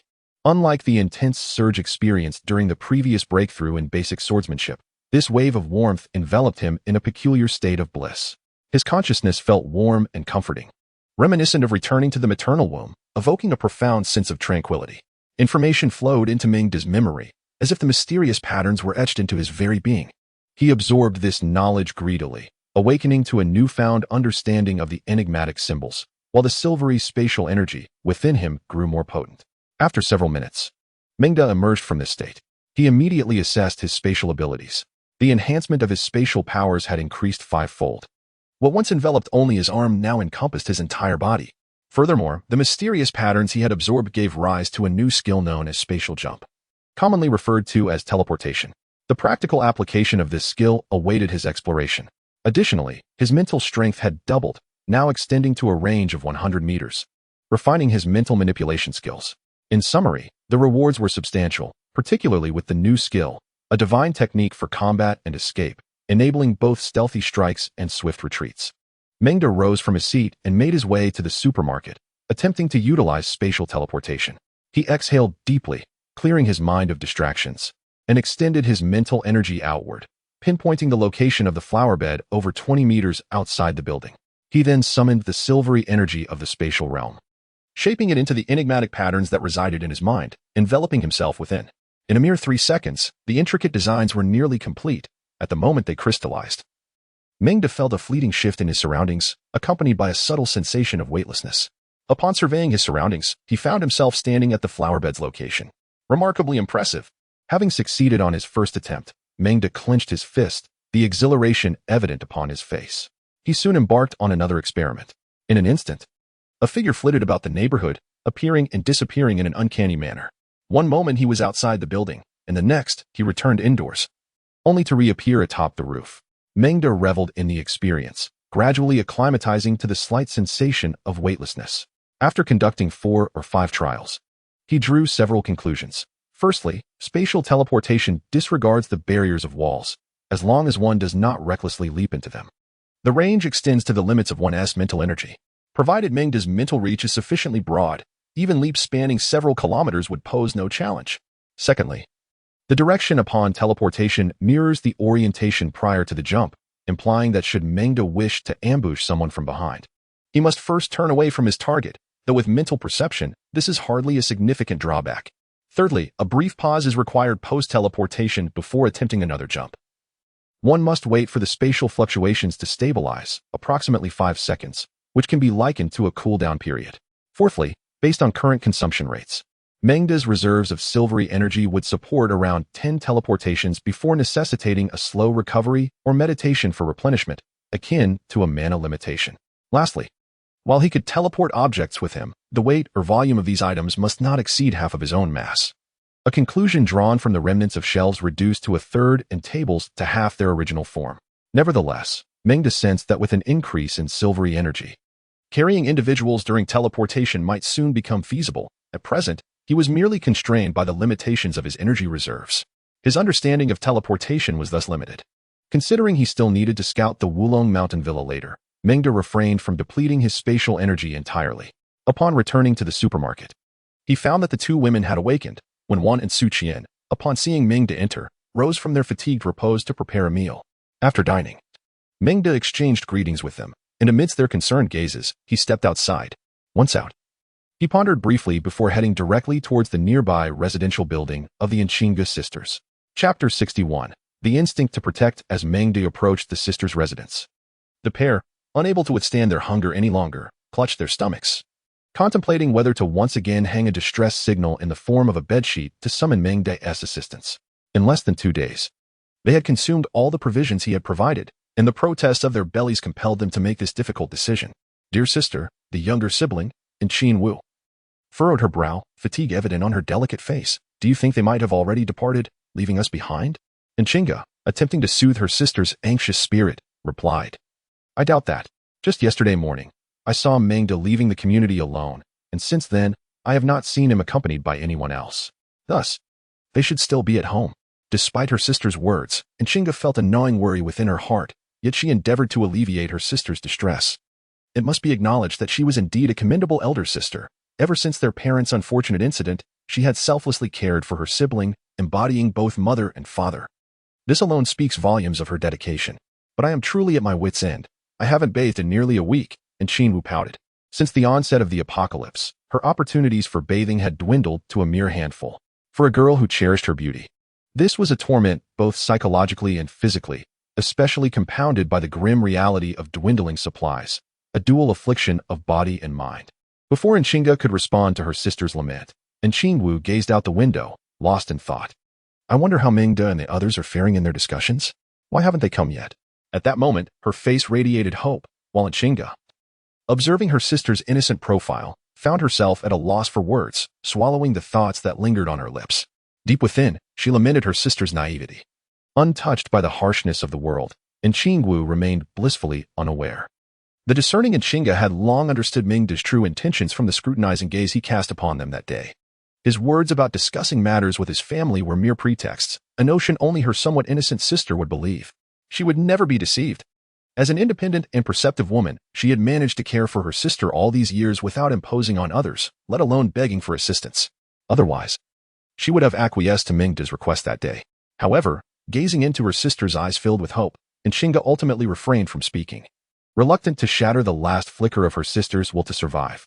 In this desolate world, while the absence of food was indeed terrifying, losing the will to live was far more dreadful. Nevertheless, even with such thoughts swirling in her mind, faced with their current predicament, she could not fathom how much longer they could endure without seeking Mengda's aid. Would she be able to hold out until he returned? As Nxingwu observed her sister's conflicted demeanor, she was about to inquire further when a series of knocks echoed from the door. Knock, knock, knock. The sudden sound startled them. Lacking Mengda's fortitude, they could not discern who was outside. However, judging by the calmness of the knocks, it seemed to be a single person rather than a terrifying monster, for otherwise, the rhythm would have been chaotic. Yet, the fear of the unknown was enough to send shivers down their spines. Nshinga pulled her sister behind her and cautiously peered through the peephole, instantly releasing a breath of relief. Before her stood a young man, radiant in the sunlight, exuding an extraordinary charm, with a warm smile gracing his face. This scene was familiar to her, having witnessed it just 2 days prior, and the young man was none other than Mengda, the person her sister had been incessantly speaking of with hopeful anticipation. She was acutely aware that Mengda's visit was specifically for them, and she felt reassured that this young man would not bring them harm. In fact, his previous demeanor suggested a deep respect for them, despite his underlying intentions. Nshinga held a favorable impression of Mengda. However, she found herself devoid of alternative options. With a heavy heart, she and her sister began to clear the obstacles at the door to permit Mengda's entrance. Upon seeing him again, Nshinga noted that Mengda appeared even more robust than before, and she was relieved to observe that he had not brought along that dreadful entourage of creatures. Sensing the curiosity in Nshinga's eyes, Mengda offered a candid explanation. I left them downstairs today. The unspoken understanding between them was palpable. He was intent on sparing them any fright. As she ushered Mengda inside, Nxingwu's anxious demeanor visibly eased. With a hand over her heart, she exclaimed, Mengda, it's you. You startled me. I thought a monster had arrived. Mengda smiled gently, appreciating his sister's sensibility. He cherished that quality in her, swearing it was not merely her calling him brother that brought him joy, nor was it her innocent demeanor that aligned with his ideal of a college sweetheart. It was simply her understanding nature that endeared her to him, and he hoped to impart more wisdom to her in future encounters, for she seemed eager to learn. He was always generous to such an understanding sister, much like how he enthusiastically shared knowledge with Su Qian, who often playfully addressed him with peculiar titles like father or papa, which would delight him and lead him to lavish her with countless favors, leaving her thoroughly satisfied. Who else could it be? I surveyed your building, and it seems you are the only survivors I could find, Mengda remarked, his gaze shifting toward Nxingwu. Today, she appeared notably different, adorned in a light blue dress that accentuated her purity and charm, the hem grazing her knees and revealing her fair, delicate calves. Coupled with her innocent gaze, she effortlessly evoked a man's instinct to protect. Nxingwu was oblivious to Mengda's scrutiny, her delight at his arrival evident, as if she had glimpsed a glimmer of hope for survival. Only Nshinga, keenly aware of Mengda's assessing gaze, subtly positioned herself between the two, casually moving forward to shield her sister from his lingering attention. As such, Mengda's gaze, imbued with a hint of significance, fell upon her. Mengda, I saw you heading out yesterday. Are you preparing to leave this place? Noticing Nxingji's movements, Mengda paid little mind, yet within his heart, he comprehended the situation. It appeared that Nxinggu had already grasped the circumstances. Indeed, I ventured out yesterday to gather some supplies, intending to take more with me when we depart. Upon hearing this, Nxingji's eyes sparkled with interest. Really? When do you plan to leave? Mengda nodded. I came here today to discuss this with you. I intend to scout the route, and if all goes well, we shall depart either tomorrow or the day after. What about you? Have you decided whether to stay here or to move in with us and leave together? Chapter 62. The sisters wished to trade with me within the room. Upon hearing Mengda's inquiry, the sisters exchanged glances, rendered momentarily speechless. Although the younger sister, Nxingwu, felt a stir of temptation, and Mengda appeared exceedingly courteous, resembling a friendly older brother. She understood that rashly following Mengda could lead to unforeseen troubles. Regardless, a certain degree of danger lingered, prompting her to cast her gaze upon her elder sister, who had always made the decisions in their household over the years. She deferred to her sister's judgment. Upon perceiving her sister's questioning gaze, Nxinggu contemplated silently for a moment before speaking. If we were to move over and accompany you, what would we gain from this arrangement? Mengda regarded her with a discerning glance, and Qinggu was indeed an astute individual. Even if her heart was stirred, she did not display her intentions as overtly as in Qingwu. Nonetheless, Mengda discerned the underlying meaning in her words. She sought to negotiate a transaction. Ah, that is a rather pertinent question. What you stand to gain depends on what you are willing to offer. Though Mengda had been but a humble worker prior to the apocalypse, he was a competent heir who had inherited a legacy of wisdom from his ancestors. He was well acquainted with the unspoken stories between his forebears and Liu, and the tale of Liu borrowing without repayment in Jingzhou was vividly etched in his memory. Particularly the infamous incident involving a certain Liu during the second perilous occupation of Eastern Wu. The larger the investment, the greater the potential returns. Thus, if one wishes to make a trade with me, something must be offered in return. Is it feasible to expect a free ride indefinitely? Am I, Mengda, a paragon of virtue, to be so easily swayed by desires of the flesh? Moreover, do I not seek to preserve my dignity? Nonetheless, he would still honor the costs that were due. Mengda's gaze swept back to the sisters. Yet, as Qinggu stood before her sister, she bore the brunt of his meaningful scrutiny. Despite understanding her precarious position, she asserted with a touch of defiance, if it means merely surviving in a pitiful state, we would rather perish here than accompany you. Mengda recognized her apprehensions and offered words of comfort. Rest assured, I can assure you unequivocally. Furthermore, I can guarantee not only your safety, but also, with a deliberate pause to heighten the anticipation of the sisters, I assure you that you will maintain a semblance of normalcy in this apocalyptic world.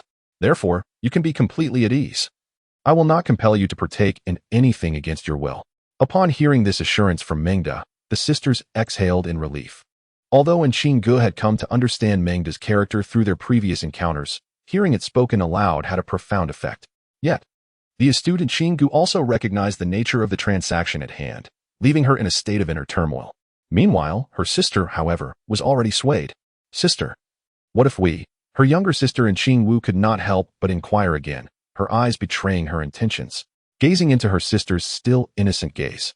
Qinggu realized that perhaps her Na'vi sister had yet to grasp the implications of Mengda's proposition. Otherwise, if she understood, she would not be so easily persuaded. Nevertheless, perhaps it was for the best, allowing her to bear the burdens alone. Qinggu grasped her hand and gently shook her head. Could you grant me a little more time to contemplate? Mengda smiled and nodded. He was not in a hurry, for he was not the sort to be guided solely by base instincts. Those who believed him to be so were merely unattractive individuals incapable of comprehending his depth. Typically, he would respond to such notions with a dismissive gesture. After all, a day or two would not affect him. He had a sovereign at home waiting for him to engage in some skirmishes. Very well. But you need to make your decision promptly. The choice is yours, Mengda remarked nonchalantly, while he was eager to experience the double delight of the sisters. It was not an absolute necessity. He had always approached such matters with a sense of rationality. If one were to inquire with Wen and Su Qian at home, they would attest to this.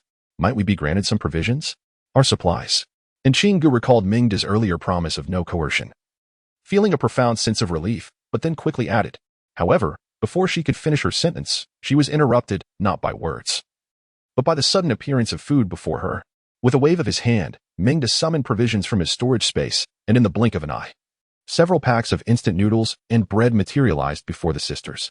This astonishing display left them utterly astounded, their shock immeasurable as they beheld the food seemingly conjured from thin air. Yet, Mengda paid no mind to their reactions. He waved his hand casually and glanced at the sun, which was now climbing higher in the sky, its rays still unyieldingly fierce. All right, day is waning. I must scout the path ahead. I shall return this evening. Farewell. After Mengda concluded his remarks, he turned on his heel and departed without the slightest hesitation, leaving the two sisters ensnared in the enigma of his inscrutable methods. They scrutinized Mengda's retreating figure until it vanished from their sight. It was only when Qingwu, astonished by his astonishing abilities, finally closed her cherry-like lips and rubbed her eyes that she tremulously inquired, Sister, did I really not see wrong? How did he conjure those provisions just now? Qingwu's face was a canvas of confusion and shock, struggling to comprehend the extraordinary events that had just transpired. Hoping for answers from her sister, little did she know that her sister was equally perplexed. You did not misinterpret. I too witnessed him produce food seemingly from thin air. Despite her sister's affirmative response, Qingwu still found it hard to believe, stammering for a considerable time without uttering a word. In fact, I noticed something yesterday. When he left in the morning, he was followed by numerous strange creatures. I initially thought they were pursuing him, but unexpectedly, Qinggu's statement trailed off. Yet her somewhat naive sister grasped the underlying implication.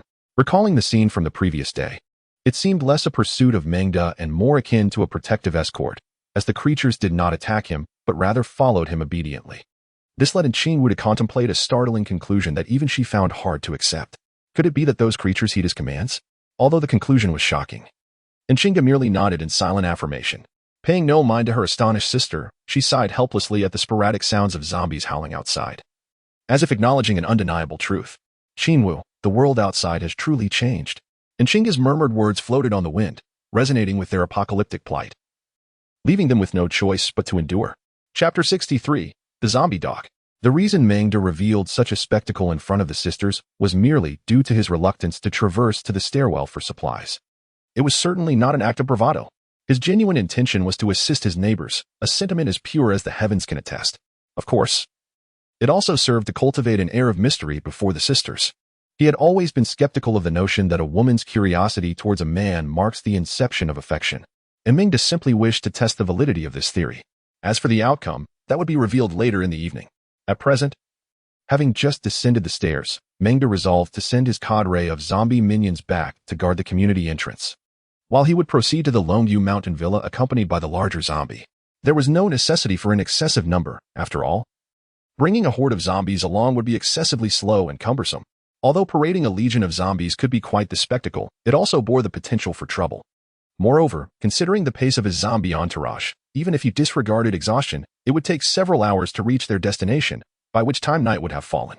Rather than exploring the distant realms of Jie'er, it would be far more prudent to return home and delve into the origins of life, thereby revitalizing the civilization of humanity and striving to save our species from the brink of extinction. The Yulong Villa is situated near the outskirts of the city, a considerable distance of over 30 kilometers from Meng's current location. The first 20 kilometers are predominantly urban, teeming with zombies, as one might expect in such a populated area. However, the journey toward the Yulong Villa becomes significantly more manageable, as it is located in an affluent district that thrived before the apocalypse. Individuals like Meng, who were mere corporate drones in the pre-apocalyptic world, would hardly have ventured into such a privileged area. Therefore, Meng surmised that the wild zombies in that section would likely be fewer in number, thus presenting a lower risk. It was imperative to exercise caution during the initial 20 kilometers to avoid potential disaster. To expedite their journey, Meng instructed the hulking zombie to take a seat in the back row of the vehicle. To his astonishment, the sheer size of the creature rendered the entire back seat practically non-existent. The enormous zombie sat there, grinning foolishly at Meng, its grotesque visage shedding bits of flesh, eliciting an eye roll from Meng, who decided internally that this vehicle would be utterly compromised upon their return. After accommodating the large zombie, Meng retrieved a map and meticulously plotted a feasible route before setting off. In the pre-apocalyptic world, a distance of over 30 kilometers would have taken merely half an hour by car. Even a donkey would suffice for a journey of about an hour. However, the current circumstances were vastly different. Following the harrowing experiences of the previous day, Meng drove with heightened caution, navigating the unfamiliar streets of this new world. His gaze darted around, and his mental acuity extended outward, ever vigilant for the potential ambush of a rogue zombie. Fortunately, the vehicle operated quietly enough not to attract an overwhelming number of zombies. Yet, after an hour, a number of the wandering undead had latched onto their vehicle's tail. Meng felt a sense of relief that none of the wild zombies had yet made a direct assault. The large zombie in the back, however, occasionally let out roars towards the zombies outside, seemingly expressing its discontent with the following horde. Had Meng not restrained it, the creature would have undoubtedly leapt from the vehicle to assert its dominance as a unique zombie. When Meng assessed that the number of pursuing zombies had grown considerable, he leisurely halted the vehicle, allowing the hulking creature to disembark and engage in a spirited exchange regarding the martial arts of violence with its kin. The massive zombie could hardly contain its excitement, and before exiting, Meng produced a hefty iron rod nearly 3 meters in length from his storage space. With a fervent roar, the large zombie charged forth, covering the distance of several dozen meters in mere seconds, unceremoniously plunging into the throng of wild zombies trailing behind them. Roar! A thunderous roar erupted from the brute, who charged forth like a tiger amidst a flock of sheep, clenching a hefty iron rod. He swept it in a wide arc, sending the surrounding zombies sprawling. The sheer force of his movement created a resounding boom as it sliced through the air. With a series of sickening thuds, several wild zombies had their skulls shattered, blood and brain matter splattering across the ground, staining even the freshly donned attire of the brute. Yet, he seemed utterly unfazed, continuing his relentless advance. Leveraging his formidable physique, The horde of smaller zombies posed little challenge, falling before him like mere minions in a video game, utterly overwhelmed. To the onlookers, this hulking figure was akin to a modern-day Kwafu, a veritable meat shield. The cacophony of exploding skulls was so brutal that even Meng found it hard to bear. Nevertheless, the wild zombies pressed on fearlessly. Observing the brute as he wielded his weapon with abandon, smashing the heads of the zombies into a pulp, Meng could only shake his head in disbelief. His thoughts were not of humorous memes, but rather a resolute decision. He must ensure that the brute did not board the vehicle later. Heaven forbid. If he did, the stench of blood would surely suffocate him. Meng had no desire to return to Sushi and one reeking of gore. Thus, as the brute continued his rampage, Meng took a moment to assess the vehicle, realizing that only the roof might serve as a perch. Sighing, he resolved to let the brute lie atop the car upon their departure. Meanwhile, the brute, blissfully unaware of his splendid new seating arrangement, continued to wreak havoc on the wild zombies before him. In the presence of this formidable meat shield, the violent exchange of martial prowess unfolded seamlessly. This exemplified the distinction between the conscious and the unconscious. Although the brute's intelligence was limited, he was effectively dominating the wild zombies, having been accepted as Meng's subordinate. His gaze could not be lacking in focus. Despite enduring blows from the brute's left and right, the wild zombies showed no sign of resistance, continuing their dull charge towards Meng. Resistance? That was a foreign concept. They remained helpless as the brute slaughtered them with abandon. What a delight it was. However, due to their considerable numbers, it took the brute several minutes to eradicate the horde. A nauseating stench of blood soon permeated the air. As dark crimson liquid mingled with white matter streamed across the pavement. Hastily, Meng instructed the brute to clean up the scene, to sweep the scattered limbs and severed appendages to the roadside, clearing a path for their eventual return. Upon completing this gruesome task, the brute remained exuberantly fierce, while Meng cast a disdainful glance at the blood-soaked figure. The once promised prime seating arrangement was revoked, and he commanded the brute to run alongside the vehicle. As Meng remained vigilant of his surroundings, he maintained a moderate speed, considerably slower than the pace at which Su Qian drove it home. Coupled with his imposing physique and remarkable stamina, covering a distance of over 10 kilometers was but a trivial endeavor for him. In terms of speed and endurance, even in the previous life as Asian Games, he would undoubtedly excel, particularly in weightlifting. Once he completed his task, Meng resumed driving, accompanied by a lone zombie. This time, however, he drove a tad faster. The wild zombies obstructing his path were swiftly dispatched by his powerful companion without Meng needing to exit the vehicle. As for the ones behind, there was no doubt that his formidable ally would not tolerate any lesser zombies daring to approach. Meng continued on his journey until he encountered a blockade. Faced with a road choked by abandoned vehicles and debris, he furrowed his brow. This route was the quickest way to the Yulong Mountain Villa, yet its current state filled him with a sense of foreboding.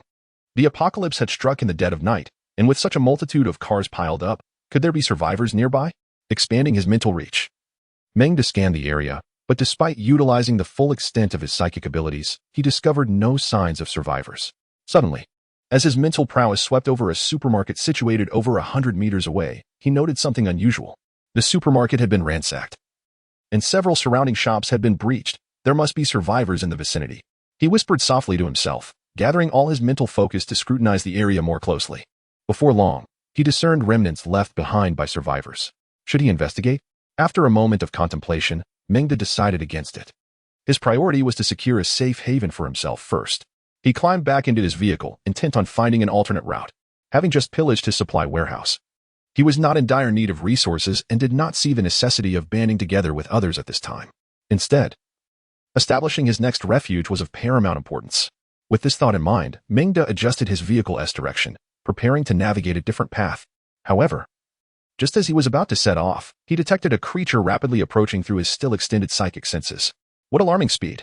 The sudden appearance of this unknown entity startled Meng. It was not humanoid. Was it an animal? Before he could further investigate, he caught sight of the creature barreling towards his vehicle with unwavering determination. The alarming velocity prompted an exclamation of disbelief from him. What in the world? Could it be a dog? No, wait, this was a zombie dog. Chapter 64. The Unleashing of the Berserk Mode in the Colossus. Upon recognizing the creature, Meng identified it as a canine beast nearly 2 meters in length. It appears that before the apocalypse, there existed a Labrador Retriever, a breed beloved by many families for its renowned amiability and gentle demeanor, known for their loyalty and desire to please. They were once considered the ideal pet for countless households. However, the present reality is starkly different. The Labrador Retriever before Meng now lacks the gentle kindness he once remembered. Instead, its eyes are filled with a bloodthirsty fury, and a savage aura emanates from its being. Meng realizes that this is a zombie dog, infected and transformed by the cataclysm, embodying a primal instinct to devour rather than the previous docility of the breed. In that instant, there is no time for Meng to ponder these feelings. For the infected Labrador emits a fierce growl and charges towards him. Cursing under his breath, he swiftly retreats to his vehicle, positioning his hefty companion as a shield in front of him. Drawing a tanged sword, he braces it against the car door, keenly observing the advancing creature. The large companion, sensing the formidable nature of this beast, lets out a roar and grips the heavy iron rod Meng had provided him, launching himself forward. With immense force, the rod slices through the air, producing a faint rumble as it descends towards the Labrador. Had this been an ordinary zombie, it would have succumbed to such an attack. But this infected Labrador is remarkably agile. Just as the iron rod is about to make contact, it deftly twists its body, evading the blow with astonishing swiftness. As the rod crashes into the ground, creating a deep crater, the Labrador seizes the opportunity. With its sharp claws, it swiftly rends 3 deep gashes across the body of the large companion, causing dark crimson blood to flow forth. The large companion, stung by the pain, lets out an enraged howl, raising the iron rod once more to strike at the creature. Yet, the Labrador's agility allows it to effortlessly leap out of harm's way. But the encounter is far from over. After dodging the initial attack, the infected Labrador plants its paws firmly into the ground, arching its back in a display of readiness. Its once pleasing tail now held high in a poised position. Its blood-red eyes fixate intently on the large companion before it. Meanwhile, Meng, observing this scene from within the vehicle, murmurs softly to himself, affirming his earlier conclusion. This is undoubtedly a Labrador Retriever transformed by the Blood Moon's sinister influence. To his astonishment, the creature proves to be an extraordinarily formidable opponent, engaging in a fierce contest with his stalwart ally. To be even more precise, it is this hound that holds a distinct advantage. After all, during their initial encounter, the burly fellow had suffered some injuries. It appears that the cataclysmic infection has enhanced the natural instincts and abilities of this Labrador Retriever. Meng reached his final conclusion, gripping his saber tightly, prepared to offer support to the burly one. In the arena, the burly figure, upon witnessing that this hound, shorter in stature, was still gathering strength, no longer hesitated. He charged forward wielding a hefty iron rod, swinging it down once more, yet it was deftly evaded. Furthermore, the hound took the opportunity to inflict several scratches upon him. Clearly, although the burly one's speed was impressively swift, providing a significant advantage against ordinary zombies, this hound's agility evidently surpassed his own, estimated by Meng to be on par with his. Of course, this was merely Meng's assessment of its speed, not other attributes. Enraged by yet another scratch, the burly one unleashed a furious barrage with the iron rod, producing thunderous sounds as it sliced through the air, leaving deep craters in the ground. While the display of power appeared formidable, the results were rather pitiful. Despite dozens of strikes, he scarcely made contact with the hound, and when he did, it was mostly superficial, merely grazing its fur. Conversely, the burly one had sustained numerous scratches, even losing chunks of flesh, which the hound savored with glee. Witnessing this scene, the burly one roared incessantly, blood streaming from his wounds, which, astonishingly, seemed to invigorate him, causing his form to visibly swell, and the gushing wounds to miraculously cease bleeding. My goodness! Meng exclaimed in astonishment. This burly one was indeed impressive. In his wrath, he had triggered a berserk mode.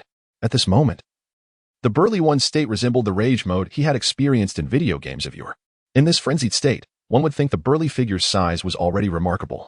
Yet, to his utter disbelief, upon entering this berserk mode, he expanded even further, and the speed of his iron rod swings increased significantly, creating a semblance of shadowy afterimages. This sudden escalation left the infected hound momentarily disoriented, nearly getting swept away several times, depriving it of any chance to counterattack the burly one. Each time the creature narrowly dodged, the iron rod followed closely behind, threatening its very existence. Thus, a fierce exchange ensued between the burly one and the infected hound, creating quite a spectacle. Meng felt a surge of adrenaline. Take it down. However, he was acutely aware that despite the current equilibrium, the tide could easily turn. He could still vividly recall the formidable prowess of that infected hound. Moreover, the most pressing concern was that Meng had no idea how long the burly one could sustain his berserk mode. Without it, he was undoubtedly no match for the infected hound. Embracing this thought, Meng resolved to extend his assistance. Just as he narrowly evaded the impact of the colossal iron rod, he seized the opportune moment to unleash a mental thrust. The hunting hound, preparing to dodge the impending blow. Could hardly anticipate that it would be ambushed at such a critical juncture. Under the force of this mental strike, the infected hound emitted a wretched howl of agony. With a resounding howl, the hound's form noticeably faltered, only to be subsequently struck by the burly figure, who landed a powerful blow to its thigh. The tremendous force sent the creature tumbling several meters away, and when it finally managed to rise again, its injured leg was unmistakably deformed. Witnessing the hound's injury, the burly man leaped with excitement and charged towards the recovering beast, his iron rod swinging with renewed vigor. On the opposing side, the hound, sensing the burly man's renewed assault, was evidently stricken with fear. Dragging its wounded leg, it narrowly evaded a blow, disregarding the approaching iron rod and instead sprinting towards Meng. How dare you, you coward! You wish to flee when you cannot prevail. Meng, discerning the hound's intent, swiftly dismounted and positioned himself with his blade to intercept the creature. The hound, recognizing its original target before it, Meng was taken aback by the burly man's intervention and the punishment it had just endured. Now, as it sought to escape, this very individual stood in its path once again. Do you truly believe I am a mere dog, easily intimidated? The hound assumed a threatening posture, as if attempting to intimidate Meng into retreating. However, Meng merely scoffed at its display. You think to frighten me just as I prepare for a one-on-two confrontation? How amusing. It was indeed said that humans are the most intelligent beings. This hound, it seemed, was not particularly clever. As the raging burly man drew closer, the hound, sensing the escalating danger, made a strategic decision. It pivoted and charged directly at Meng. Previously, it had exhibited an unsettling ferocity, and now, as the distance diminished, the aura of its predatory savagery intensified, even causing Meng to feel a flicker of trepidation. How audacious of you! Do you intend to treat me as an easy target? Meng was exceedingly adept at handling such situations and diligently practiced his techniques each evening. Thus, the notion of being easily subdued was one he would not entertain. In that fleeting moment, he made his decision. He would not flinch, but rather advance with his blade. This path is blocked. His Tang Dao transformed into a blur, enveloping the now monstrous hound within its lethal arc, and in the glint of the cold light, one could glimpse the creature's eyes filled with despair. Do you truly think my days of honing my foundational blade techniques have been in vain? Not to mention its prior talents, Li and Ji. In the depths of despair, countless blade shadows descended upon it, and before the hound could react, it lost all sensation of its own body. Thud, thud, thud. The sounds of the Tang knife piercing flesh echoed as the once ferocious hound was brutally cleaved into pieces by Meng's blade, a sight most tragic. It is likely that the hound, in its final moments, never fathomed that it had merely chosen the weakest opponent, only to encounter the strongest instead. Oh, you crafty old fox, why didn't you reveal your strength sooner? Observing the hound's unblinking gaze, Meng compassionately closed its eyes with the Tang knife, then twisted the blade, causing a cascade of red and white to spill onto the ground. There, it was definitively lifeless now. However, Meng was perplexed as to why he could not find the desired object within the hound's severed head. How strange, why is there no talent crystal? He wondered, recalling that he had previously discovered talent crystals from the heads of unique zombies he had slain, yet this time, he found nothing. Unconvinced, he made another incision, but still, no crystal appeared. With a sense of resignation, he sheathed his Tang knife. To his astonishment, this hound was formidable even without a talent crystal. Just imagine its power if it had one. Meng murmured to himself, but at that moment, a mental message from his companion, the big guy, interrupted his thoughts. Though the big guy could not speak, Meng understood its intent. You desire the hound's corpse? Upon seeing the big guy's eager gaze, Meng, though puzzled, did not hinder it. After all, the hound's body held no value for him. If his loyal companion could consume it to enhance its strength, he was more than willing. Hey. After receiving Meng's consent, the big guy immediately emitted two excited roars, as if to express gratitude to its master. Initially indifferent, Meng was soon repulsed by the sight of the big guy feasting on the carcass, prompting him to issue a command for it to eat quickly before retreating to the vehicle. He feared that lingering too long would induce nausea. Seated in the car, as he started the engine, Meng could not help but reflect on the peculiar behavior of the hound he had encountered moments earlier. This creature was entirely unlike the zombies he had faced before. The zombies he had encountered previously possessed little to no intelligence, and even if they did, it was merely a struggle for survival at death's door, hardly warranting the label of intellect. However, this hound was different. It exhibited an understanding of self-preservation, navigating between Meng and the big guy with a sense of cunning. Although it ultimately made the wrong choice, it was enough to demonstrate its extraordinary intelligence. Indeed, it did not seem infected. Rather, it appeared to be mutated. Precisely, mutated. Moreover, the hound astonishingly lacked a talent crystal. What, then, Does this signify a mutated beast? Or perhaps a mutated hound? He pondered for quite some time, unable to arrive at a reasonable explanation, ultimately sighing in resignation. Such is the fate of dogs in this apocalypse. What a chaotic scene has unfolded. Who knows what else may emerge in the future? Half an hour later, the hefty figure returned to Meng's vehicle after finishing his meal. Though some time had passed, he still appeared exceedingly exhilarated. However, the grotesque expression of his excitement left Meng utterly perplexed. The sight of him was quite nauseating and reminded Meng of the enchanting smiles of his two lovely wives, which consistently captivated him, luring him into a realm of tenderness. Alas, what a source of worry! What should he do now? Upon disembarking, Meng circled around the hefty figure and noticed that its size had increased once more. Although it did not compare to its form in a frenzied state, it had indeed grown considerably. Meng now harbored doubts about whether the rear seat of his vehicle could accommodate it. It seemed that henceforth, he would have to confine it to the luxurious seat he had specifically prepared for it. After scrutinizing it thoroughly, Meng also observed that its speed had notably improved. Following its meal, it had become swifter and stronger. Could this consumption of its kin be a catalyst for its evolution? What about those monsters possessing gifted crystals? Did they undergo similar transformations? Or were there alternative methods of evolution? Could they possibly devour others' gifted crystals? Meng was beset by a multitude of unanswered questions, as the available information was woefully insufficient for any reasonable conjecture. Never mind. He would wait until settling down in the villa area to capture a few for further research. Chapter 66. My dear brother, in the future, choose your wife with discernment. Setting aside his perplexities, Meng allowed the hefty figure to take its designated seat and promptly started the engine. Having been delayed, it was already past 2 in the afternoon, and he was only halfway through his journey. He needed to accelerate. Along the way, Meng paid little heed to the wild zombies trailing behind him. After an hour's drive, he finally approached the outskirts of the city. After a brief interval, he successfully exited the urban area. At last, he was free. Just a few more kilometers to go. After a morning spent driving and dealing with the mutated hounds, Meng felt somewhat fatigued. Fortunately, he encountered very few zombies on his route, prompting him to accelerate without hesitation. Half an hour later, a loud thud resonated as something heavy hit the ground, and Meng abruptly slammed on the brakes, reluctantly bringing the vehicle to a halt. Another fall. He had lost count of how many times he had stopped during this journey. The hefty figure clumsily climbed back up and hurried to Meng's side. Thankfully, due to its robust physique and the diminished sensitivity to pain characteristic of special zombies, it was fortunate not to have sustained serious injury.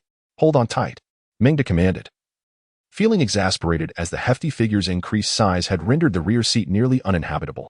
Once the car restarted, after a few tumbles, the hefty figure seemed to grasp the situation, firmly clutching the roof this time, allowing Meng to continue his drive uninterrupted. After more than 10 minutes, Meng pressed the brakes and parked, gazing at the villa complex before him, marked by the inscription Yulong Mountain Villa, and let out a sigh of relief.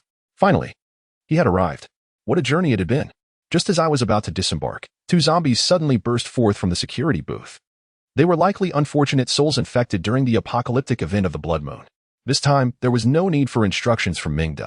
The formidable figure atop the vehicle leapt down with vigor, delivering powerful blows that shattered their skulls with ease. Observing this, Meng felt a sense of satisfaction with the brute's initiative, though he was slightly discontented with the prospect of having to find someone to clean the blood-stained entrance later. After searching the security guard, I found the keys to the main gate and the patrol car. I commanded the giant to dispose of the bodies and proceeded to drive into the villa community, with the giant following closely after discarding the corpses. Within the Yulong Villa area, as I navigated the vehicle, I took in the exquisite surroundings. It was undeniable. This was indeed a top-tier residential area. Upon entering, it felt as though I had stepped into a different realm, with luxurious villas that, in the days before the apocalypse, would have been valued at no less than $1 billion. The roads were lined with lush greenery, and the asphalt paths exuded a sense of comfort. After all, significant investments had been made to create this abode, and the developers had undoubtedly exerted considerable effort. Prior to my arrival, my well-off mother-in-law had regaled me with tales. The entire villa complex spanned over 100 acres with a total of 45 villas, each occupying over 1,000 square meters, with spacious gaps of 500 meters between them, arranged in 5 rows, complemented by vast green spaces. Moreover, a small river was ingeniously integrated into the area, creating a delightful artificial waterway adorned with pavilions and exquisite details. As I followed the road to the first villa in the first row, I noticed the number 45 prominently displayed, indicating it was undoubtedly the final villa in the Yulong complex. Since the onset of the apocalypse, I had been honing my climbing skills each night, leading me to prefer unconventional routes. I effortlessly leapt onto the surrounding wall to survey the interior. The first sight to greet me was the magnificently decorated villa, an elegant European-style abode constructed from interlocking wooden panels. Its pointed roof, with striking crimson tiles, gleamed under the sun. The entrance was adorned with vibrant flowers, and within the courtyard sat 5 luxurious cars, while a fountain bubbled continuously, exuding opulence. The only drawback was the presence of a few wandering zombies in the courtyard. I extended my mental energy to probe the villa further and discovered several more zombies meandering within. They appeared to range in age, their attire extravagantly lavish. While family photos on the walls depicted a loving 4-member household, presumably, they were a family before the apocalypse. Additionally, a few others were dressed in more modest attire. Likely former servants, now turned into zombies. After assessing the situation, I estimated there were about 7 or 8 zombies in total. Not waiting for the giant behind me, I drew my tang knife and leaped down, confident that I could handle the situation alone, as there were no special zombies to contend with. The sound of Meng's leap startled the 3 zombies in the courtyard. After such a long time, they finally laid eyes on a living person. And the 3 zombies exhibited an unusual excitement, immediately lunging at Meng to tear him apart. Having endured the apocalypse for so long, Meng, even when alone, felt no fear. He swiftly raised his hand and delivered 2 precise strikes, liberating them effortlessly, the entire process as smooth as slicing through a watermelon. Upon entering the villa, though he had mentally prepared himself, the opulence of the surroundings still left Meng, a mere wage slave from before the apocalypse, utterly astonished. The floor, paved with milky white marble, shone brightly like a mirror, perfectly reflecting Meng's figure. Above him, a magnificent crystal chandelier illuminated the villa with brilliance, complemented by a pure black glass table, imported designer armchairs, and a finely carved bookshelf. Various artworks adorned the walls. The luxury of the room was nearly beyond description, prompting Meng to exclaim in awe about the splendid lives of the wealthy. As he continued to admire his surroundings, a robust woman in an apron suddenly charged at him from the kitchen. She must have been in the midst of cooking when the apocalypse struck. In an instant, Meng dispatched her with a single blow, and upon further inspection of the kitchen, he found 2 more individuals resembling servants. Without hesitation, he delivered 2 more swift strikes, sending them into the afterlife. After exploring the ground floor and ensuring it was clear, Meng ascended the staircase to the 2nd floor. However, as he stepped onto the stairs, 2 small zombies, likely the children of the family, came rushing down, responding to the commotion below. The once innocent expressions captured in photographs were now replaced by grotesque visages, and Meng felt no pity. He promptly sent them on their way. With casual ease, he struck them down, their bodies tumbling down the staircase, and Meng could only shake his head at the unfortunate splatters marring the luxurious steps. Upon reaching the 2nd floor, a lavishly dressed male zombie charged at him, undoubtedly the owner of the villa. Strong in stature yet swaying unsteadily, he bore numerous bite marks, particularly a gaping wound on his neck, teeming with maggots, truly repulsive. It was evident he had been bitten during the onset of the apocalypse. And upon noticing the lipstick around the wound, Meng understood the grim implications. Just then, a female zombie burst forth from the master bedroom, and he couldn't help but sigh. Indeed, a day's marriage warrants 100 days of affection, not forgetting to take you along in his final moments. Such love, brother. In the future, it is wise to choose a wife with discernment. Chapter 67. Not envious of couples or immortals. Only envious of tycoons. Meng had always been an admirer of art, embracing an appreciation for both artistic endeavors and beauty. However, he could not fathom why. Whenever he admired Wan and Su Qian, both young women would become bashfully excited, unlike anyone else. For instance, standing within the villa, he gazed at the affectionate couple, now turned into zombies, who burst forth from the 2nd floor bedroom. Meng swiftly dispatched the husband zombie with a single stroke of his blade. After all, there was little left to appreciate in such a wretched state. Yet, when the bare wife zombie charged towards him, he raised his knife to keep her at bay, allowing himself a moment to indulge in his observations. He swore that his intentions were purely academic, focused solely on the study of human anatomy, devoid of any ulterior motives. Setting aside her grotesque visage, her physique was rather voluptuous. Her skin and form were indeed befitting of a wealthy lady. Meng had never doubted the discerning taste of the affluent, much like his own previous views on certain tycoons, regarding both beauty and wealth with a certain admiration. After all, one does not envy the lovebirds or the celestial beings, but rather the tycoons, who enjoy their opulence daily. He chuckled softly. Meng continued his examination until he had thoroughly analyzed the human structure, then shook his head. Alas, despite her beauty, without strength in this apocalyptic world, she too was doomed to a fleeting existence.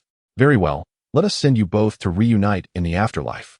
With a swift motion, Mengda's tang knife flashed, mercifully ending the wife zombie's life, allowing the couple to continue their affection in the depths below. After all, Mengda firmly believed, when it comes to kindness, he is entirely sincere. Thus, all the zombies within the villa were eradicated. Excited by his first encounter with such a grand residence, Mengda explored the premises after clearing away the couple. He discovered that the villa comprised 4 levels, 3 above ground and 1 below, complete with a basement. Counting the rooms, he estimated there were dozens spread across the floors. No wonder the wealthy often stayed out late. With a villa of this size and so many rooms, how could one woman ever suffice?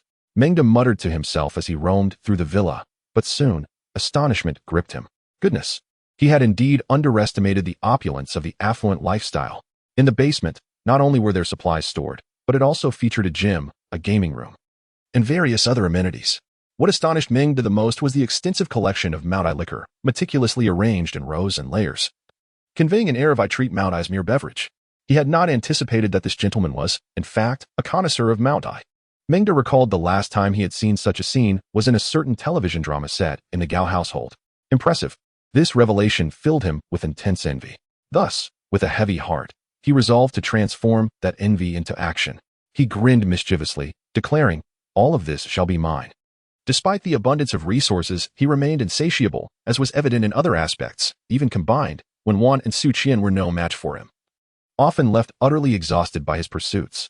Let us not even mention the likes of Matai, which may become a rare species in a post-apocalyptic world.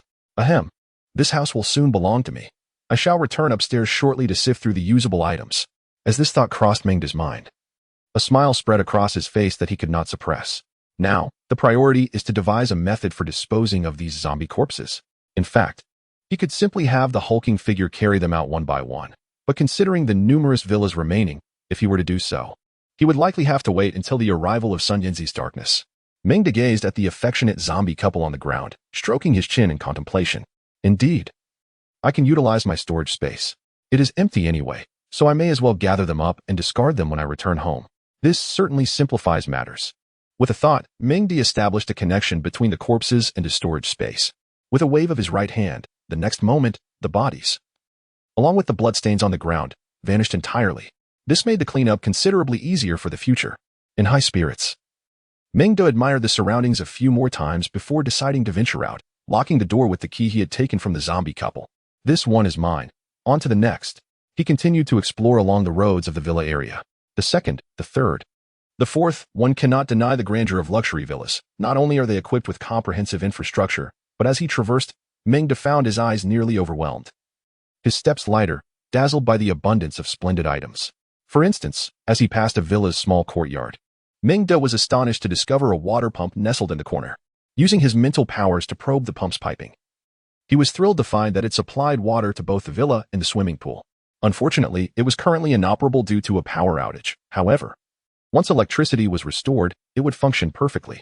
To his surprise, it tapped into groundwater, alleviating any concerns about water supply once he moved in. Tomorrow, he would connect it to a generator and test it out. Mengda felt invigorated. He had not anticipated that this excursion would resolve such a critical issue for survival. Moreover, as he observed more villas, he made a significant discovery. Each villa was equipped with its own water pump, indicating a well-planned infrastructure. This means that even with an increase in population, concerns over water resources would no longer be an issue. Of course, while there were many treasures to behold, Mengda also discerned certain peculiarities of the wealthy. Many villas were filled with antiques, collections of art, designer shoes, and handbags. He had encountered even more extravagant displays in his previous life. He recalled that the world's wealthiest individual had a penchant for collecting the periodic table of elements, with an entire wall in his collection dedicated to showcasing every element discovered by humanity to date. It was said that these elements weighed merely 1 gram each, yet were valued at over 50 billion yuan, truly not a pastime for the faint of heart.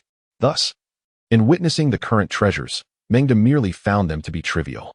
However, some peculiar hobbies are indeed worth elaborating upon, for these eccentricities proved to be remarkably advantageous, even for his current self.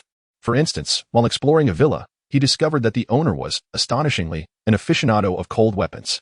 Throughout the expansive estate, nearly every room, save for a few bedrooms, was adorned with an array of cold weapons, including swords, spears, axes, and other implements, some of which were rather obscure, leaving one to ponder their origins.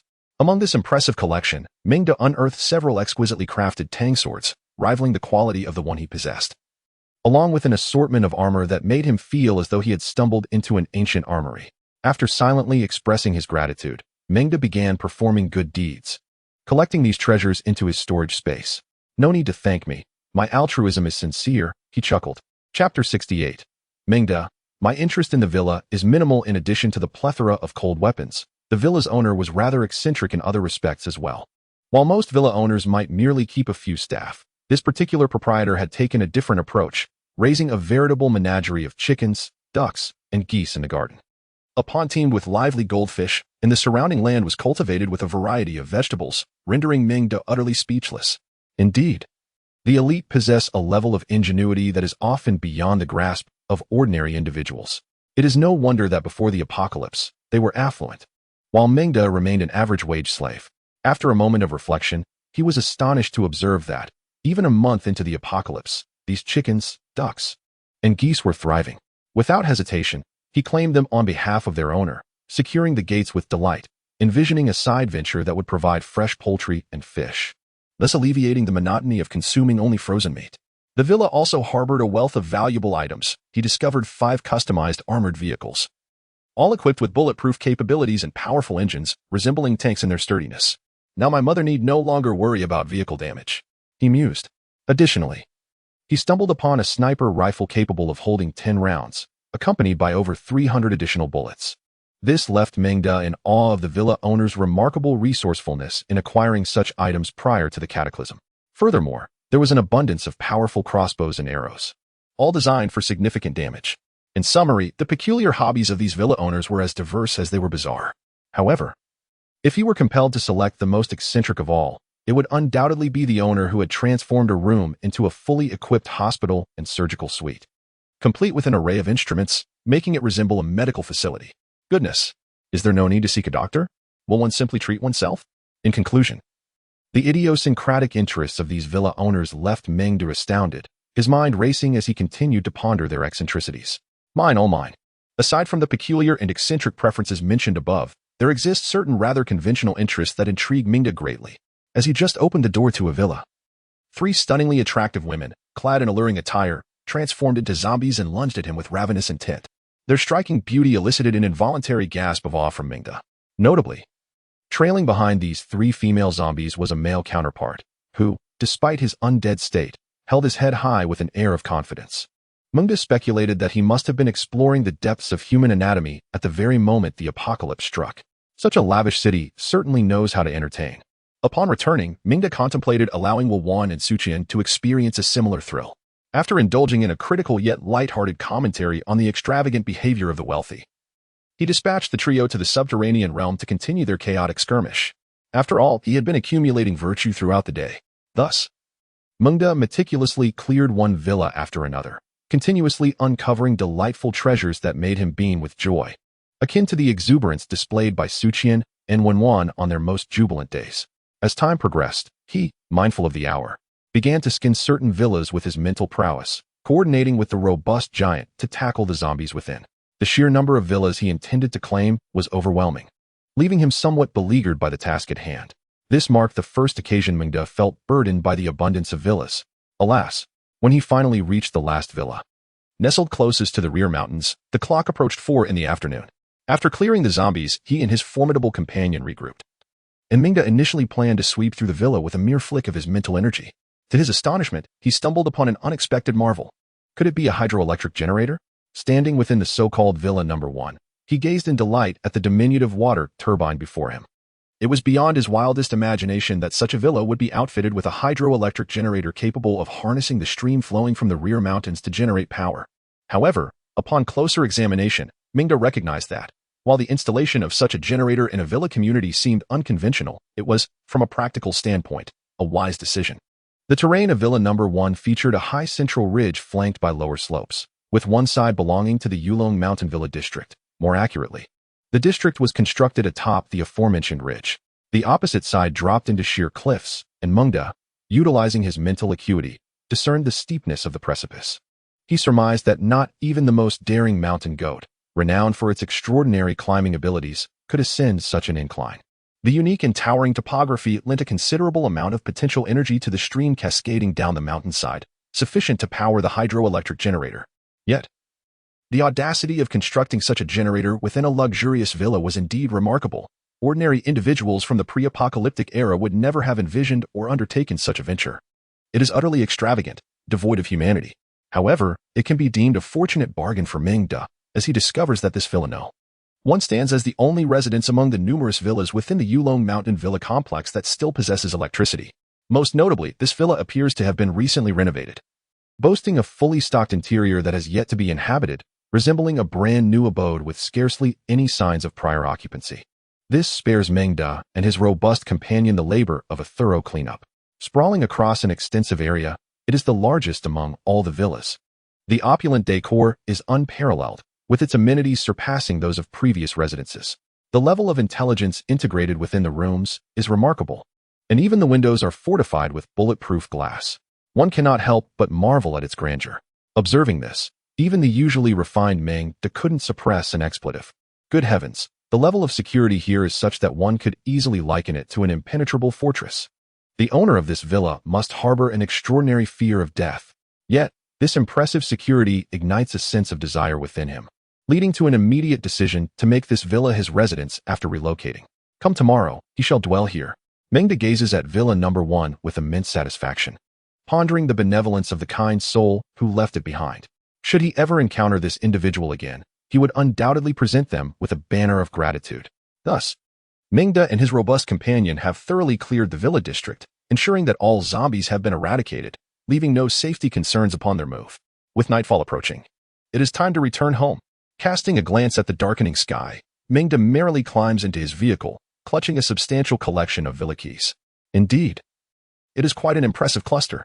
Meng has nearly gathered every key available, yet in terms of quantity, had these been collected prior to the apocalypse, he would undoubtedly be worth billions in mere moments.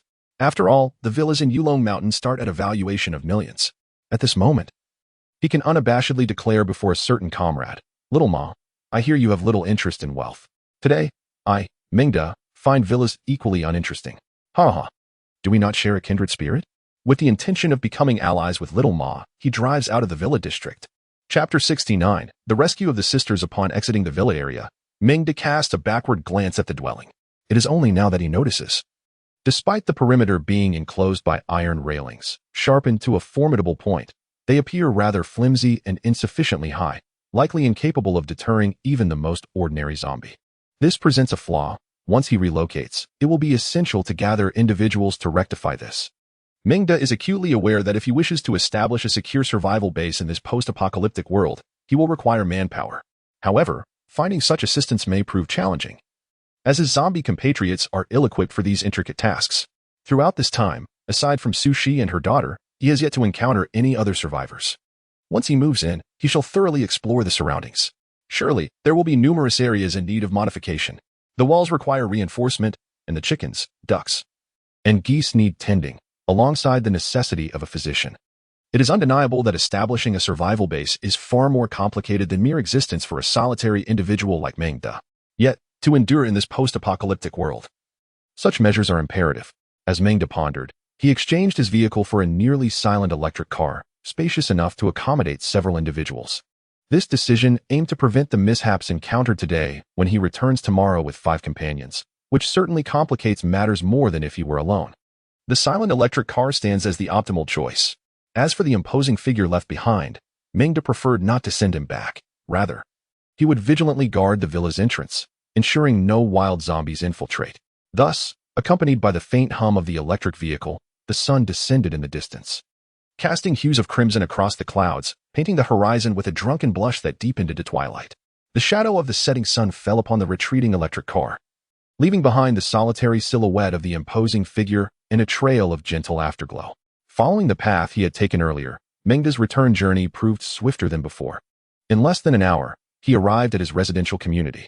By this time, darkness enveloped the sky, and he parked the car beneath the sisters' apartment, making his way upstairs. He had promised the sisters he would visit them in the evening, and he was also eager to discuss the results of their earlier transaction. Upon arrival, and Qinggu had already spotted his car, hastening to the door to welcome him inside. Upon entering, Mengda noticed Qingwu idly seated on the sofa with a book. As soon as she saw Mengda, she sprang up with curiosity. Mengda, you're here. How was your day? Mengda nodded with a smile, responding, not too bad. I found a suitable place. We will be moving tomorrow. With that, he flopped onto the sofa, retrieving a bottle of mineral water from his storage space. The astonishing scene captivated the sisters, who fixated on the bottle in Mengda's hand. They exchanged glances, and Qinggu subtly nodded to her sister, prompting Qingwu to ask, Mengda, are you a magician? Not exactly. Why do you ask?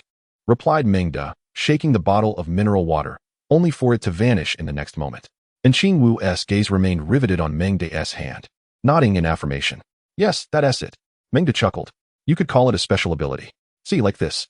With a wave of his hand, stacks cascaded from the ceiling like rain, quickly forming a small mountain in the living room. Qingwu stared in astonishment at this miraculous display, her eyes wide with disbelief. This nothing like this has ever happened before. However, Qinggu quickly regained her composure. She had harbored suspicions and had previously witnessed Meng De coexist peacefully with monsters, preparing herself internally. After collecting her thoughts, she inquired, Mengda, may I ask a rather abrupt question? How did you acquire such abilities? Mengda scratched his head, taken aback by the seemingly reckless inquiry from Qinggu, who appeared so astute. I am uncertain about the situation. It seems to have arisen inexplicably, akin to a sudden awakening. Qingwu has also regained her composure. Mengda, can we proceed? Mengda cast a glance at the two of them, recalling the ethereal glow surrounding Wenwan. He hesitantly replied, perhaps, I cannot ascertain the precise mechanics. It is indeed possible that one day you two may experience a sudden awakening and acquire extraordinary abilities. The sisters exchanged excited glances, observing their enthusiasm. Mengda chose to remain silent until they settled down a bit before inquiring, have you come to a decision? I have already showcased my capabilities. My sincerity is evident. Will you accompany me? Qingwu winked at her sister, who understood the cue. After a moment of contemplation, Qinggu spoke. I am a chief physician in the internal medicine department at the city hospital, and my sister is a nurse. She recognizes that in this apocalyptic world, medical professionals are a rare commodity. Thus, she wisely articulated her value. Mengda offered a note of admiration. You are astute. You should comprehend what I truly value in you, which transcends mere medical titles. To put it differently, while physicians may be scarce in this world, with sufficient power, I can procure anything I desire. Surely, you grasp my meaning. A flicker of panic crossed Qinggu's face, quickly concealed as she feigned calmness and continued, I understand. But let us be clear, if the alternative is mere survival, we would prefer death to a life of subjugation. Mengda waved his hand dismissively, assuring them, rest assured. You will be satisfied, I can guarantee it. Now, let us not linger. Gather your belongings and follow me shortly. The sisters exchanged glances. Given the circumstances, they had little choice. Remaining where they were would lead to certain death. Thus they resolved to take a gamble with Mengda. Suppressing their trepidation, they began to pack their belongings. Mengda settled onto the sofa, crossing his legs as he observed the sisters bustling about. Despite their long absence from adornment, the traces of their exquisite curves occasionally revealed themselves. It was evident that both sisters were once renowned beauties. Coupled with the allure of their medical uniforms, they struck a chord in Mengda's heart. One an intellectual and alluring woman, the other sweet and innocent, eliciting an involuntary smile from him. How delightful this apocalyptic existence is. An hour later, the two, now exhausted, finally paused. The hurried packing had left beads of sweat glistening on their foreheads. Mengda, noticing their disheveled appearance, waved his hand and produced several bottles of mineral water. First, go wash up. It seems you haven't tea-bathed in quite some time. The sisters felt a tinge of embarrassment at being addressed so by a man they had only recently met. But they obediently took the water and retreated to the master bedroom's bathroom to wash. Mengda, with a mischievous grin, utilized his mental powers to gaze upon the enchanting scene within the bathroom, unable to suppress a murmur of delight. My discerning eye remains as sharp as ever. Jiasun must be quite something, truly captivating, and her sister is equally impressive, nearly on par. Ah, how delightful. After offering a few remarks, Mengda refocused his mental energy, refraining from further observation, fearing that continued scrutiny would lead him to lose control. A forcibly obtained fruit is never sweet. Moreover, considering the attributes of his value panel and the bonus to his favorability, it would be prudent to avoid actions that might tarnish that favorability, lest it become challenging to enhance it in the future. After a little over 10 minutes, the two sisters emerged from the restroom, adorned in matching dresses. their garments billowing while imbued with the fragrance of shower gel. The aroma nearly transformed Meng into a werewolf. I am human too. It is not unreasonable to have normal desires. Upon glancing at the two, the same white dress took on entirely different flavors on their distinct styles. The elder sister exuded a gentle, intellectual aura, while the younger radiated the charm of a pure and lovely neighbor girl. Each possessed their unique merits, making it difficult to determine who was superior. Indeed, clothing and temperament are profoundly interconnected, Meng concluded. Rising, he discreetly glanced at the sisters' hands, effortlessly storing their luggage in the spatial compartment before gesturing for them to follow. Come, let me show you my place. It will put your minds at ease. With that, he turned and descended the stairs. And Chingu and her sister exchanged a resolute glance, their eyes filled with determination as they tightened their grip on the fruit knife. Sister, our fate hinges on this. And Chingu nodded firmly. It's all right, sister. Worst case, we die together. Yes. And Chingu freed one hand to grasp her sisters as they made their way downstairs. Mengda, indifferent to their apprehensions, understood their concerns, fear of falling into the hands of villains and becoming enslaved. After all, they had only just met, and he knew they would likely be skeptical of his assurances. He preferred not to waste words. If he truly desired compliance, a mere mental imprint would ensure their obedience. Yet that was not Mengda's intent. In this perilous apocalyptic world, pursuing the goddesses was a rather intriguing flavor of life. The trio descended the stairs in single file, with the sisters taking their seats in the back of the car as Meng started the vehicle, heading toward his home. Within 2 minutes, they arrived at the bottom of the building. The sisters hesitated before exiting the car, obediently trailing behind Mengda as they entered the building. At that moment, Wenwan and Su Qian eagerly awaited Mengda's return at the entrance. As the three figures approached, Su Qian hesitantly called out, Mengda? Is that you? It is I, came a steady voice. Upon hearing Mengda's voice, Su Qian, Wenwan, and Wang Jing felt a wave of relief wash over them. Just as smiles began to bloom on their faces, they noticed the two women behind Mengda, causing their expressions to freeze. Su Qian's eyes darted back and forth as she scrutinized the newcomers, asking curtly, Who are they? Mengda slightly turned, drawing Su Qian into an embrace. Allow me to introduce to you, Chinga and Qinwu, our neighbors from the adjacent building. It is only natural for us to assist one another. The words spoken were strikingly familiar to Su Qian, who could not resist inquiring. Didn't you say this to me a few days ago? Mengda, slightly embarrassed, rubbed his nose and replied, with the world undergoing such drastic changes, we must help one another. Otherwise, how will they survive in this perilous environment? Surely you wouldn't wish for them to starve. He then shifted the conversation, turning to introduce the Lin sisters, Come, and Chinga, and Qingwu. This is Wenwan, and this is Su Qian. Please, do make their acquaintance. The two sisters politely greeted Wenwan and Su Qian. However, Su Qian regarded Chinga with a sense of recognition, observing her closely before asking, You are Dr. In from Tian'ai City Hospital, aren't you? And Chinga was taken aback, surprised that her humble position as an attending physician had made her known to someone. Yes. And you are? Su Qian waved her hand dismissively. Last year, when my mother fell ill, you were the one who diagnosed her. And Chinga suddenly recalled, Oh, I apologize. I seem to have difficulty remembering. At that moment, Wang Jing approached, expressing her gratitude. I truly appreciate your help, Doctor. No need for such formality, replied Mengda, who hadn't anticipated that these women would already know each other. This was fortuitous, as it alleviated any awkwardness stemming from unfamiliarity. Only when one exchanged a helpless glance with Mengda. Come, let us not linger here. Let us go inside and dine together. Who knows? We may soon become like family. The words left Chinga and Qinwu slightly flustered, a faint blush creeping onto their cheeks. Mengda glanced at them and casually remarked, All right, I won't devour you. Just put away the knives. There are children inside. We wouldn't want to frighten them. The sisters exchanged a look, their embarrassment deepening. Sister, it seems we may have misjudged him, and Chinga felt her face warm, opting not to respond to her sister's comment as she lowered her head and walked inside.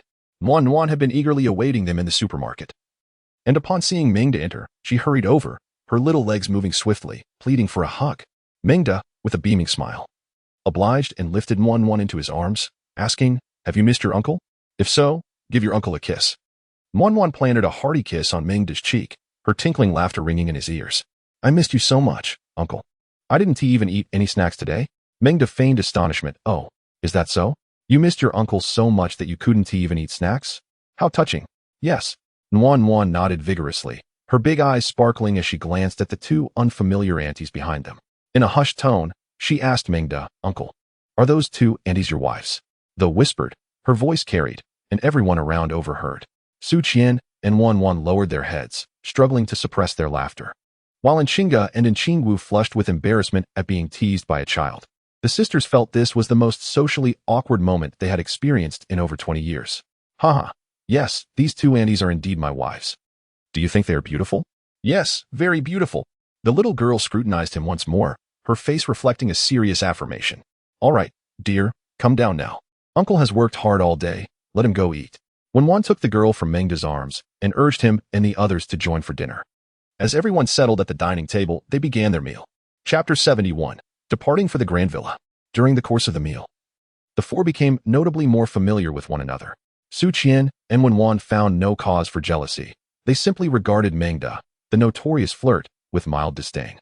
And Qinggu and her companion sensed the goodwill emanating from Wan Wan and Su Qian, allowing their guard to drop as they engaged in lively conversation with them.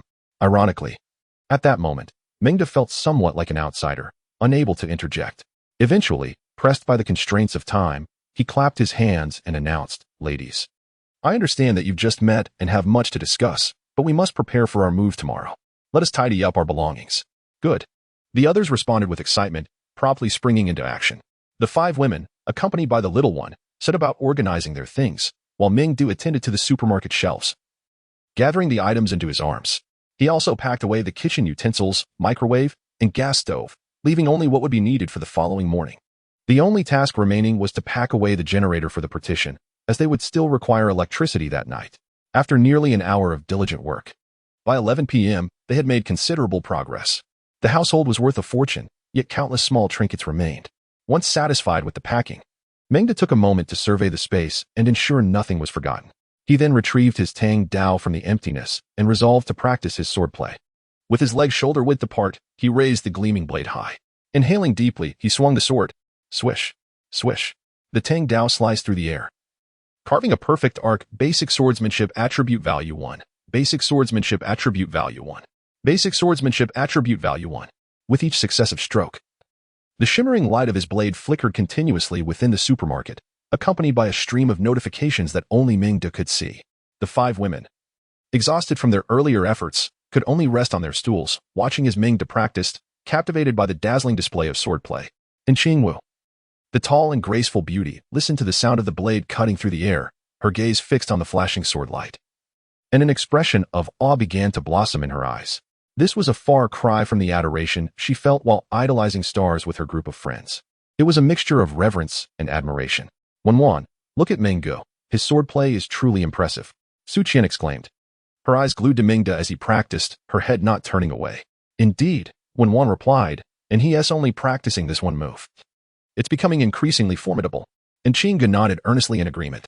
Truly, such sharp swordsmanship cannot be attained without over 20 years of diligent training. I can feel goosebumps rising just from sitting here. To be honest, if Mengda were to hear these words while immersed in his practice, he would undoubtedly feel elated.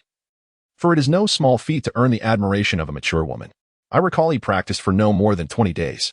When Wan, a woman of integrity, responded candidly. Over 20 days. And Qinggu and her companion echoed in disbelief, their voices laden with skepticism. Indeed, when I first met him, he had just begun his training, and he wasn't nearly as robust then. He was utterly exhausted every day, and I even gave him massages. The two sisters exchanged incredulous glances, each reflecting disbelief in the other's eyes. They found it hard to believe that someone could master such skill in a mere 20 days. Particularly in Qinggu, who possessed a wealth of life experience. She had mentioned that even after years of training, one still faced immense challenges to achieve mastery. Otherwise, there wouldn't be so many experts tirelessly exploring specific angles of study. Moreover, some might dedicate their entire lives to research without yielding significant breakthroughs. For instance, the renowned accolades of Mengda from his past, which he had earned after enduring 17 years of companionship, were no empty words. Thus, in light of this comparison, Mengda's current prowess astonished them even more. This is impossible, and Qingwu countered. Yet as she recalled Mengda's extraordinary abilities, her conviction began to wane. It seemed Mengdu could cause things to vanish and reappear at will. Achieving such mastery in just over 20 days did not seem overly extravagant. In this world, what truly remained impossible? The emergence of extraordinary abilities had become a reality, interjected Su Qi from the side. The five women nodded in silent agreement, their thoughts unspoken as they exchanged glances. Eventually, Wan Wan was the first to drift into slumber, and when Wan gently carried her back to the first floor, The sisters of the Yin family followed Su Qi and her daughter to the west room on the first floor to sleep. At this point, the west room was the only available space. After a brief respite, when Wan rose to take a shower, upon emerging, she encountered Su Qi returning as well. And their eyes met in a knowing smile, tinged with a hint of blush, yet everything remained unspoken between them. The two then proceeded to the adjacent compartment. The sound of water droplets falling onto the floor was both melodious and captivating. Meanwhile, Meng remained engrossed in his practice, diligently wielding his blade. At 2 a.m., his daily training session concluded, significantly enhancing his foundational knife skills. Meng summoned his attribute panel.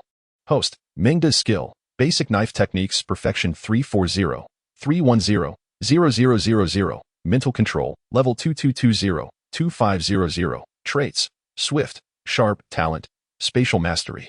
Level 202500, special attribute points, 10, keep pushing forward. Meng encouraged himself. After a refreshing shower, he gazed at the peacefully slumbering Su Qi, and when Wan, a faint smile gracing his lips. Another tumultuous night had passed, with special attribute points increasing by 45.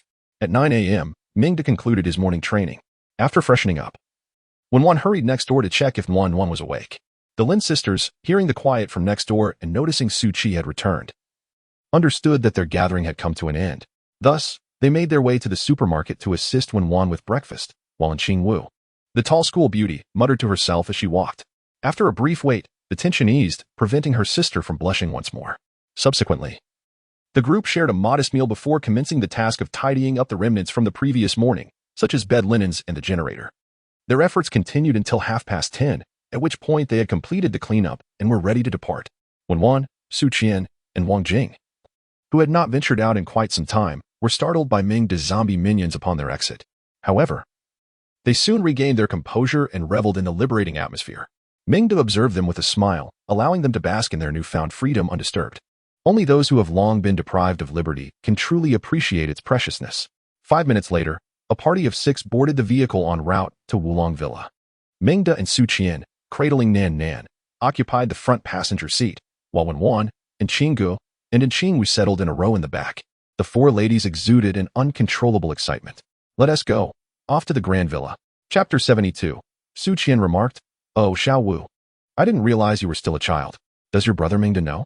Hearing Su Qian's enthusiastic exclamation, a smile crept across Meng's face as he pressed the accelerator, and the car smoothly exited the community. As for Meng's zombie minions, he had selectively eliminated a portion, leaving behind 33 relatively intact and robust ones who quietly trailed behind the vehicle. The 5 women in the car frequently glanced back through the rear window, curious about the creatures following them, while also observing the driver ahead. There was an enigmatic quality about him, as though he were shrouded in a veil, visible yet obscured. Meng was too preoccupied with driving to contemplate the women's thoughts. He remained focused, his mental acuity constantly scanning the surroundings for any unforeseen circumstances. In the rear seat, Su Qian felt considerably more at ease. Her mind and spirit fully centered on Meng. She alternated between admiring his devoted concentration and gazing at the scenery passing by outside. Her heart brimming with excitement and joy. Unable to contain her exuberance, she squirmed restlessly, longing to embrace Meng, but he was too engrossed in driving to acknowledge her. Thus, she turned to the other 4 women and inquired, "Sisters, who among you has visited Wulong Villa?" Naturally, they all shook their heads, as only Wang Jing had previously heard of it. And Qingwu chimed in, "I heard from classmates during college that there were parties held there." Su Qian's eyes sparkled mischievously as she covered her mouth and laughed. "Oh? Don't underestimate our little Jian. She seems to know quite a bit. Did you hear about it, or have you seen it yourself?" The teasing caused Qingwu's face to flush, and she quickly defended herself. "I haven't. I've never been. I haven't even had a boyfriend." When Wan burst into laughter, "Oh, still a child. Does your brother Meng know?" "Ha ha." Meng interjected with a serious tone. "All right, enough teasing her. There really are parties there." "Really?" Su Qian exclaimed in surprise. "Yes, I saw them when I visited yesterday. It was completely transformed and quite lively, but it's no longer visible now, as I have cleared it out." The 5 women marveled at how the city could be so vibrant. After a while, the atmosphere in the car returned to a serene quiet. As Nchinga gazed out of the car window at the swiftly retreating buildings, memories of the past 20 days flooded her mind, resembling the fleeting nature of a dream. It all began with an abrupt upheaval in the world, when strange creatures emerged, leaving her and her sister confined at home for days on end. Then came the astonishing arrival of Meng, who, with remarkable prowess, ascended from the lower floors to deliver provisions to them. Following this was her awe at Meng's extraordinary abilities, culminating in her fateful decision to accompany him to the supermarket. The emotional journey they endured was one that few could truly comprehend, aside from her and her sister, as she observed the desolate road outside. The thought of departing from the city she had called home for over 20 years to follow a stranger to an unfamiliar place stirred a mixture of anxiety about the unknown and a liberating sense of escape from danger within her heart. Casting a glance at the man diligently driving in the front seat, she felt an inexplicable sensation. He was, for the most part, a decent person, albeit a bit lecherous, a sentiment she and Su Qian had both shared regarding Meng De. Her mind then wandered to the exuberant singing that had filled the supermarket that morning, causing her cheeks to flush. A glance at the broad back of the man behind the wheel inexplicably brought her comfort, and a faint smile crept across her lips. Perhaps being with him was not so dreadful after all, she mused inwardly. The car glided smoothly through the city, the buildings on either side blurring past, and the neighborhood gradually receding into the distance. Wenwan held her daughter in the front seat, and remarkably, the little girl was unusually quiet, her gaze fixed intently outside. Lowering her head, Wenwan gently pinched her daughter's tender cheek, eliciting a sweet smile in return. With a warm smile, Wenwan affectionately ruffled her daughter's hair before turning to the man beside her, unable to resist the urge to touch Meng De's hand. Meng De turned, meeting her gaze, and smiled. "What's the matter?" "Nothing. Just wanted to touch you," she replied shyly. "I'm driving now, but once we arrive, you can touch as much as you like, and you can choose whether to start from the front or the back." Meng De raised an eyebrow, his meaning clear. "Please, don't say that." The demure Wenwan, true to her name, blushed and glanced backward. She certainly could not bear Meng De's words, but that did not imply that other women would not appreciate them. Just then, Su Qian, seated in the back, chimed in at a most opportune moment. "Haha, great. Wenwan, we'll join in together." Perhaps it was due to their recent departure and the exhilarating taste of freedom that she boldly lifted her chin, surprising Meng De with her unexpected audacity. As Meng De accelerated, Wenwan grew too bashful to speak. Feeling challenged, Meng De made a bold remark. Yet he lamented that he was driving and preoccupied with the task at hand. Otherwise, he would certainly show her why flowers bloom so vividly and why blades of steel draw blood. Su Qian was delighted to witness Meng De's exasperation and was quite pleased with his response, as she began to see a certain charm in him. With a smile illuminating her face, she gazed out the window, absorbing the slowly passing scenery, reminiscing about the place she had cherished alongside her mother. It was as if a person stranded on the edge of a precipice had suddenly discovered a path down, enveloped in a profound sense of fulfillment that brought them immense relief.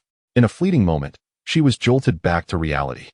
How long had it been since I last experienced such a light-hearted feeling? Was it since the apocalypse, or even earlier? As she traced her memories, she realized it had been an eternity, so long that she could hardly recall her own joyful visage, so long that the figure in her recollections had gradually blurred. Flipping down the makeup mirror on the passenger side, she beheld a radiant smile reflected back at her, a striking contrast to her vibrant age, exuding a youthful exuberance. "Meng De?" The driver, wearing a cheerful expression, turned his head. "Thank you." "Huh?" Before Meng De could voice his confusion, a small text flashed before his eyes. "Target, Su Qian, current affection level, 100, special reward unlocked, viewable in the panel." Gazing at the fleeting words, Meng De's smile broadened and unable to turn around. He gently squeezed Su Qian's small hand in reassurance. "Don't mention it. We are family." Su Qian responded, turning to look out the window, where the buildings appeared as indistinct silhouettes, almost unrecognizable. Noticing her unusual demeanor, Meng De, concerned, patted her shoulder, but she waved him off, signaling that she was fine. Understanding her unspoken thoughts, Meng De refrained from speaking further and continued to focus on driving. It was then that Wenwan leaned closer and, in a rare moment, spoke up. "What's wrong, Qian? Stop crying. If it comes to it, I'll let you have Meng De for a night." Chapter 73, Fusion of Talent, Telekinesis. "What's wrong, Qian? Stop crying. If it comes to it, I'll let you have Meng De for a night." Su Qian raised her tear-filled eyes and managed to smile at Wenwan. Wenwan, teasing her, added, "Honestly, I just decided on the scent of the body wash I'll use. I can let you have him tonight while I take care of the little one, okay?" Su Qian playfully swatted her hand away, saying, "Oh please, stop it. I'm fine. I'm just a bit happy." Meanwhile, the little one turned to Wenwan and said, "I'm not a child. I don't need anyone to watch over me. Mommy, don't cry. Adults must be strong." Wenwan chimed in, "Look at how understanding our little one is. Then let us spend the night together." Wenwan couldn't withstand Su Qian's unabashed remarks. She turned and playfully pushed Wenwan back into her seat, preventing her from speaking nonsense. She then began to educate the little one. With a sense of pride, Su Qian observed Wenwan's flushed face and then turned to the Lin sisters. Do you want to join us? And Qinggu, having overheard the conversation between her and Su Qian, remained silent, while Qingwu, slightly dazed and unaware, casually replied, Sure. Seeing her sister's innocent and oblivious expression, Qinggu quickly covered her mouth, feeling a mix of amusement and exasperation. Huh? Sister? Why are you covering my mouth? At that moment, Qingwu looked at her sister in confusion, while Su Qian was already laughing uncontrollably, nearly in tears. Even Wang Jing, seated beside Su Qian, couldn't he help but blush and smile at the exchange. As Meng drove ahead, he chanced upon Wang Jing's radiant smile, which prompted an involuntary exclamation of admiration. He found himself momentarily entranced until Wenwan nudged him back to reality, to which he casually replied, All right, let us make sure we're on the same page. The long-legged campus beauty and Qingwu observed the amused expressions of those around her, her own face reflecting a look of confusion. What is going on? Did I say something wrong? Why is everyone laughing? Her sister, Qinggu, was equally charmed by their sister's innocence and, suppressing her laughter, responded, No, just think about what fragrance of shower gel you'll use later, when you sing for your brother Lu tonight. Recalling the morning's melodies, Qingwu's cheeks flushed a deep crimson. Sister, please stop laughing at me, she exclaimed, laughter echoing through the vehicle, momentarily dispelling the lurking dread of the unknown apocalypse. Fortunately, having scouted the area the previous day, Mengda's party, despite having 5 companions plus a child, arrived at Yulong Villa much more swiftly than the day before, reaching it well before 2 o'clock. With a swift application of the brakes, Mengda issued commands to his zombie minions to scatter around the perimeter of the villa district. The imposing figure continued to guard the entrance as Mengda directed him to open the gates, driving the car inside. He instructed the towering figure to close the gates behind them.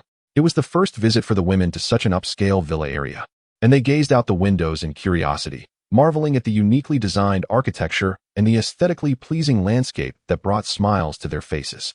Seated in the back, Su Qian inquired with genuine curiosity, Mengda, have you cleared all the monsters here? Yes, I swept through yesterday, so there's no one else here but us now, he affirmed. Su Qian, filled with excitement, momentarily forgot about her mother beside her. Darling, you're amazing. I love you. Meng teased her just a moment ago. I was Menggu, and now I am darling. How quickly you change. Su Qian wrinkled her nose in playful defiance and replied, I can call you whatever I like. But this place is truly vast. Mengda nodded, his gaze sweeping across the surroundings. Indeed, it's quite expansive. In reality, it spanned over 100 acres, with the buildings occupying more than 60 acres. Once we settle in, we can even grow some crops, he added. Excitement stirred within the group at this prospect, as it indicated their ability to be self-sufficient and sustainable. And Qingwu, having recovered from her earlier embarrassment, curiously asked, Mengda, with so many villas here, where will we stay? Mengda pointed to a villa nestled against the mountainside. That one, we'll be there shortly. As the car came to a steady halt in front of the villa, Mengda retrieved the key and inquired, Who will open the door? Su Qian snatched the key. And the other women, brimming with anticipation, exclaimed, We will, wait here. With excited steps, they rushed to the door, flung it open, and gestured invitingly for the others to enter. Mengda drove the car through the gate and came to a halt. The other 3 women disembarked with expressions of pure joy, eagerly surveying the villa's scenic surroundings. The meticulously arranged garden scenery captivated them, prompting continual pauses for admiration and exclamations of wonder.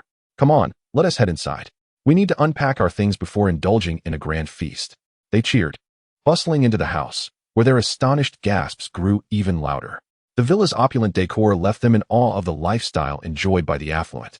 The 5 women curiously examined their surroundings, turning their heads from side to side. Mengda observed them, reminiscing about her own initial reaction upon entering the villa. Feeling a sense of familiarity and secretly reflecting, Thank goodness I came alone, or my image would have been compromised. The excited group wandered through the villa, and Su Qian made her way to the kitchen, turning on the faucet. Water gushed forth, and she leaped with delight. Ha ha ha, there is really running water. I can't wait to take a proper shower. The others gathered around, their faces alight with joy as they watched the flowing water, their hearts settling in contentment. Soon, they began clamoring to unpack their belongings and prepare for bathing. Once Mengda sensed their excitement waning, she led them up to the 2nd floor to choose their respective rooms, retrieving their luggage from the storage space. The 5 women energetically began organizing their clothes. Watching their busy figures filled Mengda with happiness. At last, they could settle down and thoughtfully plan their next steps. Oh, And I still have a special reward to utilize, she recalled, quickly ascending to the expansive master bedroom on the 3rd floor. She slipped off her shoes and sat cross-legged on the enormous bed, which could comfortably accommodate 6 or 7 people, summoning her attribute panel. Host, Meng's skills, basic swordsmanship, perfect 165, 710, 0000, mental control, level 2340, 2500, traits, swift, sharp, talent, spatial mastery, level 202500, special attribute value, 100, special reward. Fusion available, suppressing her excitement. She silently contemplated. Fuse the special reward. Special reward activated. Acquiring the talent psychokinesis. Detecting that the host possesses mental type abilities. Would you like to fuse? Mental type abilities? Will I lose the skill of mental control upon fusion? Simulation indicates that upon fusion, psychokinesis will merge with the host's mental strength, not affecting the usage of mental type skills. But it will be classified as a skill talent and cannot be enhanced through special attribute values. Meng pondered briefly. Currently, she acquired 90 special attribute points daily, which roughly equated to 3 hours of meditation. Given this calculation, it would be more efficient to meditate for attribute points. Let's do it. Fusion. A hum resonated as the attribute panel trembled. An endless warmth surged from her forehead, instantly enveloping Meng. Oh no, I forgot to grab a towel, she exclaimed, her eyes widening. Gritting her teeth, she silently endured the transformative warmth, the familiar tingling sensation washing over her once more. However, this time, the sensation permeated not only her body but also her mind, as if something was slowly growing within her. 5 minutes, 10 minutes, 20 minutes, this extraordinary duration of enhancement felt interminable. Even Meng, whose body had endured over a dozen enhancements, struggled to withstand such an arduous ordeal. At last, just as he was on the brink of collapse, the warm currents of transformation ceased. Meng rose from the bed, drenched in sweat, and clenched his fists, sensing that his physical prowess had increased by at least 1/3. Almost immediately, an entirely new sensation enveloped him. It was as if a muscle had developed within his mind, granting him the peculiar ability to exert mental force. He attempted to manipulate the decorative item on his bedside table with this newfound cerebral strength. Whoosh! The lamp soared into the air, dancing about the room, guided by Meng's will. Incredible! He exclaimed, maneuvering the lamp back to its original place. He then retrieved his tang knife, employing telekinesis to control it. With a sharp clang, the blade leapt from its sheath, transforming into a streak of light that zipped across the room before embedding itself deep into the wall. Meng approached swiftly, his gaze fixed on the knife lodged within the wall, and with mental concentration, he slowly extracted it, gauging the depth of its penetration. The power was satisfactory. It had penetrated a full 5 or 6 centimeters. Suddenly, a thought flickered through his mind. He retracted the tang knife and enveloped himself in mental energy, silently summoning the strength of the muscle in his mind. He focused on the ground, watching as the distance between himself and the floor gradually expanded, inching away from him. In other words, he was levitating. It truly works. I can fly. Meng rejoiced, his face alight with uncontainable excitement. He floated 30 centimeters above the ground. Testing his limbs, lifting his hands and feet was effortless. Throwing punches and kicking legs felt just as natural as standing on solid ground. In wonder, he wielded the tang knife with telekinesis, bringing it to his side. Taking a deep breath, he executed a downward slash. Basic knife technique attribute value 1. Absolutely no problem. After approximately 2 minutes, Meng sensed fatigue creeping into the muscle of his mind, the strain of maintaining flight becoming overwhelming. He quickly descended. Upon landing, he gasped for air, realizing the mental muscle was indeed exhausted, and his spirit felt particularly drained. It appeared that the strength of telekinesis was intricately linked to mental power. Once his telekinesis recovered, he would test its limits in the basement gym to determine how many objects he could manipulate simultaneously. After resting for a moment, a smile graced his face as he opened the door and descended the stairs. Upon opening the door, he heard the gentle sound of water from the 2nd floor, indicating that everyone was likely still bathing. This is what life should be like, Meng thought, relishing the vibrant atmosphere reminiscent of the world before the apocalypse. He descended the stairs with a smile. On the 1st floor, only Qinwu remained, her small hands clasped behind her back as she surveyed her surroundings. Hearing the footsteps approaching, she turned to look. Meng, have you finished? Meng nodded. His spirits buoyed as he gazed at the charming young girl still clad in her white dress. What are you doing here? No. My sister and the others have gone to take a shower. I don't want to wash up yet. I'd rather look around, said Qinwu, her book slung over her shoulder, swaying as she spoke. Inadvertently, she revealed her youthful charm, which enchanted Meng. Haha, there will be plenty of time to look later. Have you finished tidying up? And Qingwu nodded repeatedly. Yes, I just finished organizing things with my sister. All right, then let us prepare a meal. It's already past 2 o'clock, and we haven't had lunch yet. And Qingwu responded somewhat bashfully, Meng, I can't cook. Mingda chuckled upon hearing this. No worries, just assist me by washing the vegetables. Okay, washing vegetables is my specialty. And Qingwu followed Mengda into the kitchen, bouncing along with her hands behind her back. Xiaowu, let us first wash the plates, bowls, and chopsticks, and then we can wash the vegetables. All right, Mengo. The two gathered at the sink, beginning to clean the dishes, which had actually been stored in the sterilizer, and the villa had not lost power, so there was no grime. After a quick rinse, they began washing the vegetables. And Qingwu was both washing and trimming the vegetables while occasionally glancing at Mengda, her hesitant demeanor making him a bit anxious. If you have something to say, just say it. Why are you sneaking glances? Mengda couldn't help but inquire. And Qingwu shrank her neck, sticking out her tongue, her rosy lips flashing before Mengda's eyes. Menggo, it's nothing much. I just feel like our recent lives have been like a dream. As Mengda washed the vegetables, he replied, I feel the same way. Everything has changed so suddenly. And Qingwu nodded. Yes, my sister and I were awakened in the middle of the night, thinking there was a quarrel, only to find many monsters outside. We couldn't reach the police, and our phones had no signal. As she spoke, she paused, seemingly reminiscing about the apocalypse. I was terrified. Thankfully, my sister was there. Otherwise, I wouldn't have lasted until you came. I actually knew my sister was just putting on a brave face. I overheard her crying in the bathroom. Mengda also paused, turning to look at the tearful and Qingwu beside him. That's completely normal. In the beginning, I was terrified as well, having nightmares every night about those monsters. We all felt the same. And Qingwu raised her head, gazing intently at Mengda. So, Menggu, I really admire you. You have the courage to face fear, while I don't. I only hold others back. Mengda dried his hands and patted her shoulder. You all have done remarkably well. Do you remember the first time I came? You were holding a fruit knife behind your back. I thought you were very brave then. Chapter 75. No. You arrived just in time. Indeed, you all have done remarkably well. Do you remember the first time I came? You were holding a fruit knife behind your back. I thought you were very brave then. And Qingwu smiled shyly. Well, we were afraid you were a bad person, so we used it for self-defense. Even if we couldn't defeat you, we would have rather died than be captured. Mengda smiled reassuringly. That takes a lot of courage. At least you still had the will to fight back. He suddenly recalled Lu Rongwei's timid yet fierce demeanor and then remarked. To dare to resist and wield a blade already places you above many. And Qingwu nodded thoughtfully. Then, Brother Meng, will the world ever revert to its former state? Mengda lifted a piece of beef from his storage space, waved it slightly, and replied, What do you think? And Qingwu's gaze dimmed momentarily. I believe it shall not. As Mengda began to slice vegetables, he glanced at Qingwu's despondent expression and consoled her. While we cannot dictate what the world transforms into, we can determine how we ourselves evolve. With that, he playfully patted Qingwu, leaving a damp imprint on her pristine dress. In the kitchen, Mengda unreservedly imparted his lessons to the long-legged campus belle, ensuring to leave his own mark behind. After all, the ancestral spirit of Jianan was not passed down in vain. It was essential to leave a token of remembrance. Yet, one must concede. The allure of the campus belle was indeed irresistible. Think of your sister more often. Do not disappoint her. Henceforth, be obedient.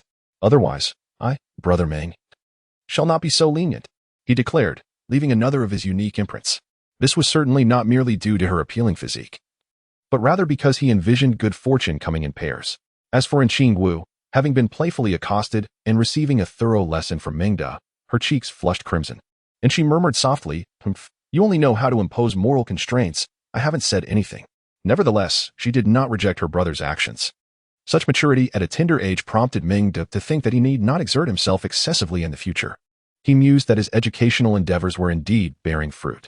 Just as Mengda was earnestly instructing the long-legged campus belle, a voice resonated from behind him. Oh my!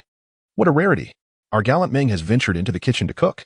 Caught red-handed, Mengda felt his face flush as he turned to see Su Qian. The urban beauty, leaning against the kitchen doorway, arms crossed, a teasing smile gracing her lips. She had likely witnessed the earlier interactions, otherwise her face would not wear such a sly grin. Did I arrive at an inopportune moment? Should I vacate the premises for you too?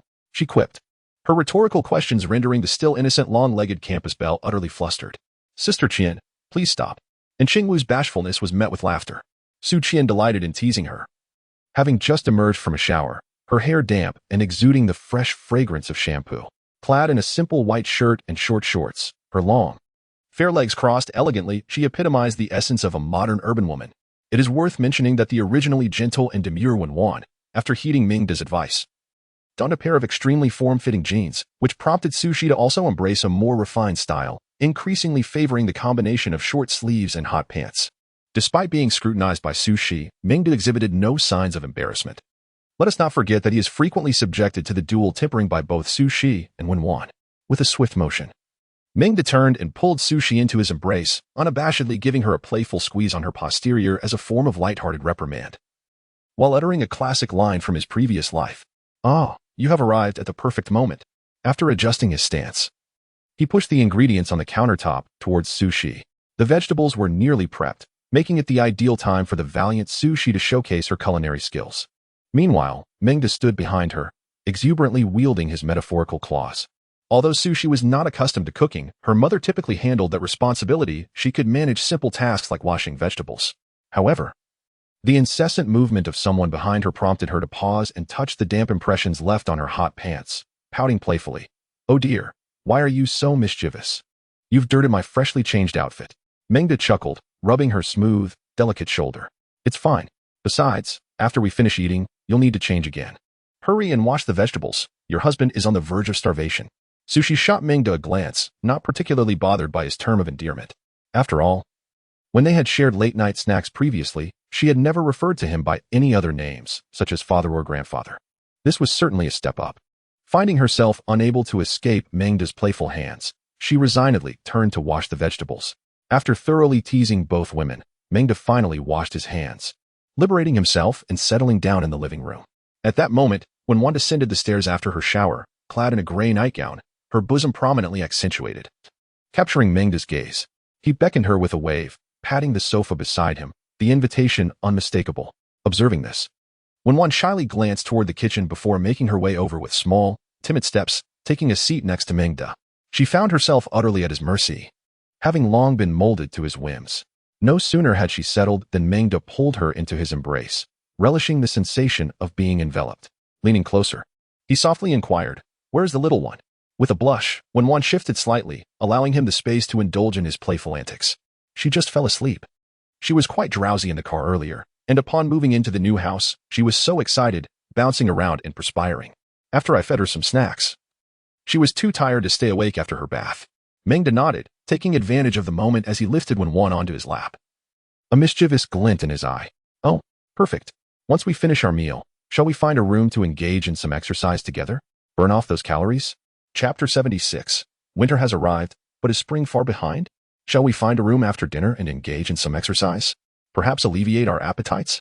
Wenwan hastily pressed down on the increasingly audacious hand of the man beside her, her cheeks flushed with embarrassment. She understood that if she did not curtail the advances of this man, she would inevitably indulge in a pre-dinner dessert. "What are you doing?" Qian and Xiao were still in the kitchen. "Let's discuss this after our meal." As she felt the pressure of his hand becoming more insistent, she quickly rose and extricated herself from Mingda's embrace. "I'll go assist them in the kitchen. I cannot stay with you, or else we might not even get to eat." With that, she fled towards the kitchen.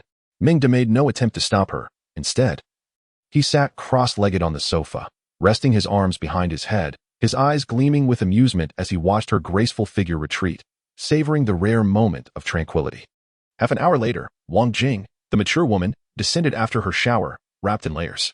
Clearly, Mingda could not act upon his desires, let alone indulge his eyes. Alas, fortune smiled upon him when the elegant and Qinggu also emerged shortly after, exuding her signature charisma even after her bath. Mingda felt his heart flutter and waved her over, signaling for her to join him. However, upon catching sight of Mingda's mischievous grin, and Qinggu, blushing, swiftly retreated to the kitchen, sensing no good would come of it. This left Mingda feeling quite exasperated. "Am I truly such a fright that you all feel the need to avoid me? It's just cooking, after all. Does it require so many hands?"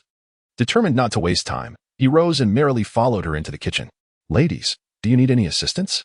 In his quest to avoid waste, Mengda dedicated himself wholeheartedly, utilizing every moment available. After nearly 2 hours of effort, the long-awaited lunch was finally ready. Given that it was their first meal after moving in, he had prepared an extravagant feast comprising 12 dishes and had even ventured to the basement to retrieve a bottle of red wine. Thus, the moving-in banquet was imbued with a sense of ceremony. As the ladies settled down, they immediately began to relish this rare culinary delight. and Qingwu. The tall campus beauty stuffed her mouth with food, her cheeks full, yet she persisted in flattering Wenwan and Wang Jing. Sister Wenwan and Wang Jing, your cooking skills are truly exceptional. I want to learn from you both. Sitting beside her, and Qinggu listened to her sister's exuberance and, with a mix of affection and disdain, remarked, hurry and eat, will you? Is your mouth so full that you cannot speak? Have I truly labored for nothing? You little ingrate. Unfazed by her sister's teasing, and Qingwu continued to devour her meal, unabashedly replying to Qinggu, Sister, I must concede that your culinary skills are indeed commendable. However, they still fall somewhat short when compared to those of Sister Wenwan and her companions. This gentle and gracious woman, Wenwan, is often buoyed by the flattery of a sycophant, eliciting laughter from all around. Even the mature and poised Aunt Wang Jing, seated nearby, could not help but smile, adding a touch of charm to this delightful lunch spread. For her, the accolades of others do not hold much significance. Rather, the warm and harmonious tableau of family is what she cherishes. Indeed, her daughter, Su Qi, took a sip of red wine, and her cheeks blossomed a rosy hue, enhancing her allure and making one yearn to savor the moment. Ah, Xiao Wu, do take heed. This feast was prepared by the five of us. Should you continue to lavish praise solely on Sister Wenwan and her companions, you may find yourself without a meal when they are no longer present. Observing the jovial atmosphere at the table, Su Qi was inspired to tease Qingwu. Yet, upon hearing Su Qi's words, the tall and graceful school beauty in Qingwu remained resolute in her stance. That won't happen. Sister Wenwan and Aunt Wang Jing will always be here, won't they? She said, leaning her head toward Wenwan, exuding an eagerness to please and youthful exuberance. Wenwan and Aunt Wang Jing exchanged knowing glances, chuckling in agreement, seemingly enchanted by Qingwu's whimsical charm. Only Qingga, sitting nearby, could not resist rolling her eyes, summing up the situation with a remark, just a little sycophant. How proud. Somewhat tipsy, and Qingwu retorted without hesitation, humph. I take pleasure in it, as long as Sister Wenwan and Aunt Wang Jing are happy. Thus, she stood her ground against the women, firmly establishing her dominance. Little did she realize that her considerable advantage was bolstered by the support of Meng. Meng, witnessing such a joyful scene, refrained from interjecting, quietly engaging in a playful contest beneath the table. He watched with amusement as the five women exchanged playful banter, nodding in approval from time to time. Meanwhile, beneath the table, Meng's mischievous antics continued unabated, as he engaged in a lively exchange of wits with Wenwan and Su Qi, creating a vibrant atmosphere. Before long, the table buzzed with warmth and camaraderie. After a while, as the five women fell silent, and a few of them blushed from his playful teasing, Meng finally withdrew his hand, adopting a serious tone. Since we have relocated, I intend to venture into the city in search of supplies in the coming days. The food is still fresh and can be stored for later use. Meng's storage space served as a natural mobile freezer, capable of preserving provisions indefinitely, a fact he did not conceal from the five women. Given the openness he had already shared with Wenwan and Su Qi, he felt no need to withhold anything further from them. The five women merely exhibit varying reactions towards the novelty of storage space. For instance, Wenwan, Su Qian, and even Wang Jing, having followed Meng to Jiao for some time, quickly grasped the concept, particularly Wenwan and Su Qian, who were frequently educated alongside him, comprehended it almost immediately after his explanation. Moreover, upon understanding, they did not hesitate to praise their husbands, enthusiastically giving thumbs up for Meng's elucidation. However, the two newly arrived sisters still require a thorough explanation from Meng. Yet, he is confident that this opportunity is not far off. As Shelley eloquently expressed, winter is upon us. Will spring be far behind?